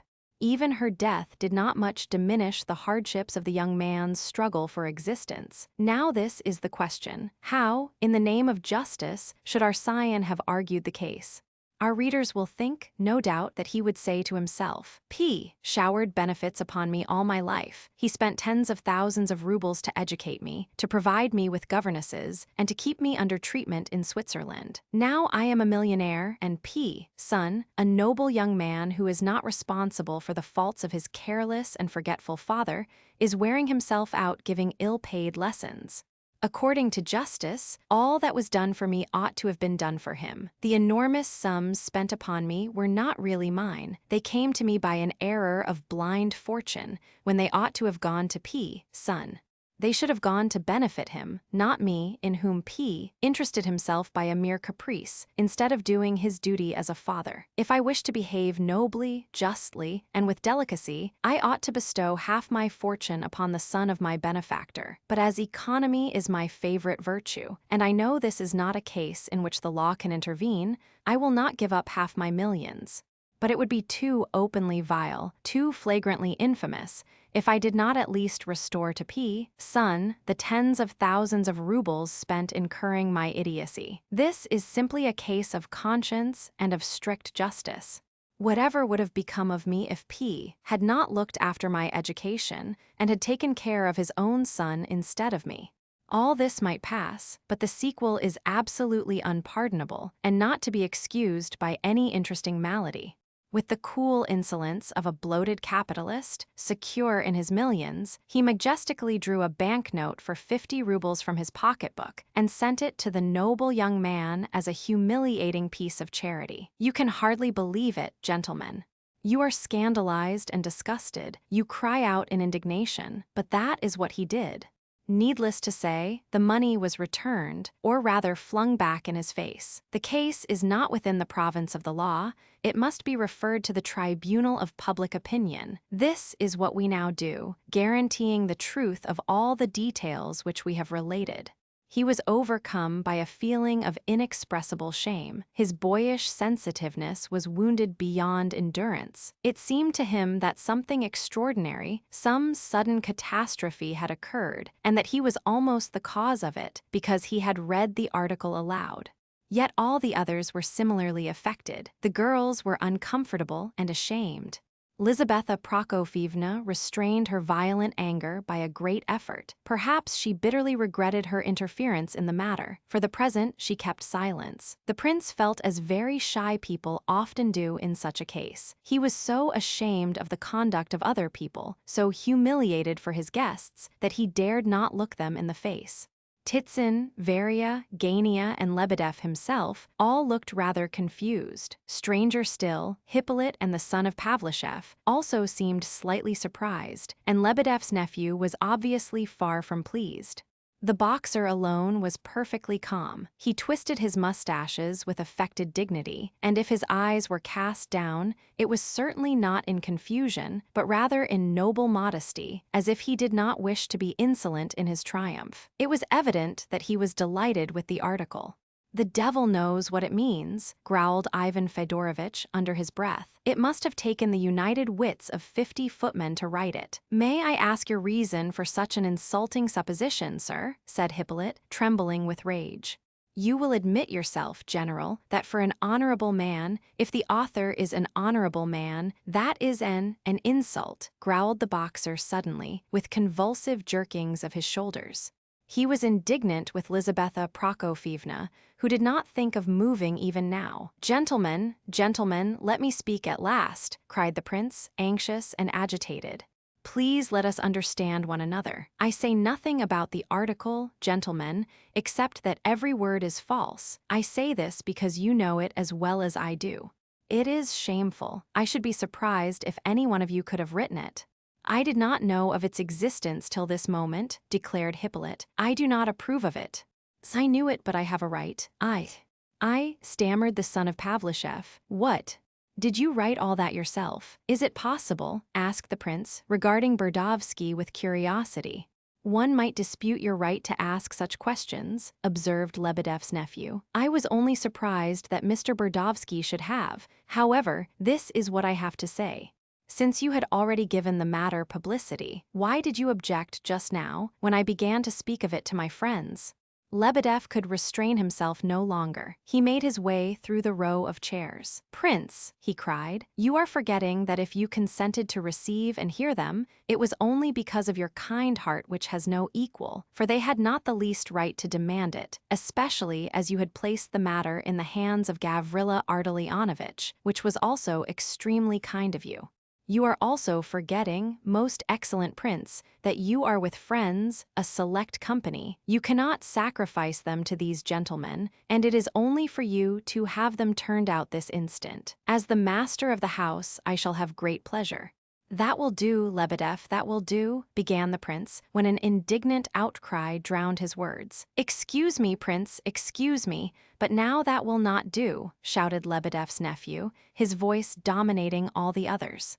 "The matter must be clearly stated, for it is obviously not properly understood. They are calling in some legal chicanery, and upon that ground they are threatening to turn us out of the house. Really, Prince, do you think we are such fools as not to be aware that this matter does not come within the law, and that legally we cannot claim a ruble from you? But we are also aware that if actual law is not on our side, human law is for us, natural law, the law of common sense and conscience, which is no less binding upon every noble and honest man. That is, every man of sane judgment, because it is not to be found in miserable legal codes. If we come here without fear of being turned out, as was threatened just now, because of the imperative tone of our demand, and the unseemliness of such a visit at this late hour, though it was not late when we arrived, we were kept waiting in your anteroom. If, I say, we came in without fear, it is just because we expected to find you a man of sense, I mean, a man of honor and conscience. We present no petition, but a proud and free demand. Note it well, we do not beseech, we demand. We ask you fairly and squarely in a dignified manner. Do you believe that in this affair of Burdovsky you have right on your side? Do you admit that Pavlishev overwhelmed you with benefits and perhaps saved your life? If you admit it, which we take for granted, do you intend, now that you are a millionaire, and do you not think it in conformity with justice, to indemnify Burdovsky? Yes or no? If it is yes, or, in other words, if you possess what you call honor and conscience, and we more justly call common sense, then accede to our demand, and the matter is at an end. Give us satisfaction without entreaties or thanks from us. Do not expect thanks from us, for what you do will be done not for our sake, but for the sake of justice. If you refuse to satisfy us, that is, if your answer is no, we will go away at once, and there will be an end of the matter. But we will tell you to your face before the present company that you are a man of vulgar and undeveloped mind. We will openly deny you the right to speak in future of your honor and conscience, for you have not paid the fair price of such a right. I have no more to say. I have put the question before you. Now turn us out if you dare. You can do it, force is on your side, but remember that we do not beseech, we demand. We do not beseech, we demand. With these last excited words, Lebedev's nephew was silent.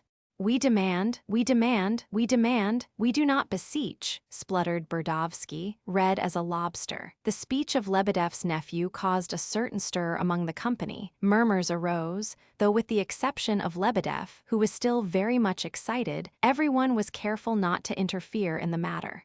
Strangely enough, Lebedev, although on the prince's side, seemed quite proud of his nephew's eloquence. Gratified vanity was visible in the glances he cast upon the assembled company. "In my opinion, Mr. Doktorenko," said the prince, in rather a low voice, "you are quite right in at least half of what you say. I would go further and say that you are altogether right, and that I quite agree with you if there were not something lacking in your speech. I cannot undertake to say precisely what it is, but you have certainly omitted something, and you cannot be quite just while there is something lacking. But let us put that aside and return to the point. Tell me what induced you to publish this article. Every word of it is a calumny, and I think, gentlemen, that you have been guilty of a mean action." What?" cried all the visitors at once, in violent agitation. "As to the article," said Hippolyte in his croaking voice, "I have told you already that we none of us approve of it. There is the writer," he added, pointing to the boxer, who sat beside him. I quite admit that he has written it in his old regimental manner, with an equal disregard for style and decency. I know he is a cross between a fool and an adventurer. I make no bones about telling him so to his face every day. But after all, he is half justified. Publicity is the lawful right of every man. Consequently, Burdovsky is not accepted. Let him answer for his own blunders. As to the objection which I made just now in the name of all to the presence of your friends, I think I ought to explain, gentlemen, that I only did so to assert our rights, though we really wished to have witnesses. We had agreed unanimously upon the point before we came in. We do not care who your witnesses may be, or whether they are your friends or not. As they cannot fail to recognize Burdovsky's right, seeing that it is mathematically demonstrable, it is just as well that the witnesses should be your friends. The truth will only be more plainly evident. It is quite true, we had agreed upon that point, said Lebedev's nephew, in confirmation. If that is the case, why did you begin by making such a fuss about it? Asked the astonished prince. The boxer was dying to get in a few words. Owing, no doubt, to the presence of the ladies, he was becoming quite jovial. As to the article, Prince, he said, I admit that I wrote it, in spite of the severe criticism of my poor friend, in whom I always overlook many things because of his unfortunate state of health. But I wrote and published it in the form of a letter, in the paper of a friend. I showed it to no one but Burdovsky, and I did not read it all through, even to him. He immediately gave me permission to publish it, but you will admit that I might have done so without his consent. Publicity is a noble, beneficent, and universal right. I hope, Prince, that you are too progressive to deny this. So much the worse for the guilty parties, but the public welfare must come before everything. As to certain inaccuracies and figures of speech, so to speak, you will also admit that the motive, aim, and intention are the chief thing. It is a question, above all, of making a wholesome example. The individual case can be examined afterwards. And as to the style, well, the thing was meant to be humorous, so to speak, and after all, everybody writes like that. You must admit it yourself. Ha, ha. But, gentlemen, I assure you that you are quite astray, exclaimed the prince. You have published this article upon the supposition that I would never consent to satisfy Mr. Burdovsky. Acting on that conviction, you have tried to intimidate me by this publication, and to be revenged for my supposed refusal. But what did you know of my intentions? It may be that I have resolved to satisfy Mr. Burdovsky's claim. I now declare openly, in the presence of these witnesses, that I will do so. The noble and intelligent word of an intelligent and most noble man, at last, exclaimed the boxer. Good God! Exclaimed Lizabetha Prokofievna involuntarily. This is intolerable, growled the general. Allow me, gentlemen, allow me, urged the prince. I will explain matters to you. 5 weeks ago I received a visit from Tchebarov, your agent, Mr. Burdovsky. You have given a very flattering description of him in your article, Mr. Keller, he continued, turning to the boxer with a smile, but he did not please me at all. I saw at once that Tchebarov was the moving spirit in the matter, and, to speak frankly, I thought he might have induced you, Mr. Burdovsky, to make this claim by taking advantage of your simplicity. You have no right. I am not simple, stammered Burdovsky, much agitated. You have no sort of right to suppose such things, said Lebedev's nephew in a tone of authority. It is most offensive, shrieked Hippolyte. It is an insulting suggestion, false and most ill-timed. I beg your pardon, gentlemen, please excuse me, said the prince. I thought absolute frankness on both sides would be best, but have it your own way. I told Tchebarov that, as I was not in Petersburg, I would commission a friend to look into the matter without delay, and that I would let you know, Mr. Burdovsky. Gentlemen, I have no hesitation in telling you that it was the fact of Tchebarov's intervention that made me suspect a fraud. Oh, do not take offense at my words, gentlemen, for heaven's sake do not be so touchy, cried the prince, seeing that Burdovsky was getting excited again, and that the rest were preparing to protest. If I say I suspected a fraud, there is nothing personal in that.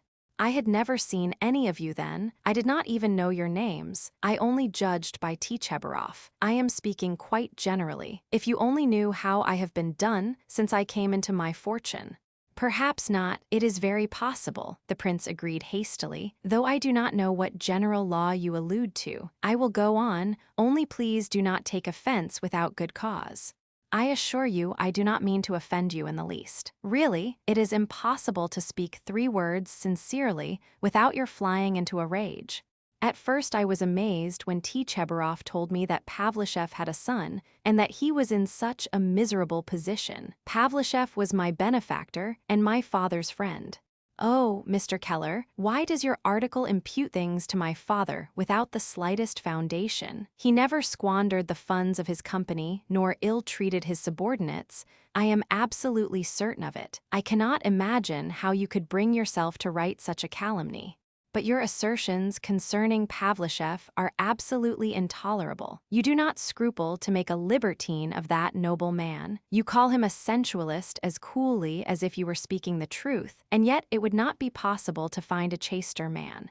He was even a scholar of note, and in correspondence with several celebrated scientists, and spent large sums in the interests of science. As to his kind heart and his good actions, you were right indeed when you said that I was almost an idiot at that time, and could hardly understand anything. I could speak and understand Russian, though, but now I can appreciate what I remember. You said you wished to come to the point. Please remember that it is after 9 o'clock. Very well, gentlemen, very well, replied the prince. At first I received the news with mistrust. Then I said to myself that I might be mistaken, and that Pavlushev might possibly have had a son. But I was absolutely amazed at the readiness with which the son had revealed the secret of his birth at the expense of his mother's honor. For Tchebarov had already menaced me with publicity in our interview. You have no right, cried Burdovsky. The son is not responsible for the misdeeds of his father, and the mother is not to blame, added Hippolyte with warmth. That seems to me all the more reason for sparing her, said the prince timidly. Prince, you are not only simple, but your simplicity is almost past the limit, said Lebedev's nephew, with a sarcastic smile. But what right had you? Said Hippolyte in a very strange tone. None whatever, agreed the prince hastily. I admit you are right there, but it was involuntary, and I immediately said to myself that my personal feelings had nothing to do with it, that if I thought it right to satisfy the demands of Mr. Burdovsky, out of respect for the memory of Pavlushev, I ought to do so in any case, whether I esteemed Mr. Burdovsky or not. I only mentioned this, gentlemen, because it seemed so unnatural to me for a son to betray his mother's secret in such a way. In short, that is what convinced me that Tchebarov must be a rogue, and that he had induced Mr. Burdovsky to attempt this fraud. But this is intolerable, cried the visitors, some of them starting to their feet. Gentlemen, I supposed from this that poor Mr. Burdovsky must be a simple-minded man, quite defenseless, and an easy tool in the hands of rogues. That is why I thought it my duty to try and help him as Pavlushev's son, in the first place, by rescuing him from the influence of Tchebarov, and secondly, by making myself his friend. I have resolved to give him 10,000 rubles. That is about the sum which I calculate that Pavlushev must have spent on me. What, only 10,000? Cried Hippolyte. Well, Prince, your arithmetic is not up to much, or else you are mighty clever at it, though you affect the air of a simpleton, said Lebedev's nephew. I will not accept 10,000 rubles, said Burdovsky. Accept, Antip, whispered the boxer eagerly, leaning past the back of Hippolyte's chair to give his friend this piece of advice. Take it for the present, we can see about more later on. I am far from being a millionaire. I have barely a tenth of what you suppose. Secondly, my treatment in Switzerland was very far from costing tens of thousands of rubles. Schneider received 600 rubles a year, and he was only paid for the first 3 years. As to the pretty governesses whom Pavlushev is supposed to have brought from Paris, they only exist in Mr. Keller's imagination. It is another calumny. I don't know how you cannot see that, gentlemen. Besides, I had no intention of leaving the matter there. I meant to intervene amicably later on and help to improve poor Mr. Burdovsky's position. It is clear that he has been deceived, or he would never have agreed to anything so vile as the scandalous revelations about his mother in Mr. Keller's article. But, gentlemen, why are you getting angry again? Are we never to come to an understanding? Well, the event has proved me right. I have just seen with my own eyes the proof that my conjecture was correct. He added, with increasing eagerness. He meant to calm his hearers, and did not perceive that his words had only increased their irritation. What do you mean? What are you convinced of? They demanded angrily. In the first place, I have had the opportunity of getting a correct idea of Mr. Burdovsky. I see what he is for myself. He is an innocent man, deceived by everyone. A defenseless victim who deserves indulgence. Secondly, Gavrila Ardalionovich, in whose hands I had placed the matter, had his first interview with me barely an hour ago. I had not heard from him for some time, as I was away, and have been ill for 3 days since my return to St. Petersburg. He tells me that he has exposed the designs of Tchebarov and has proof that justifies my opinion of him. I know, gentlemen, that many people think me an idiot. Counting upon my reputation as a man whose purse strings are easily loosened, Tchebarov thought it would be a simple matter to fleece me, especially by trading on my gratitude to Pavlushev. But the main point is, listen, gentlemen, let me finish. The main point is that Mr. Burdovsky is not Pavlushev's son at all. Gavrila Ardalionovich has just told me of his discovery and assures me that he has positive proofs. Well, what do you think of that? It is scarcely credible, even after all the tricks that have been played upon me. Please note that we have positive proofs. I can hardly believe it myself, I assure you. I do not yet believe it. I am still doubtful, because Gavrila Ardalionovich has not had time to go into details. But there can be no further doubt that Tchebarov is a rogue. He has deceived poor Mr. Burdovsky, and all of you, gentlemen, who have come forward so nobly to support your friend. He evidently needs support, I quite see that. He has abused your credulity and involved you all in an attempted fraud, for when all is said and done this claim is nothing else. What a fraud! What, he is not Pavlushev's son? Impossible! These exclamations but feebly expressed the profound bewilderment into which the prince's words had plunged Burdovsky's companions. Certainly, it is a fraud. Since Mr. Burdovsky is not Pavlushev's son, his claim is neither more nor less than attempted fraud, supposing, of course, that he had known the truth. But the fact is that he has been deceived. I insist on this point in order to justify him. I repeat that his simple-mindedness makes him worthy of pity, and that he cannot stand alone. Otherwise, he would have behaved like a scoundrel in this matter. But I feel certain that he does not understand it. I was just the same myself before I went to Switzerland. I stammered incoherently. One tries to express oneself and cannot. I understand that. I am all the better able to pity Mr. Burdovsky, because I know from experience what it is to be like that, and so I have a right to speak. Well, though there is no such person as Pavlushev's son, and it is all nothing but a humbug, yet I will keep to my decision, and I am prepared to give up 10,000 rubles in memory of Pavlushev. Before Mr. Burdovsky made this claim, I proposed to found a school with this money, in memory of my benefactor, but I shall honor his memory quite as well by giving the 10,000 rubles to Mr. Burdovsky, because, though he was not Pavlushev's son, he was treated almost as though he were. That is what gave a rogue the opportunity of deceiving him. He really did think himself Pavlushev's son. Listen, gentlemen, this matter must be settled. Keep calm, do not get angry, and sit down.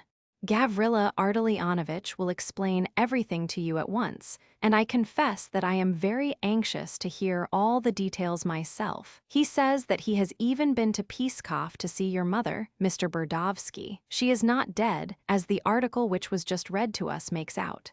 Sit down, gentlemen, sit down. The prince sat down, and at length prevailed upon Burdovsky's company to do likewise.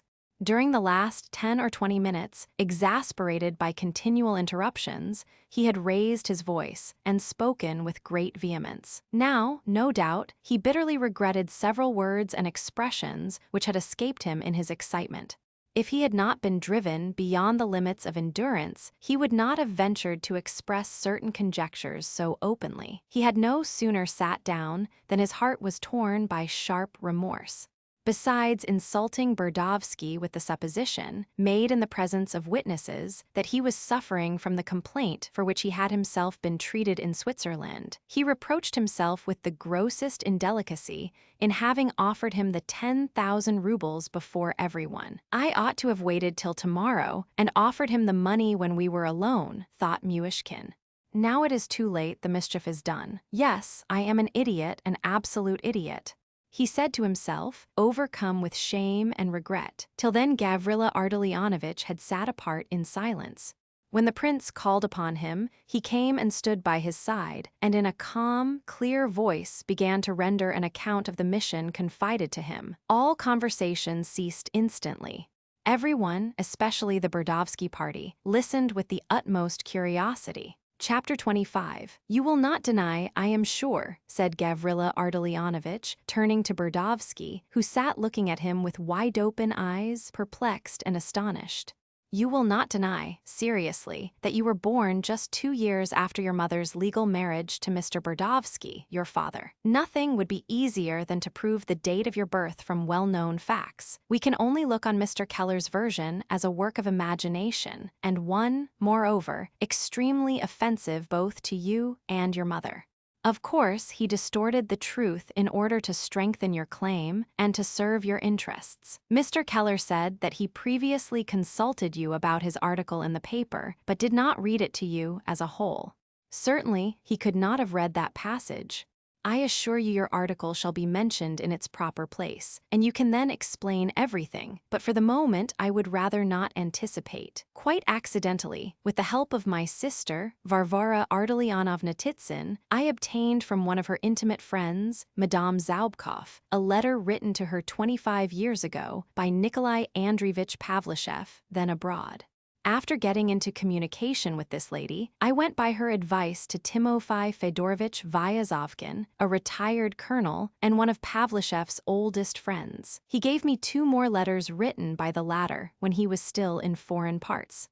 These 3 documents, their dates, and the facts mentioned in them prove in the most undeniable manner that 18 months before your birth, Nikolai Andreevich went abroad, where he remained for 3 consecutive years. Your mother, as you are well aware, has never been out of Russia.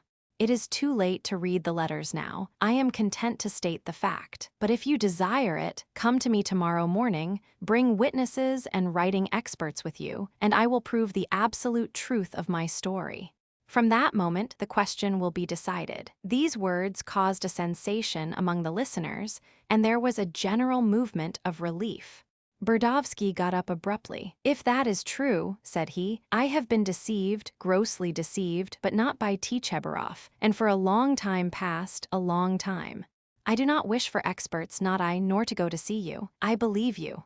I give it up, but I refuse the 10,000 rubles. Goodbye. Wait 5 minutes more, Mr. Burdovsky, said Gavrila Ardalionovitch pleasantly. I have more to say. Some rather curious and important facts have come to light, and it is absolutely necessary, in my opinion, that you should hear them. You will not regret, I fancy, to have the whole matter thoroughly cleared up. Burdovsky silently resumed his seat and bent his head as though in profound thought. His friend, Lebedev's nephew, who had risen to accompany him, also sat down again. He seemed much disappointed, though as self-confident as ever. Hippolyte looked dejected and sulky, as well as surprised. He had just been attacked by a violent fit of coughing, so that his handkerchief was stained with blood. The boxer looked thoroughly frightened. "Oh, Antip," cried he in a miserable voice, "I did say to you the other day, the day before yesterday, that perhaps you were not really Pavlishev's son." There were sounds of half-smothered laughter at this. "Now, that is a valuable piece of information, Mr. Keller," replied Gania. "However that may be, I have private information which convinces me that Mr. Burdovsky, though doubtless aware of the date of his birth, knew nothing at all about Pavlishev's sojourn abroad. Indeed, he passed the greater part of his life out of Russia, returning at intervals for short visits. The journey in question is in itself too unimportant for his friends to recollect it after more than 20 years. And of course, Mr. Burdovsky could have known nothing about it, for he was not born. As the event has proved, it was not impossible to find evidence of his absence, though I must confess that chance has helped me in a quest which might very well have come to nothing. It was really almost impossible for Burdovsky or Tchebarov to discover these facts, even if it had entered their heads to try. Naturally, they never dreamt. Here the voice of Hippolyte suddenly intervened. "Allow me, Mr. Ivolgin," he said irritably. "What is the good of all this rigmarole? Pardon me. All is now clear, and we acknowledge the truth of your main point. Why go into these tedious details? You wish perhaps to boast of the cleverness of your investigation, to cry up your talents as detective, or perhaps your intention is to excuse Burdovsky by proving that he took up the matter in ignorance. Well, I consider that extremely impudent on your part. You ought to know that Burdovsky has no need of being excused or justified by you or anyone else. It is an insult. The affair is quite painful enough for him without that. Will nothing make you understand?" "Mr. Tarantief," interrupted Gania, "don't excite yourself. You seem very ill, and I am sorry for that. I am almost done, but there are a few facts to which I must briefly refer, as I am convinced that they ought to be clearly explained once for all. I have proofs that this circumstance is almost, if not quite, forgotten. I may add that when your mother was about 10 years old, Pavlushev took her under his care, gave her a good education, and later, a considerable dowry. His relations were alarmed and feared he might go so far as to marry her, but she gave her hand to a young land surveyor named Burdovsky when she reached the age of 20. I can even say definitely that it was a marriage of affection. After his wedding, your father gave up his occupation as land surveyor, and with his wife's dowry of 15,000 rubles went in for commercial speculations. As he had had no experience, he was cheated on all sides and took to drink in order to forget his troubles. He shortened his life by his excesses, and 8 years after his marriage he died. Your mother says herself that she was left in the direst poverty, and would have died of starvation had it not been for Pavlushev, who generously allowed her a yearly pension of 600 rubles. Many people recall his extreme fondness for you as a little boy. Your mother confirms this, and agrees with others in thinking that he loved you the more because you were a sickly child, stammering in your speech, and almost deformed, for it is known that all his life Nikolai Andreevich had a partiality for unfortunates of every kind, especially children. In my opinion, this is most important. I may add that I discovered yet another fact, the last on which I employed my detective powers. Seeing how fond Pavlushev was of you, it was thanks to him you went to school and also had the advantage of special teachers. His relations and servants grew to believe that you were his son and that your father had been betrayed by his wife. No doubt you, Mr. Burdovsky, heard this conjecture and did not hesitate to accept it as true. I have had the honor of making your mother's acquaintance, and I find that she knows all about these reports. What she does not know is that you, her son, should have listened to them so complacently. I found your respected mother at Pskov, ill and in deep poverty, as she has been ever since the death of your benefactor. She told me with tears of gratitude how you had supported her. She expects much of you and believes fervently in your future success. Burdovsky alone sat silent and motionless. "What is the good of it?" repeated Gavrila Ardalionovich with pretended surprise. "Well, firstly, because now perhaps Mr. Burdovsky is quite convinced that Mr. Pavlushev's love for him came simply from generosity of soul and not from paternal duty. It was most necessary to impress this fact upon his mind, considering that he approved of the article written by Mr. Keller. I speak thus because I look on you, Mr. Burdovsky, as an honorable man. Secondly, it appears that there was no intention of cheating in this case, even on the part of Tchebarov. I wish to say this quite plainly, because the prince hinted a while ago that I too thought it an attempt at robbery and extortion. On the contrary, everyone has been quite sincere in the matter, and although Tchebarov may be somewhat of a rogue, in this business he has acted simply as any sharp lawyer would do under the circumstances. He looked at it as a case that might bring him in a lot of money, and he did not calculate badly. Because on the one hand, he speculated on the generosity of the prince and his gratitude to the late Mr. Pavlishev, and on the other to his chivalrous ideas as to the obligations of honor and conscience. As to Mr. Burdovsky, allowing for his principles, we may acknowledge that he engaged in the business with very little personal aim in view. At the instigation of Tchebarov and his other friends, he decided to make the attempt in the service of truth, progress, and humanity. In short, the conclusion may be drawn that, in spite of all appearances, Mr. Burdovsky is a man of irreproachable character, and thus the prince can all the more readily offer him his friendship and the assistance of which he spoke just now. "Gavrila Ardalionovitch," cried Myshkin in dismay, but it was too late. "I said, and I have repeated it over and over again," shouted Burdovsky furiously, "that I did not want the money. I will not take it. Why, I will not. I am going away." He was rushing hurriedly from the terrace when Lebedev's nephew seized his arms and said something to him in a low voice. Burdovsky turned quickly, and drawing an addressed but unsealed envelope from his pocket, he threw it down on a little table beside the prince. "There's the money." "How dare you? The money's—" "The article in the newspaper put it at 50, cried Kolya. "I beg your pardon," said the prince, going up to Burdovsky. "I have done you a great wrong, but I did not send you that money as a charity, believe me, and now I am again to blame. I offended you just now." The prince was much distressed. He seemed worn out with fatigue and spoke almost incoherently. "I spoke of swindling, but I did not apply that to you. I was deceived. I said you were afflicted, like me. But you are not like me. You give lessons, you support your mother. I said you had dishonored your mother, but you love her. She says so herself. I did not know. Gavrila Ardalionovitch did not tell me that. Forgive me, I dared to offer you 10,000 rubles, but I was wrong. I ought to have done it differently, and now, there is no way of doing it, for you despise me." "Of course it is a lunatic asylum," repeated Aglaya sharply, but her words were overpowered by other voices. Everybody was talking loudly, making remarks and comments. Some discussed the affair gravely, others laughed. Ivan Fedorovitch Epanchin was extremely indignant. He stood waiting for his wife with an air of offended dignity. Lebedev's nephew took up the word again. "Well, Prince, to do you justice, you certainly know how to make the most of your, let us call it infirmity, for the sake of politeness. You have set about offering your money and friendship in such a way that no self-respecting man could possibly accept them. This is an excess of ingenuousness or of malice. You ought to know better than anyone which word best fits the case.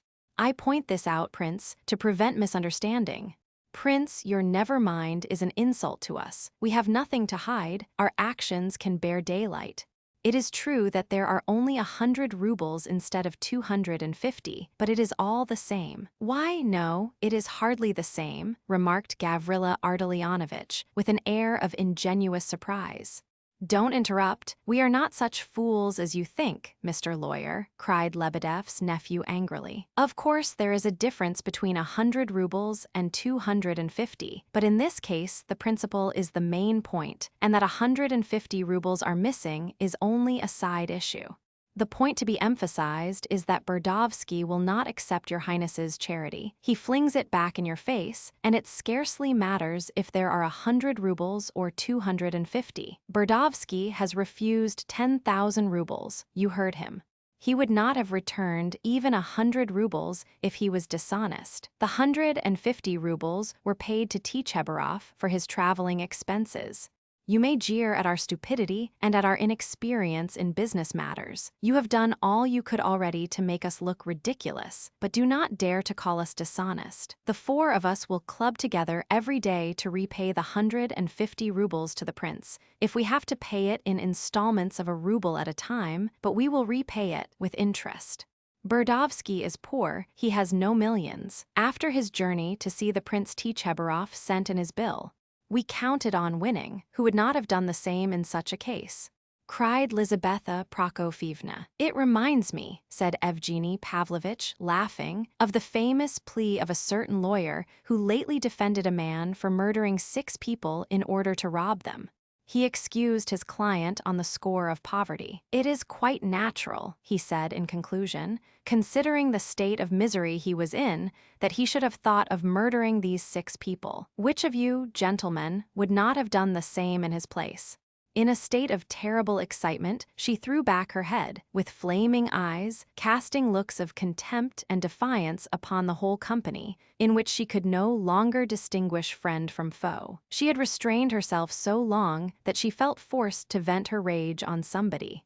Those who knew Lizaveta Prokofievna saw at once how it was with her. "She flies into these rages sometimes," said Ivan Fedorovitch to Prince S. the next day, "but she is not often so violent as she was yesterday. It does not happen more than once in 3 years."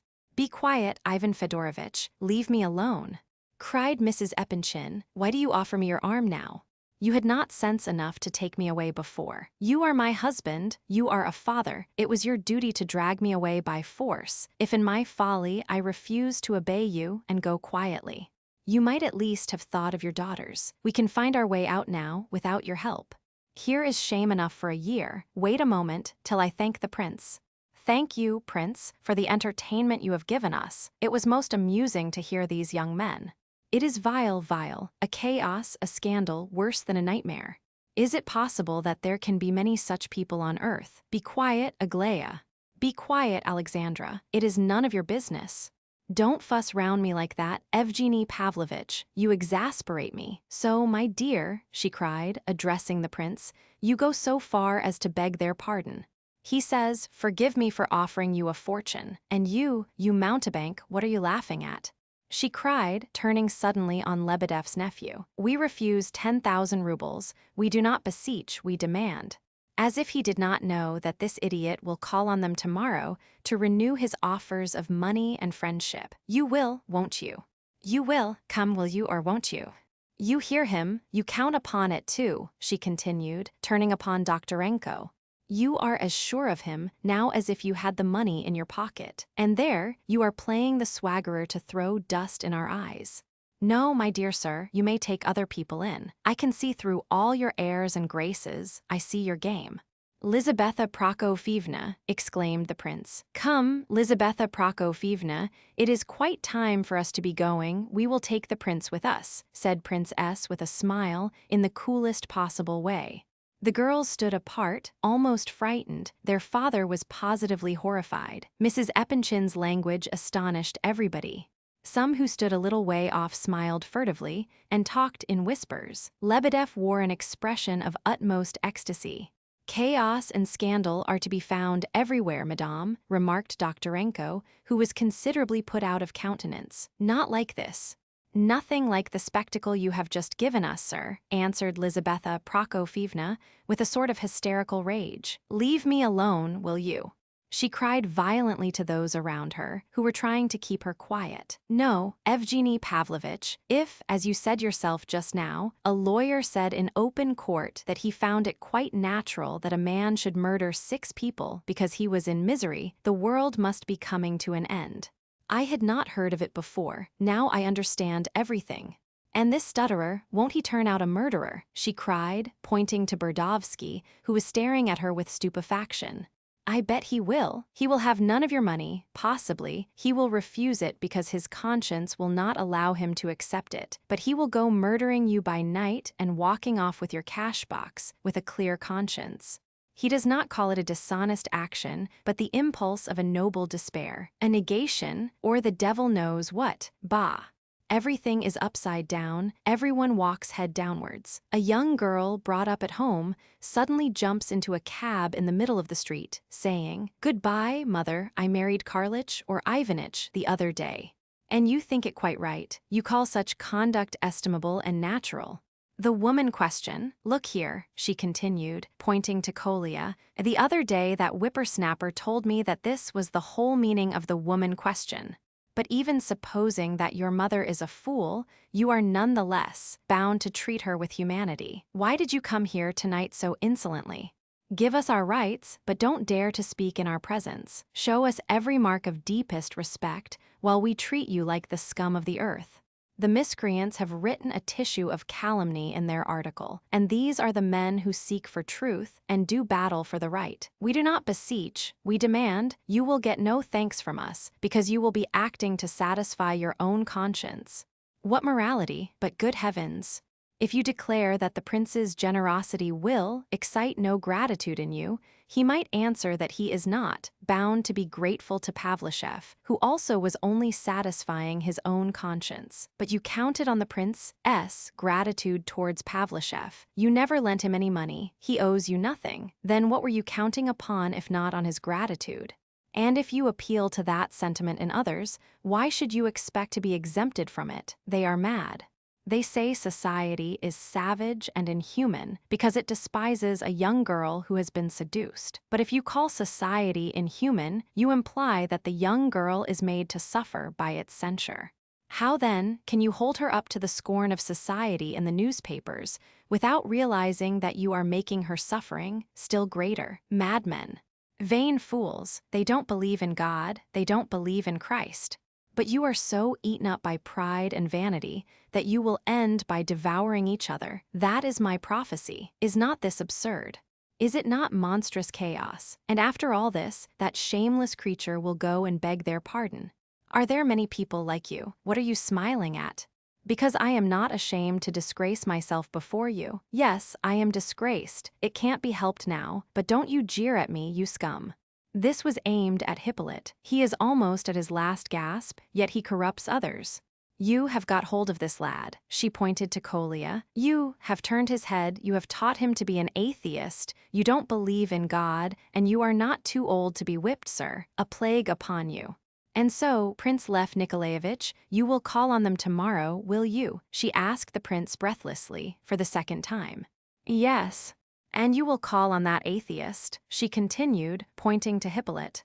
How dare you grin at me like that? She shouted furiously, rushing at the invalid, whose mocking smile drove her to distraction. Exclamations arose on all sides.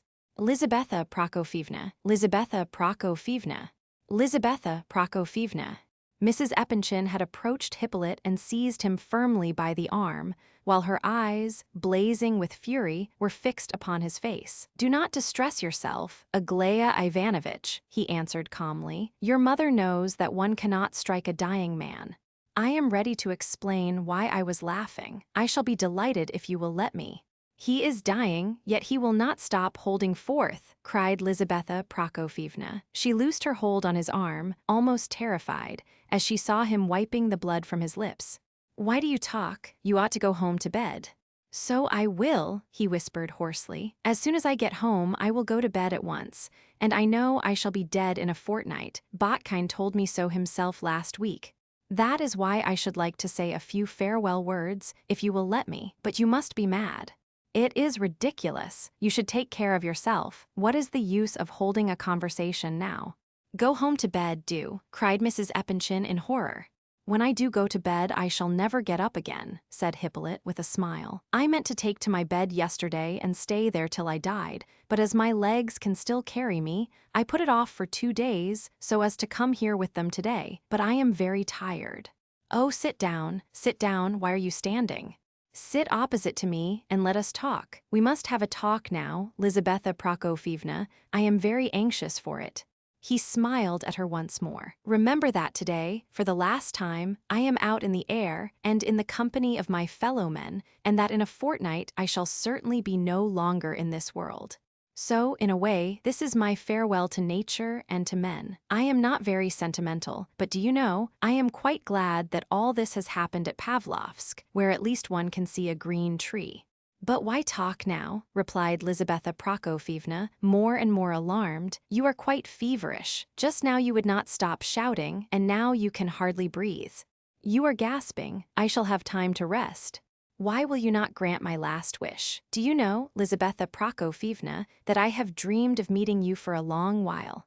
I had often heard of you from Kolya. He is almost the only person who still comes to see me. You are an original and eccentric woman. I have seen that for myself. Do you know, I have even been rather fond of you. And I very nearly struck him. You were prevented by Aglaya Ivanovna. I think I am not mistaken. That is your daughter, Aglaya Ivanovna. She is so beautiful that I recognized her directly, although I had never seen her before. Let me, at least, look on beauty for the last time in my life, he said with a wry smile. You are here with the prince, and your husband, and a large company. Why should you refuse to gratify my last wish? Cried Lizaveta Prokofyevna, but she seized one for herself and sat down opposite to Hippolyte. Kolya, you must go home with him, she commanded, and tomorrow I will come myself. Will you let me ask the prince for a cup of tea? I am exhausted. Do you know what you might do, Lizaveta Prokofyevna? I think you wanted to take the prince home with you for tea. Stay here and let us spend the evening together. I am sure the prince will give us all some tea. Forgive me for being so free and easy, but I know you are kind, and the prince is kind, too. In fact, we are all good-natured people. It is really quite comical. The prince bestirred himself to give orders. Lebedev hurried out, followed by Vera. It is quite true, said Mrs. Epanchin decisively. Talk, but not too loud, and don't excite yourself. You have made me sorry for you. Prince, you don't deserve that I should stay and have tea with you, yet I will, all the same, but I won't apologize. I apologize to nobody. It is absurd. However, forgive me, Prince, if I blew you up. That is, if you like, of course. But please don't let me keep anyone, she added suddenly to her husband and daughters, in a tone of resentment, as though they had grievously offended her. I can come home alone quite well. But they did not let her finish, and gathered round her eagerly. The prince immediately invited everyone to stay for tea, and apologized for not having thought of it before. The general murmured a few polite words, and asked Lizaveta Prokofyevna if she did not feel cold on the terrace. He very nearly asked Hippolyte how long he had been at the university, but stopped himself in time. Evgeny Pavlovitch and Prince S. suddenly grew extremely gay and amiable. Adelaida and Alexandra had not recovered from their surprise, but it was now mingled with satisfaction. In short, everyone seemed very much relieved that Lizaveta Prokofyevna had got over her paroxysm. Aglaya alone still frowned and sat apart in silence. All the other guests stayed on as well. No one wanted to go, not even General Ivolgin, but Lebedev said something to him in passing which did not seem to please him, for he immediately went and sulked in a corner. The prince took care to offer tea to Burdovsky and his friends, as well as the rest. The invitation made them rather uncomfortable. They muttered that they would wait for Hippolyte, and went and sat by themselves in a distant corner of the veranda. Tea was served at once. Lebedev had no doubt ordered it for himself and his family before the others arrived. It was striking 11. Chapter 26. After moistening his lips with the tea which Vera Lebedev brought him, Hippolyte set the cup down on the table and glanced round. He seemed confused and almost at a loss. Just look, Lizaveta Prokofyevna, he began, with a kind of feverish haste. These china cups are supposed to be extremely valuable. Lebedev always keeps them locked up in his china cupboard. They were part of his wife's dowry. Yet he has brought them out tonight, in your honor, of course. He is so pleased. He was about to add something else, but could not find the words. There, he is feeling embarrassed. I expected as much, whispered Evgeny Pavlovitch suddenly in the prince's ear. It is a bad sign. What do you think? Now, out of spite, he will come out with something so outrageous that even Lizaveta Prokofyevna will not be able to stand it. Myshkin looked at him inquiringly. You do not care if he does, added Evgeny Pavlovitch. Neither do I. In fact, I should be glad, merely as a proper punishment for our dear Lizaveta Prokofyevna. I am very anxious that she should get it without delay, and I shall stay till she does. You seem feverish. You don't believe it, said the invalid with a nervous laugh. I don't wonder, but the prince will have no difficulty in believing it. He will not be at all surprised. Do you hear, Prince? Do you hear that? Said Lizaveta Prokofyevna, turning towards him. There was laughter in the group around her, and Lebedev stood before her gesticulating wildly. He declares that your humbug of a landlord revised this gentleman's article, the article that was read aloud just now, in which you got such a charming dressing down. The prince regarded Lebedev with astonishment. Why don't you say something? Cried Lizaveta Prokofyevna, stamping her foot. Well, murmured the prince with his eyes still fixed on Lebedev, I can see now that he did. Is it true? She asked eagerly. Absolutely, Your Excellency, said Lebedev, without the least hesitation. Mrs. Epanchin almost sprang up in amazement at his answer and at the assurance of his tone. He actually seems to boast of it, she cried.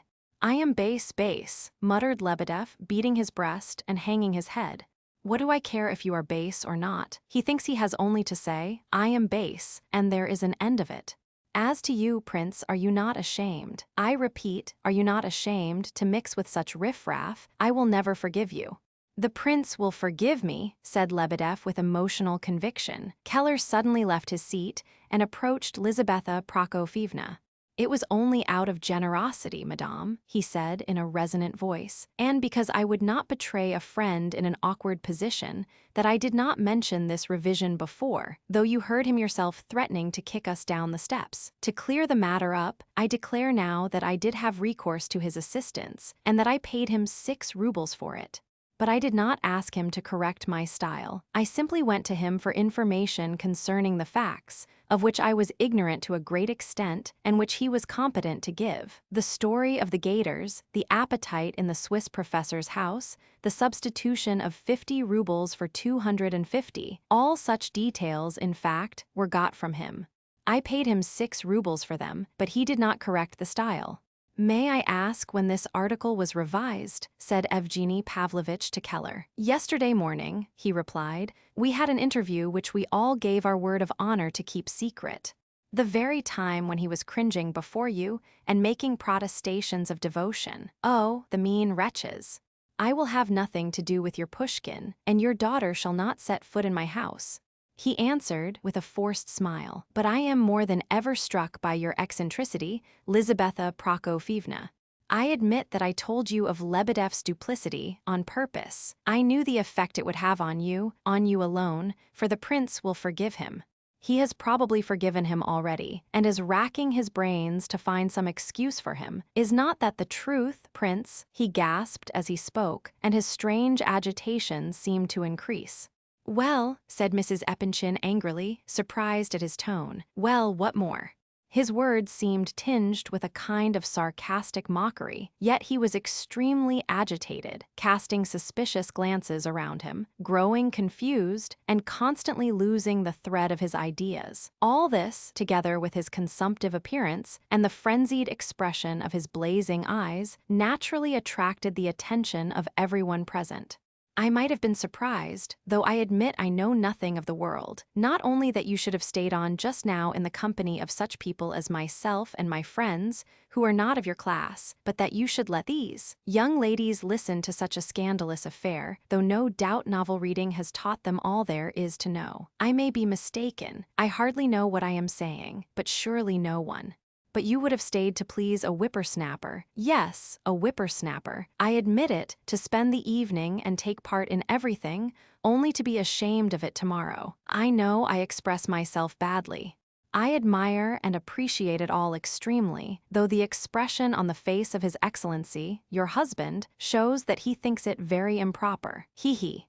He burst out laughing and was seized with a fit of coughing which lasted for 2 minutes and prevented him from speaking. He has lost his breath now, said Lizaveta Prokofyevna coldly, looking at him with more curiosity than pity. Come, my dear boy, that is quite enough. Let us make an end of this.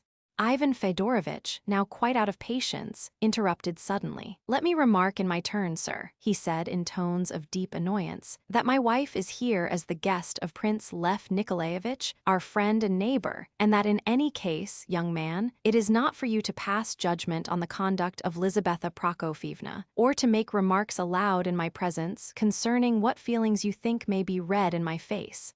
Yes, my wife stayed here, continued the general, with increasing irritation, more out of amazement than anything else. Everyone can understand that a collection of such strange young men would attract the attention of a person interested in contemporary life.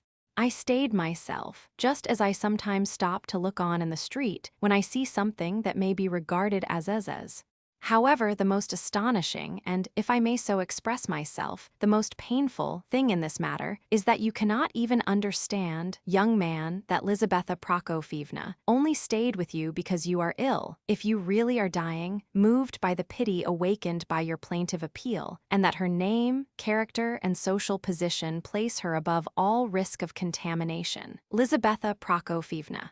He continued, now crimson with rage. If you are coming, we will say good night to the prince and— Can you put him up, Lev Nikolaevich? I hope you are not bored, dear prince, she added suddenly to Princess Alexandra, my dear, come here.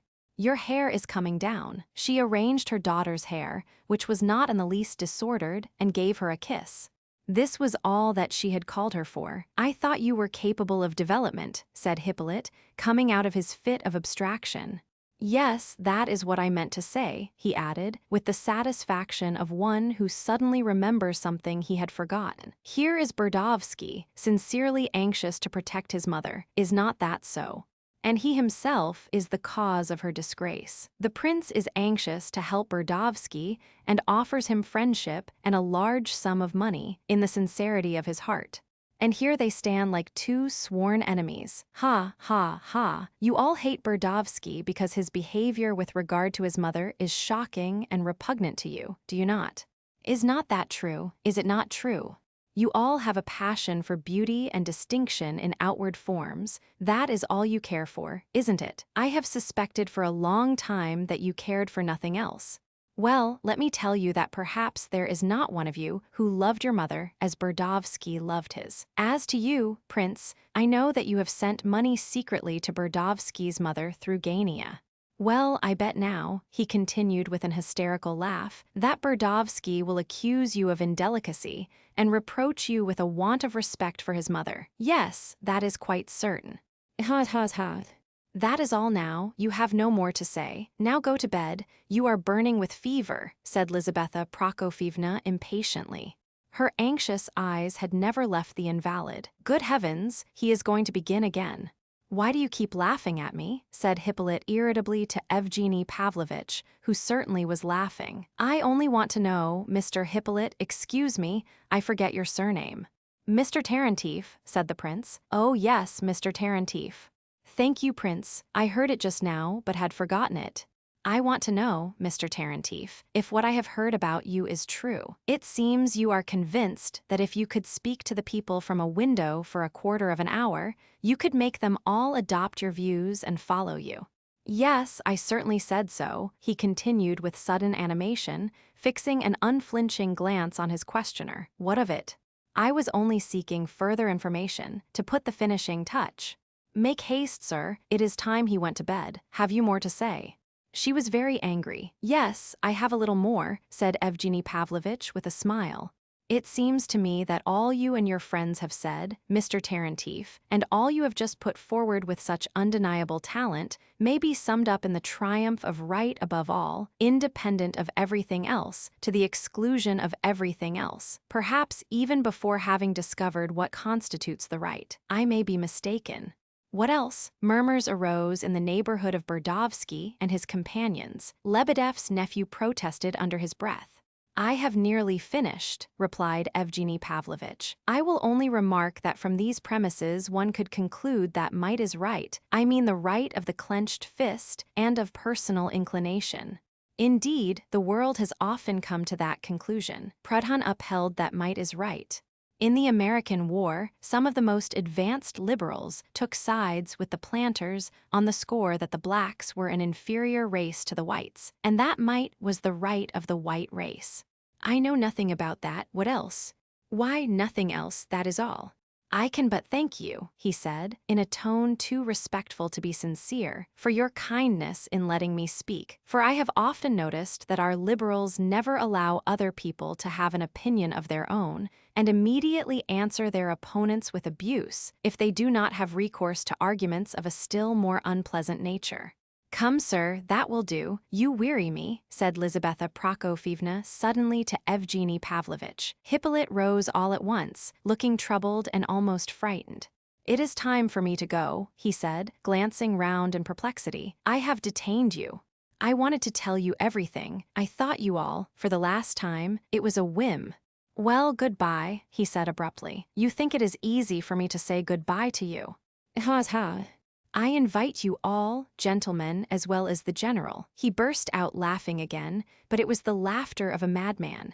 Lizaveta Prokofyevna approached him anxiously and seized his arm. He stared at her for a moment, still laughing, but soon his face grew serious. Do you know that I came here to see those trees, pointing to the trees in the park? It is not ridiculous, is it? Say that it is not ridiculous. He demanded urgently of Lizaveta Prokofyevna. Then he seemed to be plunged in thought.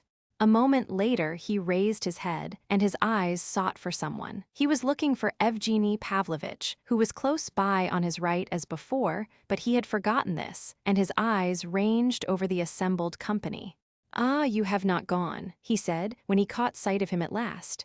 You kept on laughing just now, because I thought of speaking to the people from the window for a quarter of an hour. But I am not 18, you know, lying on that bed and looking out of that window. I have thought of all sorts of things for such a long time that a dead man has no age, you know. I was saying that to myself only last week, when I was awake in the night.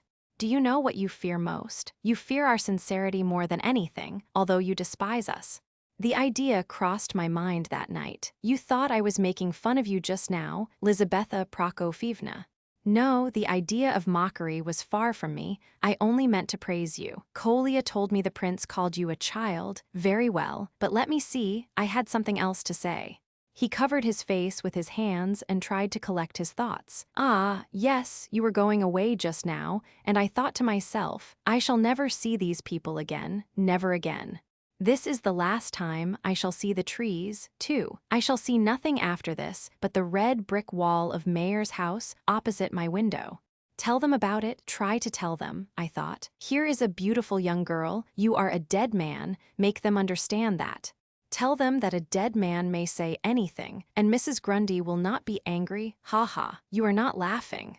He looked anxiously around. But you know I get so many queer ideas, lying there in bed. I have grown convinced that nature is full of mockery. You called me an atheist just now, but you know this nature. Why are you laughing again? You are very cruel, he added suddenly, regarding them all with mournful reproach. I have not corrupted Kolya, he concluded in a different and very serious tone, as if remembering something again. Nobody here is laughing at you. Calm yourself, said Lizaveta Prokofyevna, much moved. You shall see a new doctor tomorrow. The other was mistaken, but sit down, do not stand like that. You are delirious. Oh, what shall we do with him, she cried in anguish, as she made him sit down again in the armchair. A tear glistened on her cheek. At the sight of it, Hippolyte seemed amazed. He lifted his hand timidly and touched the tear with his finger, smiling like a child. He began joyfully. You cannot tell how he always spoke so enthusiastically of you, Kolya here. I liked his enthusiasm. I was not corrupting him, but I must leave him, too. I wanted to leave them all, there was not one of them, not one. I wanted to be a man of action, I had a right to be. Oh, what a lot of things I wanted. Now I want nothing. I renounce all my wants. I swore to myself that I would want nothing. Let them seek the truth without me. Yes, nature is full of mockery. Why, he continued with sudden warmth, does she create the choicest beings only to mock at them? The only human being who is recognized as perfect, when nature showed him to mankind, was given the mission to say things which have caused the shedding of so much blood that it would have drowned mankind if it had all been shed at once. Oh, it is better for me to die. I should tell some dreadful lie too. Nature would so contrive it. I have corrupted nobody. I wanted to live for the happiness of all men, to find and spread the truth.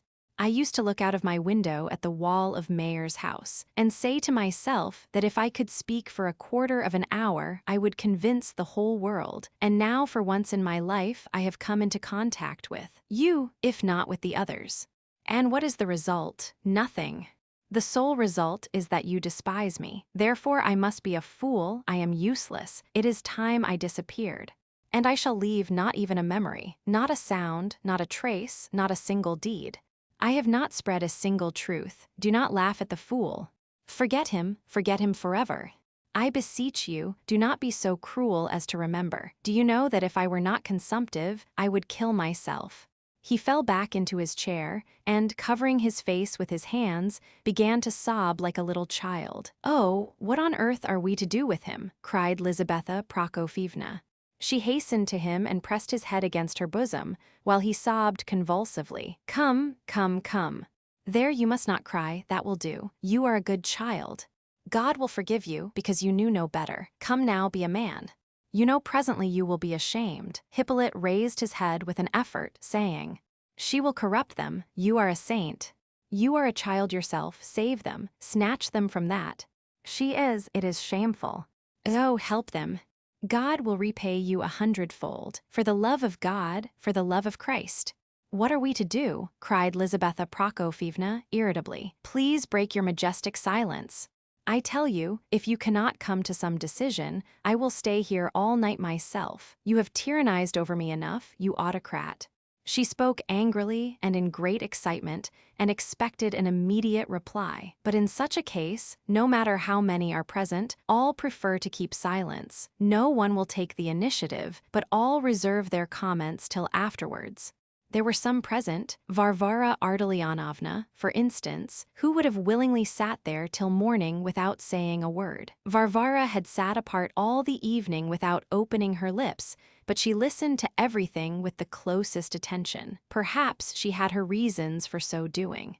"My dear," said the general, "it seems to me that a sick nurse would be of more use here than an excitable person like you. Perhaps it would be as well to get some sober, reliable man for the night. In any case, we must consult the prince and leave the patient to rest at once. Tomorrow we can see what can be done for him. It is nearly midnight. We are going. Will he come with us, or is he to stay here?" Doktorenko asked crossly of the prince. "You can stay with him if you like," said Myshkin.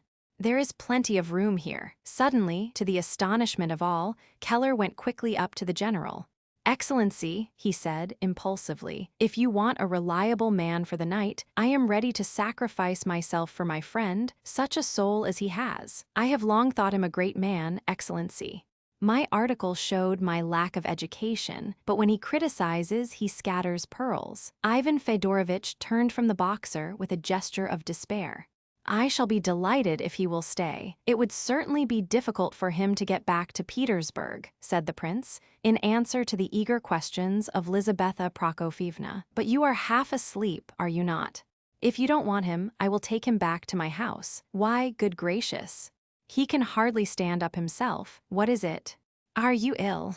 Moreover, a new trouble, almost a fear, showed itself in his eyes. He watched Hippolyte anxiously as if expecting something further. Suddenly Hippolyte arose. His face, shockingly pale, was that of a man overwhelmed with shame and despair. This was shown chiefly in the look of fear and hatred which he cast upon the assembled company, and in the wild smile upon his trembling lips. Then he cast down his eyes, and with the same smile, staggered towards Burdovsky and Doktorenko, who stood at the entrance to the veranda. He had decided to go with them. "There, that is what I feared," cried the prince. It was inevitable. Hippolyte turned upon him, a prey to maniacal rage, which set all the muscles of his face quivering. "Ah, that is what you feared. It was inevitable, you say.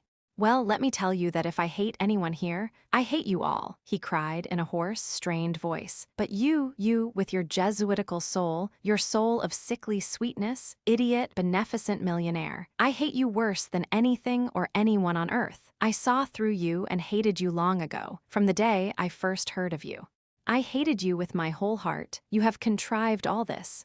You have driven me into this state. You have made a dying man disgrace himself.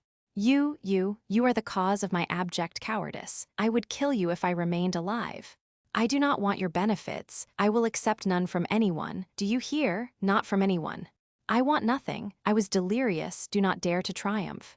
I curse every one of you, once for all," whispered Lebedev to Lizaveta Prokofyevna. "It was inevitable. Ah, what a wonderful man the prince is. He read his very soul," but Mrs. Epanchin would not deign to look at Lebedev. Drawn up haughtily, with her head held high, she gazed at the riffraff with scornful curiosity. When Hippolyte had finished, Ivan Fedorovitch shrugged his shoulders, and his wife looked him angrily up and down, as if to demand the meaning of his movement. Then she turned to the prince. "Thanks, Prince, many thanks, eccentric friend of the family, for the pleasant evening you have provided for us.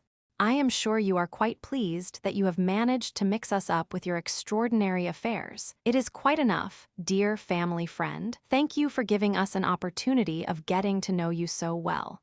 She arranged her cloak with hands that trembled with anger as she waited for the riffraff to go. The cab which Lebedev's son had gone to fetch a quarter of an hour ago, by Doktorenko's order, arrived at that moment. The general thought fit to put in a word after his wife. "Really, Prince, I hardly expected after all our friendly intercourse, and you see, Lizabetha Prokofyevna."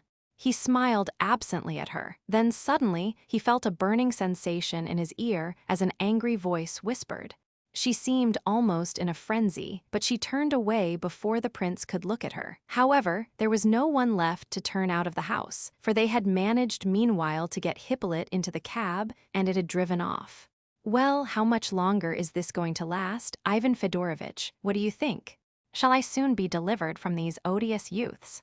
Adelaida, her fiancé, and Alexandra said goodbye to their host with sincere friendliness. Evgeny Pavlovitch did the same, and he alone seemed in good spirits. "What I expected has happened, but I am sorry, you poor fellow, that you should have had to suffer for it," he murmured, with a most charming smile. Aglaya left without saying goodbye, but the evening was not to end without a last adventure. An unexpected meeting was yet in store for Lizabetha Prokofyevna. She had scarcely descended the terrace steps leading to the high road that skirts the park at Pavlovsk, when suddenly there dashed by a smart open carriage, drawn by a pair of beautiful white horses. Having passed some 10 yards beyond the house, the carriage suddenly drew up, and one of the two ladies seated in it turned sharp round, as though she had just caught sight of some acquaintance whom she particularly wished to see. "Evgeny Pavlovitch." "Is that you?" cried a clear, sweet voice, which caused the prince and perhaps someone else to tremble. "Well, I am glad I've found you at last. I've sent to town for you twice today myself. My messengers have been searching for you everywhere." Mrs. Epanchin stood still too, but not with the petrified expression of Evgeny. She gazed haughtily at the audacious person who had addressed her companion, and then turned a look of astonishment upon Evgeny himself. "There's news," continued the clear voice. "You need not be anxious about Kupferoff's IOUs. Rogojin has bought them up. I persuaded him too. I dare say we shall settle Biskup too, so it's all right, you see. Au revoir tomorrow. And don't worry." The carriage moved on and disappeared. "The woman's mad," cried Evgeny at last, crimson with anger and looking confusedly around. "I don't know what she's talking about." "What IOUS? Who is she?" Mrs. Epanchin continued to watch his face for a couple of seconds. Then she marched briskly and haughtily away towards her own house, the rest following her. A minute afterwards, Evgeny Pavlovitch reappeared on the terrace, in great agitation. "Prince," he said, "tell me the truth. Do you know what all this means?" "I haven't the slightest knowledge of any such IOUs as she mentioned. I swear I haven't. What's the matter? Are you fainting?" Chapter 27. The anger of the Epanchin family was unappeased for 3 days. As usual, the prince reproached himself and had expected punishment, but he was inwardly convinced that Lizabetha Prokofyevna could not be seriously angry with him, and that she probably was more angry with herself. He was painfully surprised, therefore, when 3 days passed with no word from her. Other things also troubled and perplexed him, and one of these grew more important in his eyes as the days went by. He had begun to blame himself for two opposite tendencies: on the one hand to extreme, almost senseless, confidence in his fellows, on the other to a vile, gloomy suspiciousness. By the end of the 3rd day, the incident of the eccentric lady and Evgeny Pavlovitch had attained enormous and mysterious proportions in his mind. He sorrowfully asked himself whether he had been the cause of this new monstrosity, or was it but he refrained from saying who else might be in fault. As for the letters NPB, he looked on that as a harmless joke, a mere childish piece of mischief. So childish that he felt it would be shameful, almost dishonorable, to attach any importance to it. The day after these scandalous events, however, the prince had the honor of receiving a visit from Adelaida and her fiancé, Prince S. They came, ostensibly, to inquire after his health. They had wandered out for a walk and called in by accident and talked for almost the whole of the time they were with him about a certain most lovely tree in the park, which Adelaida had set her heart upon for a picture. This, and a little amiable conversation on Prince S.'s part, occupied the time, and not a word was said about last evening's episodes. At length, Adelaida burst out laughing, apologized, and explained that they had come incognito, from which, and from the circumstance that they said nothing about the prince's either walking back with them or coming to see them later on, the latter inferred that he was in Mrs. Eppinchin's black books. Adelaida mentioned a watercolor that she would much like to show him, and explained that she would either send it by Colia or bring it herself the next day, which to the prince seemed very suggestive. At length, however, just as the visitors were on the point of departing, Prince S. seemed suddenly to recollect himself. "Oh, yes, by the by," he said. "Do you happen to know, my dear Lev Nikolaevich, who that lady was who called out to Evgeny Pavlovitch last night from the carriage? I cannot tell you who her companion was, but what on earth did she mean? I assure you it is a real riddle to me, and to others, too." Prince S. seemed to be under the influence of sincere astonishment. "She spoke of some bills of Evgeny Pavlovitch S., said the prince simply, which Rogojin had bought up from someone, and implied that Rogojin would not press him. "Oh, I heard that much, my dear fellow. But the thing is so impossibly absurd. A man of property like Evgeny to give IOUs to a money lender, and to be worried about them. It is ridiculous. Besides, he cannot possibly be on such intimate terms with Nastasia Philipovna as she gave us to understand. That's the principal part of the mystery. He has given me his word that he knows nothing whatever about the matter, and of course I believe him. Well, the question is, my dear prince, do you know anything about it? Has any sort of suspicion of the meaning of it come across you? Oh, Prince, how strange you have become. I assure you, I hardly know you for your old self. How can you suppose that I ever suggested you could have had a finger in such a business? But you are not quite yourself today, I can see." He embraced the prince and kissed him. "What do you mean, though," asked Myshkin, "by such a business? I don't see any particular business about it at all." "Oh, undoubtedly, this person wished somehow, and for some reason, to do Evgeny Pavlovitch a bad turn by attributing to him, before witnesses, qualities which he neither has nor can have," replied Prince S. dryly enough. Myshkin looked disturbed, but continued to gaze intently and questioningly into Prince S.'s face. The latter, however, remained silent. "Then it was not simply a matter of bills," Myshkin said at last, with some impatience. "It was not as she said, but I ask you, my dear sir, how can there be anything in common between Evgeny Pavlovitch and her, and again Rogojin? I tell you he is a man of immense wealth, as I know for a fact, and he has further expectations from his uncle, simply Nastasia Philipovna." "Then at all events he knows her," remarked the prince after a moment's silence. "Oh, that may be. He may have known her some time ago, 2 or 3 years at least. He used to know Totsky.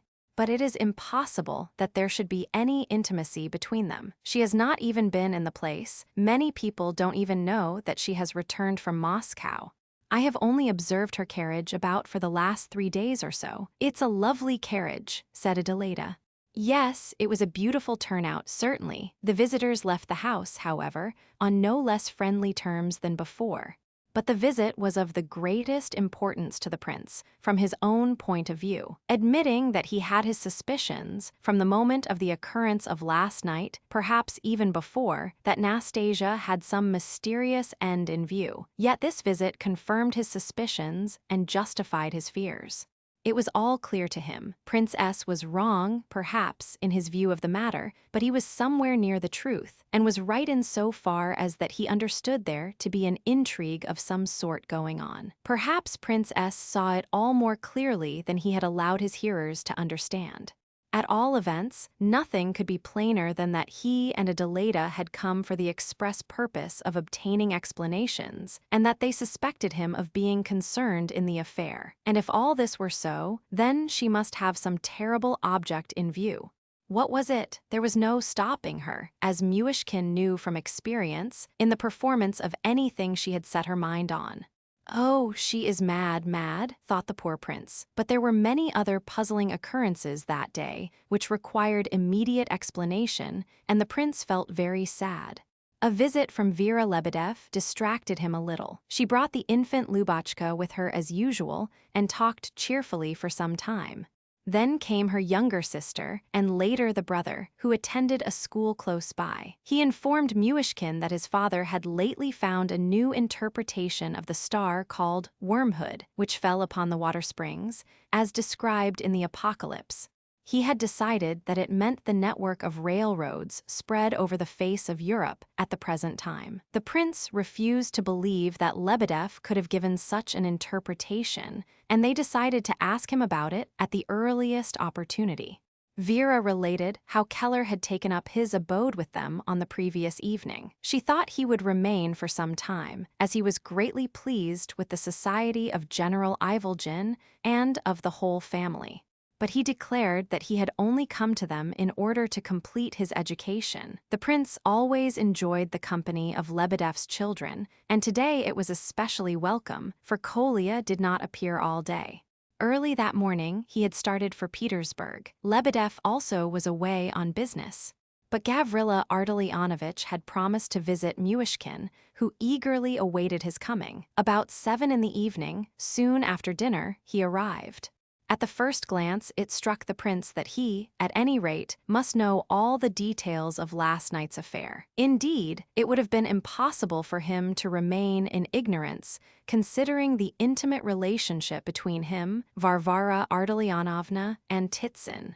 But although he and the prince were intimate, in a sense, and although the latter had placed the Burdovsky affair in his hands, and this was not the only mark of confidence he had received, it seemed curious how many matters there were that were tacitly avoided in their conversations. Myshkin thought that Gania at times appeared to desire more cordiality and frankness. It was apparent now, when he entered, that he was convinced that the moment for breaking the ice between them had come at last. But all the same, Gania was in haste, for his sister was waiting at Lebedev's to consult him on an urgent matter of business. If he had anticipated impatient questions or impulsive confidences, he was soon undeceived. The prince was thoughtful, reserved, even a little absent-minded, and asked none of the questions, one in particular, that Gania had expected. So he imitated the prince's demeanor and talked fast and brilliantly upon all subjects, but the one on which their thoughts were engaged. Among other things, Gania told his host that Nastasia Filipovna had been only 4 days in Pavlovsk, and that everyone was talking about her already. She was staying with Darya Alexeyevna in an ugly little house in Matrosky Street, but drove about in the smartest carriage in the place. A crowd of followers had pursued her from the first, young and old. Some escorted her on horseback when she took the air in her carriage. She was as capricious as ever in the choice of her acquaintances, and admitted few into her narrow circle. Yet she already had a numerous following and many champions on whom she could depend in time of need. One gentleman on his holiday had broken off his engagement on her account, and an old general had quarreled with his only son for the same reason. She was accompanied sometimes in her carriage by a girl of 16, a distant relative of her hostess. This young lady sang very well. In fact, her music had given a kind of notoriety to their little house. Nastasia, however, was behaving with great discretion on the whole. She dressed quietly, though with such taste as to drive all the ladies in Pavlovsk mad with envy, of that, as well as of her beauty and her carriage and horses. As for yesterday's episode, continued Gania, of course it was prearranged. Here he paused, as though expecting to be asked how he knew that. but the prince did not inquire. Concerning Evgeny Pavlovich, Gania stated, without being asked, that he believed the former had not known Nastasia Philippovna in past years, but that he had probably been introduced to her by somebody in the park during these 4 days.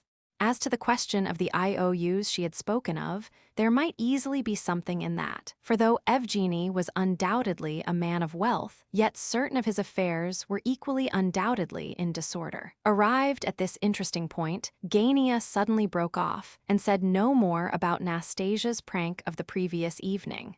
At last Varvara Ardalionovna came in search of her brother and remained for a few minutes. Without Myshkin's asking her, she informed him that Evgeny Pavlovich was spending the day in Petersburg and perhaps would remain there over tomorrow, and that her husband had also gone to town, probably in connection with Evgeny Pavlovich's affairs. Lizabetha Prokofyevna is in a really fiendish temper today, she added, as she went out, but the most curious thing is that Aglaya has quarreled with her whole family, not only with her father and mother, but with her sisters also. It is not a good sign. She said all this quite casually, though it was extremely important in the eyes of the prince, and went off with her brother. Regarding the episode of Pavlishev's son, Gania had been absolutely silent, partly from a kind of false modesty, partly, perhaps, to spare the prince's feelings. The latter, however, thanked him again for the trouble he had taken in the affair. Myshkin was glad enough to be left alone. He went out of the garden, crossed the road, and entered the park. He wished to reflect and to make up his mind as to a certain step.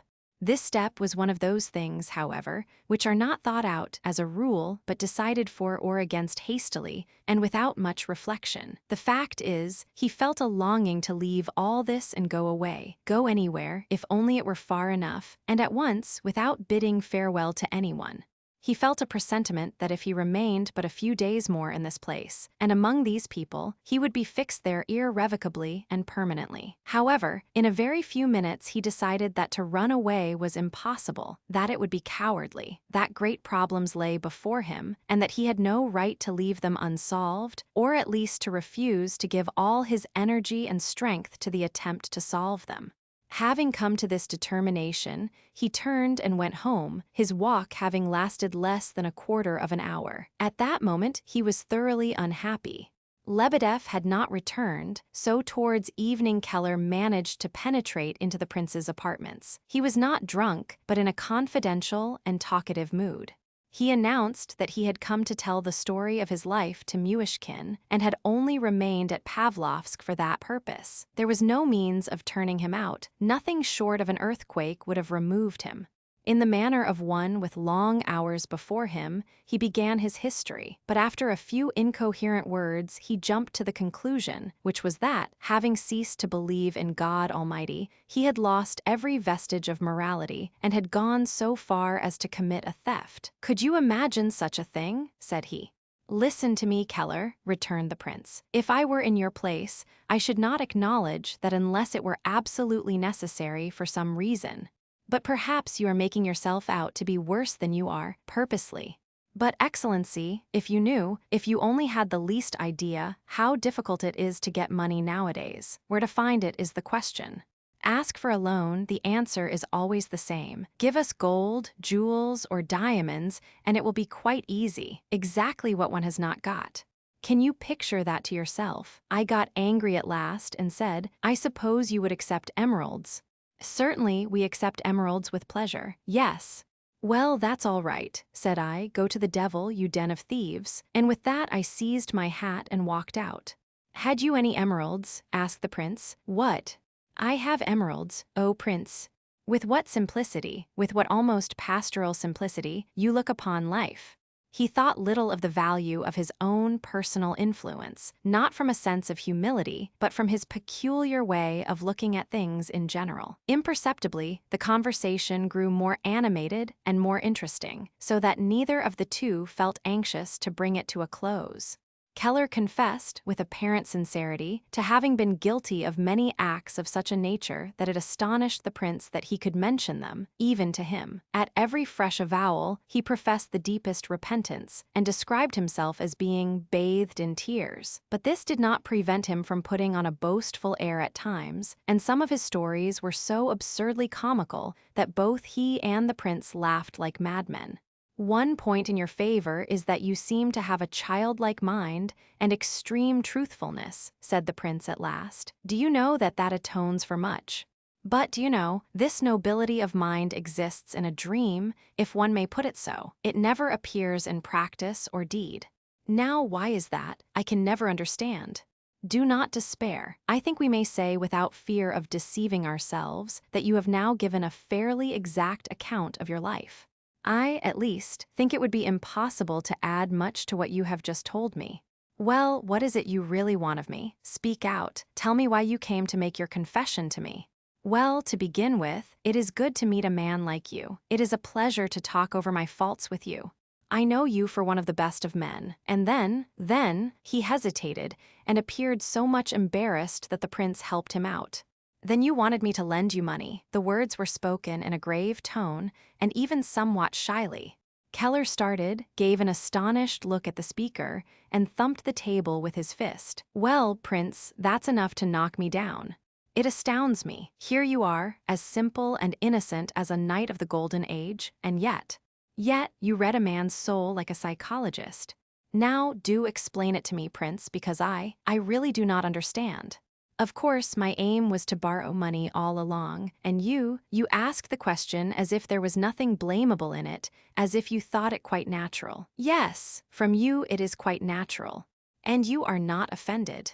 I enjoyed a discussion over him till 3 o'clock in the morning with Lebedev, and then, I swear by all I hold sacred that I am telling you the truth. Then I wish to develop my soul in this frank and heartfelt confession to you. This was my thought as I was sobbing myself to sleep at dawn.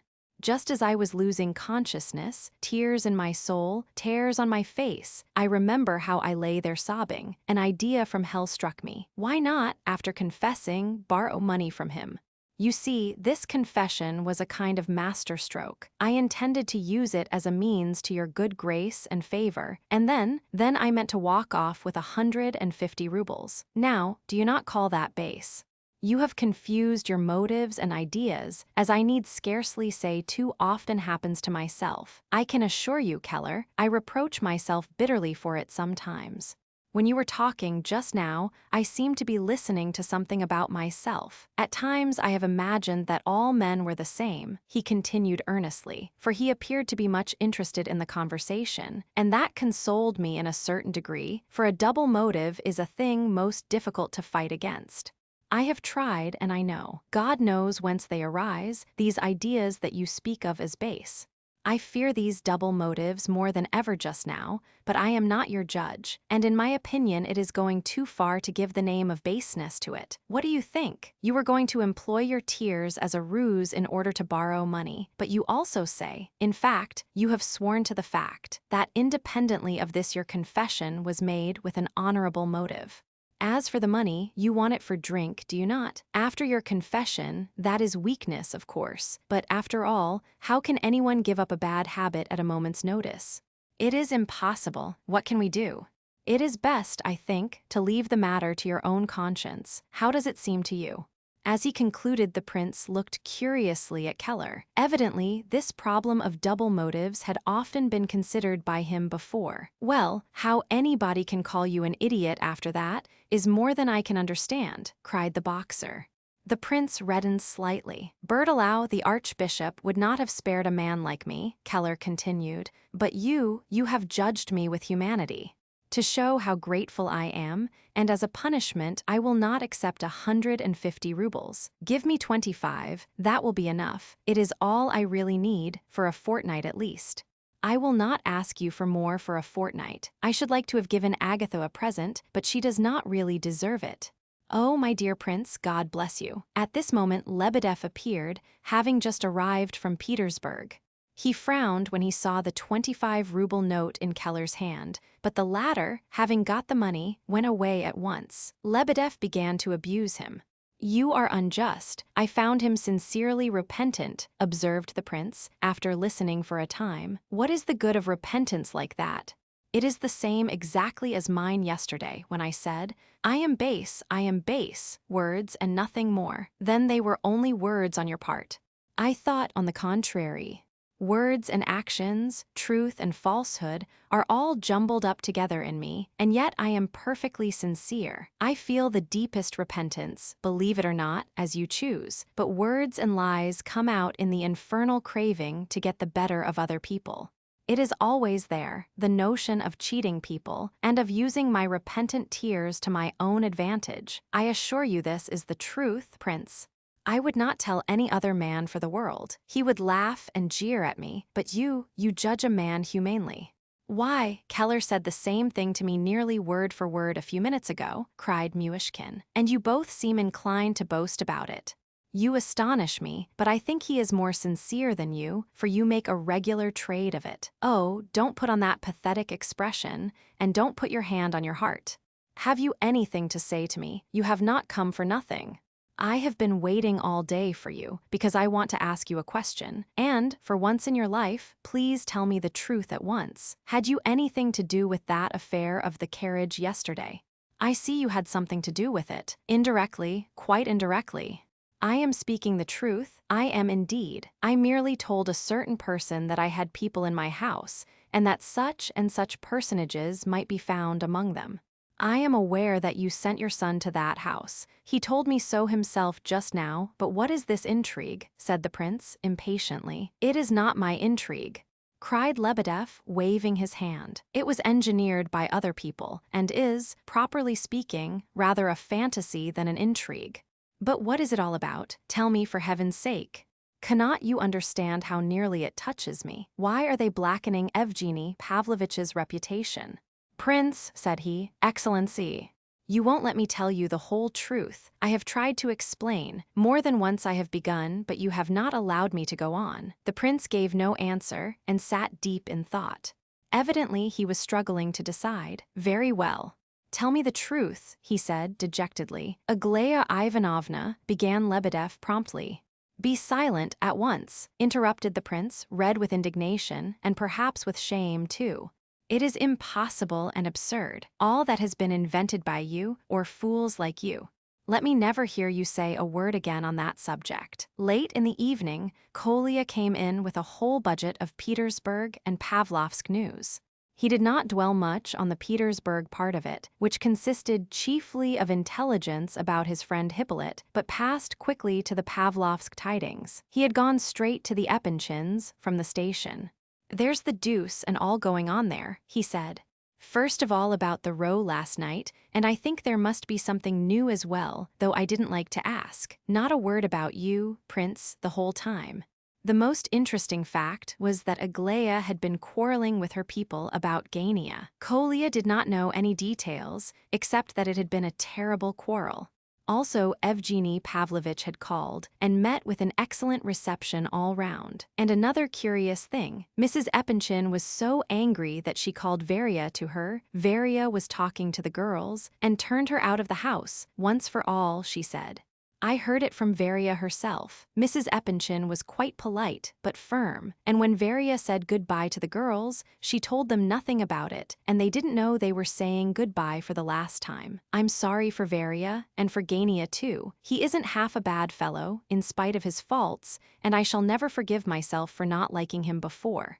I don't know whether I ought to continue to go to the Epinchins now, concluded Kolya. I like to be quite independent of others, and of other people's quarrels if I can, but I must think over it. I don't think you need break your heart over Gania, said the prince, for if what you say is true, he must be considered dangerous in the Epinchin household, and if so, certain hopes of his must have been encouraged. What hopes? Cried Kolya. You surely don't mean Aglaya. Oh no. I have observed of late that you have grown skeptical about everything. You don't seem to believe in people as you did, and are always attributing motives and so on. Am I using the word skeptic in its proper sense? There, you are deadly jealous of Gania over a certain proud damsel. Come, Kolya jumped up with these words and burst out laughing. He laughed as he had perhaps never laughed before, and still more when he saw the prince flushing up to his temples. He was delighted that the prince should be jealous about Aglaya. However, he stopped immediately on seeing that the other was really hurt, and the conversation continued, very earnestly, for an hour or more. Next day, the prince had to go to town on business. Returning in the afternoon, he happened upon General Epanchin at the station. The latter seized his hand, glancing around nervously, as if he were afraid of being caught in wrongdoing, and dragged him into a first-class compartment. He was burning to speak about something of importance. "In the first place, my dear prince, don't be angry with me. I would have come to see you yesterday, but I didn't know how Lizabetha Prokofievna would take it. My dear fellow, my house is simply a hell just now. A sort of sphinx has taken up its abode there. We live in an atmosphere of riddles. I can't make head or tail of anything. As for you, I feel sure you are the least to blame of any of us, though you certainly have been the cause of a good deal of trouble.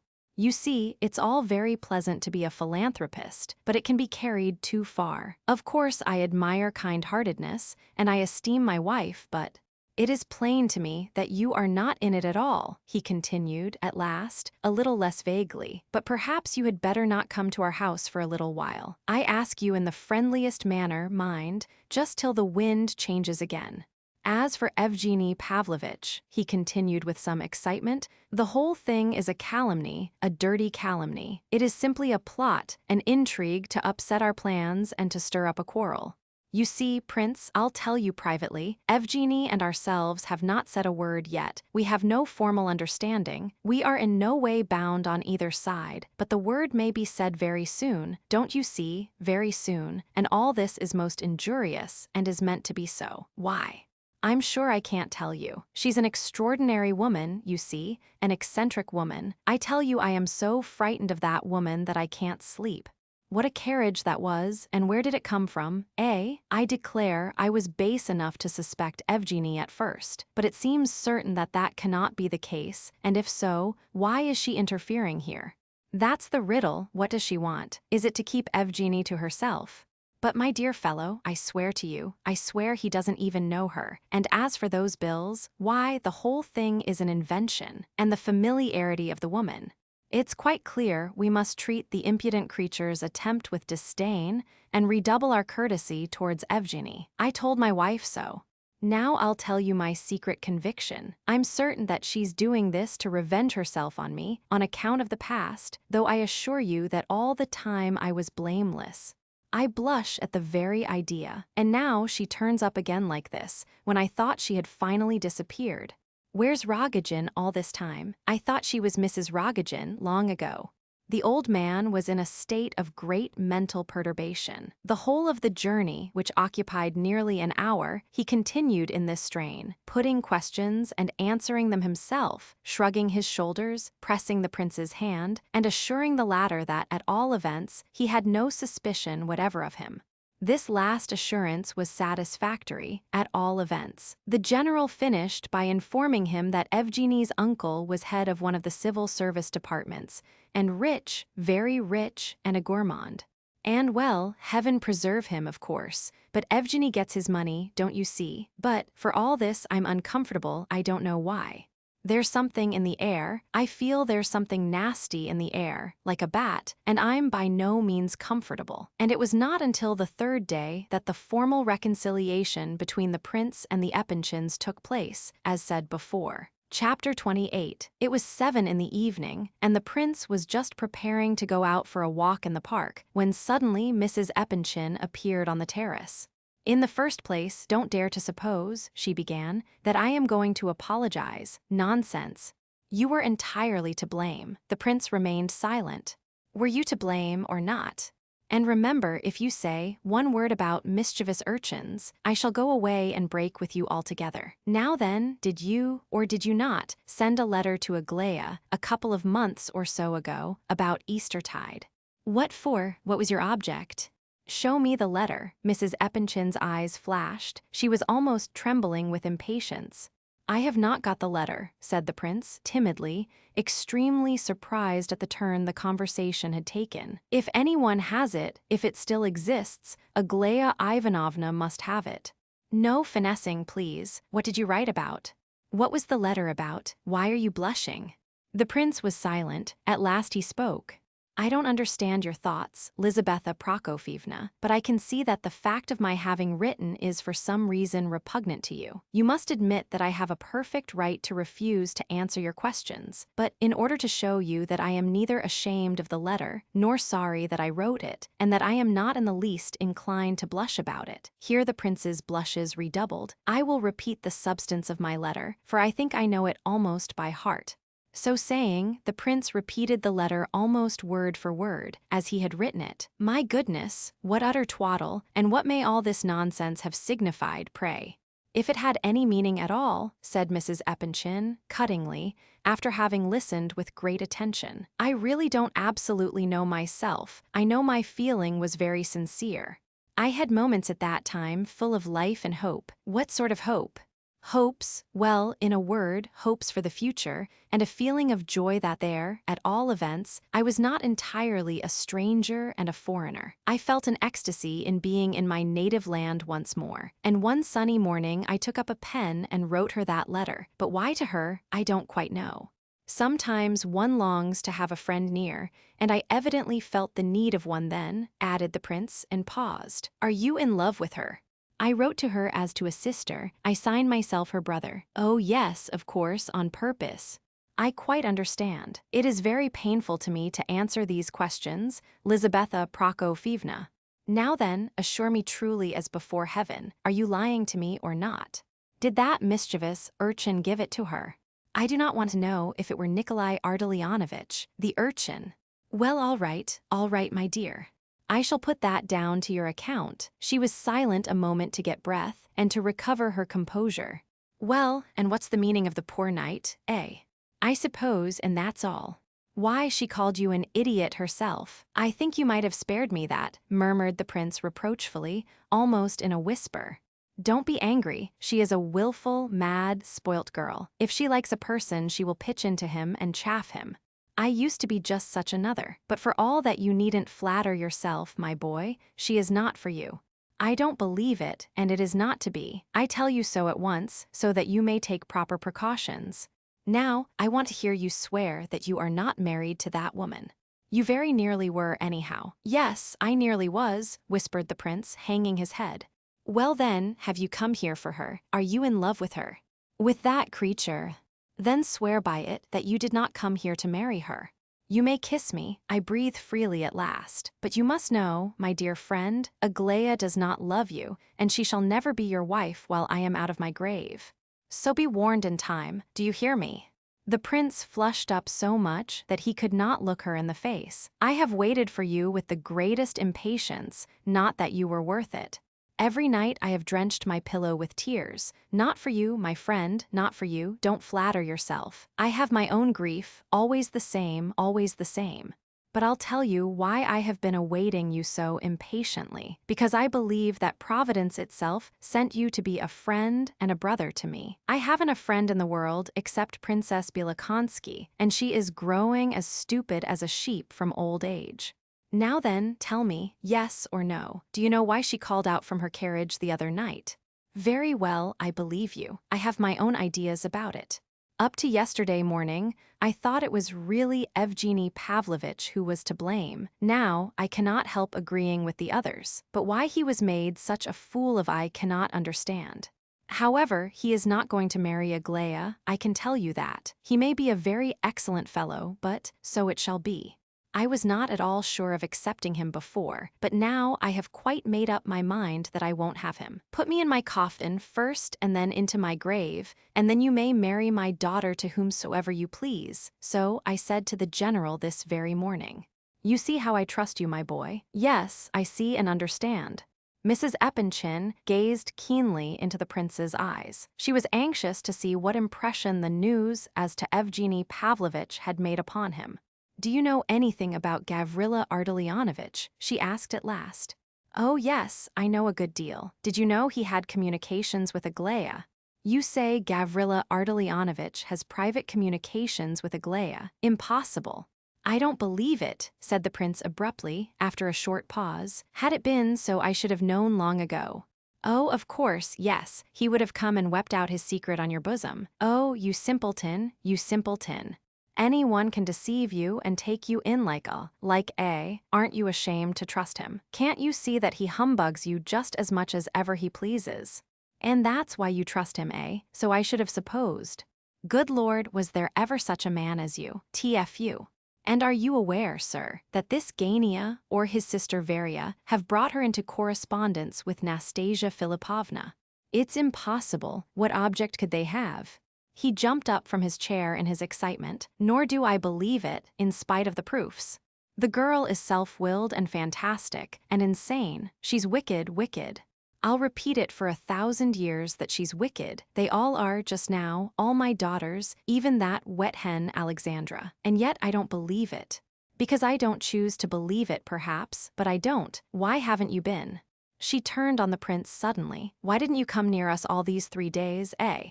The prince began to give his reasons, but she interrupted him again. Everybody takes you in and deceives you. You went to town yesterday. I dare swear you went down on your knees to that rogue and begged him to accept your 10,000 rubles. I have had a letter from him. Show it me. The prince took a paper from his pocketbook and handed it to Lizaveta Prokofyevna. It ran as follows. I am much too insignificant for that, but what may be so to other men's eyes is not so to yours. I am convinced that you are better than other people. Doktorenko disagrees with me, but I am content to differ from him on this point. I will never accept 1 single kopeck from you, but you have helped my mother, and I am bound to be grateful to you for that, however weak it may seem. At any rate, I have changed my opinion about you, and I think right to inform you of the fact, but I also suppose that there can be no further intercourse between us.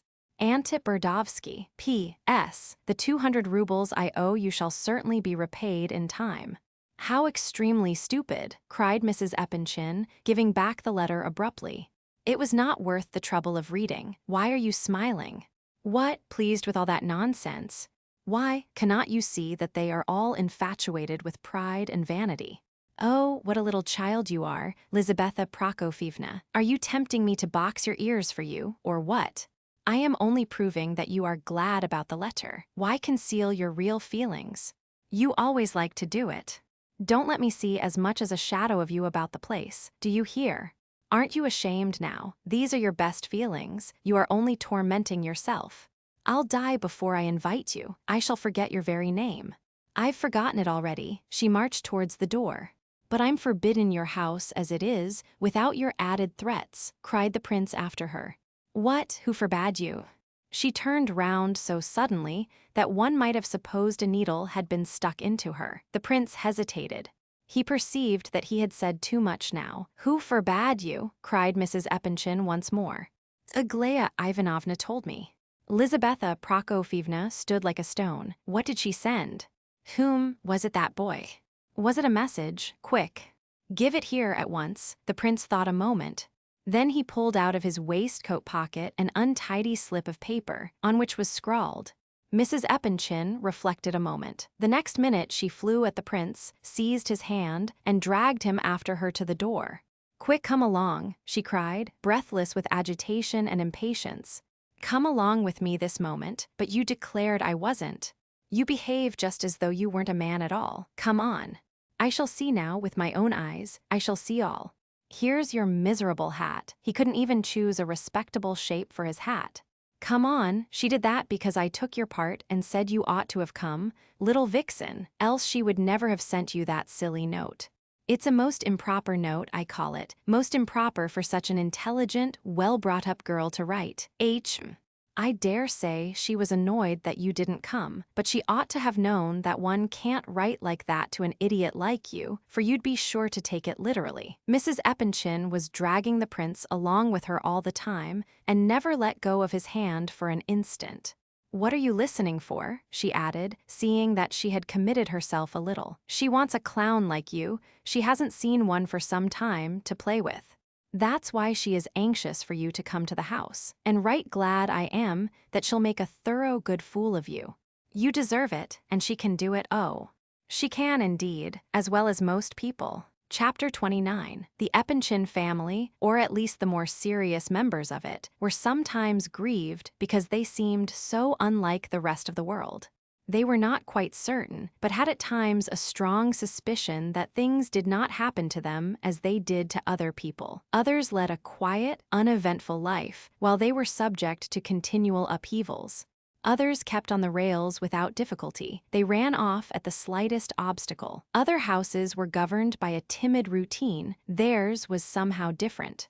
Perhaps Lizaveta Prokofyevna was alone in making these fretful observations. The girls, though not wanting in intelligence, were still young. The general was intelligent, too, but narrow, and in any difficulty he was content to say, "Hm," and leave the matter to his wife. Consequently, on her fell the responsibility.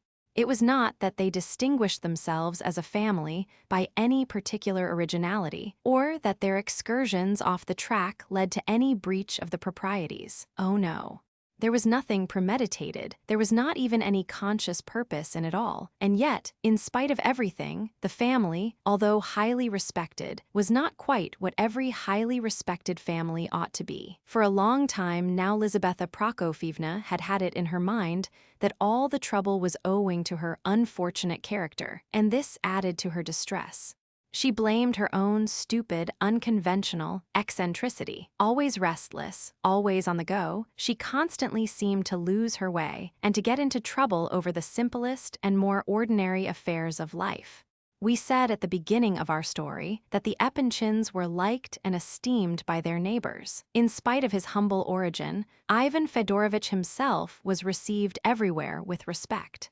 He deserved this, partly on account of his wealth and position, partly because, though limited, he was really a very good fellow. But a certain limitation of mind seems to be an indispensable asset, if not to all public personages, at least to all serious financiers.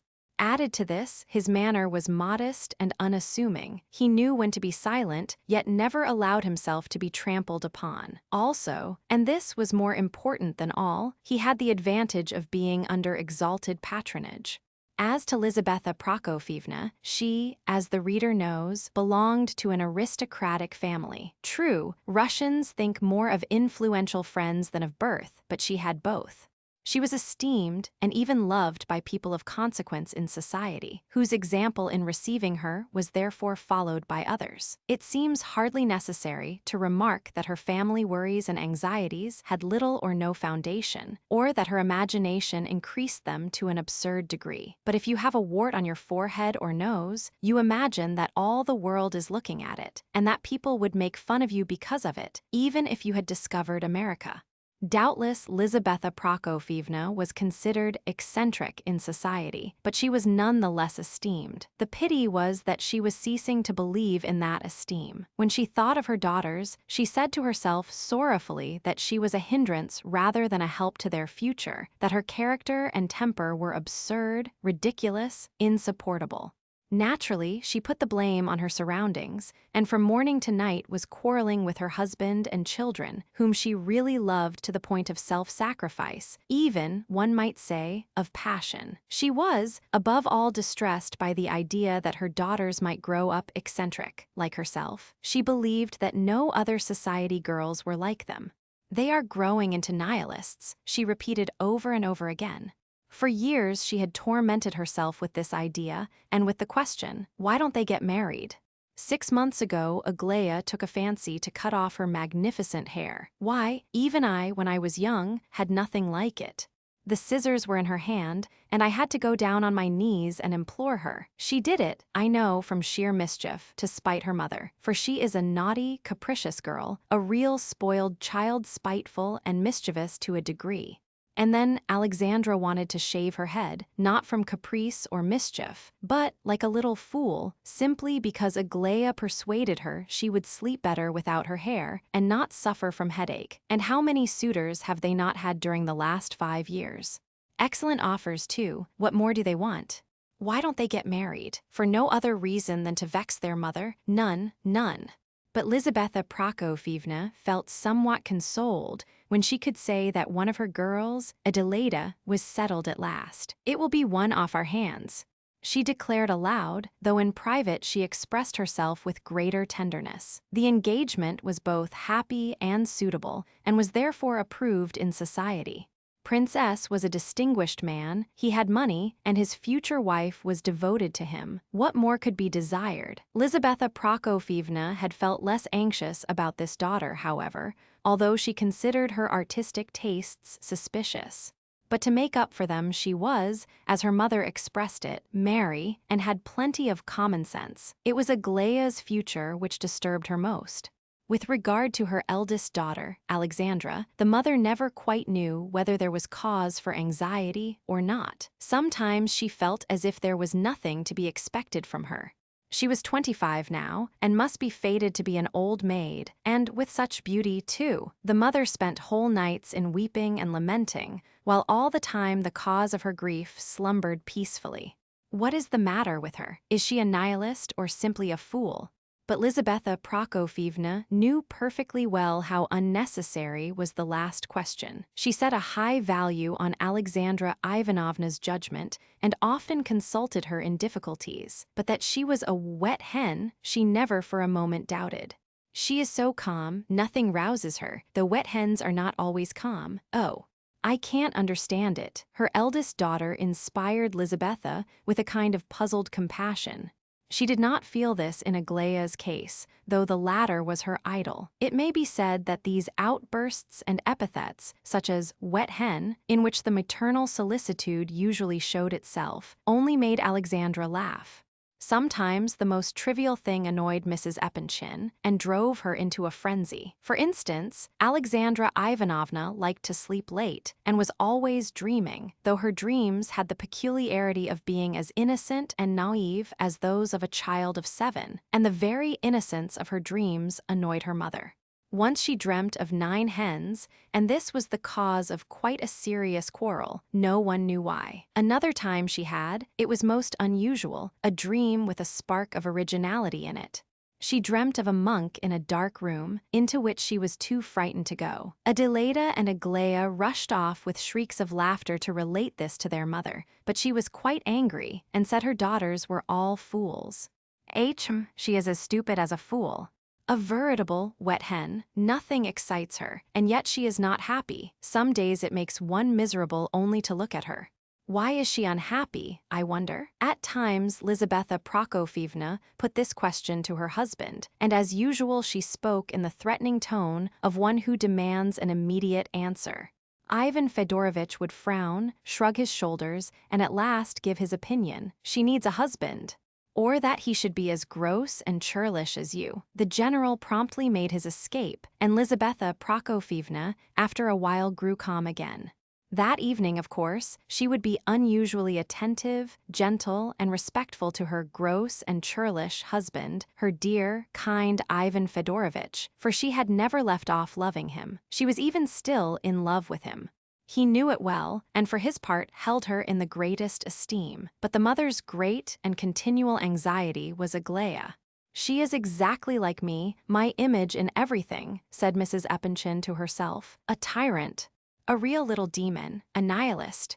Eccentric, senseless, and mischievous. Good Lord, how unhappy she will be."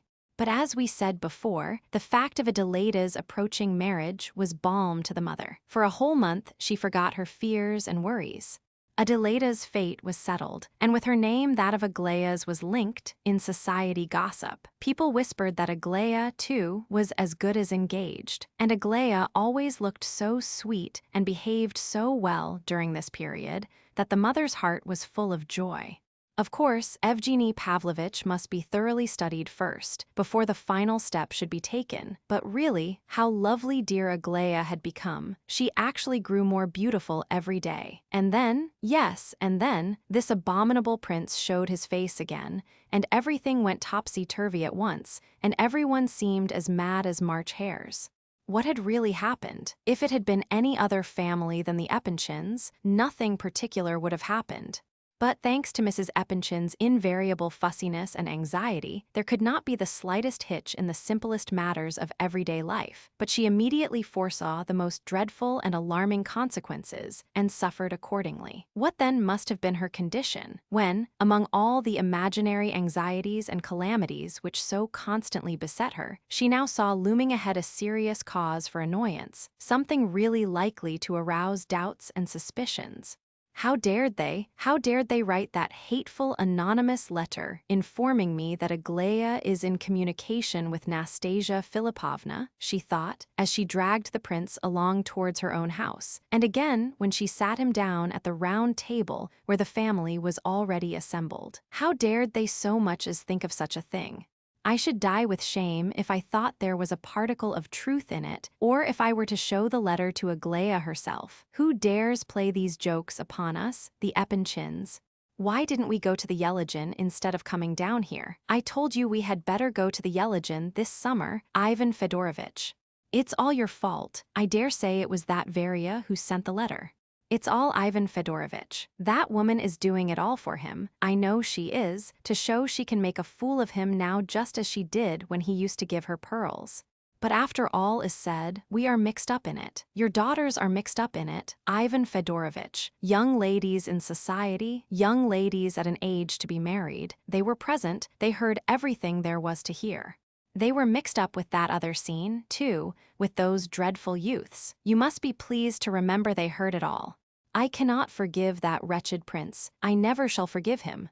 And why, if you please, has Aglaya had an attack of nerves for these last 3 days? Why has she all but quarreled with her sisters, even with Alexandra, whom she respects so much that she always kisses her hands as though she were her mother? What are all these riddles of hers that we have to guess? What has Gavrila Ardalionovitch to do with it? Why did she take upon herself to champion him this morning and burst into tears over it? Why is there an allusion to that cursed, poor knight in the anonymous letter? And why did I rush off to him just now like a lunatic and drag him back here? I do believe I've gone mad at last. What on earth have I done now? To talk to a young man about my daughter's secrets, and secrets having to do with himself too. Thank goodness, he's an idiot and a friend of the house. Surely Aglaya hasn't fallen in love with such a gaby. What an idea, phoo. We ought all to be put under glass cases, myself first of all, and be shown off as curiosities at 10 kopecks a peep. Why doesn't she make fun of him? She said she would, and she doesn't. Look there, she stares at him with all her eyes and doesn't move, and yet she told him not to come. He looks pale enough, and that abominable chatterbox, Evgeny Pavlovitch, monopolizes the whole of the conversation. Nobody else can get a word in. I could soon find out all about everything if I could only change the subject. The prince certainly was very pale. He sat at the table and seemed to be feeling, by turns, sensations of alarm and rapture. Oh, how frightened he was of looking to one side, one particular corner, whence he knew very well that a pair of dark eyes were watching him intently, and how happy he was to think that he was once more among them, and occasionally hearing that well-known voice, although she had written and forbidden him to come again. What on earth will she say to me, I wonder? He thought to himself. He had not said a word yet. He sat silent and listened to Evgeny Pavlovitch's eloquence. The latter had never appeared so happy and excited as on this evening. The prince listened to him, but for a long time did not take in a word he said. Excepting Ivan Fedorovitch, who had not as yet returned from town, the whole family was present. Prince S. was there, and they all intended to go out to hear the band very soon. Kolya arrived presently and joined the circle. So he is received as usual after all, thought the prince. The Epanchins' country house was a charming building, built after the model of a Swiss chalet and covered with creepers. It was surrounded on all sides by a flower garden, and the family sat, as a rule, on the open veranda as at the prince's house. The subject under discussion did not appear to be very popular with the assembly, and some would have been delighted to change it, but Evgeny would not stop holding forth, and the prince's arrival seemed to spur him on to still further oratorical efforts. Lizaveta Prokofievna frowned, but had not as yet grasped the subject, which seemed to have arisen out of a heated argument. Aglaya sat apart, almost in the corner, listening in stubborn silence. Excuse me, continued Evgeny Pavlovich hotly, I don't say a word against liberalism. Liberalism is not a sin, it is a necessary part of a great whole, which whole would collapse and fall to pieces without it. Liberalism has just as much right to exist as has the most moral conservatism, but I am attacking Russian liberalism, and I attack it for the simple reason that a Russian liberal is not a Russian liberal, he is a non-Russian liberal. Show me a real Russian liberal, and I'll kiss him before you all, with pleasure. Look at that now, thought the mother to herself. She does nothing but sleep and eat for a year at a time, and then suddenly flies out in the most incomprehensible way. The prince observed that Alexandra appeared to be angry with Evgeny because he spoke on a serious subject in a frivolous manner, pretending to be in earnest, but with an undercurrent of irony. I was saying just now, before you came in, Prince, that there has been nothing national up to now about our liberalism, and nothing the liberals do or have done is in the least degree national. They are drawn from two classes only, the old landowning class and clerical families. Our liberals are not Russian, nor are our conservatives, and you may be sure that the nation does not recognize anything that has been done by the landed gentry, or by the seminarists, or what is to be done either. If you are serious, that is, I cannot allow such a statement about the landed proprietors to pass unchallenged. Why, you are a landed proprietor yourself, cried Prince S. hotly. I suppose you'll say there is nothing national about our literature either, said Alexandra. Well, I am not a great authority on literary questions, but I certainly do hold that Russian literature is not Russian, except perhaps Lomonosov, Pushkin, and Gogol. In the first place, that is a considerable admission, and in the second place, one of the above was a peasant, and the other two were both landed proprietors.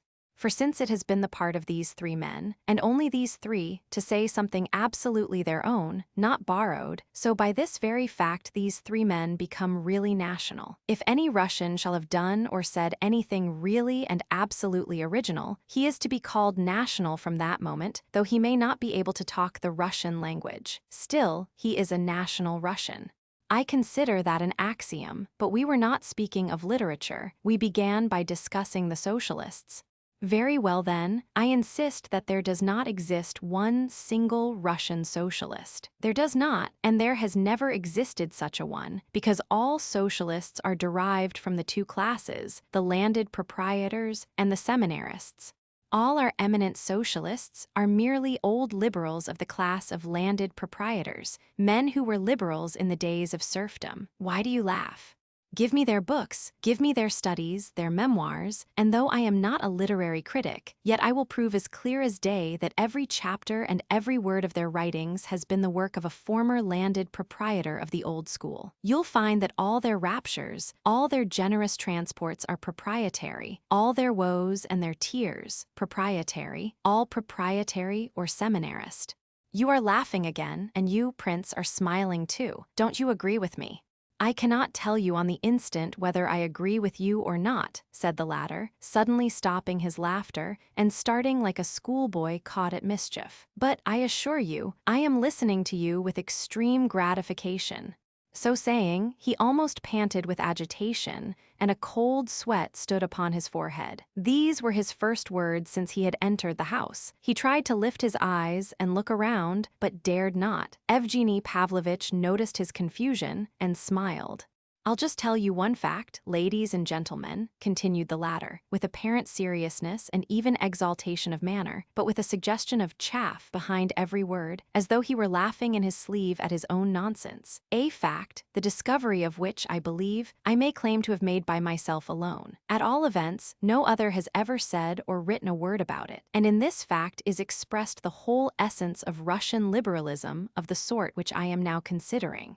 In the first place, what is liberalism, speaking generally, but an attack, whether mistaken or reasonable, is quite another question, upon the existing order of things? Is this so? Yes, very well.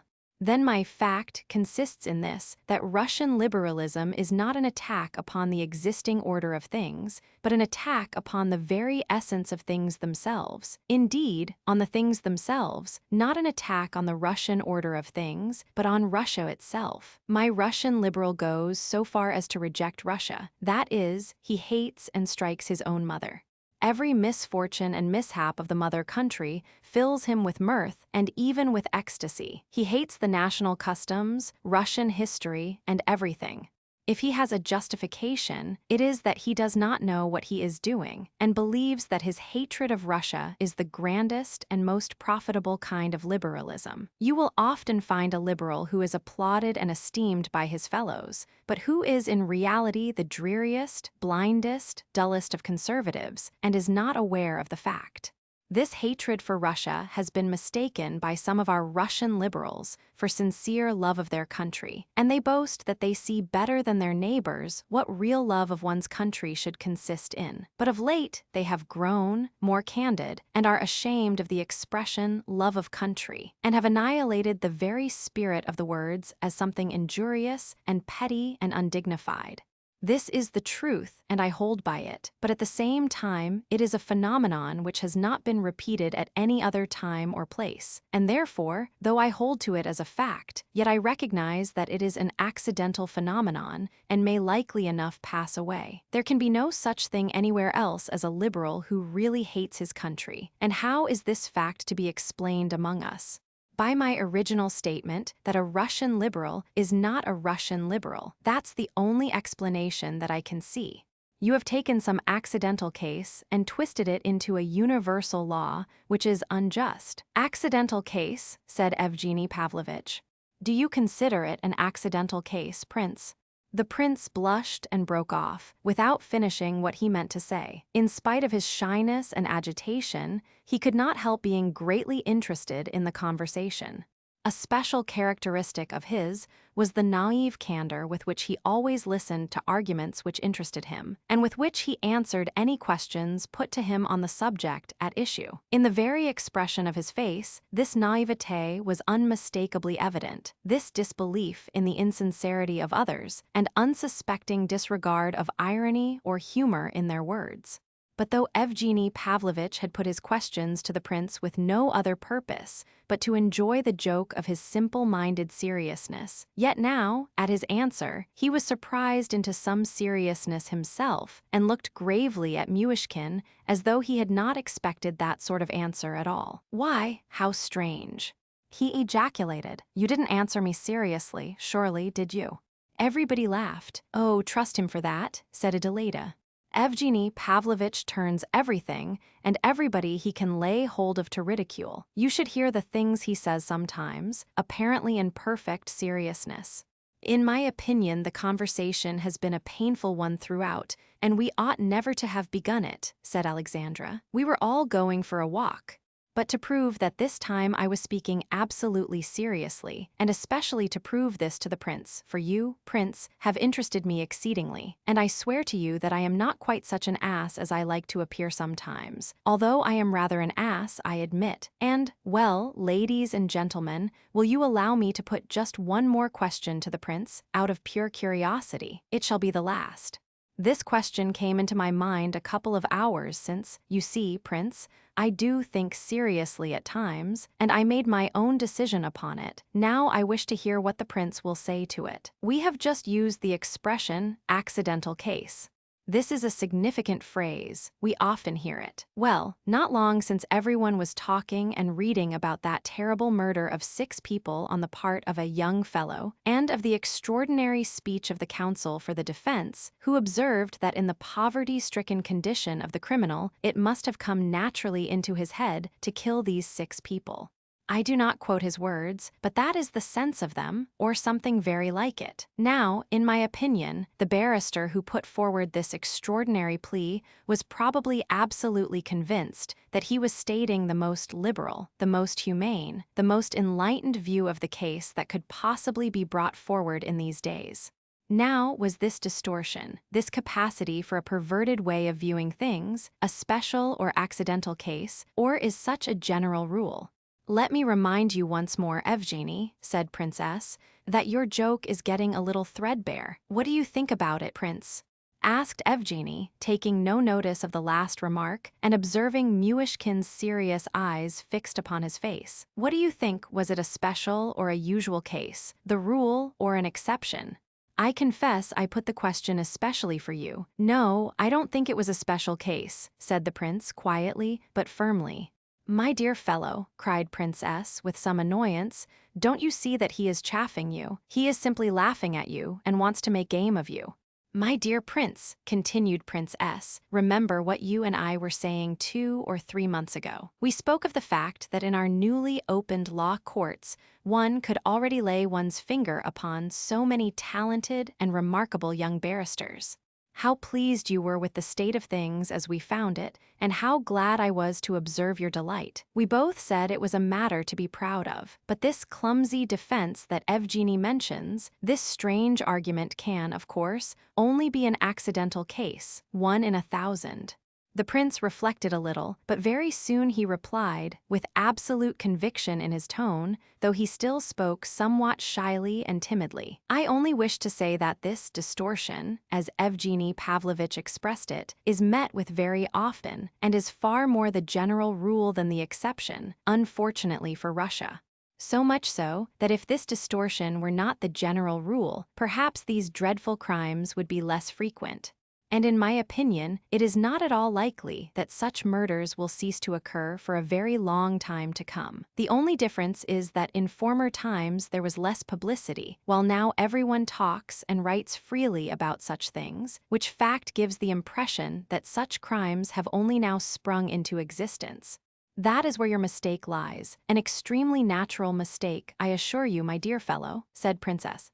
There were some even more dreadful criminals than this one we have been speaking of, men who have murdered a dozen of their fellow creatures and feel no remorse whatever. But what I especially noticed was this, that the very most hopeless and remorseless murderer, however hardened a criminal he may be, still knows that he is a criminal. That is, he is conscious that he has acted wickedly, though he may feel no remorse whatever. And they were all like this. Those of whom Evgeny Pavlovitch has spoken do not admit that they are criminals at all. They think they had a right to do what they did, and that they were even doing a good deed, perhaps. I consider there is the greatest difference between the two cases. And recollect, it was a youth, at the particular age which is most helplessly susceptible to the distortion of ideas.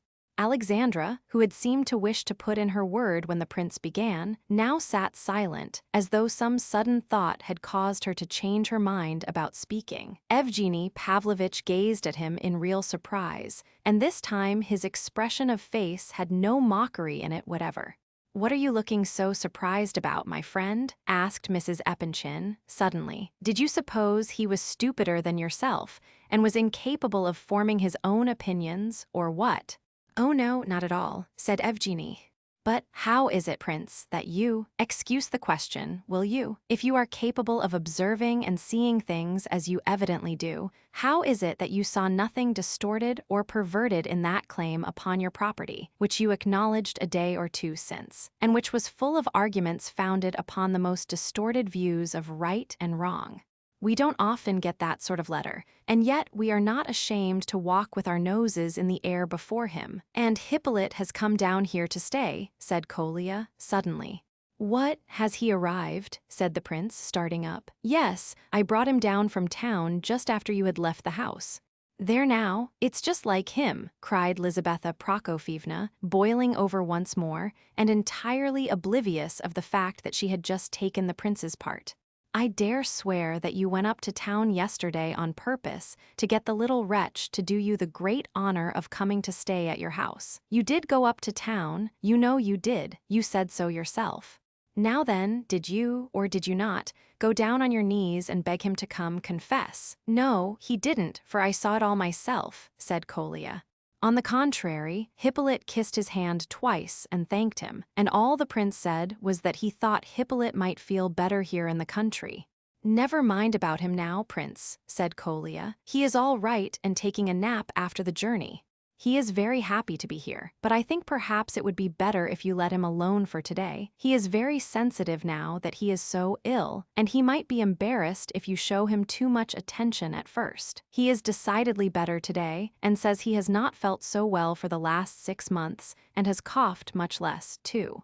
The prince observed that Aglaia came out of her corner and approached the table at this point. He did not dare look at her, but he was conscious, to the very tips of his fingers, that she was gazing at him, perhaps angrily, and that she had probably flushed up with a look of fiery indignation in her black eyes. It seems to me, Mr. Colia, that you were very foolish to bring your young friend down, if he is the same consumptive boy who wept so profusely and invited us all to his own funeral, remarked Evgeny Pavlovitch. He talked so eloquently about the blank wall outside his bedroom window that I'm sure he will never support life here without it. Yes, I remember he boasted about the blank wall in an extraordinary way, continued Evgeny, and I feel that without that blank wall he will never be able to die eloquently, and he does so long to die eloquently. Oh, you must forgive him the blank wall, said the prince, quietly. He has come down to see a few trees now, poor fellow. Oh, I forgive him with all my heart. You may tell him so if you like, laughed Evgeny. I don't think you should take it quite like that, said the prince, quietly, and without removing his eyes from the carpet. I think it is more a case of his forgiving you. Why so? What have I done to need his forgiveness? He wished to bless you all round and to have your blessing. Before he died, that's all. My dear prince, began Princess, hurriedly, exchanging glances with some of those present, you will not easily find heaven on earth, and yet you seem to expect to. Heaven is a difficult thing to find anywhere, Prince, far more difficult than appears to that good heart of yours. Better stop this conversation, or we shall all be growing quite disturbed in our minds, and the rest of the company followed her example. Chapter 30. The prince suddenly approached Evgeny Pavlovitch. Evgeny Pavlovitch, he said, with strange excitement and seizing the latter's hand in his own, be assured that I esteem you as a generous and honorable man in spite of everything. Be assured of that. For one moment it was all he could do to restrain himself from bursting out laughing, but looking closer, he observed that the prince did not seem to be quite himself. At all events, he was in a very curious state. I wouldn't mind betting, Prince, he cried, that you did not in the least mean to say that, and very likely you meant to address someone else altogether. What is it? Are you feeling unwell or anything? So saying, he smiled strangely, but suddenly and excitedly he began again. I am very much ashamed of myself. I see you are ashamed of me, Evgeny Pavlovitch. You are blushing for me. That's a sign of a good heart. Don't be afraid. I shall go away directly. What's the matter with him? Do his fits begin like that? Said Lizaveta Prokofyevna, in a high state of alarm, addressing Colia. No, Lizaveta Prokofyevna, take no notice of me. I am not going to have a fit. I will go away directly, but I know I am afflicted. I was 24 years an invalid, you see, the first 24 years of my life, so take all I do and say as the sayings and actions of an invalid. I'm going away directly, I really am, don't be afraid. I am not blushing, for I don't think I need blush about it, need I? But I see that I am out of place in society. Society is better without me. It's not vanity, I assure you. I have thought over it all these last 3 days, and I have made up my mind that I ought to unbosom myself candidly before you at the first opportunity. There are certain things, certain great ideas, which I must not so much as approach, as Prince S. has just reminded me, or I shall make you all laugh. I have no sense of proportion, I know. My words and gestures do not express my ideas. They are a humiliation and abasement of the ideas, and therefore I have no right, and I am too sensitive. Still, I believe I am beloved in this household, and esteemed far more than I deserve. But I can't help knowing that after 24 years of illness, there must be some trace left, so that it is impossible for people to refrain from laughing at me sometimes. Don't you think so? Why do you say all this here? Cried Aglaia suddenly. Why do you talk like this to them? She appeared to be in the last stages of wrath and irritation. Her eyes flashed. The prince stood dumbly and blindly before her, and suddenly grew pale. There is not one of them all who is worthy of these words of yours, continued Aglaia. Not one of them is worth your little finger, not one of them has heart or head to compare with yours. You are more honest than all, and better, nobler, kinder, wiser than all. There are some here who are unworthy to bend and pick up the handkerchief you have just dropped. Why do you humiliate yourself like this, and place yourself lower than these people? Why do you debase yourself before them? Why have you no pride? Hurrah for the poor knight, cried Kolya. Be quiet. How dare they laugh at me in your house? Said Aglaia, turning sharply on her mother in that hysterical frame of mind that rides recklessly over every obstacle and plunges blindly through proprieties. Why does everyone worry and torment me? Why have they all been bullying me these 3 days about you, Prince? I will not marry you, never, and under no circumstances. Know that once and for all, as if anyone could marry an absurd creature like you. Just look in the glass and see what you look like, this very moment. Why do they torment me and say I am going to marry you? You must know it. You are in the plot with them. No one ever tormented you on the subject, murmured Adelaida, aghast. No one ever thought of such a thing. There has never been a word said about it, cried Alexandra. Who has been annoying her? Who has been tormenting the child? Who could have said such a thing to her? Is she raving? Cried Lizaveta Prokofyevna, trembling with rage, to the company in general. Every one of them has been saying it, every one of them, all these 3 days. And I will never marry him. So saying, Aglaia burst into bitter tears, and, hiding her face in her handkerchief, sank back into a chair. But he has never even. What's that? I assure you I am not guilty, Aglaia Ivanovna, I am not indeed. I never did wish to, I never thought of it at all, and never shall. You'll see it yourself, you may be quite assured of it. Some wicked person has been maligning me to you, but it's all right, don't worry about it. So saying, the prince approached Aglaia. She took the handkerchief from her face, glanced keenly at him, took in what he had said, and burst out laughing, such a merry, unrestrained laugh, so hearty and gay, that Adelaida could not contain herself. She, too, glanced at the prince's panic-stricken countenance, then rushed at her sister, threw her arms round her neck, and burst into as merry a fit of laughter as Aglaia's own. They laughed together like a couple of schoolgirls. Hearing and seeing this, the prince smiled happily, and in accents of relief and joy, he exclaimed, "Well, thank God, thank God." Alexandra now joined in, and it looked as though the 3 sisters were going to laugh on forever. They are insane, muttered Lizaveta Prokofyevna. Either they frighten one out of one's wits, or else. Come along, let's go out for a walk, cried Adelaida. We'll all go together, and the prince must absolutely go with us. You needn't go away, you dear good fellow. Isn't he a dear, Aglaia? Isn't he, mother? I must really give him a kiss for his explanation to Aglaia just now.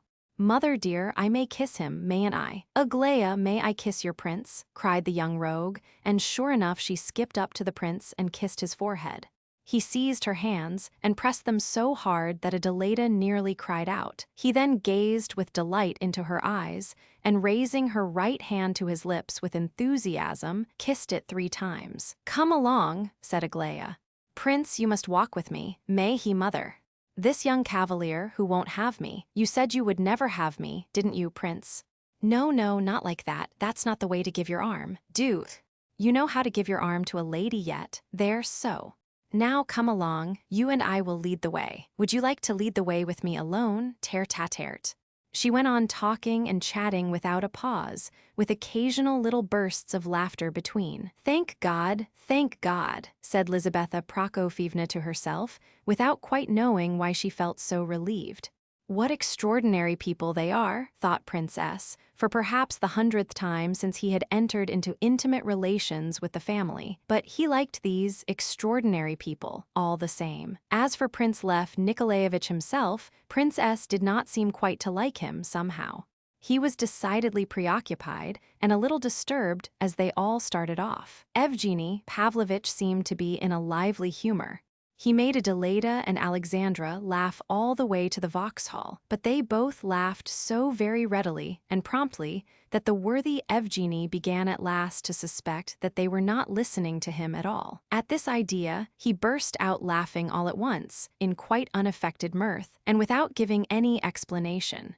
The sisters, who also appeared to be in high spirits, never tired of glancing at Aglaia and the prince, who were walking in front. It was evident that their younger sister was a thorough puzzle to them both. Prince S. tried hard to get up a conversation with Mrs. Epanchin upon outside subjects, probably with the good intention of distracting and amusing her, but he bored her dreadfully. She was absent-minded to a degree and answered at cross purposes and sometimes not at all. But the puzzle and mystery of Aglaia was not yet over for the evening. The last exhibition fell to the lot of the prince alone. When they had proceeded some 100 paces or so from the house, Aglaia said to her obstinately silent cavalier in a quick half-whisper, "Look closer. Do you see that bench in the park there, just by those 3 big trees, that green bench?" The prince replied that he saw it. "Do you like the position of it? Sometimes of a morning early, at 7 o'clock, when all the rest are still asleep, I come out and sit there alone." The prince muttered that the spot was a lovely one. "Now, go away, I don't wish to have your arm any longer. Or perhaps, better, continue to give me your arm and walk along beside me, but don't speak a word to me. I wish to think by myself." The warning was certainly unnecessary, for the prince would not have said a word all the rest of the time, whether forbidden to speak or not. His heart beat loud and painfully when Aglaia spoke of the bench. Could she, but no, he banished the thought after an instant's deliberation. At Pavlovsk, on weekdays, the public is more select than it is on Sundays and Saturdays, when the townsfolk come down to walk about and enjoy the park. The ladies dress elegantly on these days, and it is the fashion to gather round the band, which is probably the best of our pleasure garden bands, and plays the newest pieces. The behavior of the public is most correct and proper, and there is an appearance of friendly intimacy among the usual frequenters. Many come for nothing but to look at their acquaintances, but there are others who come for the sake of the music. It is very seldom that anything happens to break the harmony of the proceedings, though, of course, accidents will happen everywhere. On this particular evening, the weather was lovely, and there were a large number of people present. All the places anywhere near the orchestra were occupied. Our friends took chairs near the side exit. The crowd and the music cheered Mrs. Epanchin a little and amused the girls. They bowed and shook hands with some of their friends and nodded at a distance to others. They examined the ladies' dresses, noticed comicalities and eccentricities among the people, and laughed and talked among themselves. Evgeny Pavlovitch, too, found plenty of friends to bow to. Several people noticed Aglaia and the prince, who were still together. Before very long 2 or 3 young men had come up, and 1 or 2 remained to talk. All of these young men appeared to be on intimate terms with Evgeny Pavlovitch. Among them was a young officer, a remarkably handsome fellow, very good-natured and a great chatterbox. He tried to get up a conversation with Aglaia and did his best to secure her attention. Aglaia behaved very graciously to him and chatted and laughed merrily. Evgeny Pavlovitch begged the prince's leave to introduce their friend to him. The prince hardly realized what was wanted of him, but the introduction came off. The 2 men bowed and shook hands. Evgeny Pavlovitch's friend asked the prince some question, but the latter did not reply, or if he did, he muttered something so strangely indistinct that there was nothing to be made of it. The officer stared intently at him, then glanced at Evgeny, divined why the latter had introduced him, and gave his undivided attention to Aglaia again. Only Evgeny Pavlovitch observed that Aglaia flushed up for a moment at this. The prince did not notice that others were talking and making themselves agreeable to Aglaia. In fact, at moments, he almost forgot that he was sitting by her himself.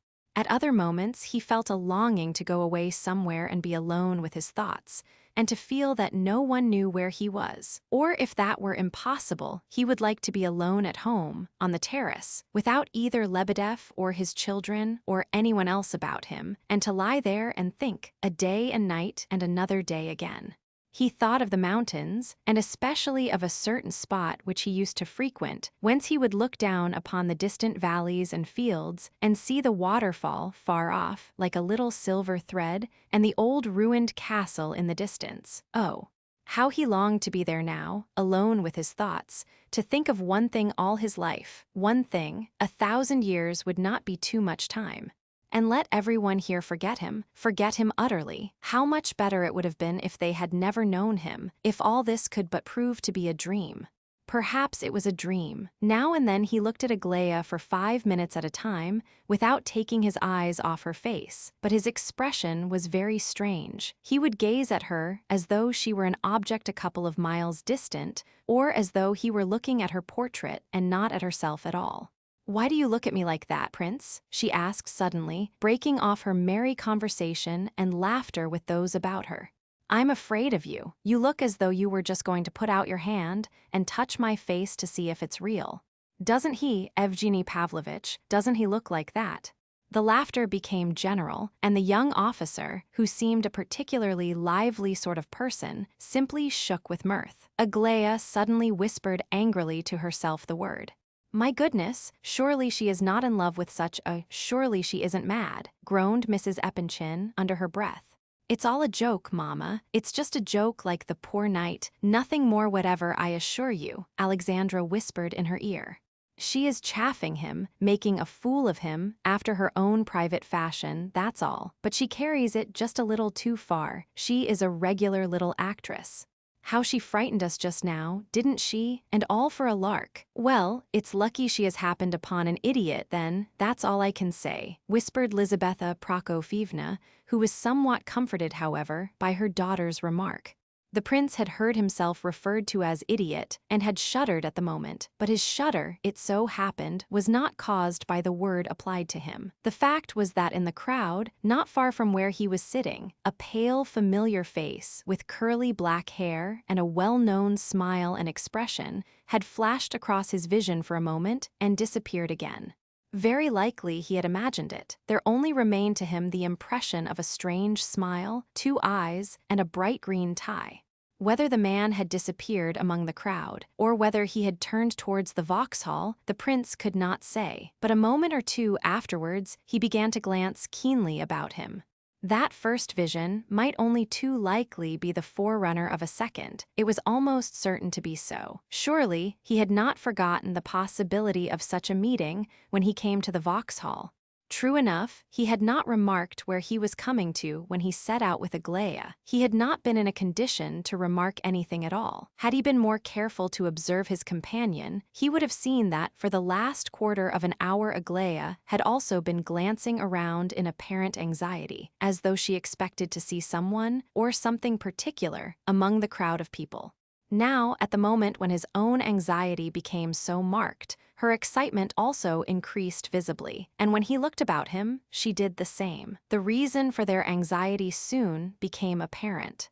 From that very side entrance to the Vauxhall, near which the prince and all the Epanchin party were seated, there suddenly appeared quite a large knot of persons, at least a dozen. Heading this little band walked 3 ladies, 2 of whom were remarkably lovely, and there was nothing surprising in the fact that they should have had a large troop of admirers following in their wake. But there was something in the appearance of both the ladies and their admirers which was peculiar, quite different from that of the rest of the public assembled around the orchestra. Nearly everyone observed the little band advancing, and all pretended not to see or notice them, except a few young fellows who exchanged glances and smiled, saying something to one another in whispers. It was impossible to avoid noticing them, however, in reality, for they made their presence only too conspicuous by laughing and talking loudly. It was to be supposed that some of them were more than half drunk, although they were well enough dressed, some even particularly well. There were 1 or 2, however, who were very strange-looking creatures, with flushed faces and extraordinary clothes. Some were military men, not all were quite young. 1 or 2 were middle-aged gentlemen of decidedly disagreeable appearance, men who are avoided in society like the plague, decked out in large gold studs and rings, and magnificently got up, generally. Such a tile was about to descend upon the elegant and decorous public now assembled to hear the music. In order to pass from the Vauxhall to the bandstand, the visitor has to descend 2 or 3 steps. Just at these steps, the group paused, as though it feared to proceed further. But very quickly, one of the three ladies, who formed its apex, stepped forward into the charmed circle, followed by two members of her suite. One of these was a middle-aged man of very respectable appearance, but with the stamp of parvenu upon him, a man whom nobody knew and who evidently knew nobody. The other follower was younger and far less respectable-looking. No one else followed the eccentric lady, but as she descended the steps, she did not even look behind her, as though it were absolutely the same to her whether anyone were following or not. She laughed and talked loudly, however, just as before. She was dressed with great taste, but with rather more magnificence than was needed for the occasion, perhaps. She walked past the orchestra to where an open carriage was waiting near the road. The prince had not seen her for more than 3 months. All these days since his arrival from Petersburg, he had intended to pay her a visit, but some mysterious presentiment had restrained him. He could not picture to himself what impression this meeting with her would make upon him, though he had often tried to imagine it with fear and trembling. One fact was quite certain, and that was that the meeting would be painful. Several times during the last 6 months, he had recalled the effect which the first sight of this face had had upon him when he only saw its portrait. He recollected well that even the portrait face had left but too painful an impression. That month in the provinces, when he had seen this woman nearly every day, had affected him so deeply that he could not now look back upon it calmly.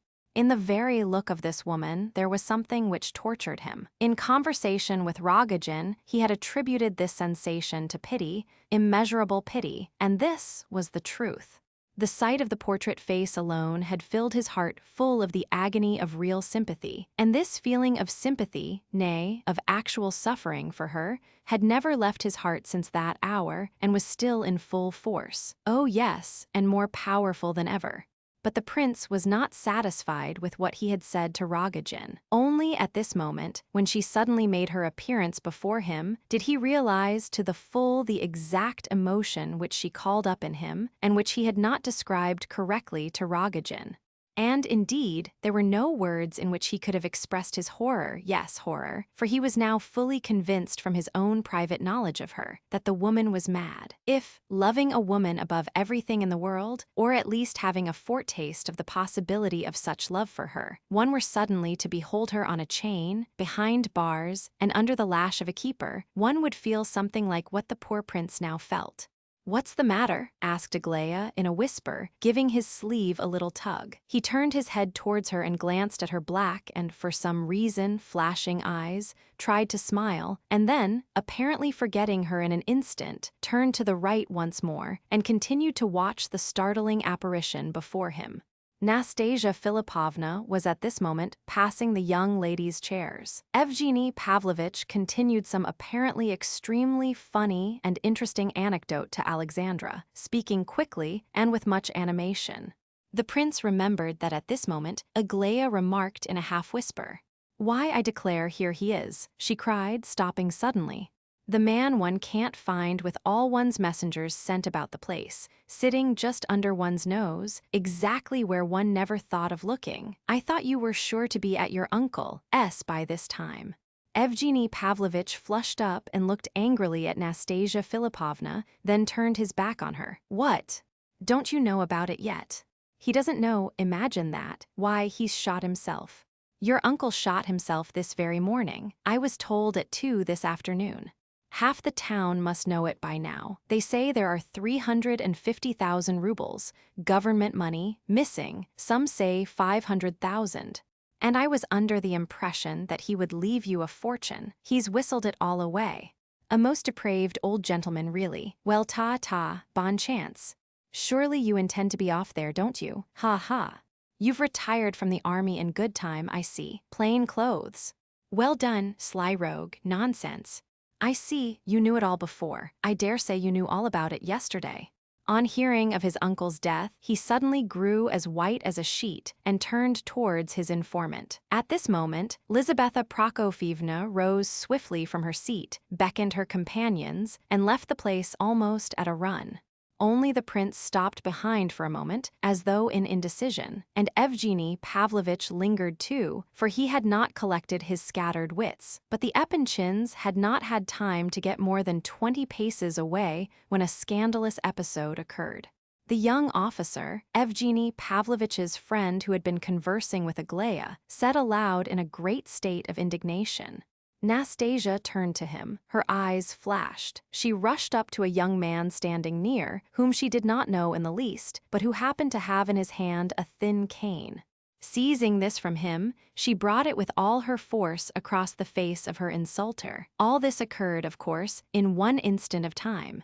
The young officer, forgetting himself, sprang towards her. Nastasia's followers were not by her at the moment, the elderly gentleman having disappeared altogether, and the younger man simply standing aside and roaring with laughter. In another moment, of course, the police would have been on the spot, and it would have gone hard with Nastasia Philippovna had not unexpected aid appeared. Myshkin, who was but a couple of steps away, had time to spring forward and seize the officer's arms from behind. The officer, tearing himself from the prince's grasp, pushed him so violently backwards that he staggered a few steps and then subsided into a chair. But there were other defenders for Nastasia on the spot by this time. The gentleman known as the boxer now confronted the enraged officer. "Keller is my name, sir. Ex-lieutenant," he said, very loud. "If you will accept me as champion of the fair sex, I am at your disposal. English boxing has no secrets from me.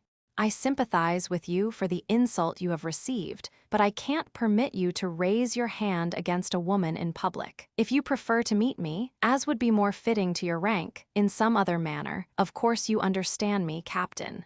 But the young officer had recovered himself and was no longer listening. At this moment, Rogojin appeared, elbowing through the crowd. He took Nastasia's hand, drew it through his arm, and quickly led her away.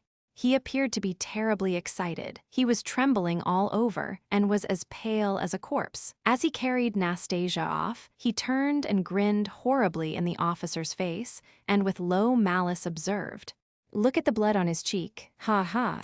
Prince Myshkin, I believe, the gentleman to whom I had the honor of being introduced. I cannot boast of any such knowledge, of course, but I wish to know your name." He bowed and retired without waiting for an answer. 5 seconds after the disappearance of the last actor in this scene, the police arrived. The whole episode had not lasted more than a couple of minutes. Some of the spectators had risen from their places and departed altogether. Some merely exchanged their seats for others a little further off. Some were delighted with the occurrence and talked and laughed over it for a long time. In a word, the incident closed as such incidents do, and the band began to play again. The prince walked away after the Epanchin party. Had he thought of looking round to the left after he had been pushed so unceremoniously into the chair, he would have observed Aglaya standing some 20 yards away. She had stayed to watch the scandalous scene in spite of her mother's and sisters' anxious cries to her to come away. Prince S. ran up to her and persuaded her, at last, to come home with them. Lizaveta Prokofievna saw that she returned in such a state of agitation that it was doubtful whether she had even heard their calls. But only a couple of minutes later, when they had reached the park, Aglaya suddenly remarked, in her usual calm, indifferent voice,